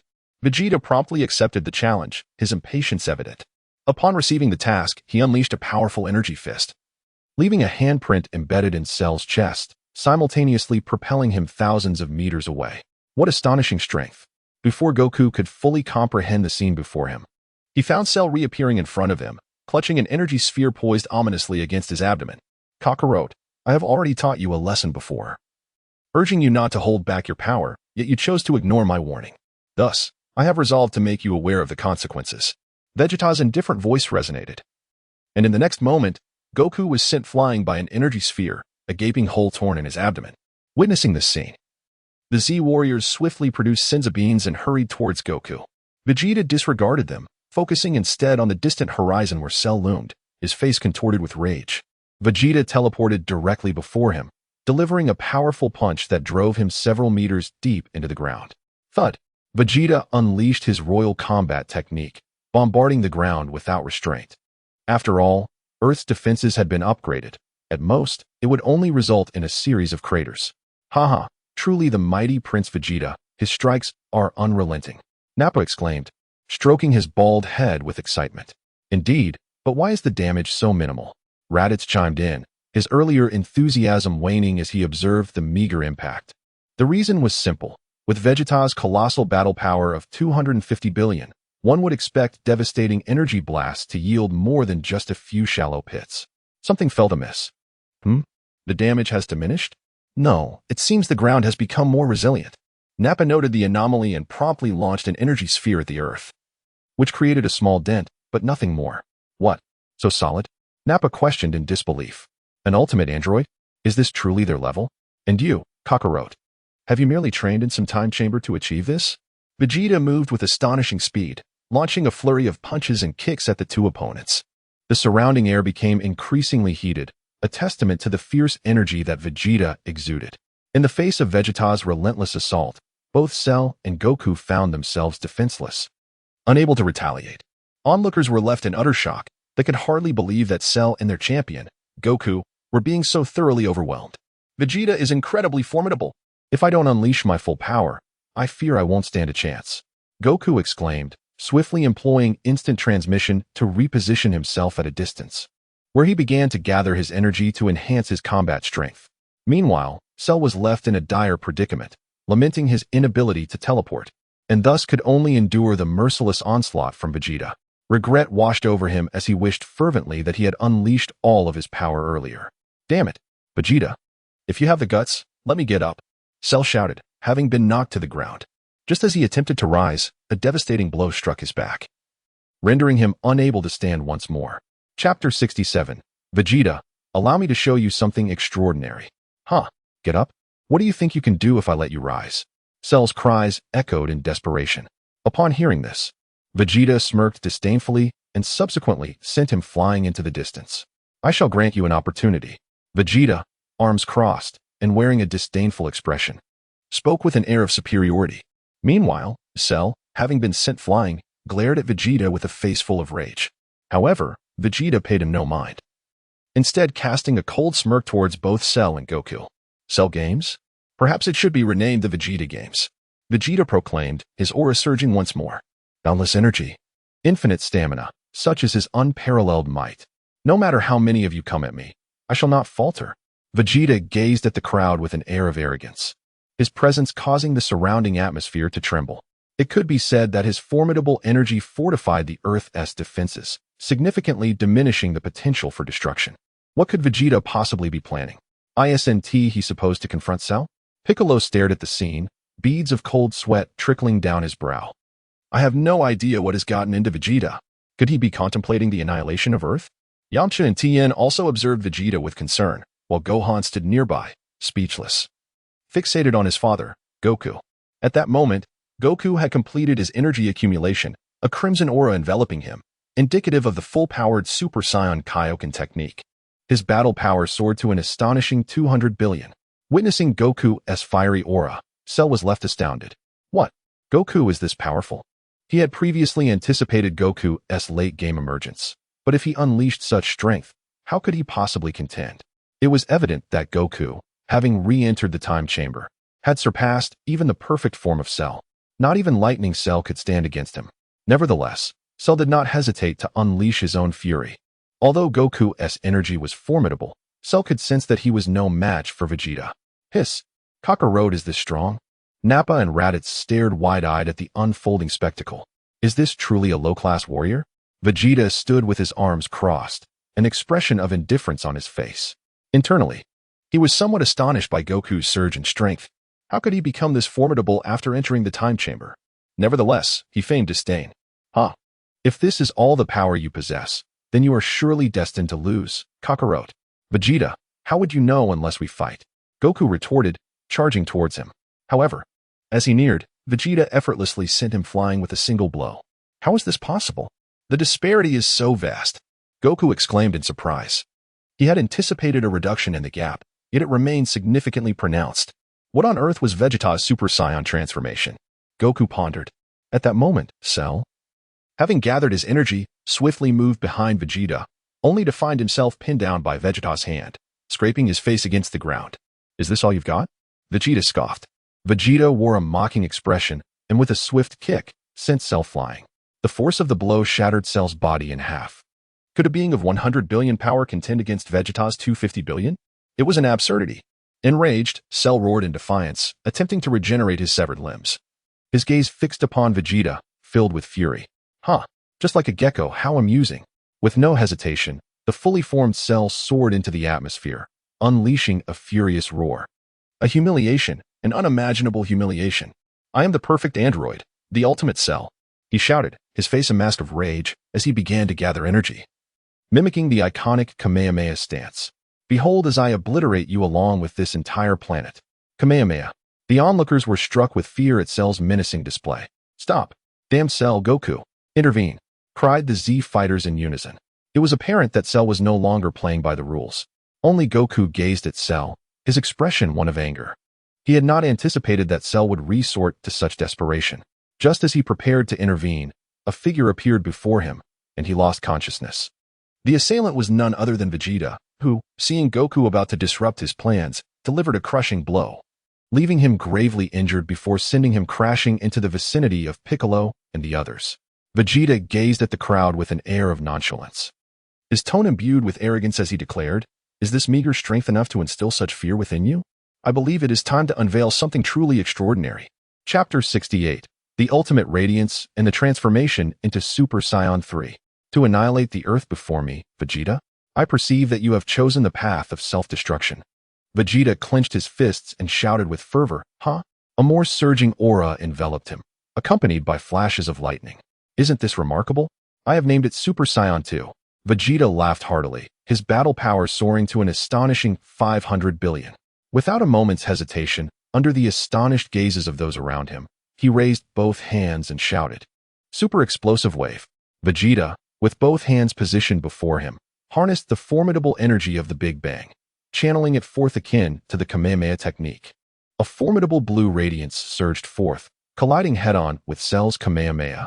There was no doubt, Cell's Kamehameha was utterly obliterated by the might of the Big Bang Kamehameha, lacking even the merit to contest it. Cell cried out in despair, engulfed by the overwhelming energy of the Big Bang Kamehameha. As he was enveloped by its might, Cell began to dissipate, his very cells exploding in his mind. It could be said that Cell was incapable of even manifesting the form of Lightning Cell. Ding!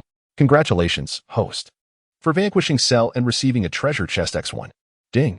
Congratulations, host, for the tragic tower's extermination of Cell, earning a substantial task reward gift pack. Upon hearing the two system notifications resonate in his mind, Vegeta nodded in satisfaction. Perfect. A chance to boast. This truly befits Prince Vegeta. Did I win? It seems so. Vegeta is astonishing. Did Vegeta just say that was Super Saiyan 2? It doesn't appear to differ much. The Z fighters observed this spectacle, yet refrained from approaching Vegeta out of respect. As for Krillin, he felt the most anguish, having lost his beloved Android 18 alongside him. Haha, King Vegeta. You are truly magnificent. Indeed, King Vegeta, what a pathetic android. It has been finally defeated. Nappa and Raditz exclaimed with unbridled joy. Vegeta waved his hand dismissively, uttering not a word. How could a mere nuisance like Cell even dare to challenge him? Enough, I shall take my leave. Vegeta, with a swift motion, teleported away, leaving the duo in a state of utter bewilderment. However, they uttered no words.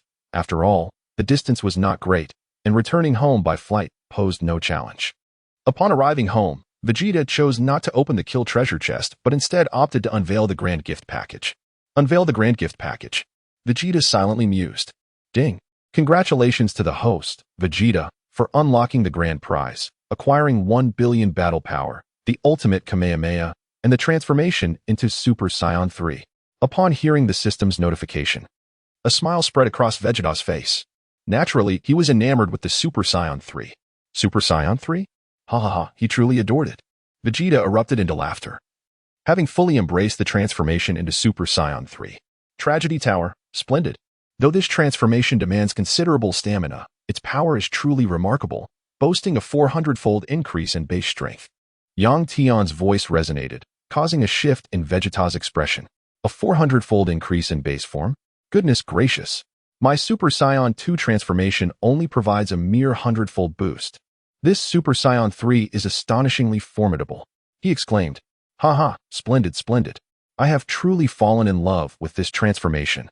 Vegeta wore an expression of excitement. Certainly, the alternate versions of oneself from parallel worlds would not transform into Super Saiyan 3. Vegeta, they are utterly worthless, unlike me, who has already mastered it. Vegeta wore a mocking expression. Vegeta, what are you saying? Without me, you cannot change it all. What? I can't hear you without a signal. Vegeta, dismissing Yang Tian, silently invoked the attribute panel. Upon its manifestation, the following details were revealed. Host, Vegeta, title, Speedy Tragedy Tower, battle power, 6 billion. Lifespan, immortal.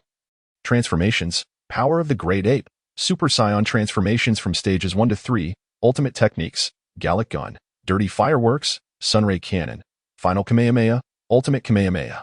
Additional abilities, Energy Perception, Infinite Ki, Instant Transmission, Limitless Stamina, 100-fold Training Talent, Energy Manifestation. Subordinates, Nappa, Raditz.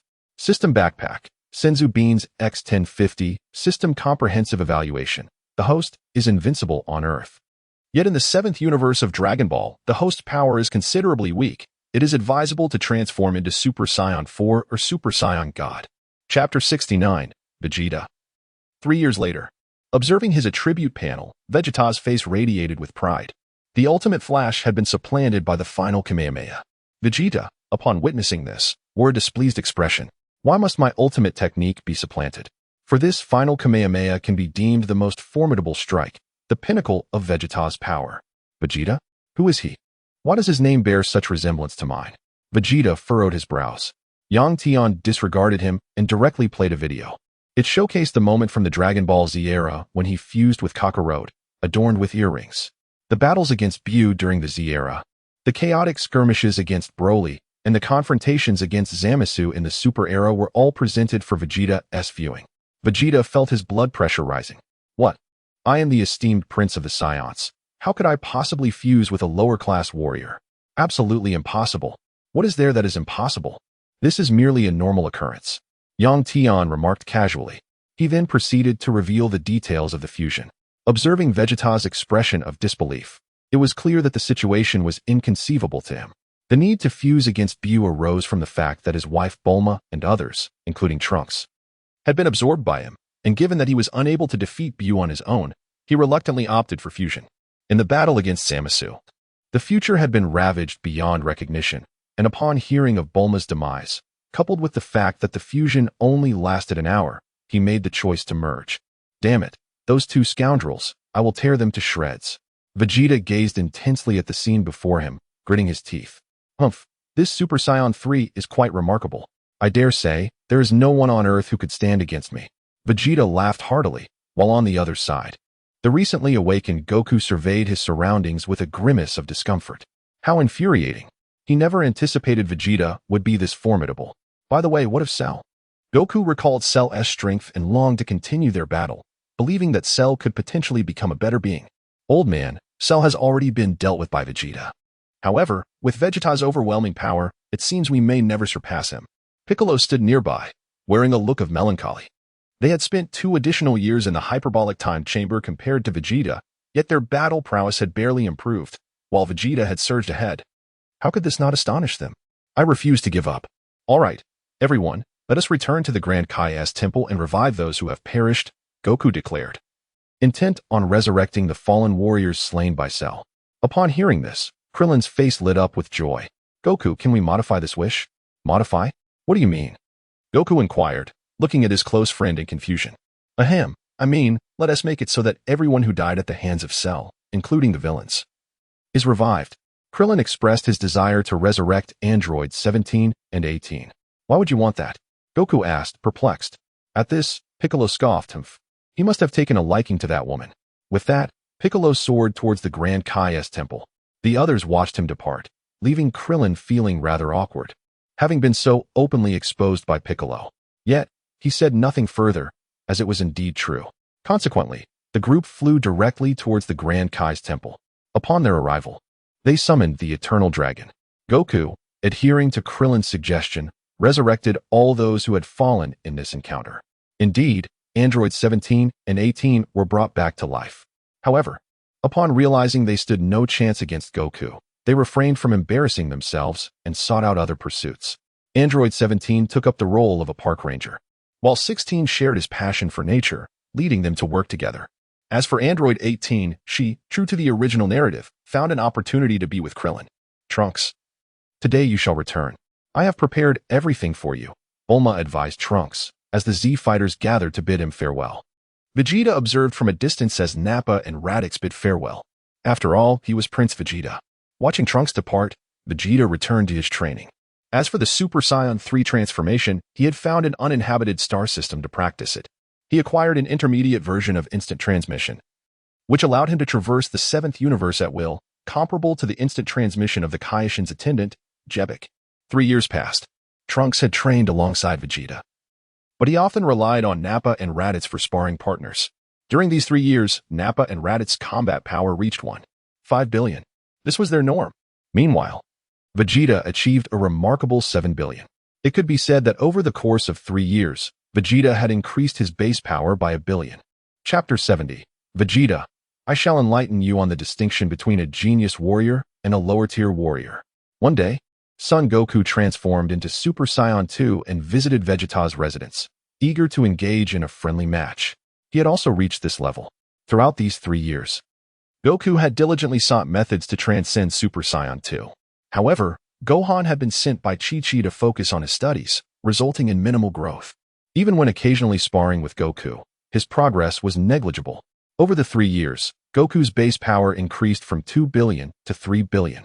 It is evident that Goku had been exceptionally dedicated in his efforts to catch up to Vegeta. He occasionally traveled to King Kai's planet to train, as the gravity there enhanced his physical capabilities, providing a significant advantage. Unlike Vegeta, Goku lacked the Super Battle Suit and the advanced spaceship. The Super Battle Suit could modify gravity, and the spaceship could also adjust gravitational forces. With both resources combined, Vegeta's advantages were significantly greater than Goku's.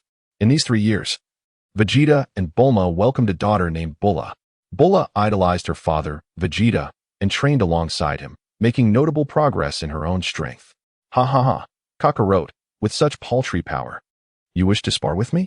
Perhaps you should train for another decade. Vegeta gazed at Kakarot standing before him and simply proposed a sparring match. Vegeta, upon hearing this, could not help but scoff disdainfully. As he activated his scouter, he discerned Goku's combat power, a baseline of 3 billion, 150 billion in Super Saiyan form, and 300 billion in Super Saiyan 2. Even with the Kaioken technique layered on, it barely reached 600 billion. To Vegeta, this was truly feeble. Not to mention Super Saiyan 3, where Vegeta's combat power had already soared to 700 billion. In his Super Saiyan 3 form, he achieved an astounding 2.8 trillion, 1 trillion equating to 8 trillion in Chinese. One could assert that Vegeta's Super Saiyan 3 combat prowess had indeed reached the level of a trillion. Yet, how could he ascertain the truth without a trial? Vegeta. Goku remained undeterred, convinced that his strength was sufficient to spar with Vegeta. I believe you won't comprehend the outcome until you've received a proper beating. Vegeta smirked, gesturing for Goku to find a suitable place for their duel. The two swiftly made their way to a deserted expanse of sand, assuming their stances. Kakarot. This time I shall make you truly comprehend the vast chasm that exists between a genius warrior and a lower-class fighter. Vegeta smirked and transformed directly into Super Saiyan 2. It could be said that Vegeta had shown a modicum of respect to Kakarot by withholding his Super Saiyan 3 form. He chuckled. How can one know without a fight? Even as a lower-class warrior, I have devoted myself to rigorous training. As he spoke, Son Goku struck his iconic ready stance. Seeing this, Vegeta couldn't help but chuckle. This gesture was familiar to him. Only one person could master this gesture, and that person is me. Vegeta proclaimed, his aura surging once more. The lightning and golden flames of Super Saiyan 2 ascended into the heavens. At this moment, Vegeta's combat power soared to an astonishing 70 million. Oh! Behold the magnificent Super Vegeta. Vegeta executed his iconic stance for the instant transmission, yet he refrained from utilizing it. The intensity of Vegeta's aura caused a noticeable shift in Goku's demeanor. Vegeta, are you truly exerting your full strength already during our spar? Goku expressed his dissatisfaction. For who commences a friendly match with such fervor? However, Goku was mistaken. Vegeta was not indeed employing his utmost power. Internally, he was astounded. Vegeta's prowess was astonishingly formidable. Previously, during his confrontation with Cell, his battle power had reached an astounding 500 billion. Now, it surged to an overwhelming 700 billion, the oppressive energy leaving Goku breathless. Humph. I have no time for your trivialities. Vegeta scoffed dismissively. Witnessing Vegeta's demeanor, Goku unleashed his fury and transformed into Super Saiyan 2, elevating his power level to an astonishing 300 billion. Vegeta chuckled softly upon witnessing the scene. I see, you have indeed mastered this transformation. However, to believe that this form alone can contend with me is a grave miscalculation. No, I possess hidden cards. I had anticipated that I wouldn't need to reveal them so soon, but it appears I have no choice. With that, Goku concentrated his energy once more, exclaiming, Super Saiyan God Super Saiyan. In the next instant, a crimson aura erupted forth. Goku's battle power surged to an astonishing 60 billion. How intriguing. No wonder he dares to challenge me. Vegeta narrowed his eyes. If this were 3 years ago, he would undoubtedly have been left searching for his teeth after a beating. But now, it was no longer he who would be left in such a state. Chapter 71. The new movie mission in an instant. The two began exchanging blows with fists and feet, each delivering strikes in rapid succession. However, the tide of battle swiftly shifted from a balanced 50-50 to a decisive 70-30 in favor of one side. It was evident that Vegeta was incensed. After all, the disparity in their combat powers was an astonishing 100 billion. What is the matter, Kakarot? Is this all the strength you possess? If this is the extent of your capabilities, then I see no need for further escalation. Vegeta delivered a powerful kick, sending Goku flying, and then clenched his fists, striking Goku down into the ground with a devastating blow from behind. Observing Goku buried beneath the earth, Vegeta smirked, gathering his formidable energy for a decisive attack. He then bellowed, Solar Flare. A terrifying wave of energy engulfed Goku, accompanied by his anguished cries, highlighting the vast disparity between their strengths. Meanwhile, the Z fighters sensed the overwhelming energy from a distance, their astonishment palpable. They had not anticipated Goku's remarkable growth and power, yet Vegeta stood even stronger in contrast. Tien, training in the Arctic, felt the overwhelming auras of Goku and Vegeta, feeling a sense of shame. Once, the gap between him and Goku was negligible. During the 22nd World Martial Arts Tournament, their differences were almost imperceptible, and by the 23rd, he was only slightly behind Goku. However, with the arrival of the Saiyans, the chasm between them had widened to an unfathomable extent. Meanwhile, Krillin, Yamcha, and Master Roshi gazed toward the desolate battlefield, fervently hoping for Goku's victory. Yet, their hopes were dashed as Goku, after enduring Vegeta's solar flare, exhibited a dramatically weakened presence. Humph, Kakarot, you truly are weak. Vegeta, upon uttering his words, instantaneously teleported away, but not before tossing a magical beam to him, unbeknownst to Goku, who had been unconscious for an indeterminate duration. He awoke to discover the enchanted beam beside him. Struggling against the pain, he resolutely swallowed the bean. To his astonishment, he realized Vegeta's formidable prowess. He believed that training alongside Vegeta or emulating his methods would be the key to his own enhancement. After a brief contemplation, Goku resolved to follow in Vegeta's footsteps and made his way to the latter's residence. Meanwhile, upon returning home, Vegeta observed Nappa and Raditz amusing themselves with Bra. He cast a sidelong glance at the two. "How has your training progressed?" he inquired. "Ah, King Vegeta, we have just emerged," replied Nappa. "Indeed, King Vegeta." We took a moment to rest. Nappa and Raditz, upon noticing Vegeta's presence, instinctively recoiled, for they truly feared him.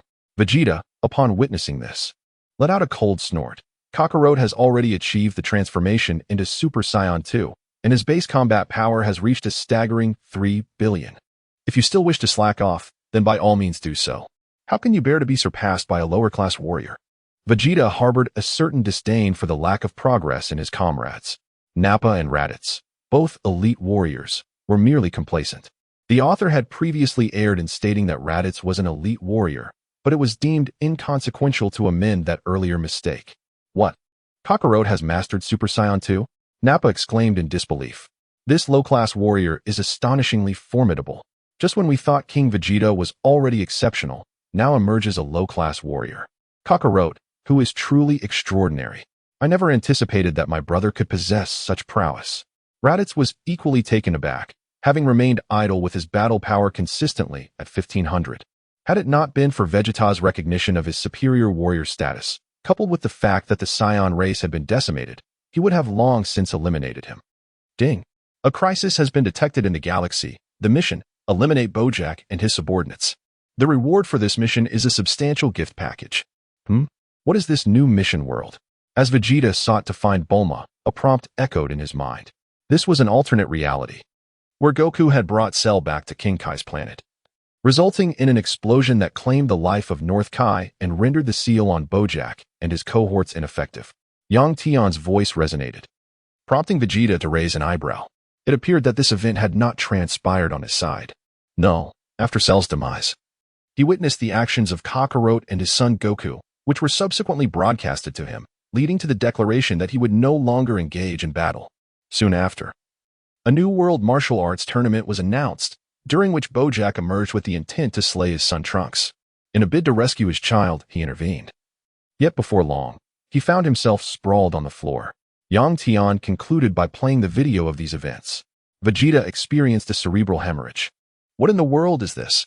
How could he simply collapse onto the floor after transforming into a Super Saiyan? Furthermore, he uttered, I shall never fight again. Of course. This segment is a precursor to the Cell games. In Chapter 72, Goku joins the team, unleashing the divine technique of destruction. It is inconceivable, utterly impossible.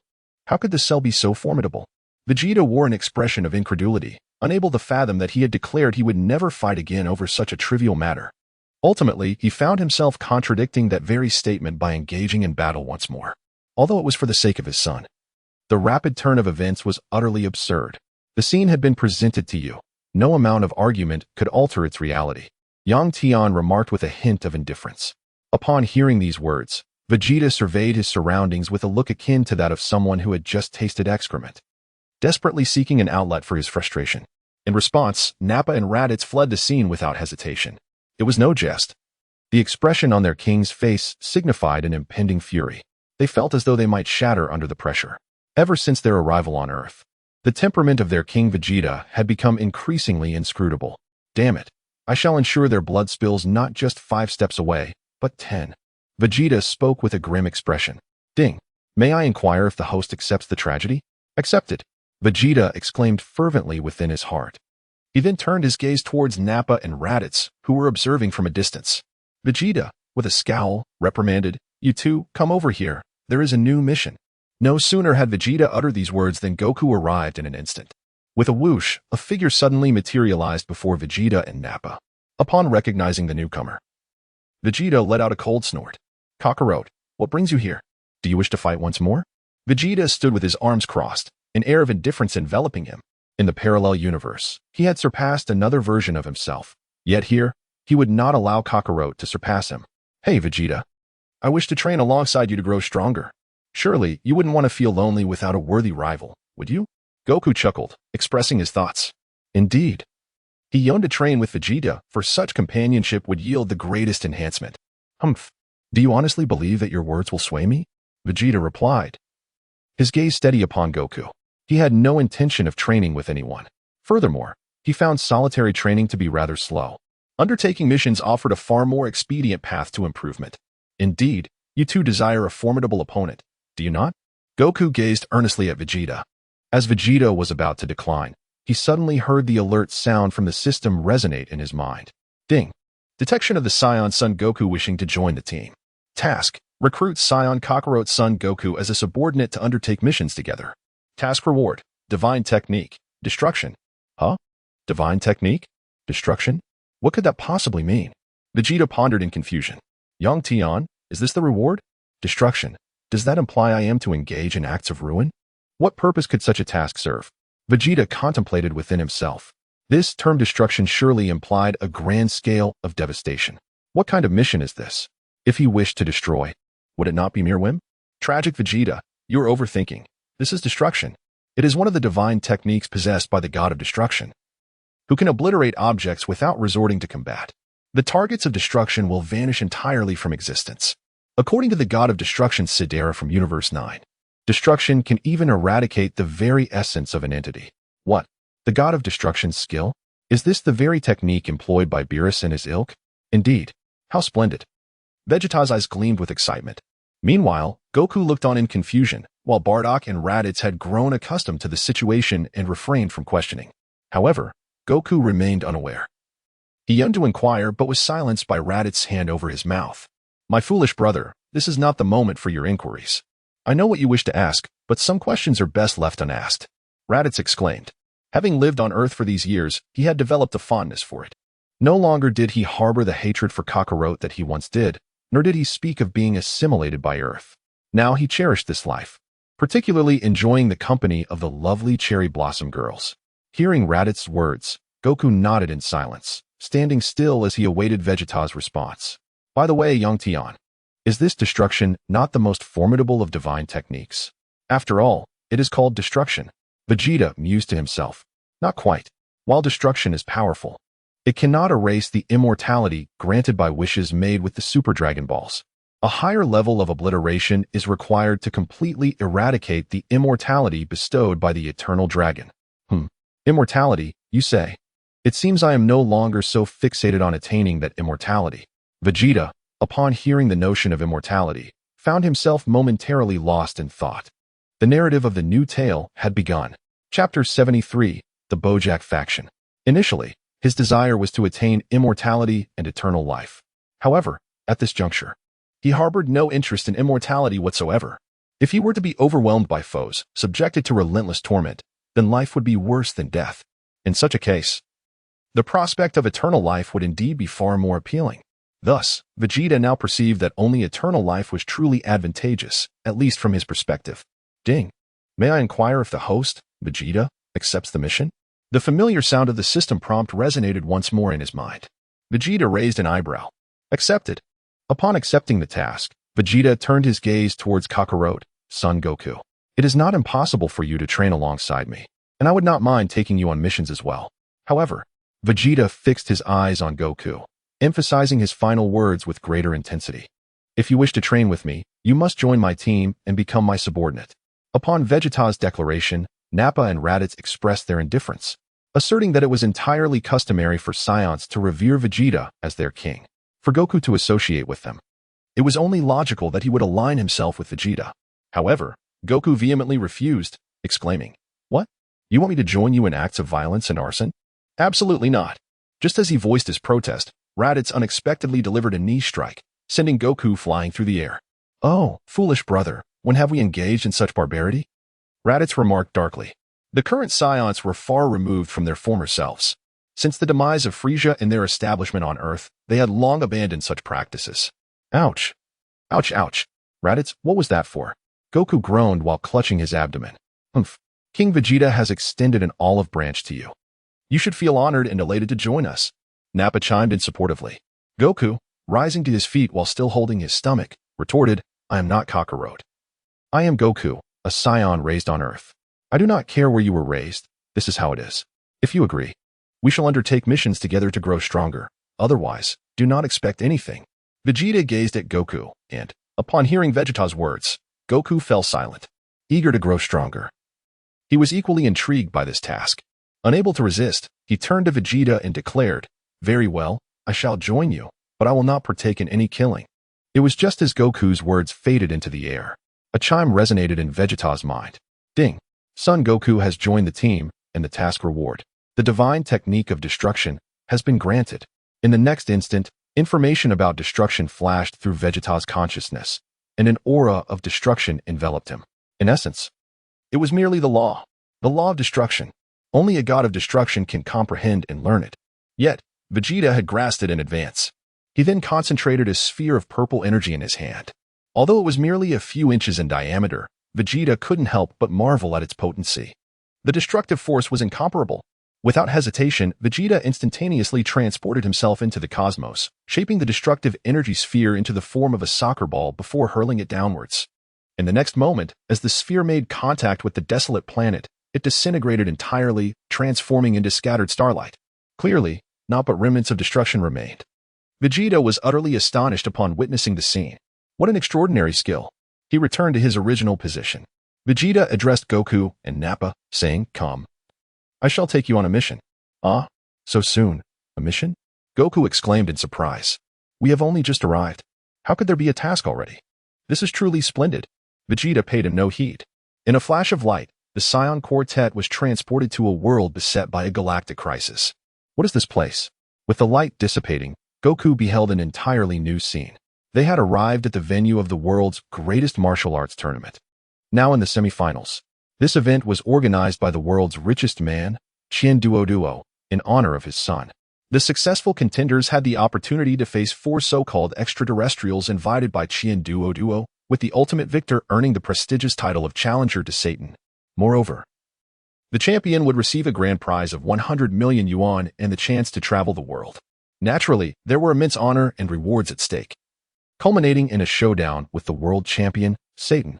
The Z fighters, along with Gohan, also participated. Gohan's motivation was primarily to earn some money to help with household expenses, as his grandfather, the Bull Demon King, had long since depleted his assets, and his father was not earning, leading to considerable financial strain to support him as a scion. However, the 4 so-called extraterrestrials had already been vanquished by Bojack and his ilk. Chapter 74. Goku, then I shall confront Bojack. Such formidable energy. It resembles that of Cell. Goku sensed Bojack's strength and was somewhat astonished. Bojack's battle power in his non-transformed state was 90 billion. Slightly inferior to that of the fully formed Cell, yet marginally stronger than Super Saiyan Gohan, who at that moment boasted a battle power of 85 billion after recently enduring the Cell games. Once transformed, Bojack's battle power surged to around 100 billion, matching that of the fully formed Cell. As for why Goku perceived Cell's strength to be similar to Bojack's, it was primarily because he had not encountered Lightning Cell, who had been dispatched by Vegeta before Goku could witness him. Thus, Goku mistakenly viewed Cell as weak and comparable to Bojack's level. Weak, truly weak, Vegeta proclaimed as he soared into the distance, having sensed the presence of another version of himself. At that moment, this alternate self was engaged in a fierce battle with Bojack. Hahaha, I never anticipated encountering such a formidable being upon my emergence. How exhilarating! Bojack sneered upon laying eyes on Trunks. He was a nefarious villain intent on wreaking havoc across the 4 great galaxies. But due to the combined efforts of the four Kais, he and his minions had been sealed away on a distant planet at the edge of the galaxy, languishing in perpetual darkness and despair. However, with the demise of the North Kai, the seal was broken, allowing their faction to emerge.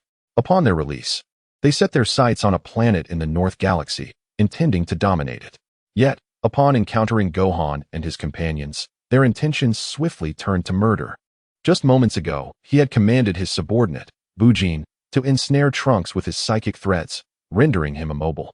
But at a critical juncture, Trunks was rescued by the timely arrival of Vegeta. Alas, it was of little consequence, as Trunks was swiftly overpowered once more. Finally, a worthy adversary has appeared. Otherwise, this would have been utterly tedious. Vegeta transformed into a Super Saiyan, casting a derisive glance at Bojack. In response, Bojack smirked and swiftly closed the distance between them. Vegeta retaliated with a powerful energy blast, and they exchanged volleys of ki blasts within the confines of a towering structure, resulting in explosions that reverberated throughout, causing tremors outside. The audience was gripped with fear. Hahaha, so many opponents to choose from. Vegeta, may I select two? Nappa inquired, eyeing Zanya, Goku, Bujin, and Bido, addressing Vegeta. Certainly. Vegeta remarked with a hint of indifference. He discerned that these four individuals possessed a combat power of merely 600 billion, comparable to that of the diminutive Cell. Oh. Vegeta had never encountered this version of Cell. Individually, they would falter against Trunks, their strength akin to that of Cell. Yet they possessed supernatural abilities that rendered Trunks utterly flustered. Piccolo also succumbed in an instant.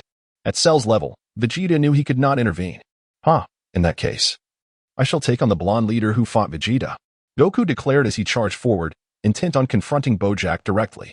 Upon witnessing Goku's swift movements, Daba's expression shifted. Nevertheless, upon realizing he was up against Bojack, he felt reassured, as he knew he could not contend with Bojack. The combat power Bojack displayed was beyond Daba's reach. Yet he had no qualms dealing with the minions of Cell. His normal state stood at 1.5 billion, while his transformation into a Super Saiyan surged to 750 billion. One could say he was merely a shade weaker than Goku's initial emergence from the time chamber. As Vegeta observed Goku facing off against Bojack, he remained motionless, merely amused. After all, Kakarot was already part of his team. The enemies he vanquished were essentially his own tasks, albeit without the spoils. As for the spoils, he chuckled to himself, Vegeta would claim the final blow. Suddenly, he heard Nappa exclaim, "Too slow. I'll take two." Raditz transformed into a Super Saiyan and charged forward, directly intercepting Bujin and Bido.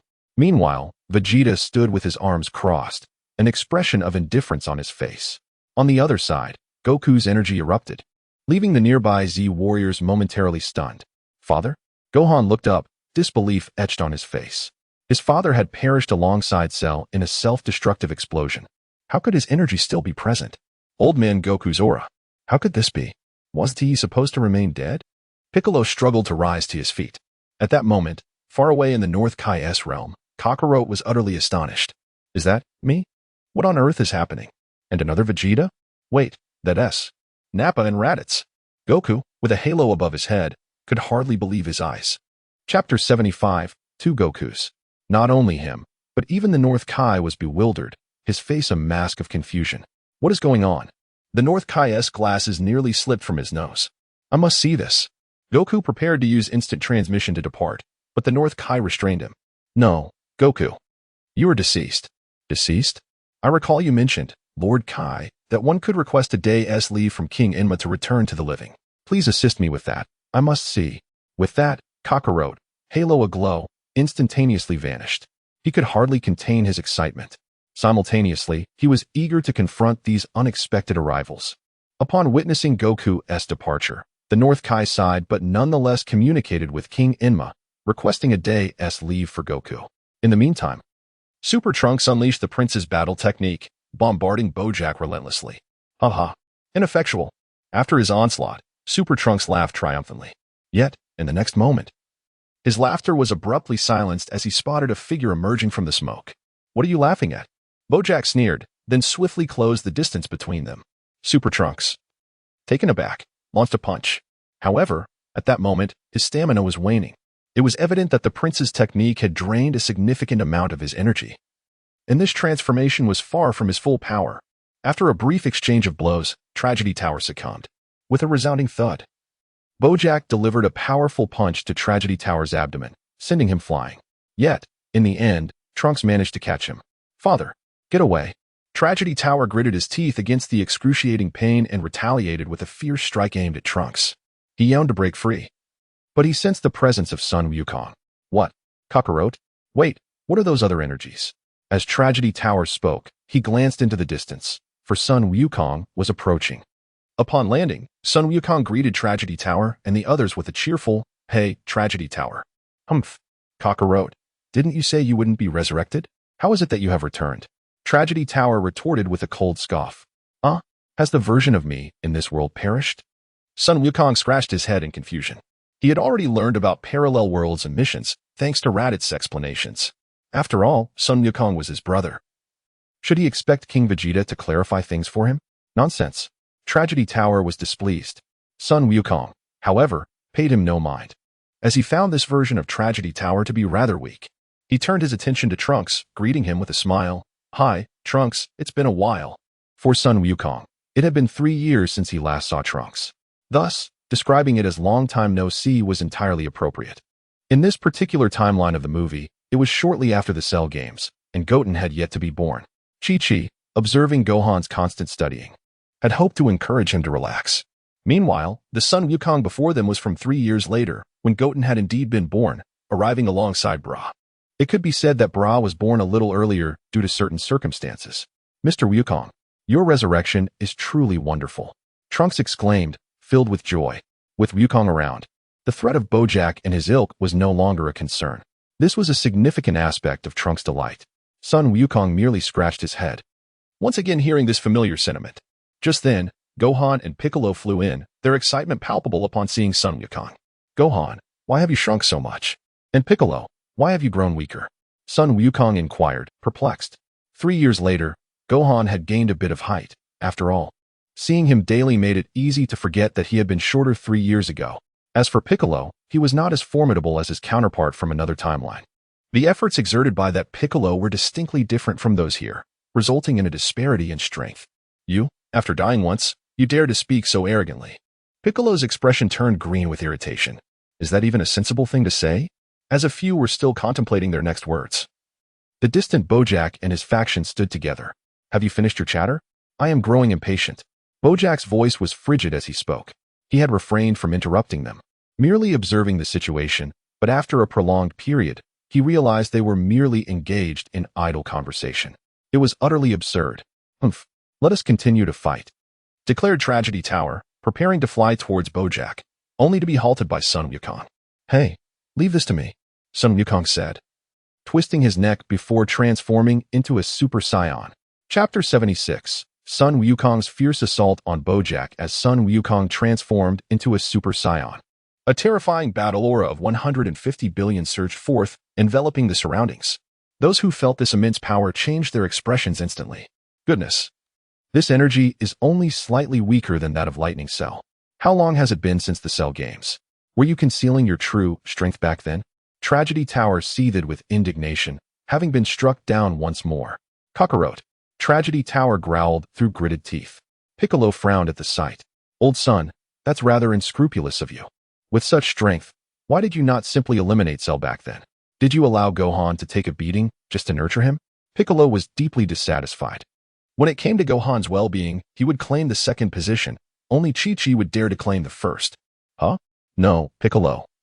I intended to be the first to enter the fray, but Vegeta interrupted me," Sun Wukong replied, shaking his head. The others were left bewildered. "Have you crossed over? What are you even talking about? Why are we unaware of this?" Noticing their confusion, Sun Wukong realized that events had unfolded differently in their world. He was about to offer a brief explanation when Naba and Raditz arrived. Raditz spoke directly. "Allow me to clarify. We are not from this world. The events unfolded differently here. You may consider it akin to the future world of Trunks. We refer to it as a parallel world," Raditz succinctly explained. The Z warriors gazed in astonishment at the arriving Naba and Raditz, equally shocked by Raditz's revelation. Sun Wukong and the others hailed from a future parallel world. "Nanny!" Tragedy Tower exclaimed in disbelief, staring at Raditz. "Raditz, Naba, are you two still alive?"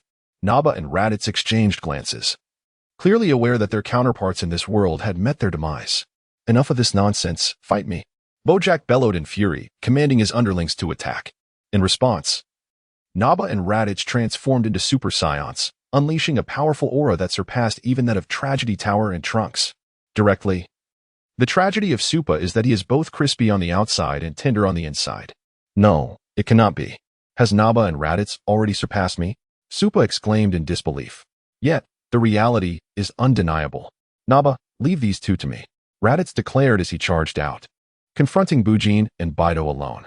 Without hesitation, Naba faced the other two adversaries. Observing the standoff, Son Goku wasted no time and rushed forward to clash with Bojack. However, during their engagement, Bojack found himself utterly overwhelmed. The disparity in their combat strength was staggering. Without a moment's pause, Bojack unleashed his transformation. Even in his transformed state, Bojack was merely on the receiving end of Son Goku's relentless assault. It was truly a humiliating experience. The Z fighters who witnessed this scene were left in utter astonishment. The Son from the parallel universe is incredibly powerful, Piccolo swallowed hard and remarked. Meanwhile, Supa was consumed by anger and frustration, his fists clenched tightly. At that moment, the Son Goku from this world made his appearance, radiant aura enveloping him as he stood before Piccolo and the others. Greetings, Piccolo, Supa, Trunks, Gohan. The Son Goku, adorned with his halo, greeted the group. Startled at first, they quickly recognized him upon seeing the halo. This is indeed their world's Son Goku. Father. Gohan rushed forward to embrace Son Goku. With a smile, Son Goku ruffled Gohan's hair and said, Gohan, channel your anger. In that state, no one can rival you. Not even the other me. Even if the other Son Goku transforms into a Super Saiyan, boasting a power level of 150 billion. He does not consider himself a match for the Super Saiyan 2 Gohan, who possesses a power level of 180 billion. I understand now, father. Gohan nodded. Piccolo, observing Son Goku, remarked, Old son, given that the other you is so formidable, did you perhaps hold back during your training? Well, yes, I did keep a technique. The Kaioken, in reserve, but I wasn't proficient enough at that time to utilize it, Son Goku replied. I had used it in a previous encounter with Ribrian, but I was caught off guard during the fight. Humph. You, with the other you being so strong, what are your chances against him now? Not very high. I believe he has surpassed the Super Saiyan level. The Son Goku with the halo focused intently on his counterpart. At that moment, the other Son Goku was relentlessly pummeling Bojack. Just as Son Goku finished speaking, a voice resonated above them. Chapter 77, Super Saiyan 4 Humph. He has trained for more years than you. It is only natural that he is stronger. The tragic figure of Tada spoke softly. Before him stood Sun Wukong, adorned with a halo, whose normal combat power had reached an astounding 2 billion, indicating that he had undergone the trials of the Hell Martial Arts Tournament, enhancing his fighting prowess by several billion. In contrast, the Sun Wukong from his own realm had diligently trained for 3 years and had also entered the time chamber once, elevating his normal combat power to 30 billion. Oh, Vegeta, I understand now. You are a different Vegeta, but why is your power so high? Sun Wukong exclaimed in astonishment as he gazed at Vegeta. Hee, my genetics are superior. Vegeta replied with a cold smirk. Listening nearby, Tada felt a pang of discomfort. He contemplated retaliating, but was disheartened by the overwhelming power of his counterpart. At that moment, Tada still exhibited a tendency to intimidate the weak while fearing the strong. The mere sight of the transcendent warrior sent him into a tizzy, especially since he was not the official Dragon Ball Z Vegeta. Nanny, are you seeking death? Tada, still concerned for his pride, threw a punch at Vegeta, only to be effortlessly subdued. Don't waste your energy, Tada. Vegeta jeered. The parallel world version of him was truly weak, leaving him utterly embarrassed. Speedy Tada? The tragic figure of Tada seethed with anger. How dare he look down upon him? He yearned to explode with fury, but the outcome of the battle was already determined. Just as the victory was being ascertained, Vegeta made his move. He instantly teleported and dispatched the group with ease. Ding! Congratulations to the host for defeating Bojack, Zangya, Goku, Bujin, and Baido, and obtaining a treasure chest X1. Ding! Congratulations to the host for completing the mission and receiving a gift package. Upon hearing the system notification, a smile spread across Vegeta's face. It seemed that his stealthy approach to securing kills was quite effective. Hey, Vegeta, why did you steal my kill? Kakarot, Sun Wukong, complained as he flew over in dissatisfaction. Meanwhile, Nappa and Raditz remained silent, having just enjoyed an exhilarating battle. Whether or not they claimed any kills, they dared not provoke the wrath of King Vegeta. Humph. I've told you several times, when you strike, unleash your full power without hesitation. It's your fault for not listening. Vegeta scoffed, while those nearby were astounded. What on earth? In just a fleeting moment, you have vanquished 5 opponents? This is utterly preposterous. Hey, I didn't expect you to be another version of myself.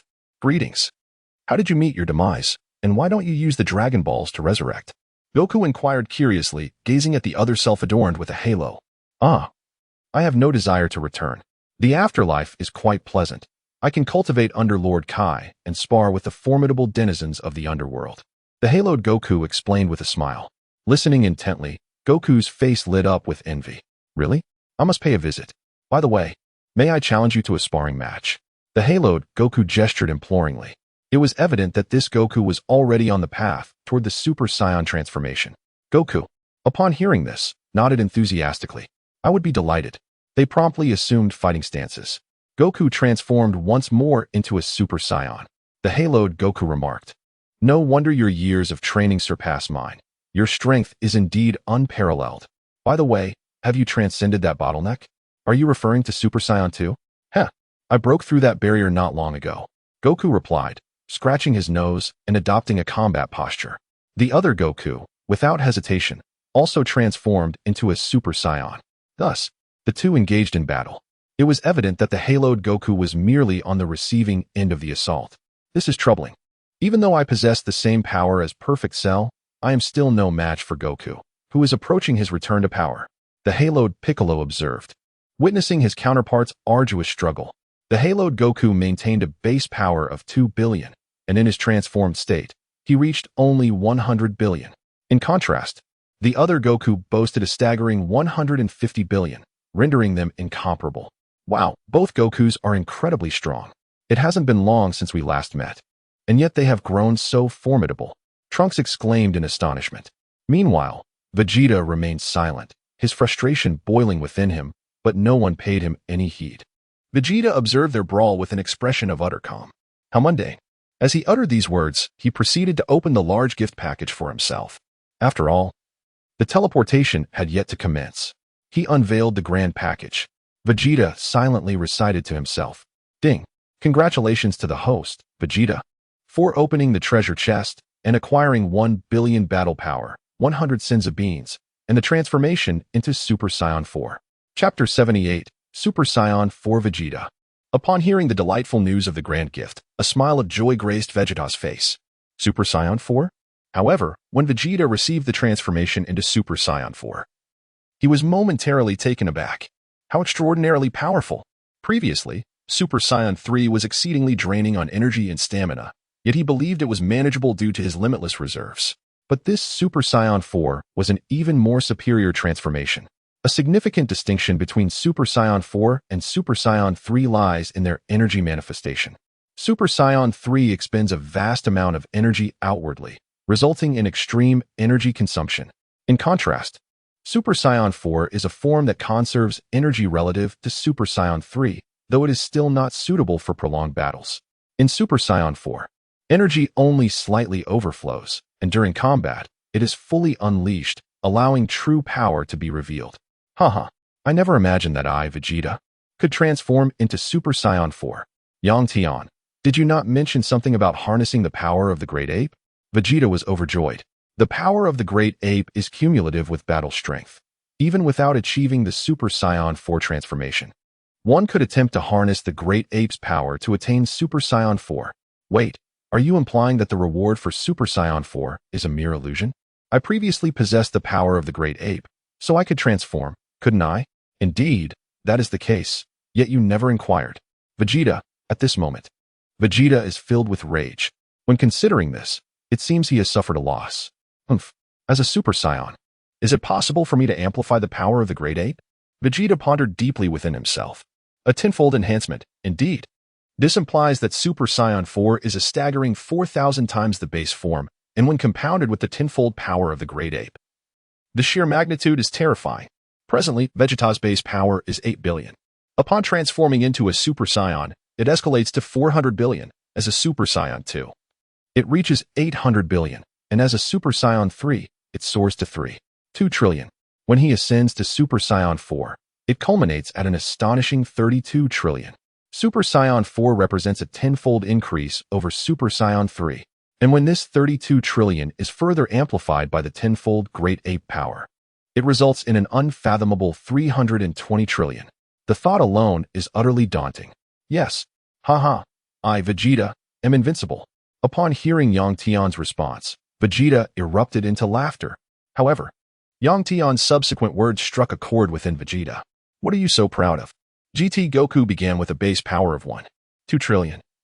Consider the magnitude of his enhancements later on, and you will grasp the true extent of his strength. It was this remark that contorted Vegeta's expression. How could one be so demoralizing? Yet, upon recalling his own system and the hundredfold training talent, Vegeta regained his composure. What is there to fear? Sooner or later, I shall triumph over them all. Vegeta scoffed disdainfully. With a system at his disposal, what was there to fear? Training? Striving diligently without a system was ultimately futile. The current Vegeta had already tasted the fruits of his labor. Ah, it hurts. I never anticipated another version of myself would be this formidable, exclaimed Goku, clutching his abdomen. Although he had become significantly stronger after his demise, he truly could not match the other Kakarot, who had dedicated an additional 4 years to training. It stands to reason that I, being a few years your senior, would surpass you. Goku chuckled, scratching his nose. Yet, the haloed Goku immediately unleashed a powerful attack, Super Kaioken. Now, he had combined the Kaioken with Super Saiyan, thus creating the Super Kaioken.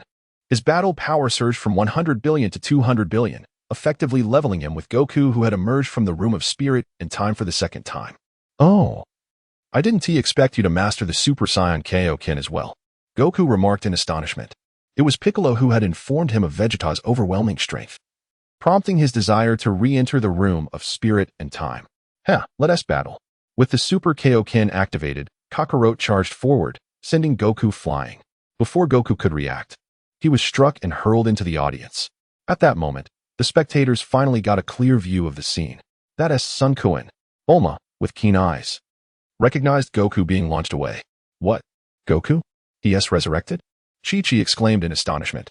However, upon closer inspection, both felt a wave of joy. It was indeed their Goku. Suddenly, the Super Kaioken Kakarot reappeared, delivering another powerful punch that sent Goku crashing into the ground. What is happening? 2 Gokus? Bulma gasped in disbelief. Meanwhile, Chi-Chi shouted. What is going on, Goku? Why are you two fighting? No, wait. Why are there 2 of you? Stop fighting, both of you. Chi-Chi cried as she rushed towards the arena. This arena was the final battleground, the very place where he had faced off against Satan.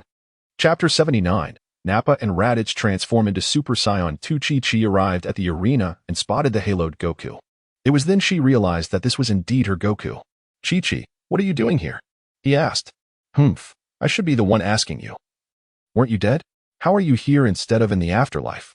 Goku stammered, momentarily at a loss for words. Just then, an overwhelming aura surged forth. The ground trembled as Kakarot embraced Chi-Chi, filling her with warmth in that instant. Yet, in the next moment, a more domineering electric aura soared into the sky, bursting forth from the earth. It was none other than Super Saiyan 2 Goku. I didn't expect you to be this strong. It's a bit painful. Sun Wukong touched his cheek as he spoke. However, upon seeing another version of himself holding Chi-Chi, he felt a sense of peculiarity. Hey, why are you holding my Chi-Chi? What do you mean, your Chi-Chi? She's mine. No, she's mine.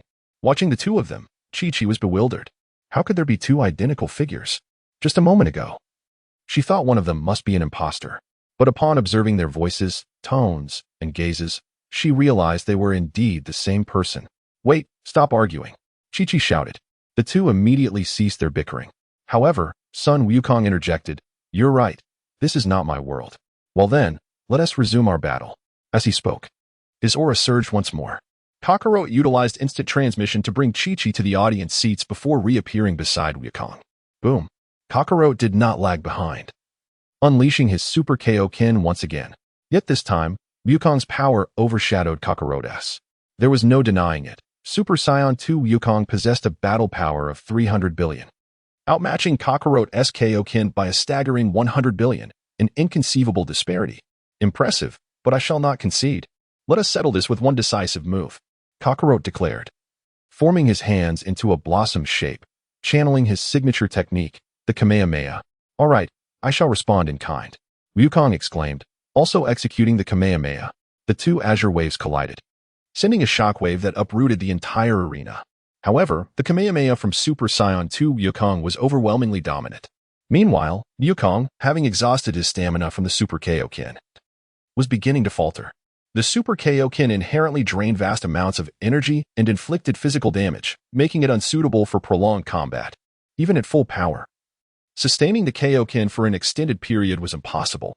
Just as the Wukong with the halo above his head was about to be overwhelmed by the other Wukong's Kamehameha, the pressure from the opposing side suddenly eased, allowing his Kamehameha to rebound. Without hesitation, he directed his Kamehameha towards the cosmos. If it were to collide with Earth, the planet would surely be obliterated. Yet, as he looked, he realized the predicament. The other him and Vegeta had already vanished, clearly having departed. Otherwise, had Wukong endured that blow, it would have been certain death. Meanwhile, Trunks and Gohan had conjured a massive energy shield to protect ordinary people from the fallout. Ah, they've actually left. What a pity. If we meet again, I must have a proper fight, Son Wukong lamented. In the days that followed, he spent a day reuniting with his family.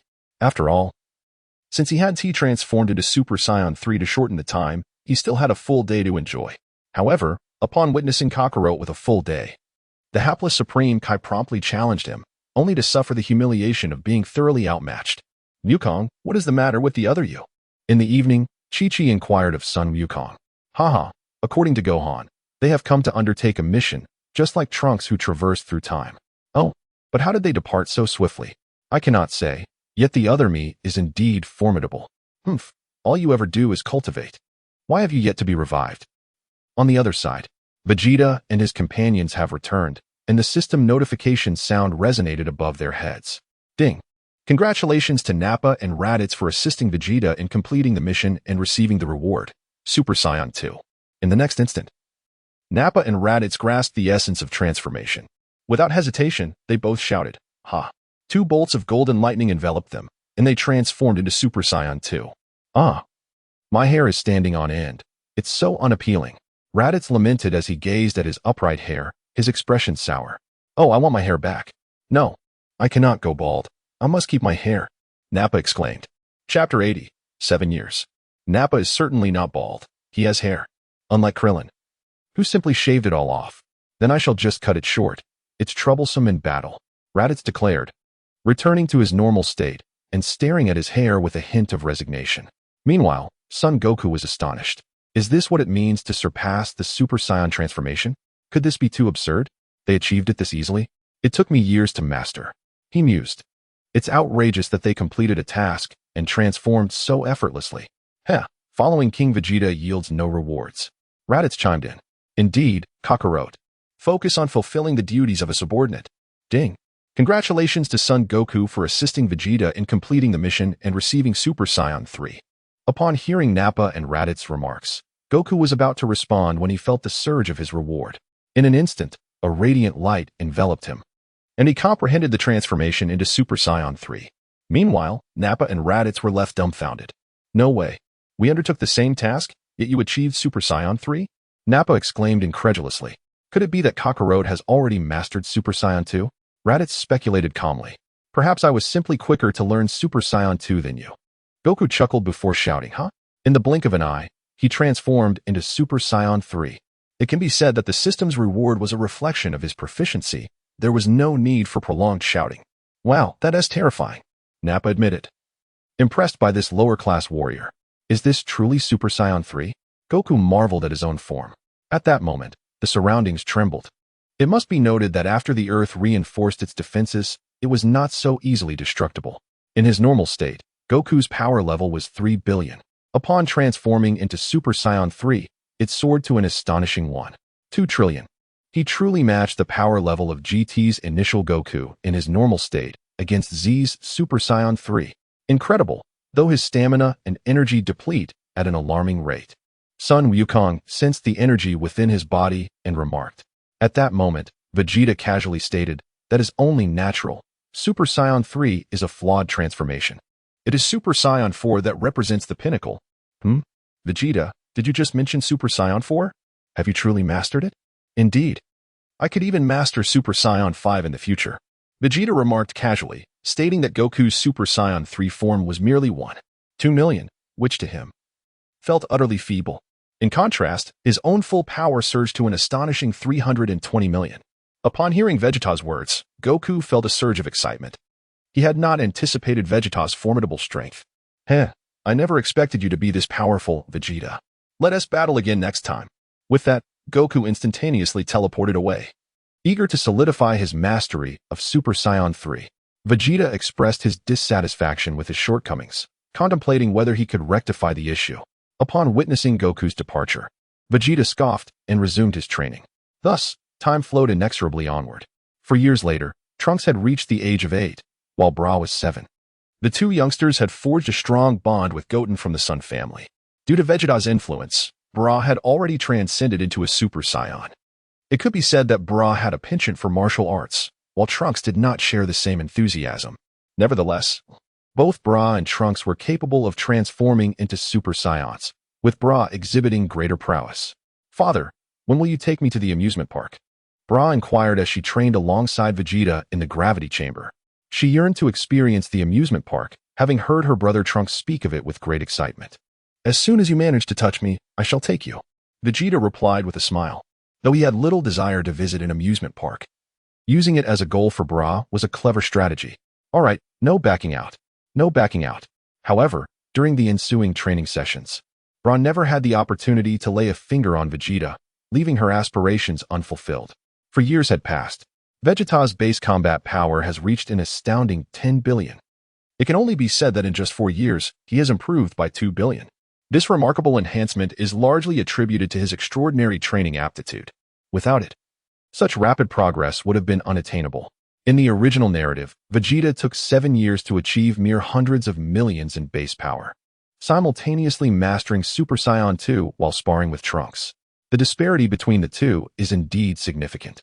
Chapter 81, Instant Transmission. Stepping out of the gravity chamber, Vegeta mused to himself.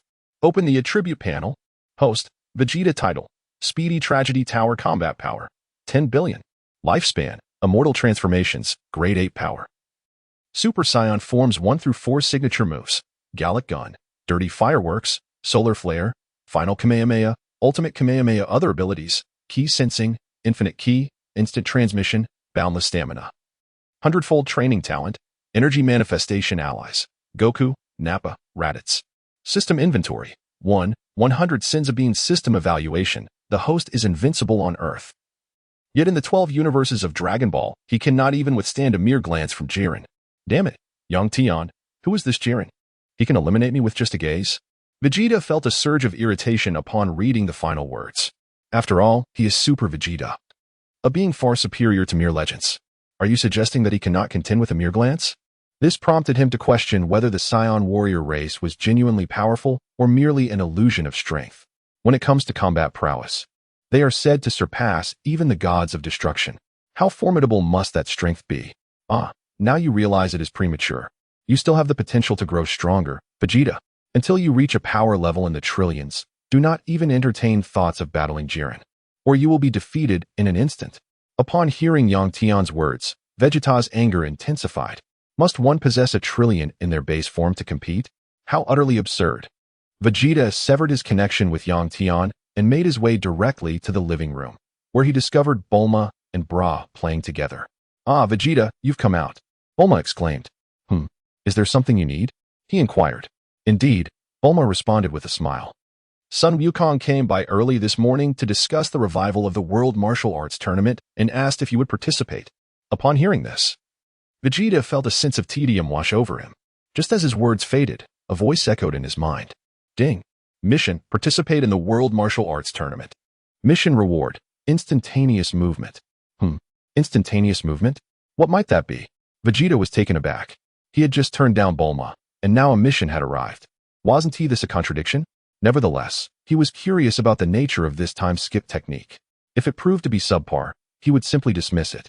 However, Yang Tian ignored him, prompting Vegeta to examine the details of the time skip skill directly. The description revealed that it allowed a leap in time of a fraction of a second. Upon reading this, Vegeta's pupils dilated in astonishment. A time jump? Even if it were merely a fraction of a second? Considering their level of power, who knew how many moves could be executed in just a tenth of a second? Ding. Would the host like to retract his previous statement and accept the mission? Acceptance was imperative. How delightful. Vegeta silently screamed within. His expression contorted as if he were experiencing constipation, leaving Bulma utterly perplexed. What's wrong, Vegeta? If you don't want to go, then just don't. But why the grimace? Upon hearing his wife Bulma's words, Vegeta turned back, indignantly declaring, Not go? Who said I wouldn't? I, Vegeta, shall go, and I shall be the best. Vegeta spoke as he departed, unwilling to endure any embarrassment. Just moments ago, he had declared his intention not to attend. And now he was suggesting otherwise, which undoubtedly created a sense of incongruity. Although they were indeed husband and wife, Vegeta still held his pride in high regard. Bulma observed this and chuckled softly, choosing to remain silent. Your father is just like that. Do not emulate his vanity. She called out to their two children. Trunks and Bra, only partially understanding, nodded in response. By the way, when does the competition commence? Vegeta's voice echoed back. 3 days from now. Upon hearing this, Vegeta hurriedly made his exit. 3 days later, the venue for the World Martial Arts Tournament. Vegeta and his family arrived at the competition alongside Nappa and Raditz. Father, I wish to participate in the youth division. Trunks exclaimed with excitement. Whatever, came the indifferent reply. Vegeta replied softly. Over the years, Trunks has grown stronger than in the original narrative, and as for Beulah, she has achieved the transformation into Super Saiyan 2. One can only say that Beulah is truly dedicated to her training. Moreover, by the time Beulah arrived, Vegeta had already attained Super Saiyan 2 himself. Thus, Bulma's child is even more formidable. Hooray, she can now participate alongside Goten. Trunks made a gesture. Upon Vegeta's registration, he heard the system's notification chime. Ding. Congratulations, host. On enrolling in the event, you have acquired the time flash technique. In the next instant, Vegeta comprehended the essence of the time flash. Hiss.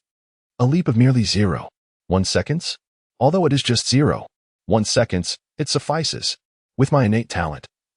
Advancing the time flash technique further poses no challenge for me, Vegeta. Vegeta silently scoffed within his heart. Chapter 82. Bewitching Satan. Did he truly think that his 100-fold training talent was mere talk? It can be asserted that his dedication to cultivation surpasses that of the original narrative by 100-fold. In the original tale, Vegeta consistently kept pace with Son Goku. Even without a system, Vegeta could easily outmatch Goku through his 100-fold training. In the original Z era, 7 years later, Vegeta's normal battle power was merely 2 billion, while Goku stood at 25 billion. Now, however, Goku's typical power has reached 50 billion, and Vegeta's has soared to 100 billion. It can only be said that with the advent of the system, Vegeta has significantly strengthened, which in turn has motivated Goku to strive even harder. Ah, Vegeta, you actually came. I thought you wouldn't show up. The voice arrived before the person did. It was none other than Son Goku. Humph. Vegeta let out a disdainful snort. Were it not for the system's mandate, he would have no interest in attending. By the way, Vegeta, have you signed up? Goku inquired. Before Vegeta could utter a word, Bulma spoke on his behalf. She understood Vegeta's temperament, and given her close relationship with Goku, she felt at ease to engage in conversation for a while. Vegeta, feeling rather bored, stood by idly, waiting. Half an hour passed. Vegeta and his companions entered the venue. However, this iteration of the martial arts tournament did not feature preliminary rounds. Instead, it utilized a boxing machine for testing. Once again, the world champion, Mr. Satan, made his grand appearance. He declared that any one of them who could triumph in the end would have the opportunity to challenge him, with a grand prize of 10 million in reward. Haha. Greetings, everyone. I am the illustrious Mr. Satan.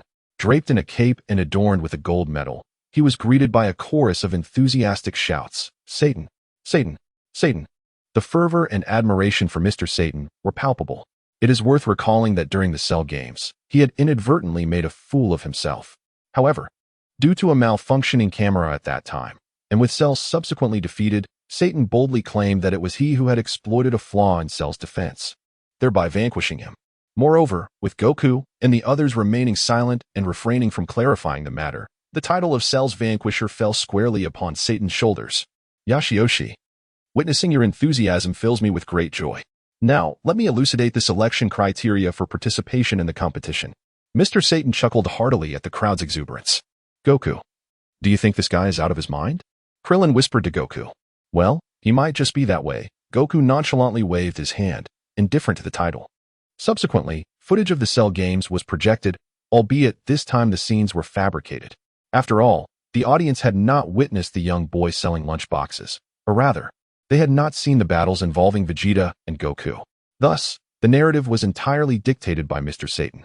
Piccolo refrained from deliberately sabotaging the camera, as the content was completely contrived. Meanwhile, Videl covered her face in disbelief. Indeed, she had once again found herself entangled with Gohan.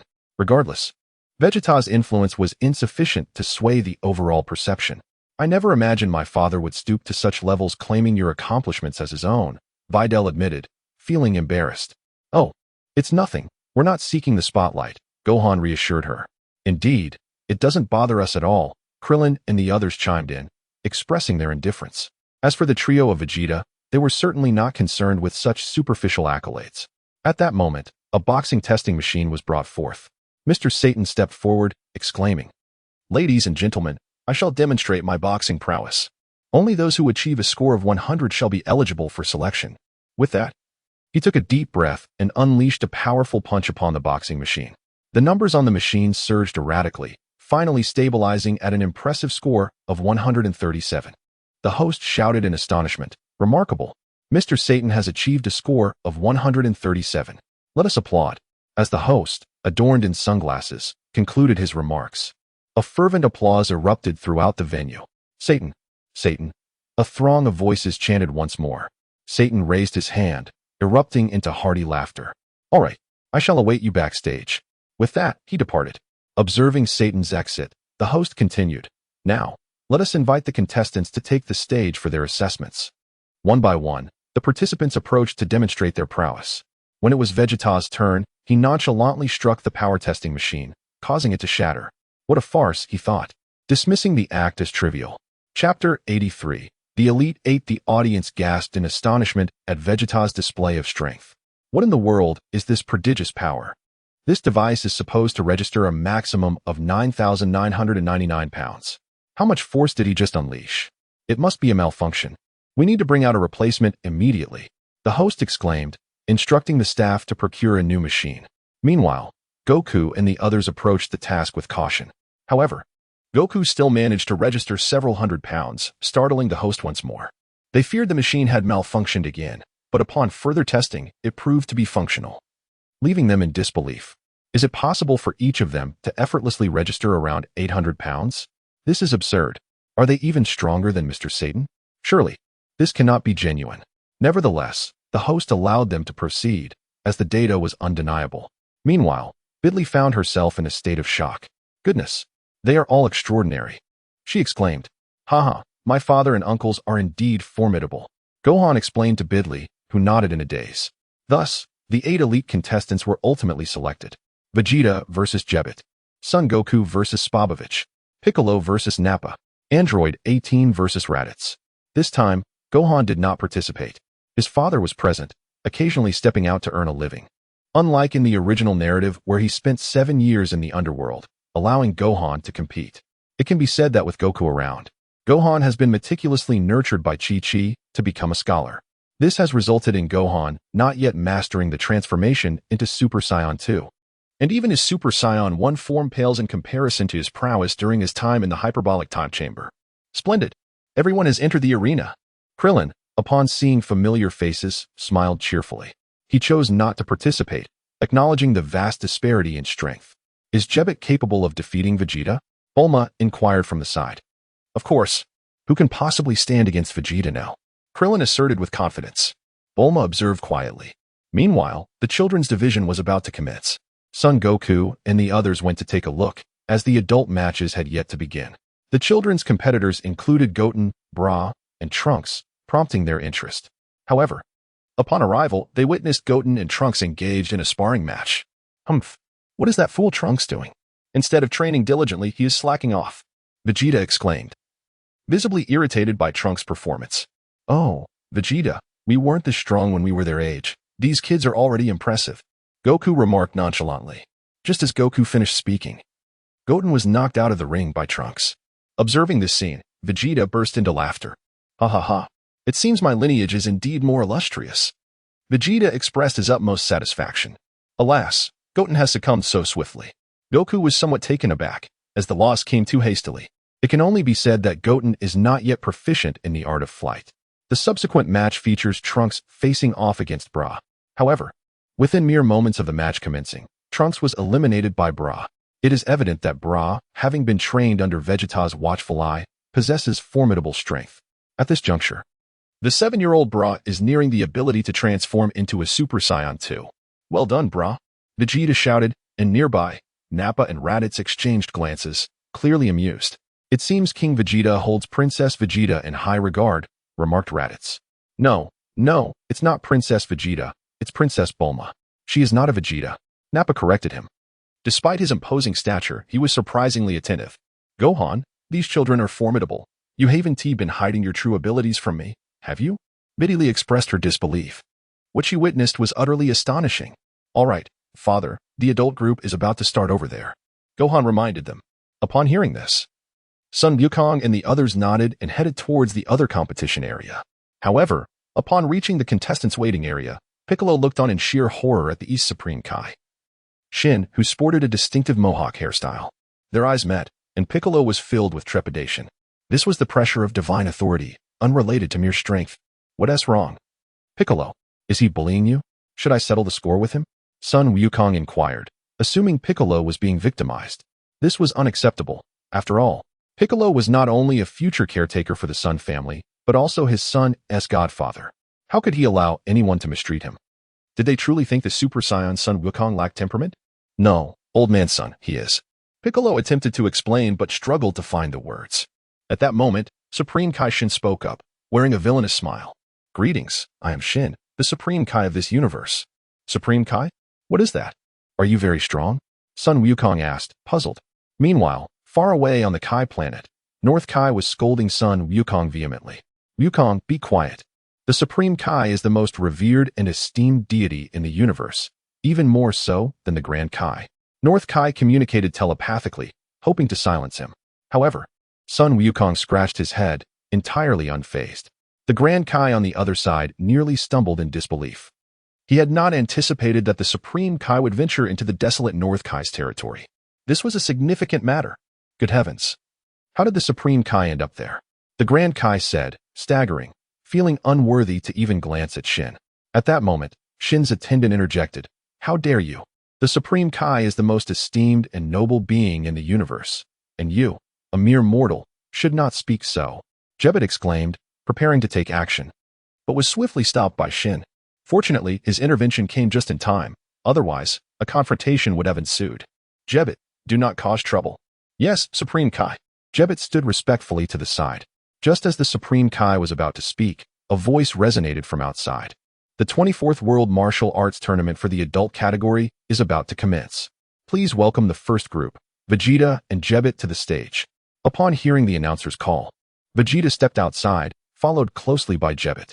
At that moment, the Supreme Kai finally found an opportunity to explain the situation to Goku and the others. His explanation was straightforward. When the second round commenced, Goku was to exert his full strength and then remain still, cooperating so that Spobobich could absorb energy, thus resurrecting Majin Buu and uncovering Babiti's whereabouts.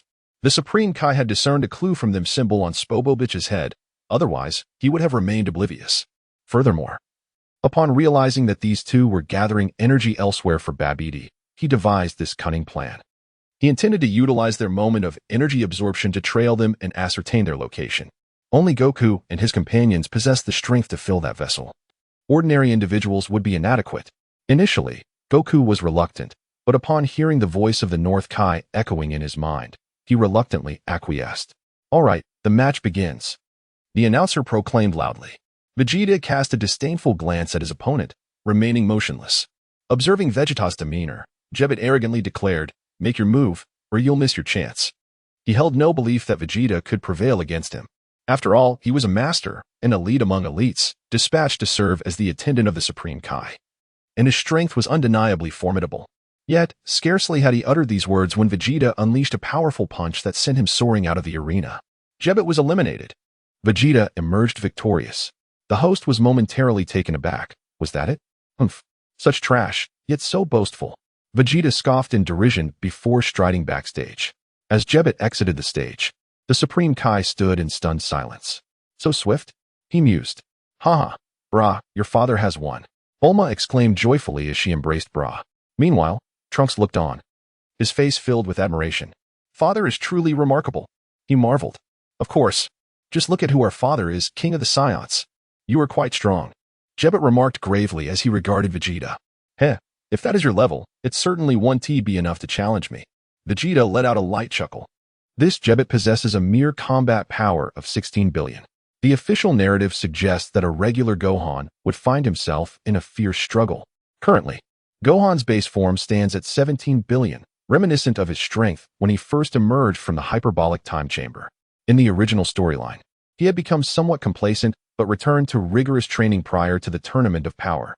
However, in this universe, due to Goku's continued existence, Gohan is occasionally summoned by him to engage in battle, which allows his base power to remain consistently at 17 billion. You are quite arrogant, mortal. Upon hearing Vegeta's remark, Jebbet felt a twinge of irritation. A mere mortal, and yet you flaunt yourself with a few flattering words? Do you truly believe that being a servant of the gods elevates your status? Your combat power is nothing but a paltry 16 billion. Vegeta stood with his arms crossed, gazing at him. I have seen numerous comments and messages. However, this book has garnered little attention. With only a few readers each day, the author struggles to continue. Opting for sporadic updates. Readers may choose to wait until there are more chapters available. The author primarily focuses on other works, which can be explored on the author's homepage. Chapter 85, Spabich. Meanwhile, Jebbet, upon encountering Vegeta's gaze, wilted. Vegeta's gaze seemed to convey a warning. Speak foolishly, and your legs shall be broken. Humph. Jebbet snorted in response and retreated backstage. What troubles you, Jebbet? Asked the Supreme Kai. Nothing, it's just that this Vegeta is rather arrogant. Jebbet replied disgruntled. Just as he finished speaking, Naba interjected. Ha! You, a mere servant, are quite arrogant yourself. Do you not realize that our Saiyan King is the strongest in the entire universe? Indeed, you lack discernment. If you dare to talk back, I'll make you regret it. Raditz chimed in. Jebbet's expression darkened at their words, but he knew he could not counter them in a fight. Meanwhile, Spabich was observing Vegeta from a distance. Yamu, this one named Vegeta possesses considerable energy. He is worth absorbing. Indeed, we shall absorb him at the next opportunity. However, I find this son Goku equally intriguing. Let us wait for the right moment to absorb him, and then plan accordingly. Very well, you shall engage him shortly. But be cautious. Spabich and Yamu conspired in the shadows, completely unnoticed by the Supreme Kai, who was monitoring their every move. Next, please welcome Son Goku versus Spabich. The announcer proclaimed loudly. Upon hearing his name, Son Goku stepped forth but declined the challenge. He proposed that Naba or Piccolo reveal their true capabilities. In secret, he had communicated with Piccolo, intending that during the fight, Naba would be provoked into transforming into a Super Saiyan 2 for absorption. Initially, Piccolo was resistant, but upon reflecting on the Supreme Kai's mission, he acquiesced. Goku arrived at the arena, facing Spabich across from him. The referee's voice rang out, and without hesitation, Goku launched a powerful punch. He wished to avoid wasting time, preferring to save his energy for the impending battle with Vegeta. Match. Son Goku wins. The announcer exclaimed as Spabich was sent flying by the energy-infused punch. At that moment, discontent brewed among the spectators. 2 consecutive one-hit knockouts? What is the point of this? We protest. Why are both matches so lopsided? Is this a fixed match? Indeed, what sort of rules are these? Is this how the quarterfinals are conducted? As the crowd voiced their grievances, the announcer and organizers stepped forth to apologize. The third match was then announced, Piccolo versus Naba. As the announcer concluded, Naba and Piccolo ascended to the stage.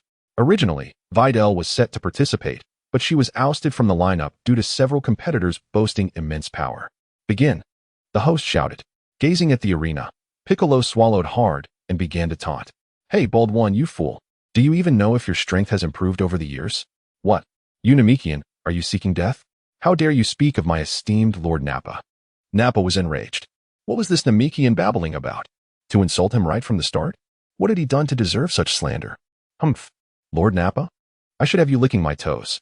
As Piccolo spoke, he unleashed a rapid-fire special beam cannon.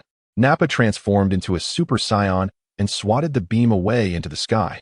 How dare you take this seriously? Nappa fumed. If he had reacted slowly just then, countless lives would have been at stake, and Bulma would have blamed him. She had repeatedly warned him not to harm the bystanders. He had promised to abide by her words. Yet, unexpectedly, this Namekian had the audacity to insult him right off the bat. How could he endure such provocation? Humph. A Super Saiyan? Can you transform into a Super Saiyan too? Let us see you try. Don't make me look down on you. Piccolo remarked, swallowing hard. Damn it. You're seeking death, Nappa declared, transforming directly into a Super Saiyan 2. A terrifying aura surged forth. Meanwhile, Spopovich and Yama noticed and charged forward. King Kai-Shin promptly restrained Nappa. Nappa was then subjected to the needle. What? Nappa! Raditz exclaimed upon witnessing this and rushed out. Goku intercepted him. What are you doing? Kakarot? Raditz, calm down. This is King Kai's arrangement. Goku explained, indicating that everything was under control. Thus, Nappa's energy waned. Spopovich, on the other hand, had fully replenished his energy and took off into the distance. Jebbet received King Kai-Shin's instructions and went to assist in recovery. Chapter 86. Vegeta discovers Vegeto. What happened? Why couldn't I move just now? Nappa stood up, perplexed. King Kai-Shin proceeded to explain. Upon hearing this, the others expressed their desire to investigate this Babidi. As for the tournament, they were not there for money. Did they really need to worry about such trivialities? Subsequently, Goku, Vegeta, and the others all departed, leaving Android 18 to face Satan alone in the finals. This mirrored the original story, where Android 18 pretended to lose to Satan for the prize money. At this moment, Vegeta and the others flew alongside him, with Gohan and his companions following suit. It could be said that everyone was present except for his girlfriend, Biddy. You say Majin Buu is formidable? Indeed, he is very powerful. The Kai-Shin nodded. How powerful is he? Surely not on par with your subordinates? Nappa scoffed. You are aware of Frieza, aren't you? I could crush him with a mere finger. The Kai-Shin did not engage with this boast, but instead spoke of Frieza. Nappa was taken aback by the statement. Crush with a finger? Such audacity. Yet, considering my current strength, I can also achieve that. I can indeed eliminate Frieza with a single finger, but faced with Majin Buu, I have no chance to resist. The Kai-Shin sighed. Upon hearing his words, the others fell silent, yet their anticipation grew regarding the formidable Majin Buu, eager for a confrontation. After all, several warrior races were present. Ding. The system detected the Majin Buu storyline. The mission is to eliminate Babidi and his minions while ensuring that Majin Buu splits into Good Buu. The reward for the mission is a substantial gift package. Vegeta, still soaring through the air, heard the AI voice resonate in his mind. He was momentarily stunned. What is this? I understand eliminating him, but how do I make Majin Buu split? I do not comprehend. Young Tian, what is this absurd task? Would it not be simpler to eradicate them all at once? Good Buu is fine. There is no need for his demise, especially with the Grand Kai-Shin involved, even though he is merged with Buu. So, what am I to do? Vegeta furrowed his brow. This task was beyond his capabilities. Suddenly, an idea struck him. Ah. Young Tian, I recall that I still have one wish remaining from the 3 I previously made. What if I were to have him split apart? What do you think? That is certainly feasible, Yang Tian replied. Vegeta felt a surge of delight. This made things considerably easier. After all, when it came to wishes, he truly had nothing in particular he desired. If it could assist him in obtaining mission rewards, that would suffice. A grand gift pack, indeed. He was quite fond of such surprises. If he were to unveil a few splendid items, he would strike it rich. Ding. May I inquire if the host, Vegeta, accepts? I accept. Vegeta has turned a blind eye to his tragic tower. He has grown accustomed to disregarding it entirely. After all, as long as he, Vegeta, remains untroubled, nothing else matters to him. By the way, Vegeta, would you be interested in seeing another version of yourself from this period? Yang Tian pondered aloud. He is well aware that during this time, Vegeta is solely focused on battling Goku once more, not to mention the subsequent events involving his transformation by Majin Buu. Very well, since there is still some time before we reach our destination, Vegeta remarked. In the next instant, a luminous veil manifested within his mind, visible solely to him. How infuriating. Another one willingly succumbs to darkness to enhance their combat prowess. Vegeta was not pleased. He had not anticipated that an alternate version of himself had witnessed Goku attaining Super Saiyan 2, resulting in his willingness to be transformed into Majin. Subsequently, he wreaked havoc at the venue, eliminating several foes before engaging Goku in combat.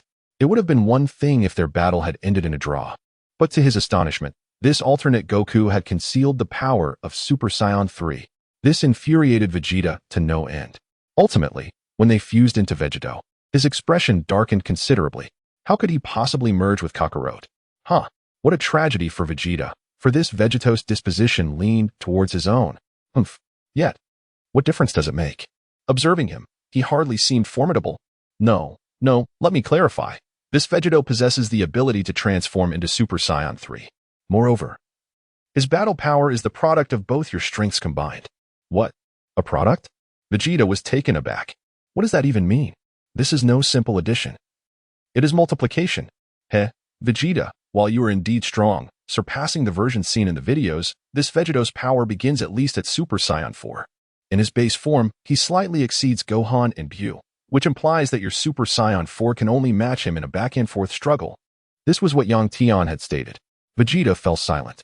Chapter 87. Attention. The entirety of this chapter's premise has been rendered null and void. Please note that I have undertaken a complete revision here. Many have expressed confusion regarding the power levels from Super Saiyan 1 to Super Saiyan 10. So I shall refrain from detailing combat abilities and instead focus on the narrative descriptions. After all, Vegeta remains unparalleled in strength. The new premise will take effect from Chapter 88 onward. Thus, the old premise in this chapter shall remain unchanged. Attention, attention, attention. The premises of this chapter are entirely void. How absurd. Vegeta felt his worldview shatter. Modifying the power level units, the previously mentioned figures seemed rather outrageous. Henceforth, we shall employ Super 1 and Super 10 as measurement units, omitting numerical values. In essence, the base power level of Z Vegito commences at the Super 4 tier. Outrageous? What is so outrageous about it? The fully unleashed Super 3 Vegito merely reaches the Super 6 standard. Super 6 standard? What about my own standing? Enough of this. You now understand that all this knowledge is futile. Just admit that you cannot surpass me. Your current capability, even at full throttle, barely grazes the threshold of Super 4. 9, and you have yet to attain Super 5. Upon hearing Yang Tian reveal his full battle power, he could only muster a resigned smile, choosing to remain silent. As soon as Vegeta witnessed his acknowledgement of Kakarot as the universe's strongest, he could no longer remain composed. Impossible, absolutely impossible. I am the Prince of the Saiyans. Vegeta roared within his heart, declaring that nothing was impossible. Everything was within the realm of possibility. I shall never allow this to transpire. Vegeta emitted a cold snort, casting his gaze into the distance, for their destination was drawing near, the Babbidi's base. Lord Babidi, we have completed the energy charging, Spabich proclaimed, handing a filled energy flask to Pui. Pui promptly presented the charged flask to Babidi, who wore a look of delight. Completed charging? So soon? Babidi exclaimed, glancing at the flask. Upon realizing it was full, his joy was palpable, and he began to infuse the energy into Buu's egg. However, his expression faltered when he noticed that the energy was only half filled. What is this? Such a formidable energy level, yet it barely reaches half? Only about 40%. There's still so much to go. Babidi sighed heavily. Nearby, Dabura interjected, Lord Babidi, perhaps I could use my energy to see if we can revive Majin Buu? Absolutely not. Babidi rejected firmly. Dabura was his strongest subordinate. Should he expend his energy, who would serve as his bodyguard afterward? Seeing Babidi's reaction, Dabura mistakenly believed it was a sign of trust and hurriedly prostrated himself. Lord Babidi Dabura attempted to pledge his loyalty, but was interrupted. There are individuals in the distance. It seems your reserves have drawn them in. Babidi remarked, glancing towards Goku and the others, who had not bothered to conceal themselves, largely due to Vegeta's inability to remain hidden. No amount of urging from King Kaishin could change that. Vegeta would not cower like a turtle. No, it wasn't us. Indeed, Lord Babidi, it has nothing to do with us. Spabich and his brother attempted to clarify. But before they could finish, Pui silenced them. Two useless fools. Babidi sneered at the scene, dismissing it entirely. Let me teach them a lesson. Dabura stepped forward. Very well, let us see if you can revive Buu while engaged in battle. Babidi chuckled, and Dabura joined in the mirth. With a leap, Dabura approached Vegeta and the others. That is the king of the demon realm, Dabura. He is coming towards us. King Kaishin shouted in fear. The massive Nappa charged directly at him, engaging in close combat. However, without transforming, Nappa could only withstand 2 strikes before Dabura spat a mouthful of saliva, which splattered onto Piccolo, who unfortunately found himself caught in the crossfire. "Oh no!" Piccolo exclaimed, astonished as he began to slowly petrify. Yet, with a swift strike, Vegeta severed Piccolo's head. The onlookers were left in stunned silence. Goodness, what an opportune strike. Before anyone could utter a word, Piccolo's form re-emerged. "Thank you." Piccolo expressed his gratitude to Vegeta, recognizing that Vegeta's intent was not to end his life, but rather to save him. The petrifying saliva had caught him completely off guard. "Humph. Be more cautious next time. If it lands directly upon your head, you shall be beyond salvation." Vegeta scoffed, and the others, noticing the intensity of his disdain, did not let their guard down. In truth, Vegeta was aware of the situation only because he had watched the video. Otherwise, he would have been in the dark. "Dabura, let us relocate. We mustn't shatter Boo's egg," Babidi exclaimed, struck by a sudden thought. He then teleported Dabura and the others away. As they surveyed the barren landscape, a wicked grin spread across Dabura's face. This desolate place was advantageous, with gravity tenfold that of your planet. At this moment, Pui began to chuckle as well. Chapter 88. A shift in power levels. Pui hailed from a planet with 10 times Earth's gravity, rendering him exceptionally formidable. Babidi selected this arena as it was his domain. Yet, they had underestimated their opponents. Vegeta and his companions were unperturbed by such gravity. Even 100 times that would not faze them. Pui, originally a warrior from the first level of Babidi's spaceship in Dragon Ball Z, was one of Babidi's minions. He was a cosmic demon who thrived in high-gravity environments, having been corrupted by his malevolent heart, thus falling under Babidi's control. He bore a resemblance to Frieza's third form, albeit with slightly greater strength. 10 times gravity? Huh, what of 100 times? Raditz laughed heartily, stepping forward and delivering a single punch that obliterated Pui's head. Pui was vanquished. "Nanny, this is a cosmic demon. How could this happen?" Babidi stammered in disbelief. He could hardly fathom the scene before him. His subordinate, Pui, had been dispatched in a mere instant. It could only be said that Raditz's normal combat prowess had long surpassed that of Frieza's in his prime. Was there an issue in obliterating him with a single blow? None whatsoever. Thus, both Nappa and Raditz possess the power of Super Saiyan 2. Is there no one stronger? Otherwise, I shall find this exceedingly dull, Raditz remarked with a smirk.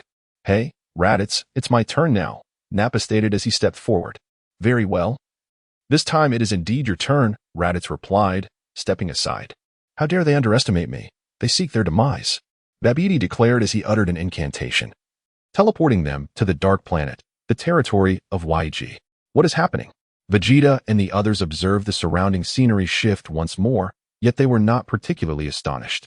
Especially Vegeta, who had mastered intermediate instant transmission and could teleport freely within this universe. Thus, the so-called Dark Planet posed no challenge for him. Suddenly, with a resounding boom, Nappa transformed into a Super Saiyan, his golden aura illuminating the darkness around them, which had previously obscured their vision. However, in the next moment, Nappa's Super Saiyan energy was siphoned away, reverting him to his normal state. "What's happening?" Nappa inquired in astonishment. "Nappa, there is something in the distance. It has absorbed your Super Saiyan energy," Vegeta elucidated. Upon hearing his words, Nappa was momentarily taken aback, yet he responded, "What should we do then? If he enjoys eating, let him indulge until he bursts." Vegeta disdainfully remarked that he had already viewed the preceding video. The other son Goku could merely inflate this beast, Jaeger. Upon hearing Vegeta's words, Nappa did not hesitate and transformed into Super Saiyan 2.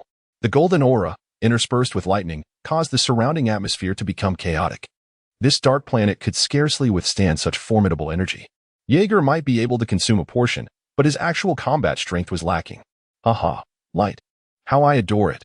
Come, all of you, into my belly." The beast Jaeger bellowed, absorbing the light into himself. "Haha, consume it if you can. Your Lord Nappa will cause you to explode." Nappa laughed heartily, disregarding Jaeger's plight. His energy was indeed abundant. Before long, Jaeger could no longer endure the overwhelming influx and cried out, "Enough! It's too much. I cannot consume anymore." Yet, Nappa paid him no mind, continuing to supply him with energy. Due to the presence of light, Jaeger was compelled to absorb it. He had no choice in the matter. In the next moment, Jaeger exploded, evidently having been overwhelmed. "Ha ha ha, this is the fate of those who dare to absorb my energy." Nappa spat with amusement. Seeing this, Vegeta tossed him a Senzu bean. There, one could not rely on boundless stamina and energy. Upon receiving it, Nappa consumed the bean with gratitude. Thank you, King Vegeta, Nappa exclaimed with a smile. Vegeta chose to ignore him and continued, let us move on to the next opponent. Curse be this lot of scions. Babidi felt a sense of helplessness. He truly had no one left to dispatch. Lord Babidi, why not let me take action? If I intervene directly, Majin Buu can accumulate energy for his resurrection. Upon hearing Dubra's suggestion, Babidi pondered deeply. Very well, but exercise caution, Dubra. Fear not, Lord Babidi, their strength is rather unimpressive. Dubra replied with a chuckle. He then prepared for the teleportation. Chapter 89, The Fall of Dubra.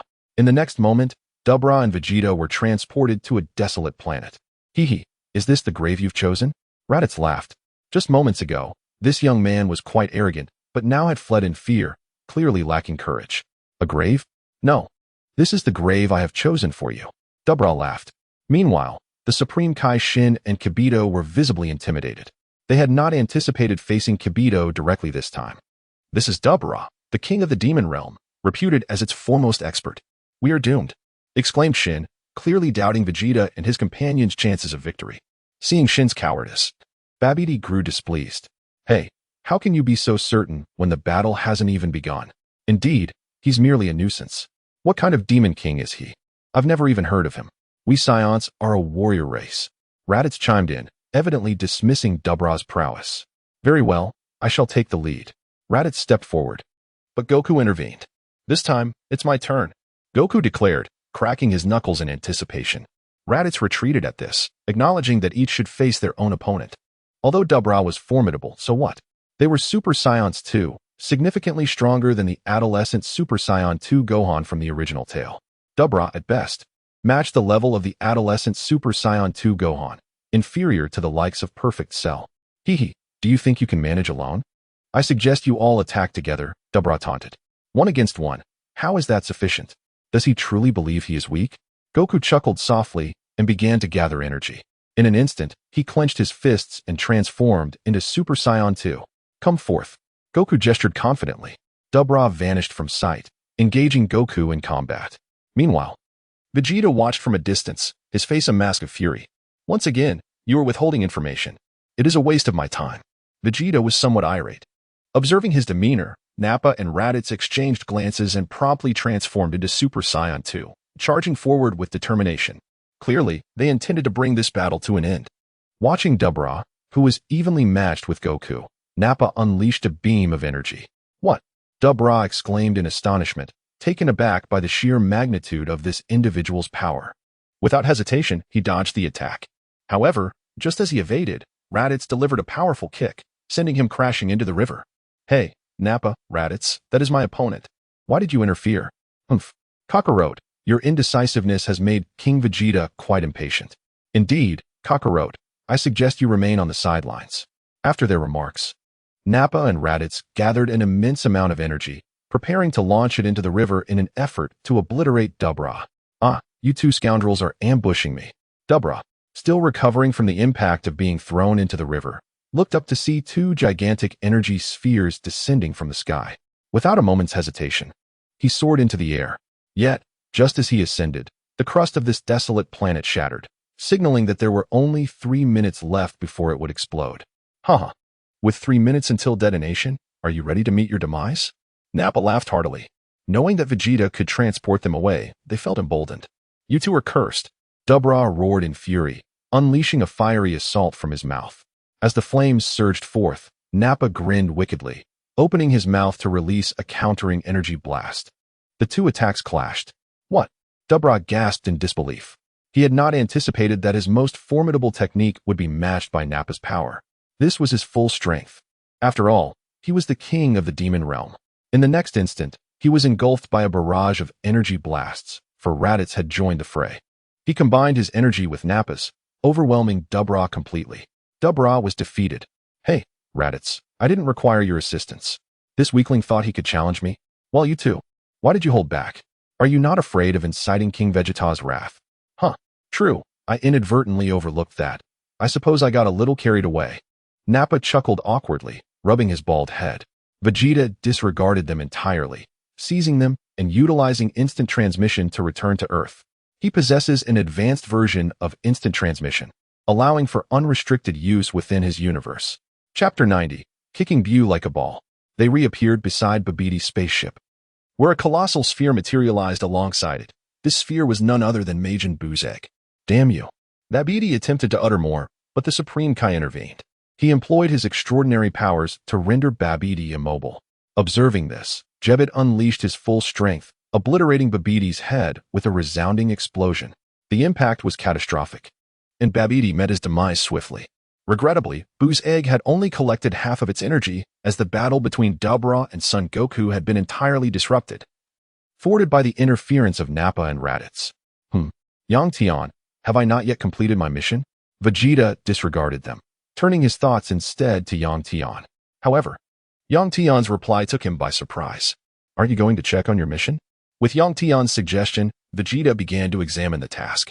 It became clear to him that the mission required him to eliminate Babbidi and his minions, as well as to facilitate the emergence of good Bu from the evil one. Without hesitation, Vegeta approached the egg, fully aware that Bu was contained within. He pondered, how can I release him? Transfer your energy to him, Yang Tian advised. Vegeta pressed his palm against the Bu egg, channeling energy into it. Witnessing this scene, the Supreme Kai Shin broke out in a cold sweat. Vegeta, no? This is Majin Bu, the Supreme Kai Shin shouted. Vegeta paid him no heed. With the energy charge complete, he had no time to spare. Before long, the charging was finished and a crack formed. A burst of energy shot into the sky. Witnessing this, King Kai erupted into laughter. Haha. It seems Bu is no more. What a false alarm that was. It startled me. Indeed, Lord King Kai, what a fortunate turn of events, Jabber agreed. However, upon noticing that Bu and Raditz were gazing at them with expressions of disbelief, they fell silent. This was because they observed everyone looking skyward. Without hesitation, they too lifted their gazes. Just as they did, they spotted a swirling mass of pink clouds. Gradually, the clouds began to coalesce, merging into the form of a rotund figure. The visage of this figure struck terror into the heart of King Kai, causing him to soil himself. Majin Bu. King Kai stammered, trembling. He had not anticipated that Majin Bu still existed. With Babbidi dead, there was no one left to seal him away. He, King Kai, would not undertake such a task. In the next instant, Bu descended to the ground. Upon witnessing the scene, Vegeta smiled and transformed into Super Saiyan 1, advancing forward. In the next moment, he unleashed a powerful punch. Bang! Majin Bu was sent flying, crashing through countless fragments of stone. Ouch, how painful! Bu exclaimed, clutching his abdomen as he staggered to his feet, glaring at Vegeta. You hit me so hard. I want you to turn into a cookie. Due to Buu's lack of energy, having just revived, his strength was only comparable to that of the lightning-fast Cell. Thus, Vegeta's strike elicited a cry of agony from him. Were it not for his formidable immortal body, the damage from that blow would have been far more severe. Pain? The true agony is yet to come. Vegeta smirked coldly, vanishing from his position. When he reappeared, he delivered a devastating punch to Buu's face, leaving it in ruins. Bu was sent flying as a result. Bu rose once more, his pores erupting with energy. It was evident that he was about to unleash his power. Now, his combat strength had ascended to the pinnacle of Majin Vegeta's level. Is this all the strength he possesses? Such disappointment. Upon witnessing the scene, Vegeta transformed into Super Saiyan 2.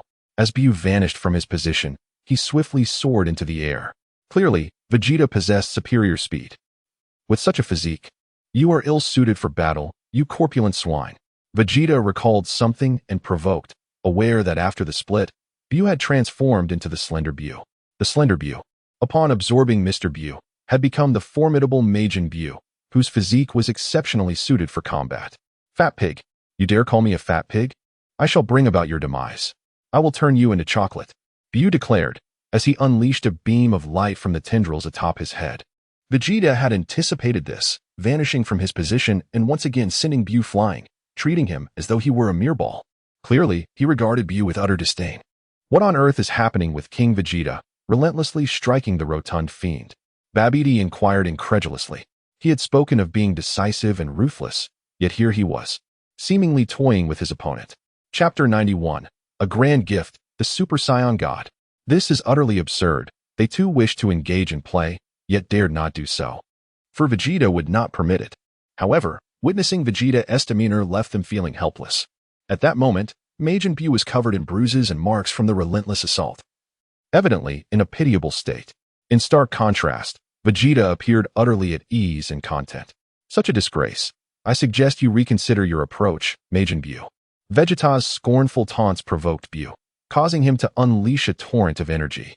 Subsequently, he exerted himself to the utmost, reaching the pinnacle of Super Saiyan 3 Goku's prowess. Yet, this was merely the level of Super Saiyan 3 from the mortal realm. The Super Saiyan 3 of the underworld possesses boundless stamina, now that resembles something formidable. But what of it? Vegeta let out a derisive laugh and transformed into Super Saiyan 3. His flowing long hair and fierce countenance signified his formidable strength. With a resounding clash, he proceeded to mercilessly pummel Majin Buu for an entire hour. It could be said that upon witnessing Vegeta, Buu was engulfed in terror. Oh, I never anticipated that Vegeta's Super Saiyan 3 form could endure for so long, exclaimed Son Goku in astonishment. Over the years, he had fully mastered Super Saiyan 3. One could claim that his own form had become impervious to exhaustion, yet he could not match Vegeta's relentless intensity. Unbeknownst to him, Vegeta possessed infinite energy and stamina. Enough, enough. I cannot withstand this any longer. Majin Buu pleaded for mercy, clearly frightened by the relentless assault. This individual is akin to a humanoid fighter jet, mercilessly battering me without pause. After an hour of this, I feel as though I might shatter. Meanwhile, Jebbet had collapsed to the ground, utterly astonished by Vegeta's overwhelming power. He had previously considered using his advantage to bully others, but now he was grateful to be alive, a blessing he could only attribute to an unknown deity. Oh no. He was unfamiliar with who this deity might be, but he certainly knew of Frieza. Yet, Frieza could offer him no protection. I never expected him to endure for so long without splitting. Alas, it seems I must squander my final wish opportunity. Vegeta witnessed Majin Buu begging for mercy and let out a sigh.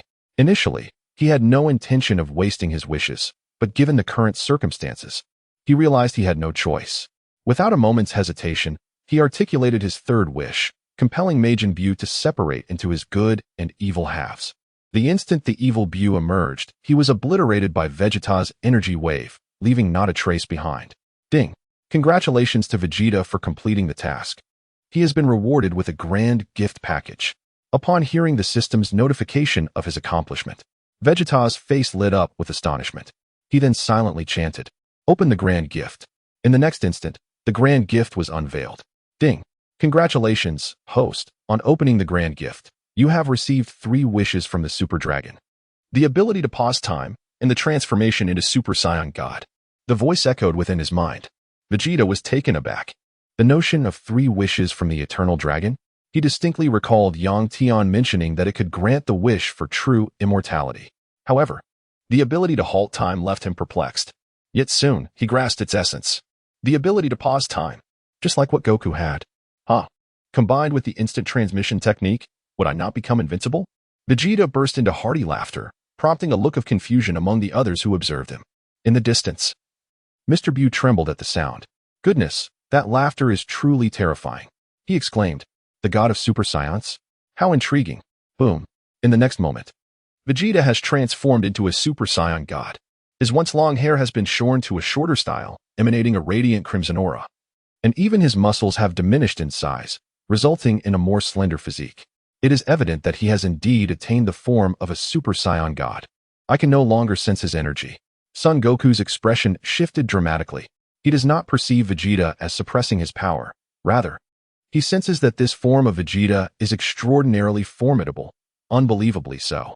Meanwhile, Vegeta pays no heed to Goku, instead calculating his own strength in his mind.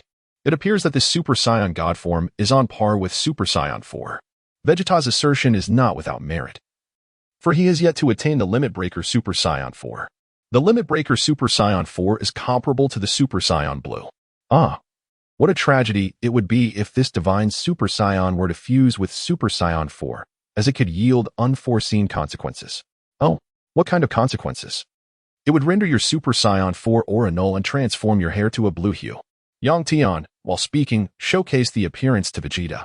Is this Kakarot? Indeed. It is him from another realm, who has harmonized with divine energy, achieving this state. Chapter 92, The Saiyan Extinction Plan World. Hiss, how formidable must he be? Higi, it represents the strength of an apprentice destroyer, which signifies an evolved blue form. In a parallel universe, you have reached the deep blue transformation by defeating Topo, signifying the evolved blue state. At this juncture, you have attained the level of an apprentice destroyer. Deep Blue Vegeta finds it quite effortless to contend with Topo. However, Topo is not the strongest candidate for the role of destroyer. Thus, it is stated that the strength of Deep Blue Vegeta in this realm aligns with that of an apprentice destroyer. Only after a decade of training in an alternate dimension could Black Frieza reach the level of a destroyer. Yet, this merely signifies reaching the level of a destroyer. Jiren possesses combat prowess that surpasses that of a destroyer, rather than simply exceeding their power. Impressive, but I, Vegeta, shall not be defeated, Vegeta confidently declared. However, Yang Tian did not respond, and Vegeta, hearing a voice, turned around. What transformation is this, Vegeta? Goku inquired with curiosity, as Vegeta turned to face the voice. A serene smile graced his features. It is the Super Saiyan God. Super what God? Naba scratched his head, utterly bewildered. Just as he finished speaking, Vegeta sent him flying away. Humph. It is the Super Saiyan God. Vegeta let out a cold snort. He then reverted from his transformation and regarded everyone, declaring, "All right. The matter is settled. I shall take my leave now." Vegeta spoke and then departed. Given that Bu had already embraced goodness, there was no necessity for him to take a life. However, upon witnessing Vegeta's exit, the others sought to eliminate Bu. Yet, Bu simply vanished. The Supreme Kai, enraged, was beside himself with fury. Nevertheless, he found himself powerless. After all, Mr. Bu had caused no harm, forcing him to return to the realm of the Kais in discontent. Meanwhile, Goku clung to Vegeta, eager for a contest. Ultimately, he was knocked unconscious with a single punch. Vegeta truly had no desire to engage in battle with Goku, who seemed rather feeble. Without reaching the heights of Super Saiyan God or Super Saiyan 4, Goku held no appeal for Vegeta whatsoever. Returning to West City, Vegeta silently contemplated. I shall make a wish. This time, it is the Eternal Dragon. He recalled the potential to attain immortality. Previously, he had secured eternal life. But now he sought to rectify his shortcomings and achieve true immortality. Vegeta clicked to make a wish, and a dialogue box appeared before him. Without hesitation, he typed, I, Vegeta, wish to attain immortality. In the next instant, a radiant light enveloped his body. Vegeta wore an expression of exhilaration. As for Bulma, he refrained from granting her a wish, for he was well aware that she often utilized the Dragon Balls to maintain her physique. The Dragon Balls had become a family treasure, and each time a wish was granted, the Dragon Balls would be intercepted by Vegeta before they could ascend into the sky.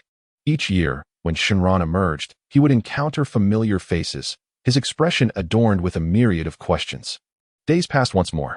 Vegeta heard the voice of the system. Ding! The plan for the extermination of the Scions has been detected in this world. Mission: eliminate Hachiyak. Mission reward: a grand gift package. Vegeta was still immersed in his training within the gravity chamber when he was suddenly alerted by the system's notification. Without a moment's hesitation, he ceased his training and inquired, Yang Tian, what is this mission? The Scion extermination plan? Why on earth would they seek to annihilate the Scions? It appears that the most brilliant scientist among the Zafruans, Raiki, has successfully developed a machine capable of amplifying vengeful energy, Hachiyak. Who is he? Vegeta furrowed his brow, unfamiliar with the tale being recounted. Well, let me share a bit casually. Yang Tian began. They are the Zaflurians from Planet Plant, who have forged an advanced technological civilization. One day, a Scion arrived on this planet aboard a spacecraft, beseeching the Zaflurians for assistance, hoping to establish a settlement for his kind. The Zaflurians acquiesced, and thus the Scion led his tribe to thrive on this world. As Yang Tian spoke, Vegeta listened intently, for he was entirely oblivious to this history. Consequently, as the Scion population flourished, a day eventually dawned when a man endowed with extraordinary intellect descended upon this realm. He led the Scions in a revolt, vanquishing the Zaflurians and ensuring their extinction. This man would later be revered as King Vegeta, and the planet itself was renamed Planet Vegeta, where the Scions emerged as the true sovereigns. Yang Tian concluded with a smile. Vegeta frowned upon hearing this. Is this a parallel world? Here on Planet Vegeta, it is certainly not like this. Vegeta is indeed well-versed in the history of the Scions. Otherwise, how could he be aware of the legend of the Super Saiyan? Chapter 93, Hachiyak. Indeed, this is a parallel world, unrelated to your realm. Furthermore, the planet Vegeta in your universe has also undergone a name change. Though it was not seized through force, Yang Tian remarked calmly. Upon hearing this, Vegeta also deemed it improbable. Ding. May I inquire whether the host, Tragedy Tower, accepts the mission? Accepted. Vegeta did not hesitate to accept the offer. After all, who would refuse a reward given freely? He was also eager to gauge the true strength of this Hachiyak. What sort of machine could amplify the energy of resentment? He was genuinely curious to witness it. Subsequently, Vegeta exited the gravity chamber to summon Nappa and Raditz. Your Majesty, is there something you need? Inquired Nappa. We have a mission. Prepare yourselves. Vegeta replied nonchalantly. I shall go and call Kakarot. Raditz declared. Go ahead, but make haste. Vegeta urged. Vegeta nodded. After all, Kakarot was under his command, so it was of little consequence to bring him along. Before long, Kakarot, also known as Son Goku, and Raditz arrived. However, he was accompanied by two others, Son Gohan and Piccolo. It was evident that Piccolo, upon hearing about the mission, wished to join in. Gohan, although he had not trained, was eager to accompany them in order to grow stronger. Raditz, why did you bring that Namekian? Naba looked on in confusion. Vegeta instructed you to refer to Kakarot. And yet you brought along an unnecessary companion? It mattered not. After all, it was simply a mission. Vegeta interjected directly, interrupting their conversation. He was not one to be petty. It was merely a task. At present, he possessed formidable strength. If they ventured into the dungeon, he could engage in battles and seize the opportunity to claim the glory for himself. Indeed, King Vegeta, replied Nappa respectfully. Piccolo wished to voice his thoughts but refrained upon hearing Vegeta's assertion. Hee, Vegeta, what task awaits us this time? Goku chuckled. We shall discuss it once we enter. Vegeta did not provide any explanation. Instead, he activated the mission teleportation. In the next instant, everyone was transported to the world of the Scion extermination plan. What is happening? Why do I feel a lack of mental focus? Goku was the first to sense the difference and quickly spoke up. Vegeta too felt it, his brow furrowing. The Tragedy Tower, this is testosterone, which causes everyone's mental strength to diminish, rendering them incapable of utilizing their energy blasts. Before Vegeta could ask, Yang Tian's voice resonated. Upon hearing this, Vegeta nodded and proceeded to elucidate the situation to the gathered crowd. Everyone, upon listening, expressed their astonishment. There is an immense energy emanating from that direction, Raditz exclaimed, gesturing towards the distance. Indeed, it was where Kakarot, Trunks, and others were engaged in combat with the undead warriors, such as Gula. These undead beings are impervious to death, even if defeated. They possess the ability to resurrect and reorganize infinitely. Let us go and observe. Vegeta, uttering a few words, soared towards the designated location, where the formidable Testralon was being unleashed. However, this very place was guarded by the spectral warriors of Cooler and his ilk. As Vegeta and his companions instantaneously transported themselves, they were met with a chaotic melee. You are all mere vanquished foes, seemingly oblivious to the magnitude of our current prowess, daring to be so audacious. Vegeta proclaimed towards Frieza. Upon hearing this, Frieza chuckled. Ho ho ho. Vegeta, after all these years, your eloquence has flourished splendidly. Yet one might argue you have grown somewhat overconfident. The others expressed their disbelief, questioning whether they had not already perished. Spotting Cooler, Slug, and Door, Gohan was taken aback. Nonetheless, they hesitated not and squared off against their respective adversaries. Goku faced Cooler, Piccolo confronted Slug, Trunks took on Frieza, and Gohan engaged Door. Though their powers were reminiscent of their former selves, they had been resurrected as gas, much to the chagrin of Kakarot and the others. This interminable cycle was intolerable, Kakarot exclaimed. The resurrected Frieza grew increasingly formidable, leaving them in utter astonishment. Yet, upon their arrival, Vegeta and the others discovered that Kakarot and his team had already vanquished the spectral warriors. Upon encountering these undead foes, they had swiftly defeated them, inexplicably unaware of the subsequent reassembly. The communication between King Kai and Kakarot remained unknown to Vegeta and his companions. They were startled by the sudden appearance of Raditz and Nappa, mistakenly believing that the spectral warriors had returned. Nanny, is it our turn this time, Raditz and Nappa? Piccolo declared, assuming a combat stance. Chapter 94, Preparing to Journey to the Dark Planet. Hey, Namekian, are you out of your mind? Nappa retorted, his expression darkening. Upon arrival, they were met with the suggestion that it was their turn. What did that imply? Were they seeking a fight? Uncle Piccolo and Father? Young Gohan spotted Piccolo and Goku. Goku and the others also noticed him. Oh dear, Gohan, how tiny you are. Is that you from a few years ago? Goku remarked, scrutinizing him closely. He marveled at the fact that this version of Gohan was more powerful than the young Gohan on his side. The young Gohan seemed considerably weaker, as if he had regressed in strength, whereas this little Gohan did not share the same fate. They belonged to a timeline following Broly's saga, yet preceding the Cell games. You, who are you? Kakarot exclaimed in astonishment, gazing at the arriving Vegeta and his companions. However, he was rendered speechless upon noticing the towering figure of Vegeta, standing at an impressive height of 6 feet tall. Goodness, is this Vegeta truly so tall? In the distance, the diminutive Vegeta was caught off guard. Nanny, who are you? Why do you look just like me? The despondent Trunks questioned Vegeta. However, it was not Vegeta who provided an explanation, but rather Nappa. Upon hearing Nappa's discourse along with Raditz and the others, Trunks was left in disbelief. Goodness, another version of him is so formidable? One individual is single-handedly taking on Frieza and his cohorts. Wait, are you Gohan? Given your circumstances, what year are you from? At that moment, Piccolo, who had survived the Saiyan extermination, sensed something amiss and spoke up. Ah, indeed, if we consider the timeline, since Cell hasn't been vanquished on your end, we must be from 7 years in the future. In the world of Vegeta, Piccolo nodded. Upon hearing their words, everyone's expression changed dramatically. 7 years later? How formidable must that power be? So you must be quite strong then? Kakarot inquired, gazing at Son Goku. Haha, I suppose so, but I am not the strongest. That title belongs to Vegeta, Son Goku declared, pointing at Vegeta, who stood with his arms crossed. Nanny? Kakarot and Trunks exclaimed in astonishment. They were taken aback that another Kakarot would acknowledge Vegeta as the strongest. Vegeta, meanwhile, merely smirked at them, choosing not to elaborate. He relished the attention, for all eyes were upon him. Humph, I am the Prince of the Saiyans. Being the strongest is only natural. Trunks interjected, simultaneously pleased that another version of himself was indeed powerful. However, as soon as he spoke, Nappa countered. Ah, that statement is erroneous. This is our King Vegeta, not a prince. Prince Vegeta did not accompany us. Nappa remarked, leaving the others perplexed. Prince Vegeta? Is it possible that their planet Vegeta remains unscathed? All right, Nappa. There is no need for such extensive explanations. Vegeta inquired, then internally questioned Yang Tian. Where exactly is this Hachiak? On the dark planet at the edge of the universe. Upon hearing this, Vegeta was at a loss for words. What dark planet? Why didn't you teleport us there? What are we doing here?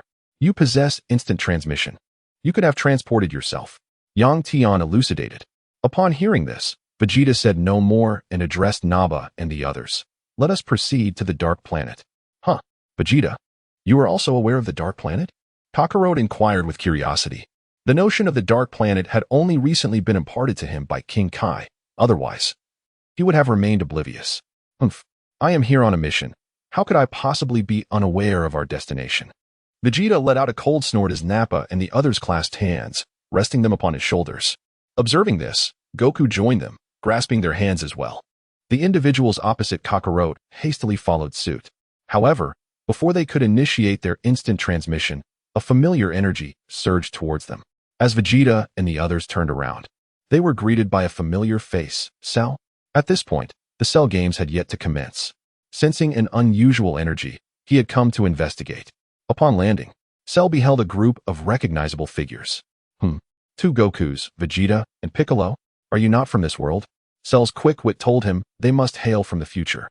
Hence his inquiry. Cell, what brings you here? Kakarot asked with curiosity. Nothing much, just sensed an odd energy and thought I'd check it out. But what of you? Are you planning to summon allies from the future in just 10 days? Haha, in the future, you certainly do not exist. I, Cell, have already dispatched of you. What future could you possibly have? Cell laughed heartily, clearly unconvinced of their ability to pull allies from the future. His words sparked a realization in Trunks. Indeed, why not venture further into the Dragon Ball timeline to bring Goku and the others to confront Cell? After all, what challenge could this version of Cell, along with androids 17 and 18, pose? Chapter 95. Hachiak and Cell. Has this Cell lost his mind? Nappa inquired, pointing at his own bald head. Perhaps, Raditz replied, shaking his head before nodding, seemingly in agreement with Nappa's statement. Enough chatter, Nappa, Raditz, take him down. Vegeta spoke faintly, expressing that this Cell posed no threat to him, thus allowing Nappa and Raditz to handle the situation. Even the lightning cell could not endanger the current Nappa and Raditz. Oh, this Vegeta was unaware of the lightning cell. He chuckled, thinking, two fools dare to strike at me? I am perfection. However, before Cell could finish his proclamation of being a perfect android, Nappa and Raditz unleashed their massive fists, sending him flying. They exclaimed, "Fool, you talk too much." Indeed, with such meager strength, how dare he boast? Impossible. How could such a trivial attack inflict such severe damage? Yet, in the next moment, Cell felt discomfort as if something was about to be expelled from his mouth. Suddenly, Android 18 was regurgitated. Impossible! Cell exclaimed in shock, not anticipating that he would be forced to regress. Upon expelling Android 18, he had reverted from his complete form. What? Nappa and Raditz, with a single punch, had rendered this Cell. Piccolo was astonished. He had not realized that Nappa and Raditz had transformed into Super Saiyans, leading to Cell's downfall. He had not sensed the difference yet. In truth, they had ascended to Super Saiyan too. Damn it! Cell shouted angrily. Subsequently, he retreated to a distance, his body swelling as he prepared to explode and annihilate the world. The onlookers were taken aback. Just when one crisis seemed to have subsided, another arose. This is bad. He intends to self-destruct. Nappa discerned the danger. Hahaha, have you only just realized? Now, any slight damage to me will trigger an explosion that will obliterate the entire Earth. Cell laughed maniacally, clearly intent on taking them all down with him. Vegeta frowned upon hearing his words.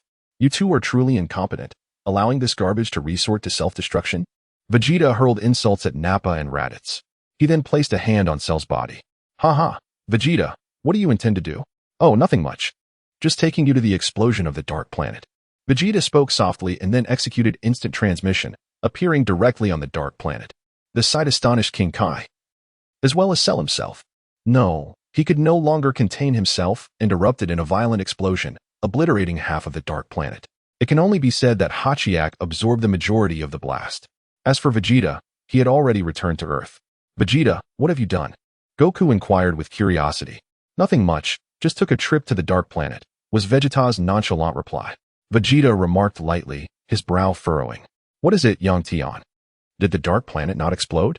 Or did it fail to annihilate Hachiak? Vegeta initially believed he could achieve two objectives with a single stroke. However, he found himself with nothing. Nearly half of the Dark Planet had been obliterated, and there remained a mere 5 minutes before total annihilation. Upon hearing this, Vegeta furrowed his brow and pondered. If I wait these 5 minutes and Hachiak perishes in the explosion, would that suffice to complete my mission? The answer was in the negative.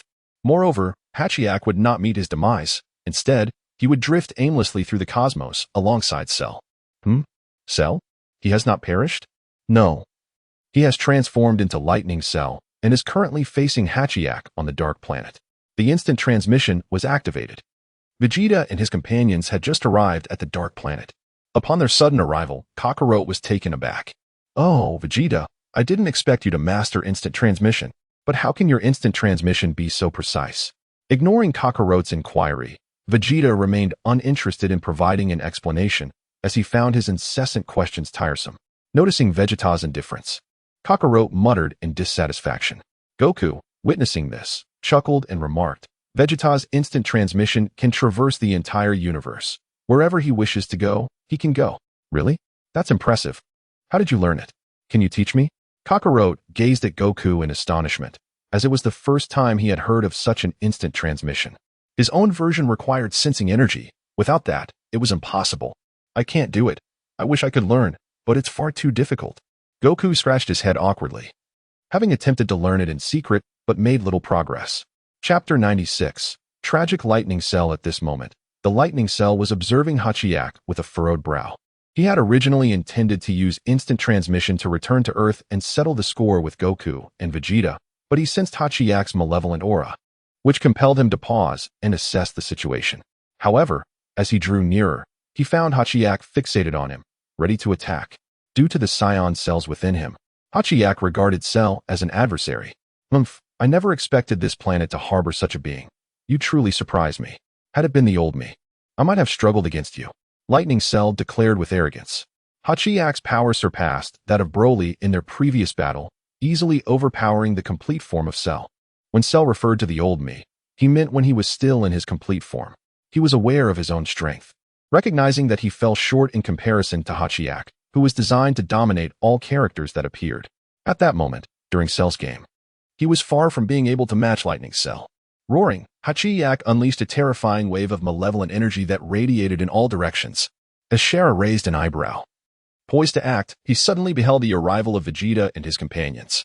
Instantaneous movement, he mused. While he had mastered the technique, it paled in comparison to Vegeta's extraordinary prowess.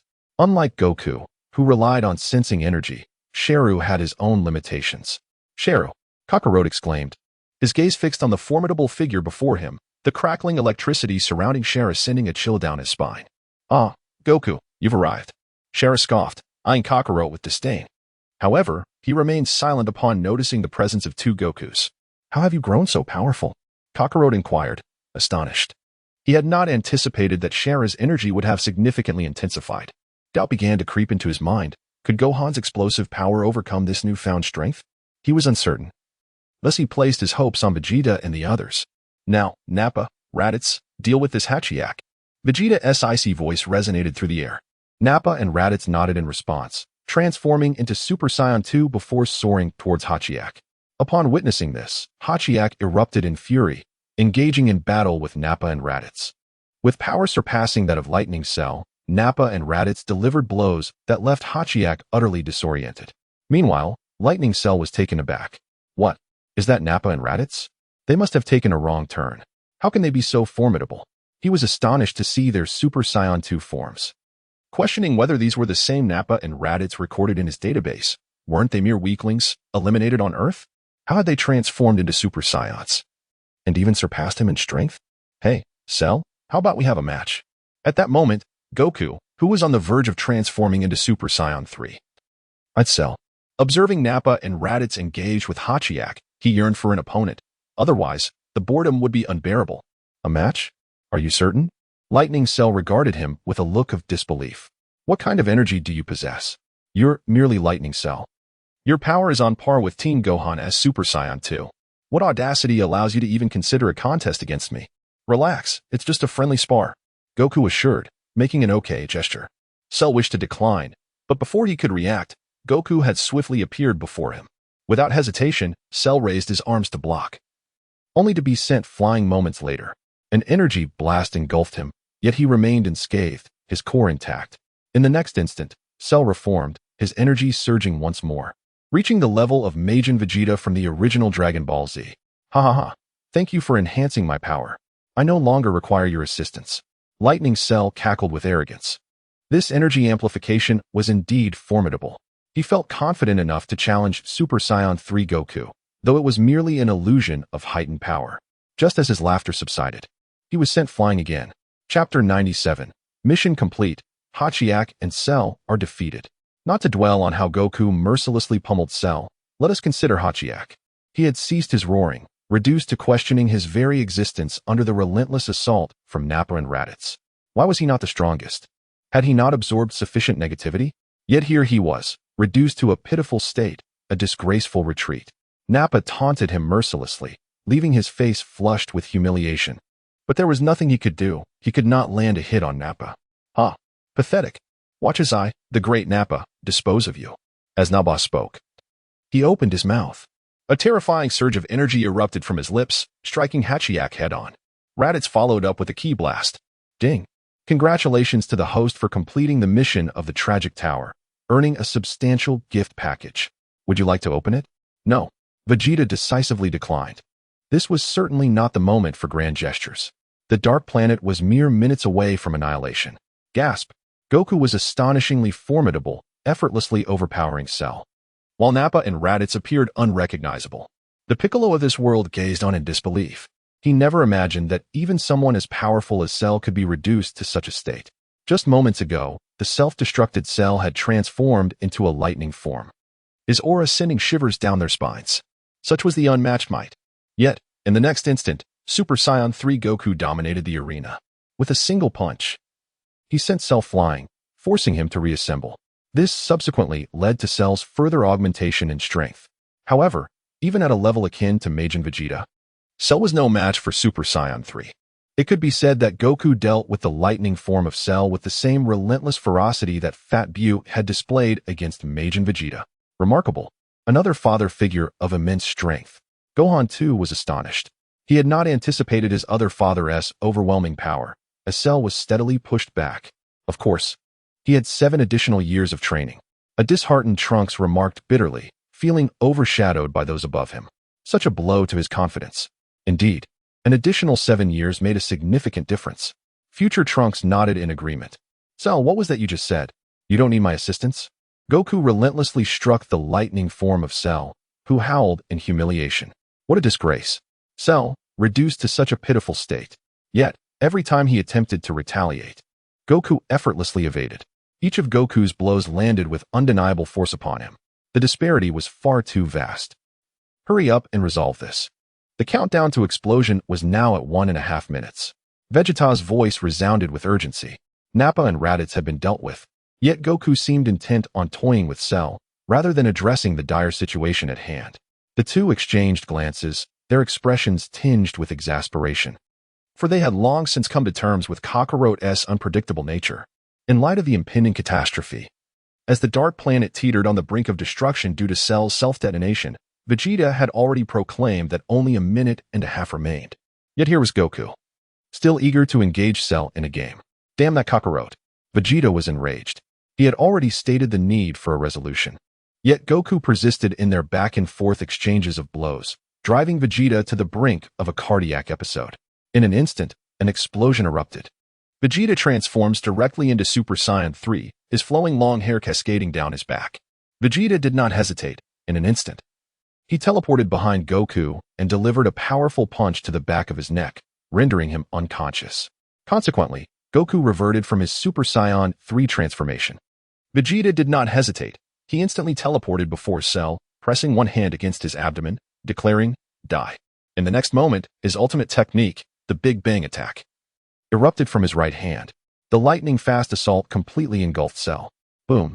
Cell's core detonated, signaling an unmistakable demise. Ding. Congratulations, host, for slaying Cell and receiving a treasure chest X1. Vegeta disregarded the treasure chest and, in an instant, transported everyone back to Earth. Within the brief 30 seconds of his departure, the entire dark planet erupted, obliterating it from this corner of the universe. On Earth, Kakarot and the others exhaled in relief, fully aware that the planet had been on the brink of destruction. Thankfully, Vegeta acted swiftly. Otherwise, Kakarot would have had to utilize instant transmission to escape, of course, taking his companions with him. Chapter 98. Goku transforms into a Super Saiyan God, while Raditz ascends to Super Saiyan 3. Whoosh. Vegeta did not greet them. He simply transformed into a beam of light and vanished from the scene, returning to their world. The protagonists of this realm gazed in astonishment at Vegeta's departure. Hiss. This Vegeta truly embodies decisiveness. Piccolo, witnessing Vegeta's formidable power, turned pale, for the Super Saiyan 3 that Vegeta had just unleashed surpassed even Goku's abilities. They had initially believed Goku to be the strongest, yet Vegeta's emergence shattered that notion. I was hoping to spar with them. Kakarot lamented. Humph. He has 7 more years of training than us. If you seek to be humbled, go find it elsewhere. With that, Super Trunks took flight. With matters resolved, their Earth returned to normalcy, free from the threat of Moro, allowing them to concentrate on mastering the Kamehameha once more. Observing Super Trunks' departure, Piccolo prepared to leave as well. Goku called out, "Piccolo, where do you intend to train?" "The sacred world of the Kais." Piccolo replied without turning back. As for the Cell games, they were a thing of the past. Cell had perished completely. Vegeta and the others have returned to their own world. Gazing at the familiar courtyard, Vegeta realized that he had returned to his own home. In the next moment, Goku also regained consciousness. He had just been lifted by Raditz. Ouch, it hurts. Goku clutched his neck and then remembered something, turning to Vegeta. "Hey, Vegeta, why did you hit me?" "Humph, I told you it was going to explode." "Do you wish to endanger them? They cannot survive in the universe." Vegeta, his face contorted with fury, exclaimed that if it were merely him, it would be of little consequence. After all, he could survive in the cosmos. Furthermore, he had no desire to squander time. This Goku was indeed a tedious individual. Defeating the lightning-imbued Cell was an infuriating endeavor. His irritation was palpable. Upon hearing Vegeta's words, Goku refrained from further comment. Ding. Congratulations to Goku for assisting Vegeta in completing the task. A reward has been granted. the transformation into Super Saiyan God. In the next moment, Goku was enveloped in a radiant light. Subsequently, a divine aura emanated from within him. Goku transformed into a Super Saiyan God, his hair now of vibrant crimson. His previous muscular form vanished, rendering him youthful, with his hair and eyebrows glowing in a fluorescent red, and his eyes encased in a striking red hue with dark irises. Surrounded by flames of a golden-red aura, while ordinary beings could not perceive the divine presence, they could feel an overwhelming pressure akin to a tidal wave. For instance, Nappa, Raditz, and Piccolo sensed Goku's aura as excessively oppressive, making it difficult for them to breathe. Is this the Super Saiyan God? Nappa thought. Recalling that King Vegeta had previously attained this transformation, he was astonished that Kakarot had achieved it as well. Nappa swallowed hard, astonished at Goku's swift ascension to the realm of the divine. Truly remarkable. Indeed, I wonder what rewards we shall receive? Raditz expressed envy, but was more curious about the power he might attain. Ding. Congratulations to Nappa and Raditz for assisting Vegeta in completing the task. Rewards have been granted. The transformation into Super Saiyan 3. In an instant, Nappa and Raditz were enveloped in light, both unleashing a furious roar. In the next moment, they transformed into Super Saiyan 3. Nappa retained his bald appearance, yet his beard had grown long, clearly indicating that his hair had transformed into a lengthy beard. Lightning crackled around him. As for Raditz, his hair stood upright rather than cascading down, resulting in hair that was even longer than in his Super Saiyan 2 form, though not excessively so. Imagining Raditz, towering at 2 meters, with his upright hair reaching 2 meters, one could calculate that he would stand nearly 4 meters tall. My hair is excessively long. It looks dreadful. Raditz lamented, having expected his hair to stand straight in Super Saiyan 3. Instead, it had grown longer and even more erect. I find this truly unappealing. Instead of growing hair, I have grown a beard. Nappa sighed in exasperation. Hahaha, Nappa, Raditz, your Super Saiyan forms are utterly amusing. As Vegeta beheld the transformations of the two, he burst into laughter, crossing his arms in amusement. The duo, faces flushed with embarrassment, dared not utter a word. Chapter 99, The Breakthrough of All. Ding. Congratulations to Gohan for assisting Vegeta in completing the task, earning the reward of unleashed potential and a mysterious transformation. In the next moment, a rift in space opened, and a beam of light penetrated Gohan's forehead. His energy began to surge exponentially, elevating from that of a mere Son Gohan to a power surpassing even that of Super Saiyan 3 Nappa and Raditz. This was the manifestation of his unleashed potential and mysterious transformation. The author is uncertain if this is accurate, but let it be thus. What immense power. I feel an inexhaustible force within me. The mystified Gohan gazed at his hands in awe. The tuft of hair on his forehead had morphed into a singular strand, resembling that of Super Saiyan 2 Gohan, yet his energy was magnitudes stronger than that of his younger counterpart. Though Gohan had not transformed into Super Saiyan 2 or Super Saiyan 3, he had undeniably reached the level of the enigmatic Gohan capable of vanquishing Majin Buu in the original tale. Wow, Gohan, your energy is staggering. Can you still transform further? Exclaimed Goku, astonished by Gohan's newfound power. If Gohan could transform with such energy, it would indeed be extraordinary.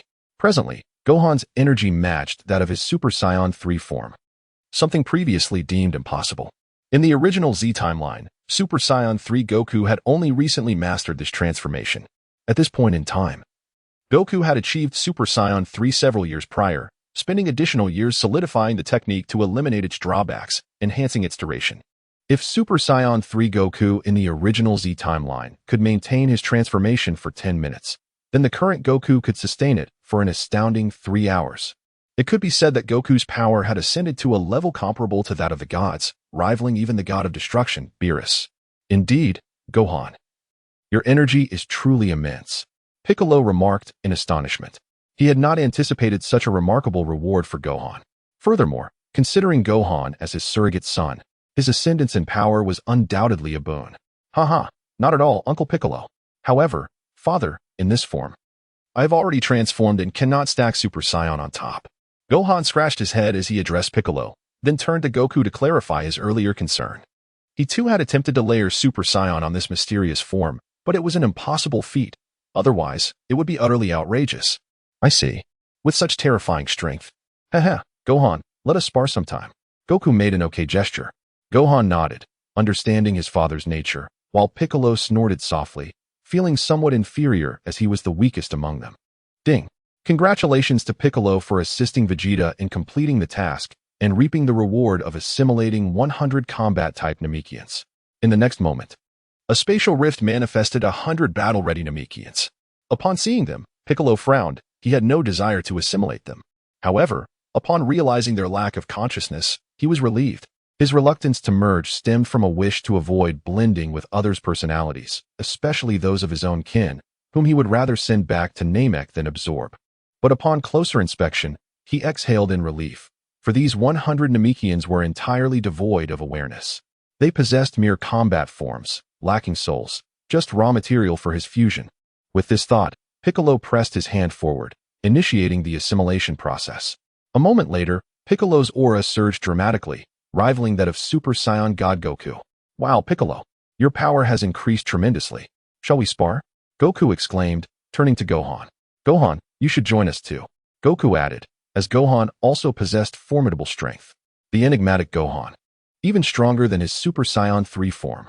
Goku believed that Gohan's recently revealed energy would pose a challenge even for his Super Saiyan 3 form, and to transform into Super Saiyan God would be somewhat shameless.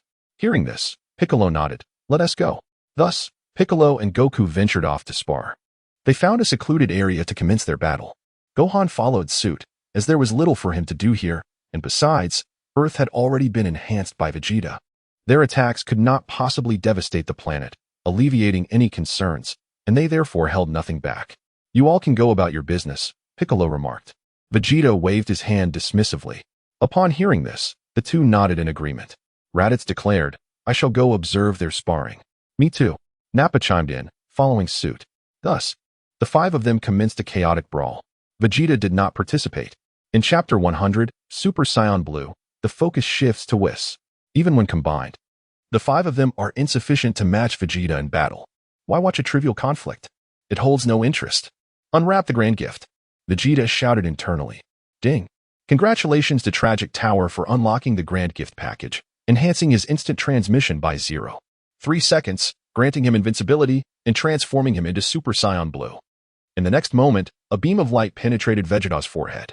Vegeta has mastered the skills of dominance and instantaneous movement. His instantaneous movement has improved from a mere 0.1 seconds to an impressive 0.3 seconds.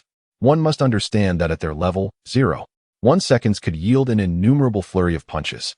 With 0.3 seconds, he is significantly faster than his adversaries. Coupled with his ability to pause time, Vegeta is confident that, apart from the God of Destruction, he is invincible in Universe 7. Upon examining the details of the dominance skill, Uncle Joe's eyes widened in astonishment. Dominance. Once activated, all damage is reduced by 50. This ability can be toggled on and off at will, having no adverse effects on himself. Vegeta is also endowed with infinite stamina and boundless energy. This dominant skill essentially fortifies him, rendering him more resilient than ever. If Super Saiyan Blue Vegeta were to learn of this, he would undoubtedly exclaim that it is the manifestation of his Ultra Instinct form, tailored for the God of Destruction state. The more he battles, the stronger he becomes. Thriving on adversity. One could assert that this dominant skill is entirely designed for Super Vegeta. However, it proves equally beneficial for the current Vegeta. Sooner or later, he shall attain his Ultra Instinct form. What about Super Saiyan Blue? I eagerly anticipate witnessing its true form, Vegeta declared, clenching his fists tightly, and then exclaimed, Ha! In the next moment, his black hair transformed into a brilliant shade of blue. This was the Super Blue form, also known as the Leaky Blue form. However, this posed no issue for Vegeta. Indeed, I can sense a power surpassing that of Super 4 and Super Saiyan God. Vegeta gazed in astonishment at himself, having transformed into Super Saiyan Blue, a fact unbeknownst to others. But Goku was aware, for he too could ascend to the divine form and perceive the aura of deities. This included the realm of destruction. The realm of destruction. Oh, the essence of a god. Who could it be? Before him stood an individual with azure green skin and cascading white hair. His pupils and lips were a striking purple, adorned with a large, light blue halo encircling his neck. In his right hand, he wielded a long staff topped with a black magical orb. This was his angelic staff. He was none other than Whis, the servant and master of Beerus. His true strength surpassed that of Beerus. As an angel and the son of the Grand Minister, his duties would cease upon the demise of the god he served, remaining dormant until the emergence of the next god of destruction. With a gentle wave of his hand, Whis revealed an image atop his staff. It was none other than Vegeta. At that moment, he had transformed into Super Saiyan Blue, prompting Goku to rush over for a closer look. Sensing Vegeta's azure aura, he paused his sparring with Piccolo and others, eager to witness this transformation. "Ah, Vegeta, what is this transformation? Blue hair?" Goku inquired with curiosity. And in his moment of elation, Vegeta gladly explained, "This is a further transformation of the Super Saiyan God, which I have dubbed Super Saiyan Blue. Wow, how remarkable! I too wish to reach this level," Goku exclaimed, his face filled with admiration. Vegeta paid him no heed and departed. After finishing his sparring, Goku embarked on his training, aspiring to reach the Azure Realm. With Vegeta's influence, Goku devoted himself to his training with fervor, and it wasn't long before he brushed against the Super Saiyan Blue. Oh my, who would have thought remnants of the Saiyans still existed? Yet, Lord Beerus had declared them all eradicated. Whis gazed in astonishment. In the past, King Vegeta had hidden the finest pillow in the universe. Enraged, Beerus commanded Frieza to obliterate planet Vegeta. Whis, ever the loyal companion to Beerus, was privy to all these events. However, Vegeta's strength piqued his interest. Should he be considered for the position of a candidate destroyer? Whis pondered, but upon reflection that Beerus was still youthful, he decided against it. Perhaps it would be best to discuss the matter once Beerus awoke. Subsequently, Whis shifted his focus away from Vegeta and resumed his own endeavors. Years passed. The timeline of Dragon Ball Super was drawing near. Observing the individuals before him, Vegeta clenched his fists and shouted, "Ha!" He had transformed into a Super Saiyan. Chapter 101. The Divine Form of Super Saiyan 4. Yet, this was insufficient. He gathered his strength once more and bellowed, "Ha!" At that moment, Vegeta transformed into Super Saiyan 4. His hair, now darker rather than the previous golden hue, became more unruly and lengthy, cascading over his shoulders. His chest and palms were adorned with crimson fur, embodying the primal savagery of the Saiyan race. His transformation into Super Saiyan 4 was a direct result of the battle he was engaged in. Before him lay two fallen foes, Nappa and Raditz. Three others remained standing on the battlefield: Piccolo, Gohan, and Goku. They were the strongest aside from Vegeta. Piccolo, having fused and enhanced his innate talents over the years spent training alongside Goku and Gohan, had reached a level of power comparable to Goku's Super Saiyan 4. Gohan's mysterious form, however, could not be further elevated. This enigmatic state represented the full extent of his potential. To progress further, he would need to dedicate himself to rigorous training, but Gohan lacked the time for such endeavors and had merely sustained his mysterious form over the years. As for Goku, he had not transformed into Super Saiyan 4 but had achieved Super Saiyan Blue.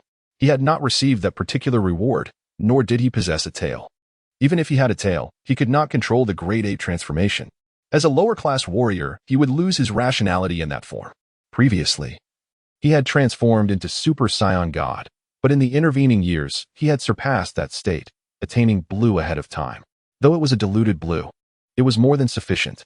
He had become exponentially stronger than in the original tale. At this moment, one could assert that Sun Wukong has attained the level of Sun Wukong from the Golden Frieza Saga, faced with the combined assault of the fused Piccolo, the enigmatic Gohan, and the Super Saiyan Blue Sun Wukong. He navigates the encounter with effortless grace. Vegeta has merely transformed into Super Saiyan 4. Without employing techniques such as instant transmission or dominance, he relies solely on his inherent Super Saiyan 4 abilities and strength to engage in battle. Had he utilized dominance, instant transmission, or the ability to pause time, his opponents would have succumbed in an instant, with the sound of explosive shockwaves reverberating through the air. The enigmatic Gohan was the first to be vanquished. Following him were Goku and Piccolo, both of whom were swiftly defeated. They managed to endure only a few exchanges. Oh, the pain.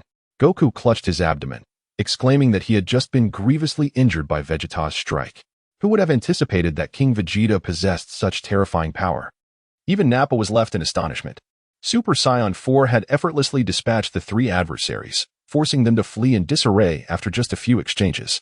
This is utterly preposterous. Ahem. This merely scratches the surface of King Vegeta's formidable prowess. Ah, indeed. Raditz chimed in agreement.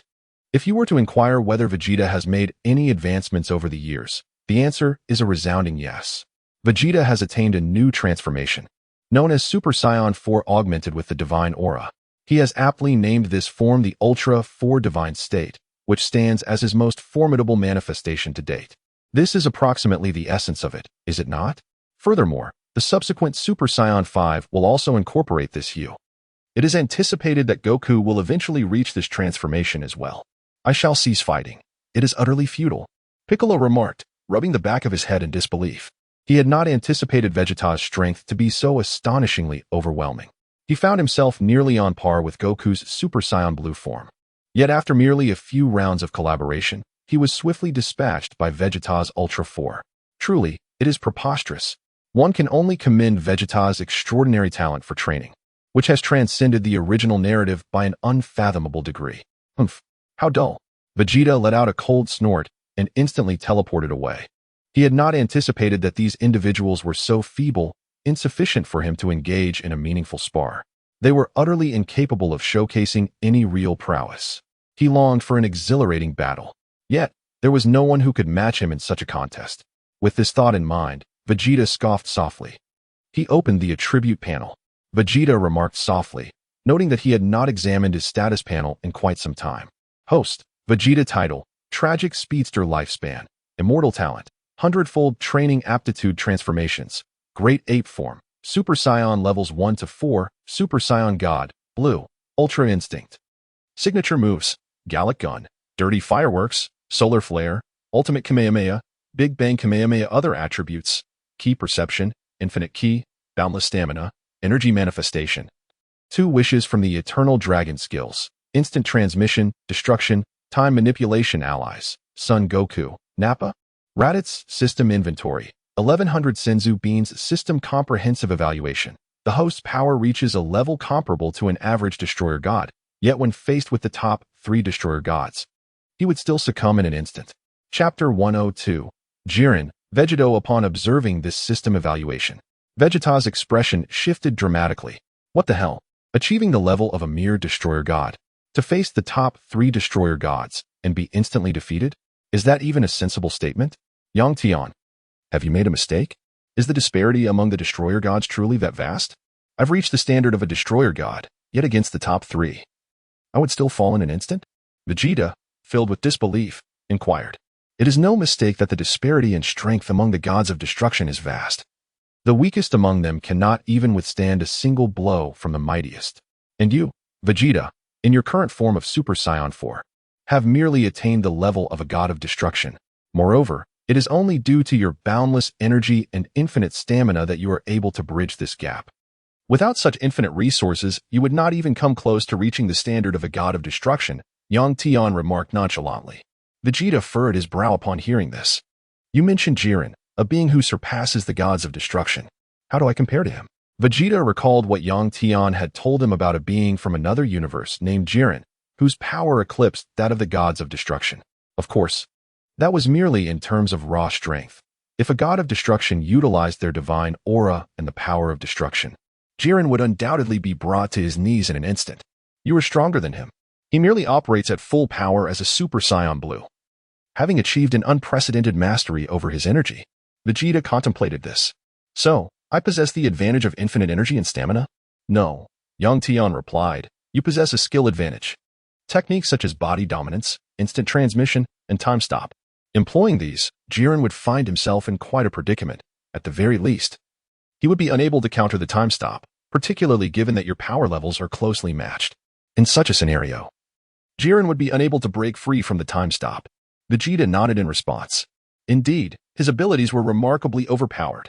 The ability to halt time, as long as the disparity in strength was not significant, was nothing short of divine. Coupled with instant transmission, he was invincible. Moreover, with the activation of his invulnerability, damage was reduced by 50%. It was akin to donning several pieces of level 3 armor. Ding! A resurrection of the fused world has been detected. Task: eliminate the malevolent energy wave and defeat Gogeta. Task reward: exclusive Dragon Ball GT background music.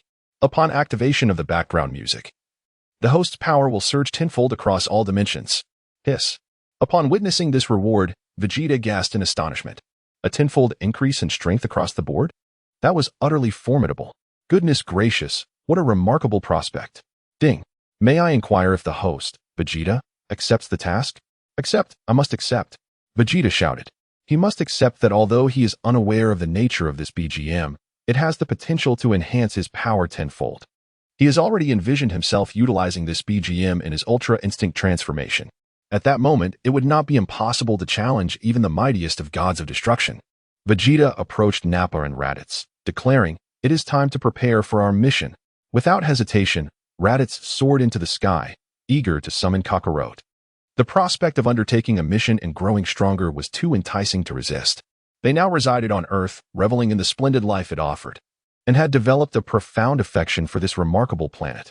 Vegeta disregarded Raditz, instead choosing to remain silent as he engaged in conversation with Yang Tian. Yang Tian, what is this Gogeta? I recall you mentioning it before. Is it the fusion of Kakarot and myself? When Vegeta was rewarded with the devastating Genkidama during the explosion, Yang Tian had already informed him of the origin of this formidable technique. Indeed, this world had just endured the trials of Majin Buu.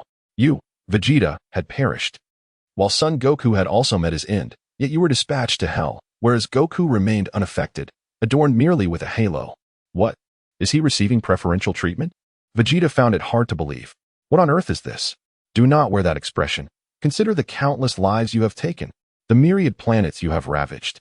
You were essentially a villain, so descending into hell is only to be expected. Son Goku has saved Earth countless times, vanquished numerous evildoers, and, notably, he possesses connections. He maintains amicable relations with the KO and KO Shin of the North Galaxy. Yang Tian remarked with exasperation. He is indeed a person of considerable influence. As Dragon Ball Super progressed, there was even the Omni King. One could say he is in a secure position. Hearing Yang Tian's words, Vegeta fell into silence. It appeared he spoke the truth. Yet, that was merely the Vegeta from a parallel universe. He himself would not perish, nor would he descend to hell. Without further contemplation, Vegeta then witnessed Son Goku appearing instantaneously. Goku arrived with Gohan, Piccolo, and Raditz in a flash. Chapter 103, Fusion, Vegeto. Hey Vegeta, Goku greeted. But Vegeta did not acknowledge him. He was aware Raditz would bring Goku along, given their brotherly bond. They had developed a camaraderie over the years on Earth, growing closer to Goku, hence this arrangement. At that moment, Piccolo and Gohan's arrival elicited no response from Vegeta. It was merely a task, nothing of great significance. If they wished to bide their time, so be it. In the future, they could engage in battles while he reaped the rewards effortlessly. He had resolved it in his mind. Let them toil while he, Vegeta, collected the accolades from the sidelines. Let us proceed. Vegeta spoke softly, and the crowd commenced their teleportation.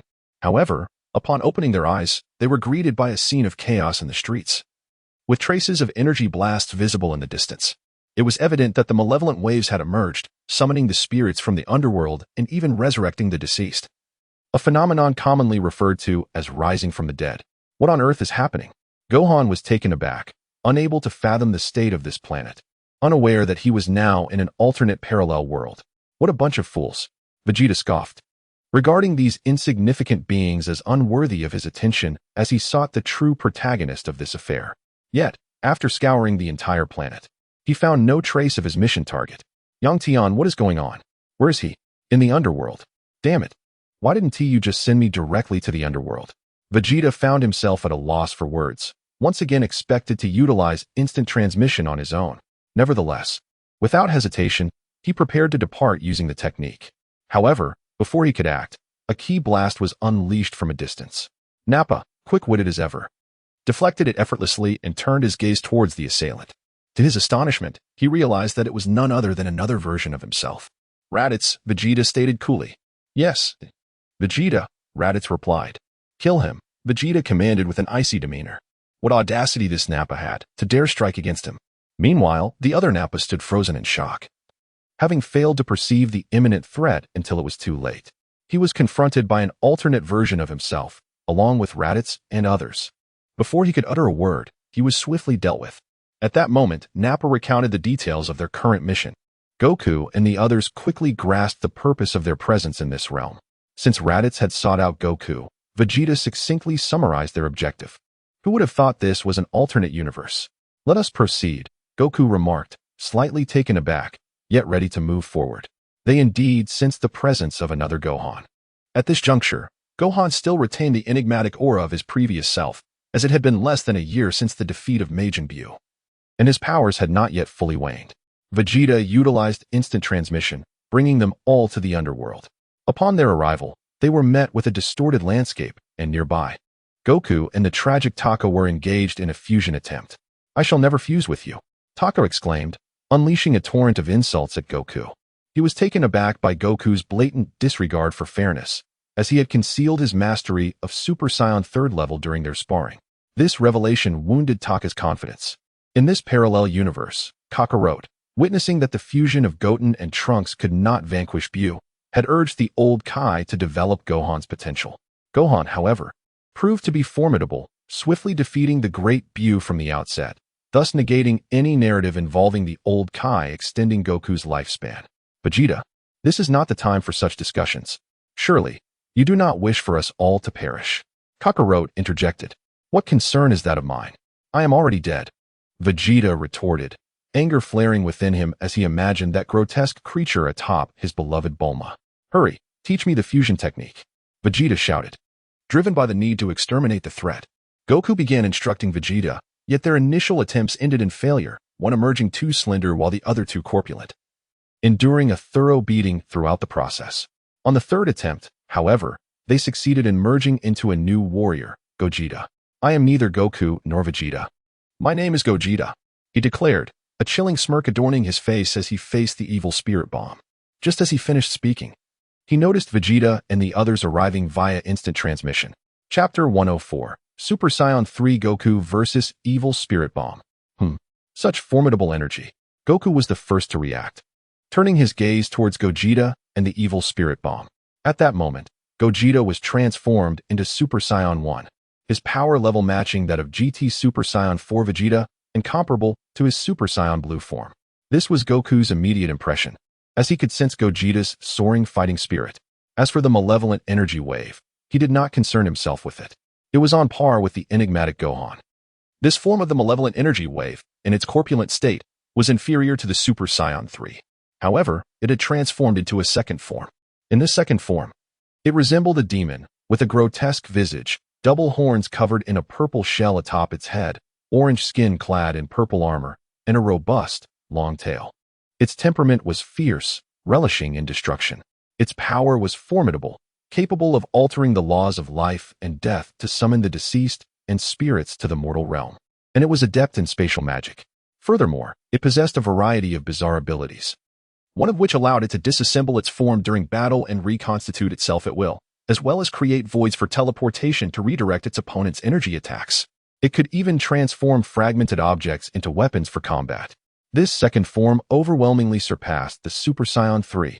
Only the enigmatic Gohan could contend with it. Yet, in this era, Gohan resided in the mortal realm, not in the underworld. At this moment, Gogeta and the malevolent energy wave also noticed the arrival of Vegeta, particularly Gogeta, who was astonished. Being the fusion of Kakarot and the tragic Vegeta, he naturally possessed the memories of both. The malevolent energy wave cackled with delight, believing that yet another foe had arrived for him to torment. "Defeat the malevolent energy wave. Leave it to me," Vegeta spoke calmly. Just as Gohan, transformed into the enigmatic mystic Gohan, was about to make a move, he was intercepted by Goku. "Gohan, leave the evil aura wave to me." Understanding his father's nature, Gohan did not contest, but simply nodded in agreement. Upon seeing Gohan's consent, Goku immediately transformed into Super Saiyan 3, eager to confront the evil aura wave. Vegeta, witnessing the unfolding scene, felt the veins on his forehead pulse with frustration. This Kakarot, always with that same demeanor. Yet, he chose to disregard him for the moment, intending to deal with the aftermath once Goku had finished his bout with Gogeta. Boom. Bang. Goku's Super Saiyan 3 clashed with the malevolent wave, resulting in a stalemate. Observing this exchange, Gogeta's lips twitched in confusion. What was happening?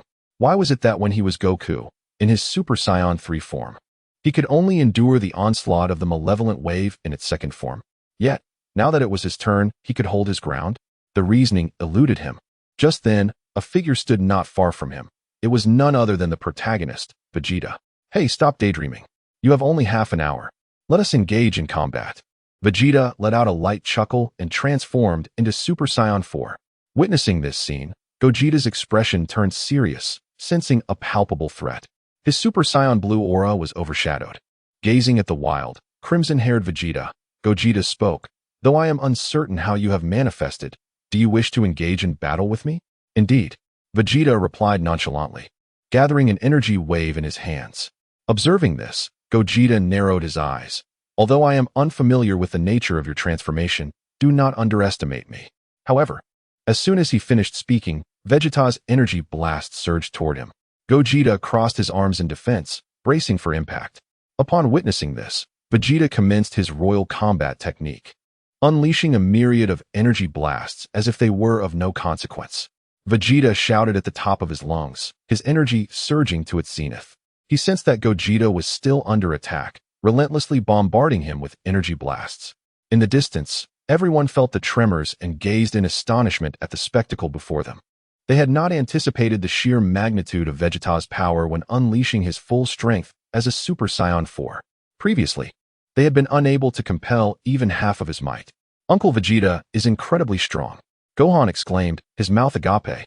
Meanwhile, Piccolo was drenched in cold sweat, astonished, incredible. "I never imagined this was the extent of Vegeta's power." Piccolo assumed that Vegeta was exerting himself to the fullest, having never witnessed a display of greater strength. Vegeta had always adhered to the philosophy that every attack should be a decisive move. Vegeta has grown even stronger. Indeed, he truly embodies the essence of our Saiyan King. Nappa and Raditz watched with exhilaration, marveling at the prowess of their king. On the other side, Goku was engaged in a fierce assault against the evil spirit wave, delivering blows that sent the wave reeling. This Goku had enjoyed 5 additional years of training compared to his counterpart in this timeline. And having battled alongside Vegeta in the realm of alternate realities, his strength surpassed that of the Super Saiyan 3 from this period. At this moment, the evil spirit wave was utterly bewildered. Why was this individual forcing him into retreat? He had previously been able to handle opponents with one hand. Clearly, he was not fully comprehending that this Super Saiyan 3 was not the same as the one he had previously faced. Suddenly, a figure emerged from the swirling dust, Gogeta. Clutching the Star Destroyer in his hand, hurled it toward Vegeta.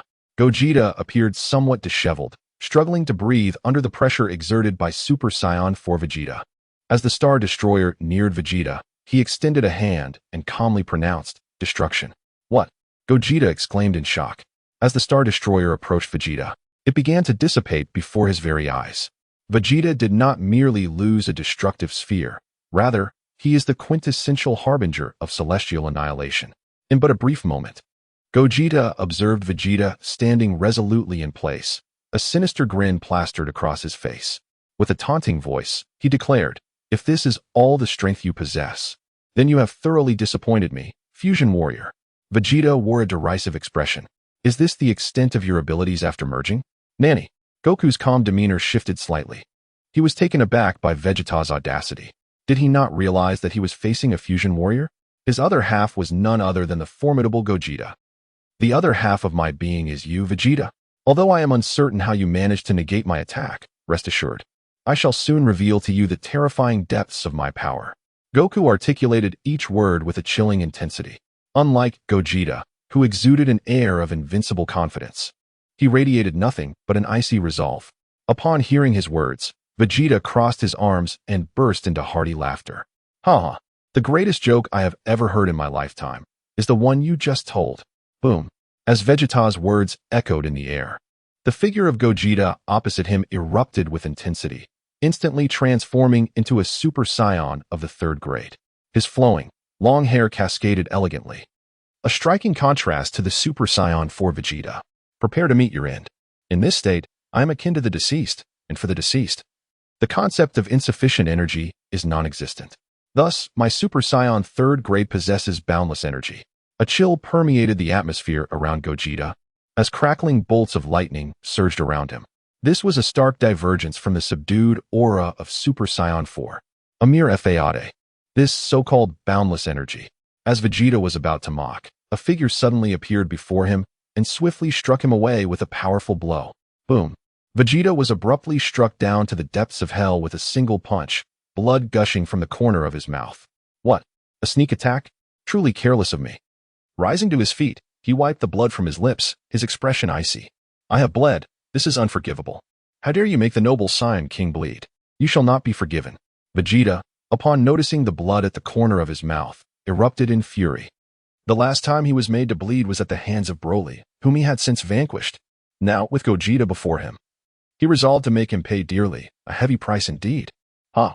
Vegeta let out a mighty roar and instantly transformed into his Super Saiyan 4 God form, radiating a pinkish aura reminiscent of the peach-hued Goku.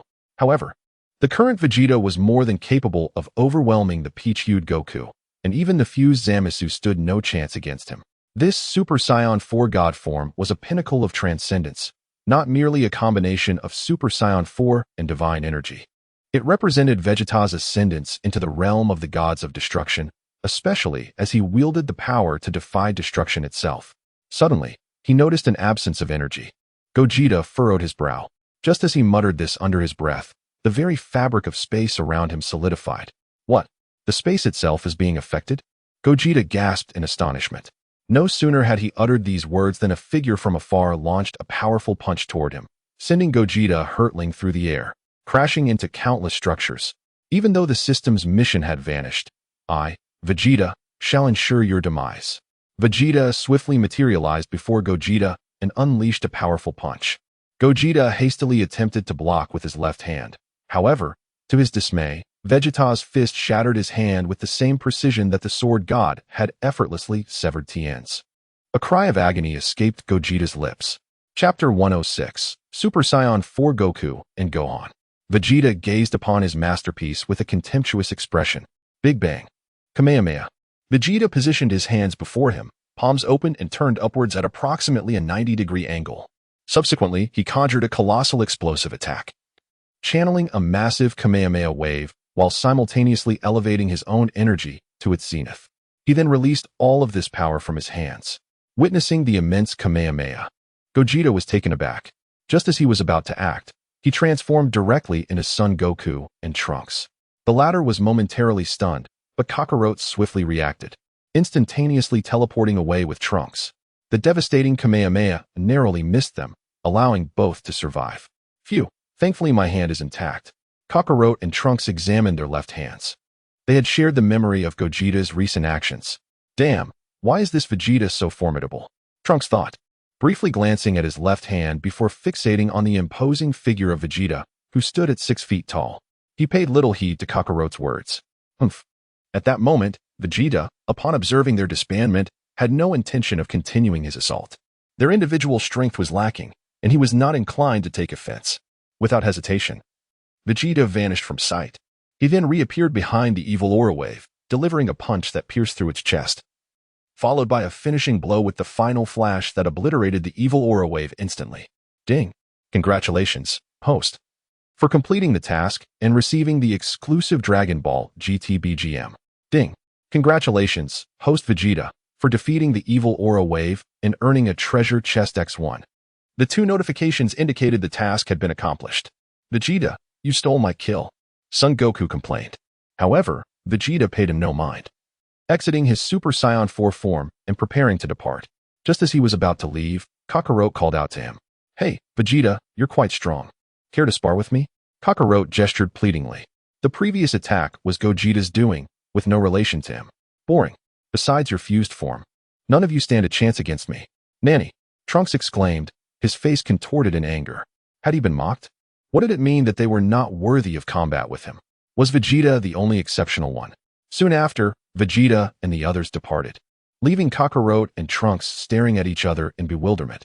Back to their own world, Vegeta departed on his own, while the rewards for the others' missions arrived. Ding! Congratulations to Gohan for assisting Vegeta in completing the task, earning the transformation into Super Saiyan Level 4. As the system's voice echoed, a rift opened in the fabric of space, and a radiant light enveloped Gohan, merging into his forehead. Almost instantaneously, a dark brown tail sprouted from him.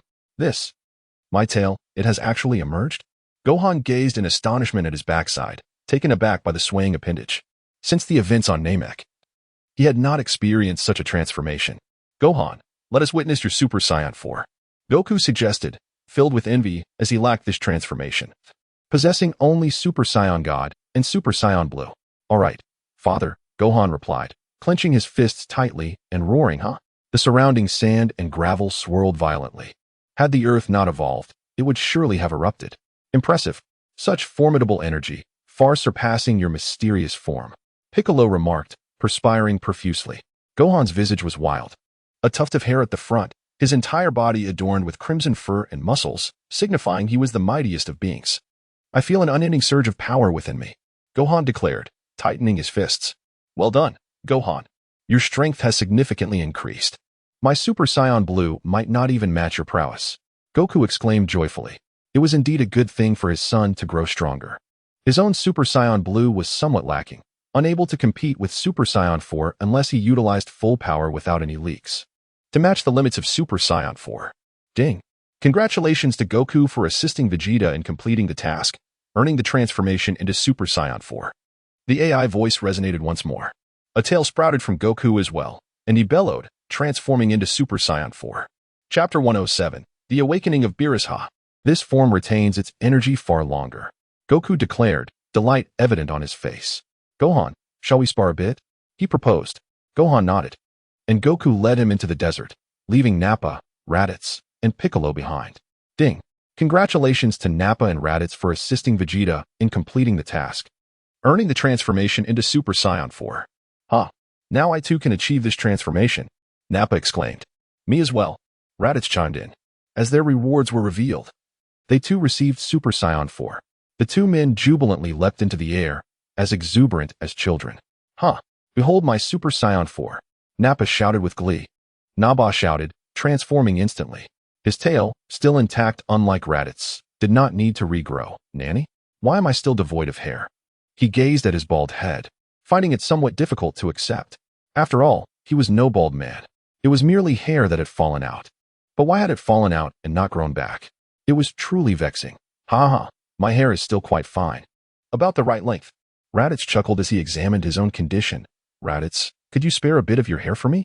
Naba clutched Raditz's hair at that moment. However, he was promptly kicked away by Raditz. Get lost. How could I possibly spare any of my hair?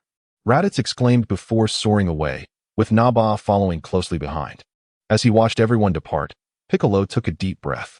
He knew it was his turn next. Ding.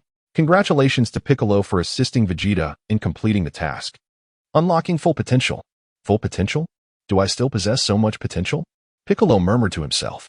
In the next moment, his skin took on a yellowish hue, though not entirely yellow. He had another transformation, one that represented his full potential. Such immense energy, rivaling that of Super Saiyan Blue and Super Saiyan God. Piccolo whispered to himself before flying towards Goku and Gohan, eager to engage in some training. Meanwhile, on the other side, in the realm of the gods of destruction, yawning, the god of destruction from Universe 7, Beerus, was stirring from his slumber. Just as he was in a daze, an energy ball obliterated countless star systems. Oh dear. Lord Beerus has only slept for 30 years this time, remarked Whis, Beerus's attendant, sensing his awakening and promptly preparing breakfast for him. The god of destruction, Beerus, is a counterpart to the Kaioshin, a deity of creation. He is not inherently malicious, though he tends to unleash his wrath when provoked. Yet, he often reveals a charming side and possesses a diverse range of interests, especially when it comes to gourmet food. He is proud and capricious, endowed with unimaginable destructive power, and will obliterate planets at the slightest displeasure. Occasionally, he enlists his agent, Frieza, to assist in the destruction of planets. In the bathroom, Beerus asked, Hey Whis, has anything transpired during my years of slumber? While soaking in the bath, he inquired of Whis, who stood nearby. Indeed, Lord Beerus, your subordinate Frieza has been slain by a Saiyan. Nanny? Though Frieza is rather insignificant, to think he was killed by a Saiyan? Are you certain, Whis? Indeed, Lord Beerus. Take a look for yourself. Whis shook his head, and then lightly tapped the angelic staff. In the next moment, an image appeared on the staff, depicting Vegeta single-handedly defeating Frieza. As he gazed at Vegeta in the image, Beerus fell into deep contemplation. Is this Vegeta? How is it that he can transform into a golden-haired form? It seems to be referred to as the Super Saiyan transformation. However, they have developed several additional transformations that are particularly intriguing. Lord Beerus, do take a look. Whis proceeded to showcase Vegeta alongside Goku's various forms, Super Saiyan 2, and Super Saiyan 3.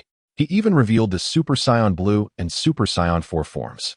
Upon witnessing this spectacle, Beerus rubbed his eyes in disbelief. What is this? So many transformations? And what is this primal transformation called? Beerus was referring to Super Saiyan 4 Vegeta, the first to achieve this transformation. I believe they refer to it as Super Saiyan 4. As for the blue and red-haired forms, they are called Super Saiyan Blue and Super Saiyan God. Chapter 108. The Realm of the Kaishins, just as Weiss finished speaking. A realization struck Beerus. Wait, Weiss, did you mention Super Saiyan what? What is it, Lord Beerus? I just mentioned Super Saiyan Blue and Super Saiyan God, Weiss replied. Puzzled yet reiterating. Yes, indeed, Super Saiyan God. Do you recall the dream I had before my slumber? There was a Super Saiyan God who was my formidable rival. Beerus recollected. Oh ho ho. Lord Beerus, I had almost forgotten that. Humph. My rival? How fascinating. Weiss, prepare to journey to their dwelling place. That Frieza is truly despicable. I had ordered him to eradicate the Scions, yet he left a few alive, only to be slain. How ironic. Beerus said languidly. Rising to his feet. Frieza did not regard the Scions as formidable, and thus met his demise. What a fool. Indeed, Lord Beerus. Back in the day when you sealed the Kaishin, did you know that you nearly perished in your slumber? Weiss chuckled at the thought. Beerus looked on in confusion. What? Lord Beerus, during the emergence of Majin Buu, many Kaishins were killed, leaving only Kaishin Shin, who was bound to you. Weiss covered his mouth, laughing. Nanny? So, I was teetering on the brink of death? That wretched Kaishin, why did he not seek me in times of peril? Beerus exclaimed, irate. He had nearly met his end. If he were to die and be discovered by the Omni King, the entire universe would face obliteration, and his existence would truly come to an end. Ah! How perplexing this is. Beerus exclaimed. Come, Whis, let us first visit the realm of the Kaishin. I wish to meet the new Kaishin. And do remind him not to wander aimlessly. Upon hearing that his lifespan had been linked to the new Kaishin, Beerus could hardly contain his agitation. Should he engage in reckless behavior, it might very well lead to his demise. With this thought in mind, Beerus hastily urged Whis onward. Whis nodded.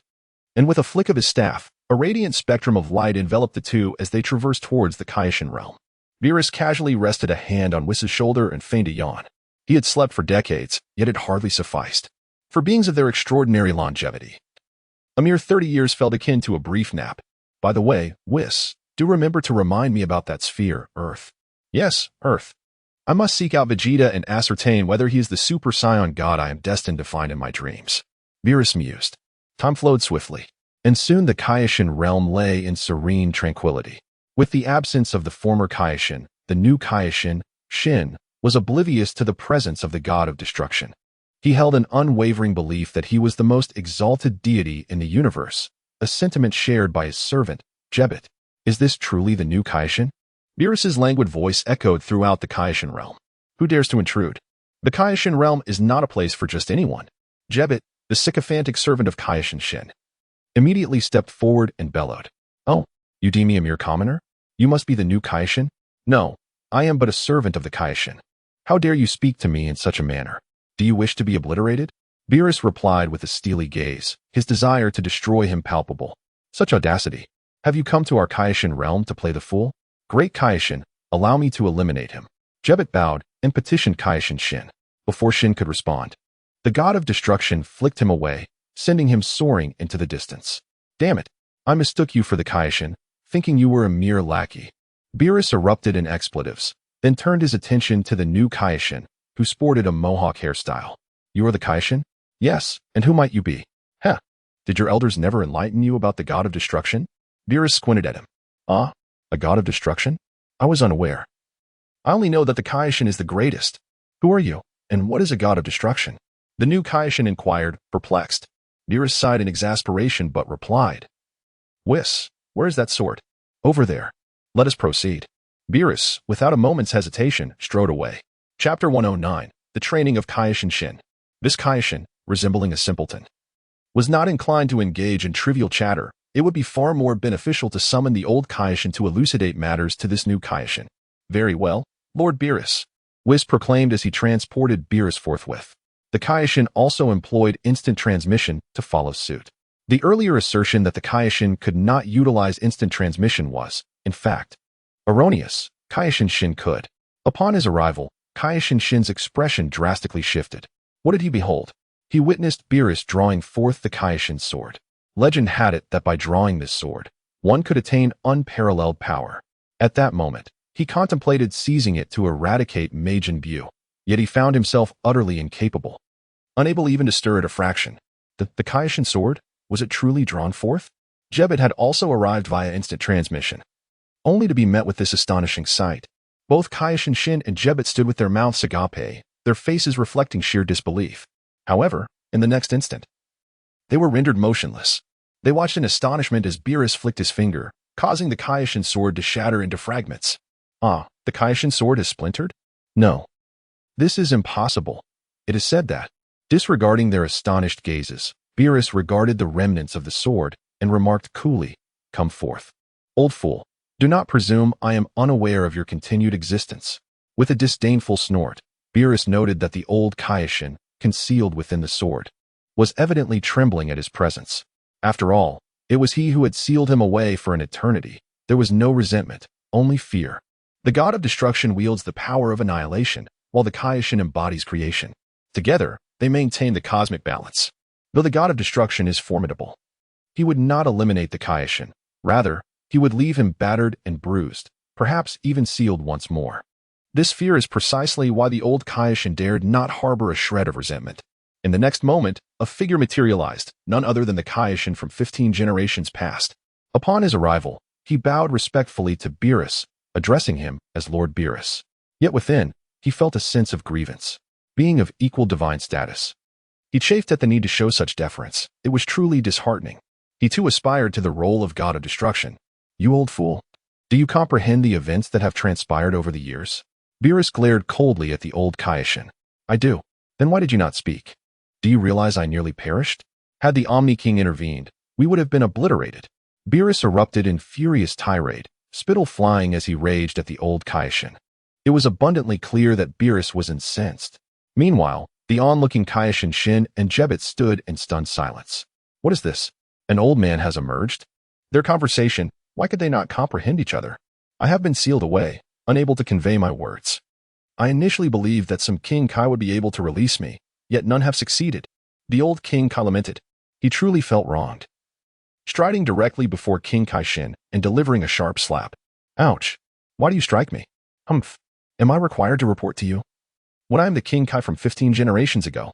The old King Kai retorted, arms crossed, displaying his displeasure. What? A King Kai from 15 generations ago? King Kaioshin's mouth fell agape in disbelief. It should be noted that the lifespan of a King Kai is exceptionally long. For King Kaioshin himself, it spans over 100 million years. A King Kai from 15 generations ago must be at least 2 billion years old.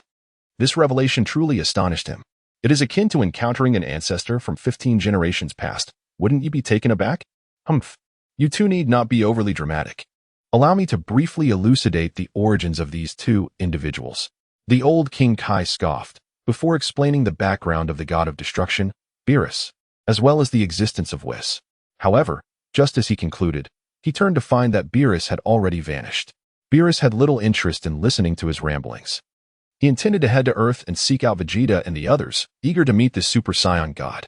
What? He disappeared? King Kaioshin inquired, puzzled. Fool. He simply left. You best value your life and temper your impulsiveness. Should you perish, this universe will be doomed. What kind of planets have you been creating, you wretch? The old King Kai scolded, his expression darkening as he surveyed the state of the universe. Goodness.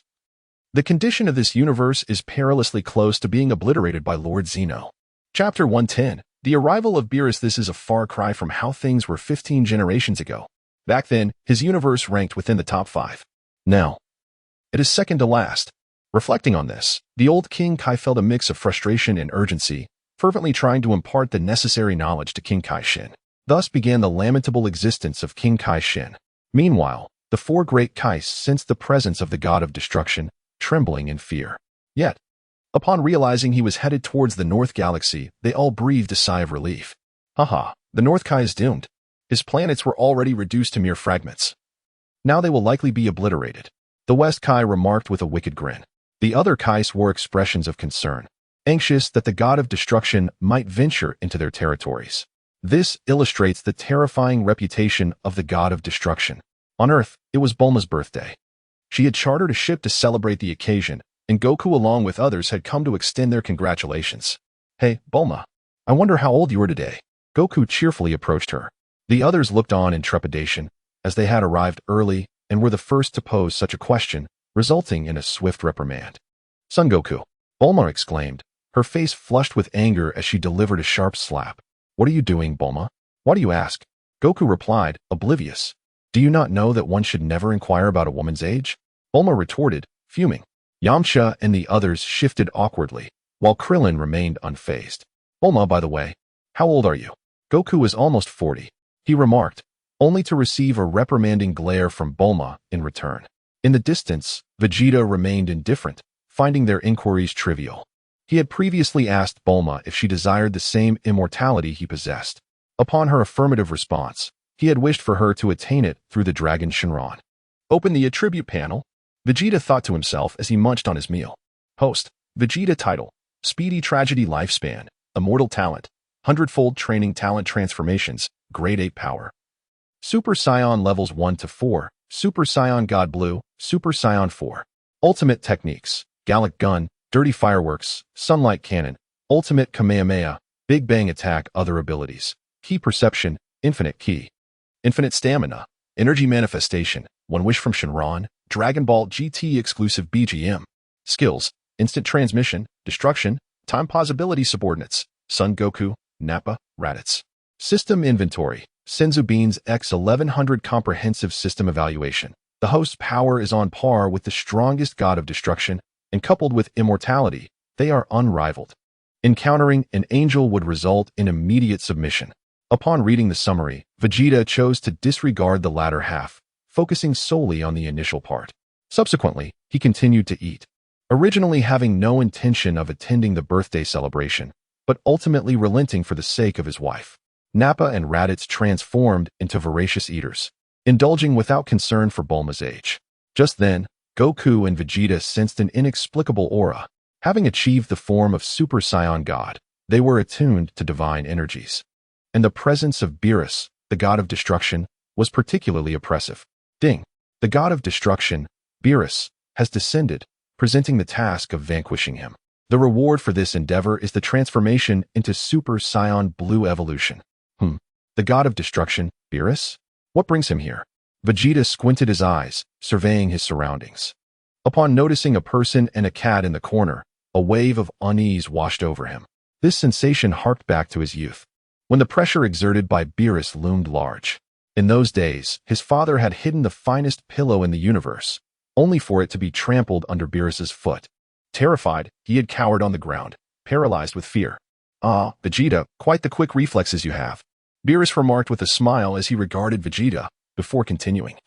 I wonder what you are dining on. May I join you for a meal? Beerus's words roused Vegeta from his reverie. Of course, Lord Beerus, and this gentleman, he added, referring to Whis, whose name he did not know. Whis beamed with delight, clearly pleased with the title. Meanwhile, Beerus narrowed his eyes. Why not address me with a proper honorific, such as Lord? Humph, my apologies, but I, Vegeta, do not favor addressing others as Lord. The last individual I called Lord, Frieza, has already met his demise at my hands. Vegeta chuckled softly. Ding. May I inquire if the host accepts the task? Accepted. What is there to refuse? Now, he has acquired the background music. It can enhance his attributes tenfold across the board. One could say few are capable of matching him among the gods of destruction. He is invincible. It has been far too long since I last ventured out. Has someone dared to challenge the authority of a deity? Heh, Vegeta. You may not be the first, but you shall be the last. Beerus's smile vanished, replaced by a grim expression. As a god of destruction, it was an utter disgrace to be likened to someone of Frieza's ilk. Truly a humiliation of the highest order. Do not act so mysteriously. It is merely a matter of strength and longevity. Before me, Vegeta, you are worth little. Vegeta discarded the remnants of his meal, wiped his mouth, and cast a steely gaze towards Beerus. You possess audacity, he declared, yet I am exceedingly dissatisfied and quite displeased. Thus, I have resolved to obliterate you. As Beerus spoke, an ominous purple aura enveloped him, and he conjured a sphere of purple energy with a mere fingertip. Sensing the shift, Goku and his companions swiftly approached, only to witness the unfolding spectacle. Hey, who are you? What do you intend to do? Gohan shouted, his voice laced with urgency. Annoying, Beerus retorted without hesitation, hurling the energy sphere towards Gohan, intent on eliminating him first. At that moment, Gohan felt an overwhelming dread of death and transformed into a Super Saiyan of the 4th tier. Aware that his mystical form would be insufficient for defense, he unleashed his full power. The entire ship trembled in response. Gohan crossed his arms, preparing to withstand the destructive energy ball. Yet, before he could make contact, Vegeta appeared before him, seizing the destructive sphere with a single hand. I am Vegeta, and I wield destructive power. Nanny? Beerus exclaimed, astonished. He sensed something extraordinary, an essence of destruction emanating from Vegeta. This was a trait reserved for deities of destruction. Yet, Vegeta was not a candidate for such a role. Where did you learn this destruction? Beerus inquired, his tone grim. Classified. If you wish to fight, let us ascend to the skies. Vegeta indicated the heavens. Currently, Earth is fortified, and this vessel harbors ordinary humans. There is no need for collateral damage. Beerus, undeterred, prepared to annihilate the ship. Witnessing Vegeta's readiness for combat, Goku transformed into Super Saiyan Blue and charged forth. His Super Saiyan Blue form was still unstable, a mere flicker of power. With a swift kick, Goku sent Beerus soaring into the air, leaving the god of destruction momentarily astonished. He sensed a divine energy within Goku, potent and undeniable. No wonder. This strength surpasses that of Frieza. Beerus remarked with a composed demeanor, now aware that Frieza's demise was justified. Huh, Frieza? We are far superior. Piccolo chimed in, ascending to join the fray, eager to test his mettle against the feline deity. Oh, do the two of you intend to attack together? Beerus questioned, eyeing them both. No. I too shall join. Super Saiyan 4 Gohan ascended into the fray. Wait, and I, that brat Raditz, shall also partake. Raditz transformed into Super Saiyan 4 as well. Thus, 3 Super Saiyans of the 4th tier, 1 Super Saiyan Blue, and a Piccolo ignited with latent potential encircled the god of destruction, Beerus, forming a formidable alliance poised for confrontation. Alas, Lord Beerus finds himself besieged, and the assailants are formidable adversaries indeed. Whis observes with a cheerful demeanor, harboring no doubts about Beerus's potential to prevail. The reason is simple. The strength of these individuals is insufficient to challenge Beerus. Vegeta, do you not intend to join the fray? Whis inquires, noticing that Vegeta stands with arms crossed, gazing skyward. If he cannot even defeat a handful of opponents, then my intervention is unwarranted. Oh ho ho, Vegeta, you possess quite the sense of humor. Yet, do remember, your opponent is a god of destruction, the most powerful deity in this universe. Whis chuckles, clearly amused by Vegeta's apparent disregard for Beerus's prowess. He rises to add one final remark. Beerus is the mightiest god of destruction among the 12 universes. The mightiest? When faced with me, Vegeta, he is no longer formidable. Vegeta gazed upward with a triumphant expression. Chapter 112, Beerus versus Vegeta. Once upon a time, he, Vegeta, cowered before the god of destruction and Frieza. Now, he delivered a kick to Frieza and aimed to strike the god of destruction. Admittedly, he had yet to land a blow on the deity, but he was confident that he would soon. He dismissed the notion that Goku and his companions could contend with Beerus. Their strength was not on par with the top 3 gods of destruction, but merely equivalent to an ordinary one. As for Beerus, he was uncertain if he was indeed the strongest, but it was evident that they were no match for him. At that moment, Goku and his allies launched their assault. The 5 of them attacked from all directions with punches and kicks. Beerus effortlessly evaded their strikes, as if he had mastered the art of instinctual movement. Goku and his companions had thrown countless punches, yet they couldn't even graze a corner of Beerus. Vegeta, watching from his position, felt a twinge of surprise. He began to discern the underlying principle. Beerus moved as if his body responded naturally to the attacks. Without hesitation, Vegeta activated his time-stopping ability. In the blink of an eye, everyone stood frozen in place, including Beerus, who was not spared from this phenomenon. Given their comparable strength, it was indeed feasible for him to halt time. Time suspension. This is not the power of time itself. Vegeta, how have you achieved this? As Vegeta observed Beerus's movements, Whis' voice resonated beside him. Vegeta, taken aback, turned around in astonishment.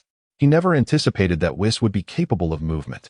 What Vegeta is unaware of is that Whis possesses the ability to reverse time, demonstrating a profound mastery over the laws of time. Thus, He would undoubtedly remain unaffected by Vegeta's time stop, unless Vegeta surpasses Whis in strength and possesses an even more exceptional command over the realm of time. As Vegeta released the time suspension, he beheld the 6 individuals engaged in combat above. He turned to Whis and remarked with a hint of surprise, "I did not expect you to disregard my ability to halt time." Whis, with a cheerful smile, responded, "Oh, it's merely a trivial matter, Vegeta-san. Would you have any interest in becoming a candidate for the position of God of Destruction?" Observing Vegeta's exceptional talent, Whis contemplated mentoring him as a prospective God of Destruction for the future. This would not only elevate his own status among his siblings, but also enable him to cultivate a formidable successor. Pondering this, Whis couldn't help but smile. Vegeta gazed at him with a smirk and simply replied, "Not interested." Observing Vegeta's demeanor, Whis attempted to persuade him further, only to witness the conclusion of the battle above. The 5 warriors were abruptly cast into the ocean, creating a tremendous splash. Goku, Piccolo, Gohan, and Krillin cried out in alarm as they saw their comrades toppled. Meanwhile, Beerus manifested a colossal sphere of destructive energy. "I've grown weary of this. What a disappointment." Vanish. As everyone beheld the ominous purple energy orb, a wave of dread swept over them. "Humph. To destroy Earth in my presence. Who do you think you are?" Vegeta soared into the air, instantly transforming into the Super Saiyan 4 form. The terrifying aura momentarily stunned Beerus. This energy had reached the level of a god of destruction. Upon witnessing this spectacle, Beerus dismissed the destructive energy sphere and turned his gaze towards Vegeta. "How intriguing. Is this your source of confidence?" Beerus observed him with great interest. "Haha, indeed. Oh, what a magnificent Super Vegeta." Vegeta unleashed his long-awaited signature move. He was confident that he would not falter. "Humph, let it come." Beerus scoffed, his aura surging once more. He had erupted into action. After all, the previous encounter had merely been a warm-up. Goku and the others could not compel him to unleash his full power as a god of destruction. Now he was exerting 80% of his strength. As he regarded Beerus, Vegeta vanished from his original position, only to reappear before him in the blink of an eye, delivering a powerful punch. Bang! Beerus responded swiftly, their fists colliding. "Oh dear, this Earth hasn't been obliterated? It seems this planet has some resilience," Whis marveled as he surveyed the surroundings. When 2 gods of destruction engage, the universe itself can be shattered. It is truly astonishing that this Earth can withstand their onslaught. However, the force of their blows sent waves crashing and vessels rocking. "Let us continue the battle over there." Vegeta pointed towards the desolate island and declared, "It matters not where we go, you have lost. I shall also obliterate this planet." Beerus, unfazed, responded, Chapter 113, The Power of Destruction. "Very well. Let us see if you possess such capability." Vegeta soared towards a distant island, with Beerus trailing closely behind, astonished by the resilience of this planet. That recent strike did not result in an explosion. As they departed, Goku and the others wished to follow, but were halted by Whis, who remarked that observing from their current position would suffice. With a flick of his angelic staff, a shimmering barrier materialized. "Oh, how marvelous. I wonder if Vegeta can emerge victorious." "Of course he can. King Vegeta is the mightiest." "Indeed, King Vegeta is invincible," shouted Paragus, indignant at any doubt cast upon their king. Meanwhile, Beerus regarded Vegeta with astonishment. He was taken aback, even at 80% of his power. He was evenly matched with Vegeta. Although he had not unleashed the full extent of his God of Destruction abilities, he remained far from ordinary.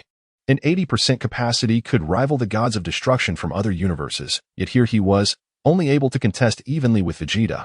At this moment, Vegeta's aura ignited with tremendous intensity. Vegeta gazed solemnly at Beerus before him. He had unleashed the full power of his Super Saiyan God form, yet surprisingly found himself unable to prevail. Yang Tian, is Beerus among the top 3? He recalled Yang Tian's system evaluation, stating that the previous adversaries were swiftly defeated by the top 3 destroyers. Indeed, he was the foremost among them. Upon receiving a definitive answer, Vegeta's resolve deepened. Vegeta narrowed his eyes. "The first, is it? Then I must present him with something truly remarkable." Vegeta thought to himself, his aura surging with renewed intensity. He exclaimed, "Beerus, this is the full extent of my power in this form. I am about to unleash the destructive force." As Vegeta concluded his declaration, an aura of fervent energy surged around him. A violet flame enveloped his form, embodying the destructive power of a god of destruction. He shrouded himself in this formidable force. while simultaneously prepared to unleash his instant transmission at any moment. Witnessing this spectacle, Beerus was taken aback. Destructive power? Impossible. You are not a candidate for God of Destruction. How could you wield such power? Beerus exclaimed, astonished. Whis, observing the scene, chuckled, "Oh dear, Lord Beerus seems quite flustered." Suddenly, with a resounding impact, Beerus was sent flying by a single punch. The augmented destructive energy inflicted considerable discomfort upon him. While it may not have been enough to annihilate Beerus, it certainly brought him pain. Vegeta swiftly appeared behind Beerus, delivering a powerful punch. Beerus, caught off guard before unleashing his full power, was treated like a mere ball by Vegeta. As he sank beneath the waves, Beerus finally erupted with fury. "Damn it, I will destroy you," he bellowed. Surrounded by an aura of purple energy, Beerus had entered his transformation, the God of Destruction state. In this realm, he grew stronger with each battle. Even when faced with assaults, he became increasingly formidable. At this moment, he was utilizing 90% of his strength. Vegeta, caught off guard, was swiftly sent flying. Now, it was his turn to be treated like a mere ball. "Vegeta, did you not just relish in your recent triumph? Now, it is my turn." Every punch and kick from Beerus inflicted immense suffering upon Vegeta. The Super Saiyan 4 transformation merely matched the ordinary Destroyer God, rather than surpassing it. "Cursed be this fate. If you possess the strength, let me rise." Vegeta erupted in a furious tirade. This time, he was genuinely pushed to his limits. To be treated like a mere plaything in front of so many was indeed distressing. What can you do when I let you rise?" With a fierce kick, Beerus sent Vegeta tumbling into the depths of the ocean. Beneath the waves, Vegeta directly invoked a temporal pause, swiftly propelling himself before Beerus and delivering a powerful punch. As he unleashed his attack, he released the grip on time. Just as Beerus had kicked Vegeta away, he found himself struck again, sending him flying. What? Beerus was utterly taken aback. As he turned around, Vegeta had vanished, only to be struck once more from behind. The humiliation. Where is he? Beerus, the God of Destruction, attempted to sense his opponent. Yet, he perceived something unusual. Time itself seemed to be suspended. In the midst of his confusion, he was struck again. It appears that Lord Beerus has realized something, remarked Whis with a smile. The others looked on, perplexed. What has he discovered? Krillin inquired, bewildered. Time. Time? Goku exclaimed, astonished and momentarily lost for words. Chapter 114. Vegeta destroys Beerus. Indeed, Vegeta has mastered the manipulation of time. A feat unbeknownst to you. He is harnessing the ability of temporal suspension. Whis revealed without reservation. The others exchanged glances, astonished. Truly remarkable. Manipulating time. Who would have thought that King Vegeta has grown powerful enough to control time? Beerus remarked with an air of pride, as if his own prowess were equally impressive. Wow. Uncle Vegeta is incredible, Gohan gasped, utterly astounded. Meanwhile, Goku watched the battle unfold through the projection from the angel's staff, his heart racing with excitement. He yearned to partake in the clash between the two. Boom. After enduring several blows from Vegeta, Beerus initiated his counterattack, unleashing his full power. This was a display he had not exhibited since his victory in the previous God of Destruction tournament. He had only fought at full strength against other gods of destruction. And who would have imagined that he would need to exert himself fully against Vegeta today? Truly extraordinary. Vegeta, you are the first and the last mortal to push me to this extent.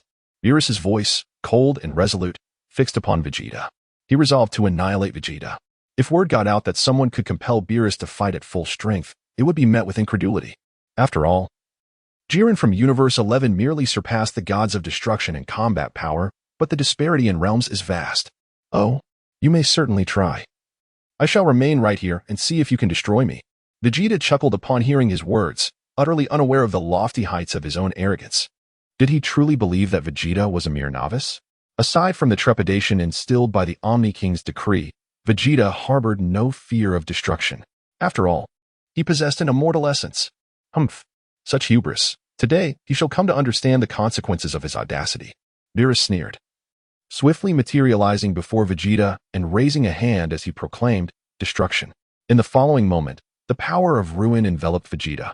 However, he remained entirely unscathed. The force of annihilation was unable to penetrate his being. What? Beerus's eyes widened in disbelief. He had not anticipated that the laws of destruction would fail to affect Vegeta. Whis too was astonished, though merely in surprise. To disregard destruction did not equate to invincibility.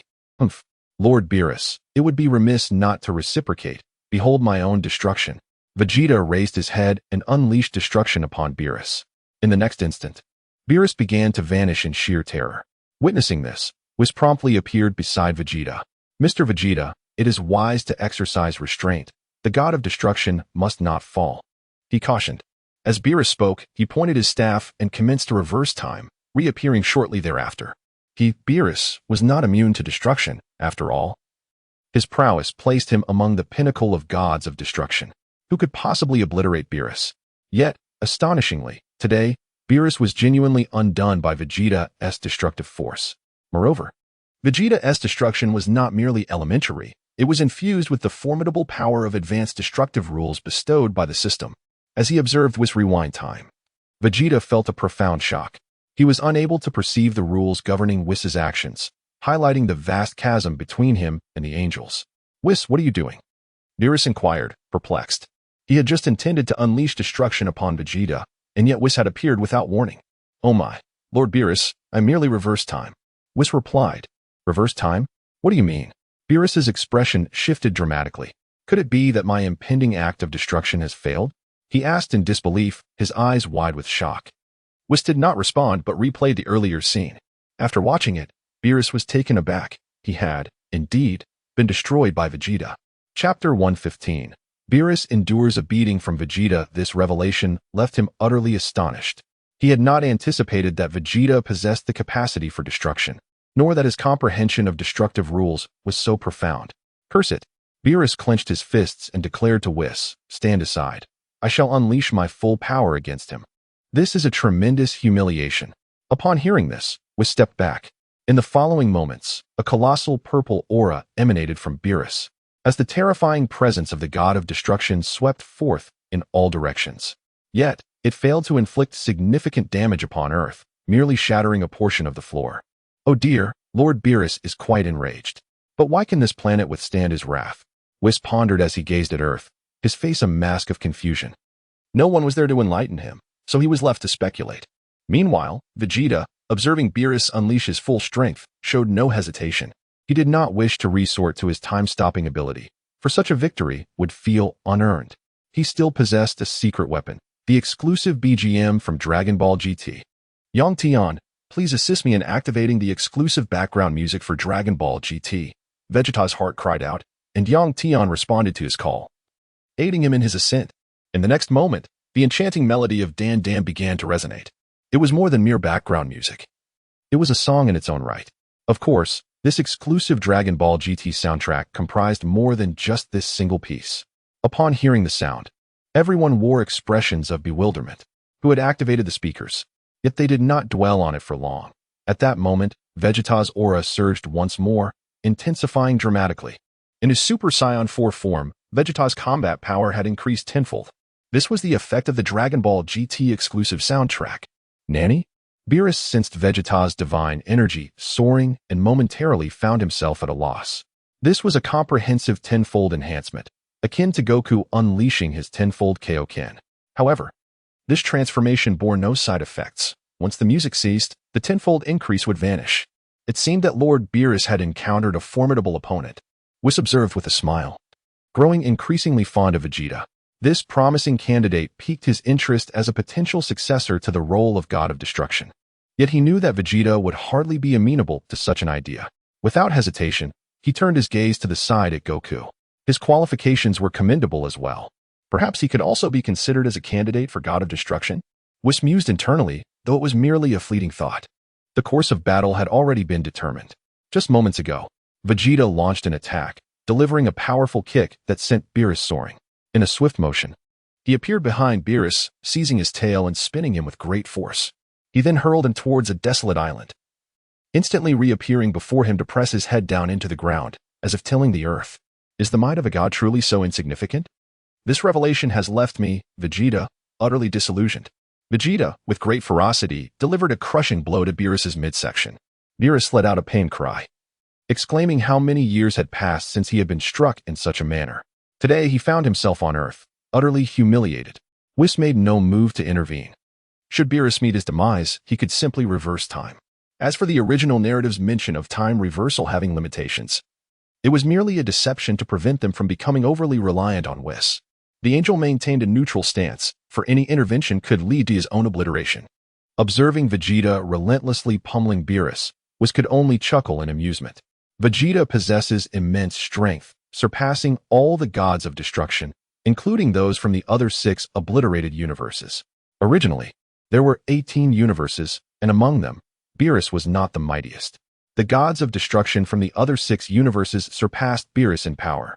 Aware of their formidable capabilities and unwilling to be subjugated by the Omni King, they revolted, resulting in their inevitable annihilation.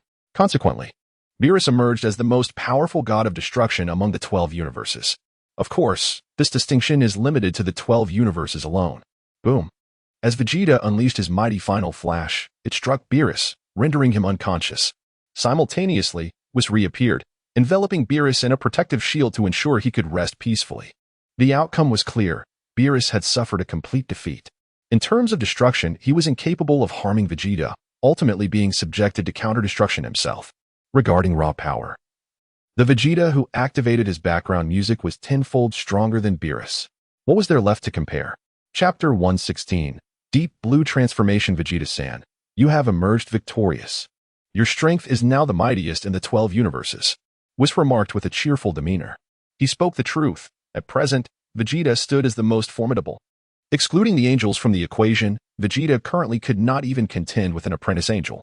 Angels are 2 levels superior to the gods of destruction, while apprentice angels surpass them by 1 level. Their power cannot merely be quantified by combat strength. Vegeta belongs to the pinnacle of destruction gods. Among the 6 annihilated universe deities, he can only be regarded as the most formidable among them. The aspiration to reach the level of an apprentice angel is still a distant dream, unless he transforms into Super Saiyan 5. Moreover, this Super Saiyan 5 must manifest in the form of Super Saiyan God. Victory has been achieved. King Vegeta has triumphed. Haha, King Vegeta is invincible. Nappa and Raditz, his loyal subordinates, shouted in jubilation, subsequently embracing each other in celebration. Goku and the others watched with puzzled expressions. Are you all too exhilarated? At this moment, Vegeta returned to the ship, and he heard the system notification chime. Ding! Congratulations, Vegeta, for defeating Beerus and obtaining the evolutionary blue transformation. Vegeta, feeling the surge of his evolved Super Saiyan blue transformation, let out a resounding shout. In the next moment, Vegeta's aura transformed into a blazing flame, significantly elevating his combat prowess. This enhancement surpassed the 20-fold increase of the Ultra Blue Goku. It occurred during his battle against Toppo, who had forsaken his ideals of justice to adopt the God of Destruction form. In this moment, Vegeta wagered his dignity and shattered his limits with his hair, eyebrows, and pupils all radiating a profound shade of blue. Upon transformation, his muscles swelled slightly, and the particles emanating from his aura grew larger and more luminous, some taking on a star-like shape and exploding like fireworks. This was not a mere manifestation of the Super Saiyan transformations, but a comprehensive enhancement. Piccolo remarked on the inscrutable strength of this form, while the Grand Priest affirmed that its power far surpassed that of the previous Super Saiyan Blue, capable of utterly overwhelming Toppo's God of Destruction form. Notably, Toppo represented the weakest among the gods of destruction, merely a novice in that realm. At this moment, Vegeta's aura surged, exuding a terrifying yet contained presence, devoid of any chaotic expansion. This signified that he had mastered the capabilities of this form. Moreover, he was astonished to realize that this transformation was scarcely inferior to the Super Saiyan 4 form. The Super Saiyan 4 stood equal to the Ultra Blue, nearly infused with divine essence. In contrast, the Evolution Blue had been confirmed by the Grand Priest to possess power that far exceeded previous iterations of Super Saiyan Blue. The strength they spoke of was not merely physical might. It encompassed an enhancement of all attributes. Hahaha, such a formidable aura. I, Vegeta, am invincible. Vegeta laughed heartily, his gaze directed towards the sky, while the expressions of Goku and the others below shifted dramatically. Is this yet another transformation? Uncle Vegeta, have you achieved a new form? How does this transformation compare to the previous one in terms of power? Gohan astutely remarked. The others shared his sentiments. Incredible, truly remarkable. It fills me with exhilarating excitement. Goku contemplated a challenge, yet the disparity in their strengths deterred him. To engage now would only invite suffering. He promptly dismissed the thought. Meanwhile, Whis returned, though Beerus stayed behind, unable to show his face after being bested. "Oh dear, Vegeta-san, is this your new transformation? I wonder what it is called." Whis inquired with a cheerful smile as he observed Vegeta's new form. The others also looked at Vegeta, eagerly awaiting his response, curious about the nature of this transformation. Super Saiyan Blue evolution could also be referred to as Deep Blue.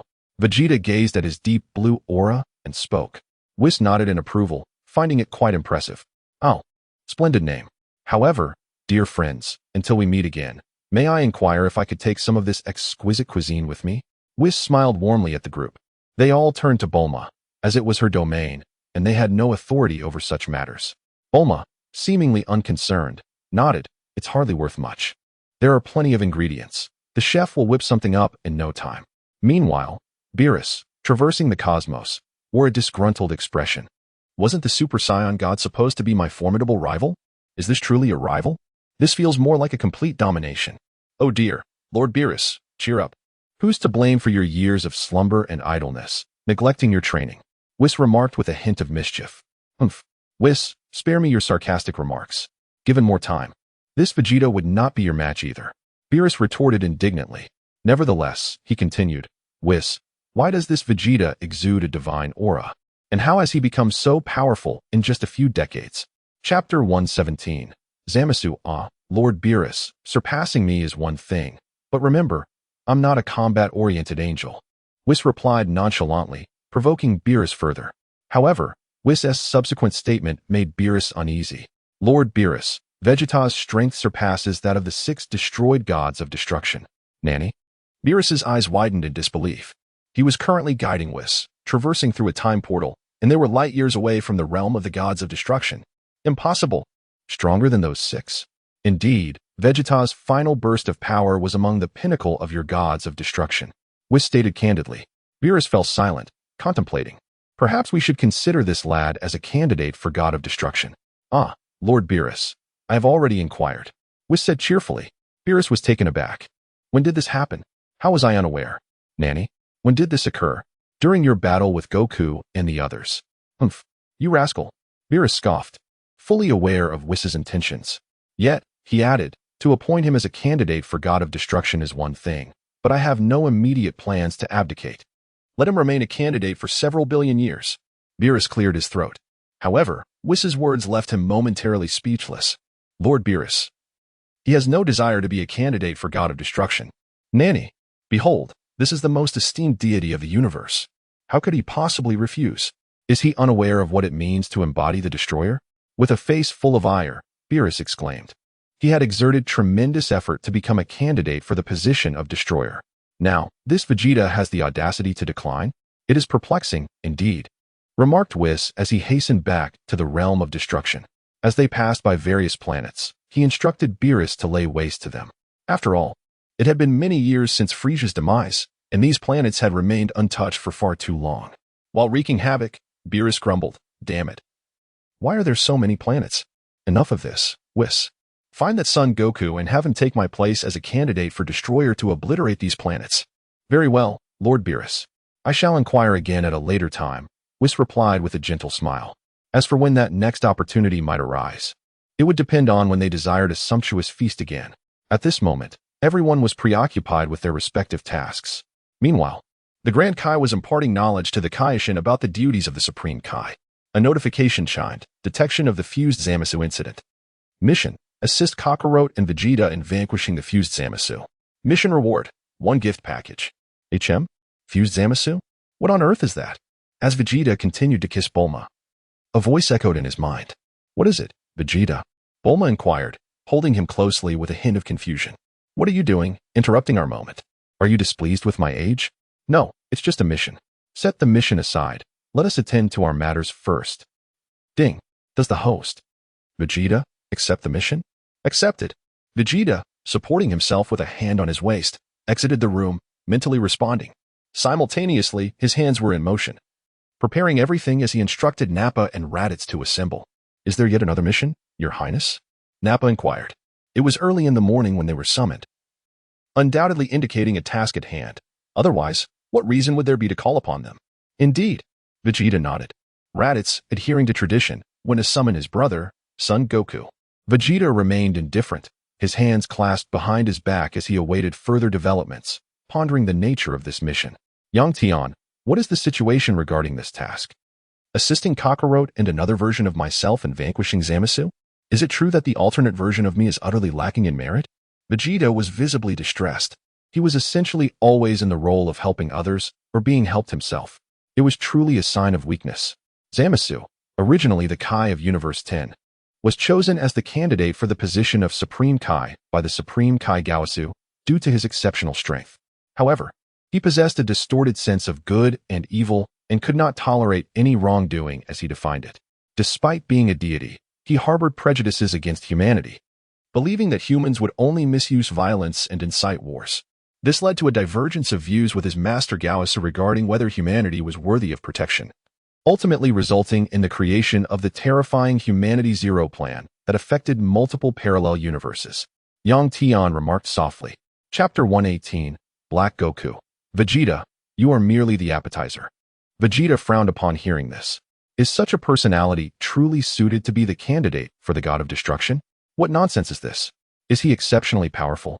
How could he possibly affect multiple parallel universes? Vegeta inquired with confusion. No.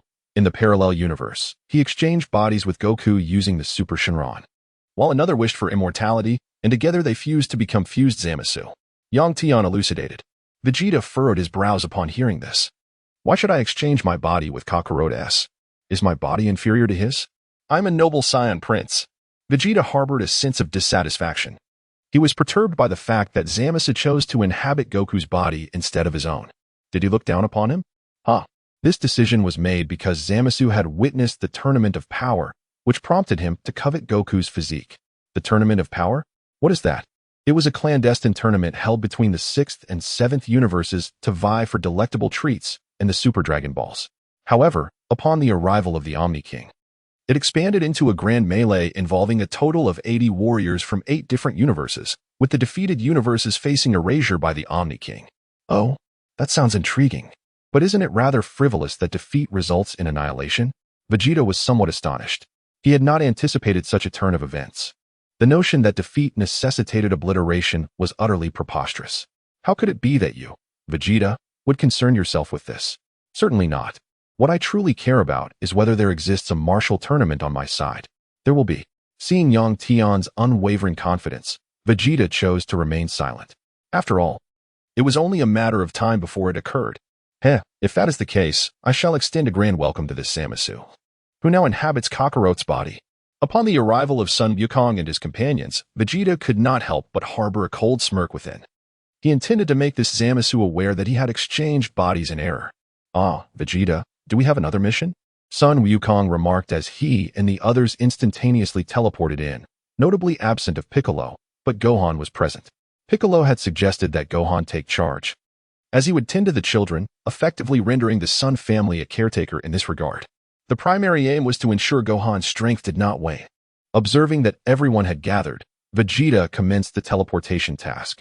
Meanwhile, in the parallel universe of Trunks, Kakarot and Trunks were making their inaugural visit to this realm. Kakarot, leave this to me. You've battled him once already, Trunks declared as he charged forth, launching an assault on the Dark Goku hovering above. The Dark Goku wore a sinister grin as he engaged in a fierce melee with Trunks, his power now surpassing that of Trunks, who was merely an appetizer in this confrontation. What is going on? Kakarot muttered, pouting slightly as he witnessed Vegeta soaring away. He had yet to determine the victor against this Dark Goku. At this moment, Kakarot and Vegeta were unaware that this Dark Goku was, in fact, Zamasu. Trunks, you mere appetizer, step back. Dark Goku chuckled, evading Trunks' onslaught. His words provoked Trunks, who could hardly tolerate such an affront. How dare you? You're courting death. Trunks transformed into Super Saiyan Blue, spurred on by the provocation. His hairstyle resembled that of a Super Saiyan, his hair, eyebrows, and pupils radiating a fluorescent blue hue. His aura shifting to a cerulean shade, embodying the power of a Super Saiyan god. Here we go, Trunks, he exclaimed, striking his classic pose. However, in the next instant, he was pierced through the heart by Dark Goku's sword. At that moment, Dark Goku had merely transformed into a Super Saiyan. Having engaged in battle with Sun Wukong using the Time Ring, he had unlocked Wukong's potential from the Tournament of Power. Trunks, however, lacked the qualification to challenge the formidable Kakarot from the Tournament of Power, resulting in his defeat at the hands of the Super Saiyan Dark Goku, who utilized an energy sword crafted from his ki, known for its striking and slicing capabilities. Trunks, you truly are just an appetizer. Go down now. Dark Goku stated as he forcefully subdued him. Trunks reverted to his normal state, disbelief etched across his face. Had he truly been vanquished by a Super Saiyan? Father. Nanny? Vegeta. In the distance, Tenanks and Kakarot were utterly astonished at the scene before them, particularly Son Goku. The speed of this Black Goku was so remarkable that he could barely comprehend it. Chapter 119. Super Saiyan Rose Hahaha. How foolish for humanity to dare challenge a god. Black Goku exclaimed, his arms wide open, laughing heartily. At that moment, Kakarot stepped forward, his expression grave. This Black Goku was formidable, even more so than during their previous encounter. Previously, when he had transformed into Super Saiyan 2, he had only managed to equal Black Goku's base form. Now, as he recovered from his injuries, his strength had returned to the level of Son Goku during the Tournament of Power, instilling a deep sense of apprehension in Kakarot. Meanwhile, in the distance, Vegeta and the others had arrived. However, when Naba and Raditz attempted to charge in, they were halted by Vegeta. Naba, Raditz, lower your energy. I want to observe the spectacle. There is time for everything. Vegeta spoke softly, expressing his desire to witness an alternate version of himself. However, upon observing the entire scene, his eyes ignited with fury. What a disgrace! The other him was swiftly overwhelmed by a Super Saiyan, no less. A Super Saiyan Blue, albeit one that appeared somewhat diminished, as if it were leaking power. The others exchanged glances, feeling a sense of bewilderment. Once again witnessing Vegeta's rapid defeat, they wondered if this could pose a threat to his life. Yet, seeing their king calm and composed, they breathed a sigh of relief. Damn it! At that moment, Vegeta's gaze was fixed intently on Black Goku. This incident had brought him immense shame, but he found himself immobilized. The blow he had received was far too severe. Kakarot. The sins of beans. He lamented, his face contorted in distress. Meanwhile, Kakarot realized he had forgotten them. Awkward. Vegeta, I didn't bring them, he admitted. Frustration evident in his tone. Just when it mattered most. What are you two whispering about? Come now, Son Goku, let us have another round. You are quite the delicacy. Black Goku Zamasu sneered, his eyes glinting with malice as he regarded Kakarot. He yearned to engage in battle with his original, to demonstrate that mortals were indeed fallible. And he, the exalted deity, a god, high above all. To provoke a god invites retribution. Come on. Kakarot, undeterred, soared into the air, facing his adversary. At that moment, Black Goku erupted into laughter.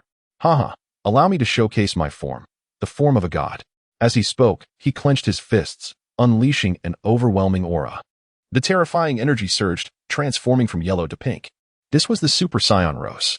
This transformation was a consequence of being bested by Son Goku on Earth several times, awakening latent potential within him. It was a unique divine transformation, an embodiment of Zamasu's essence within the Saiyan Goku, akin to the Super Saiyan Blue. Enveloped in a fiery aura that shimmered with divine light. The aura displayed a gradient of deep red, light red, and purple, while his hair shifted to a rose pink. Like a Super Saiyan, his eyes lacked defined outlines. The pupils and irises turned a ghostly white, and the explosive energy radiated a striking rose hue. At the moment of full power, a flicker of electrical sparks danced around him. Due to the fusion of the Saiyan physique with the original divine realm, combined with the malevolent essence of the Saiyan race, his character has become increasingly wicked, narcissistic, arrogant, and self-assured. He often boasts with self-indulgent remarks. This rosy hue, also referred to as the magenta form, possesses power that rivals that of the leaking Ultra Blue. However, as Black Goku's soul is divine, it does not consume excessive energy or stamina. Yet, the situation has now changed. He has awakened the Ultra Blue power of Son Goku from the Tournament of Power. During this period, Kamba finds himself utterly overwhelmed and unable to contend. Even the refined Vegeta, who is trained in the spirit room to master the switch between red and blue forms, is incapable of matching him. One could say that the hesitation of Vegeta and his companions has created a butterfly effect, rendering this Black Goku Zamasu even stronger.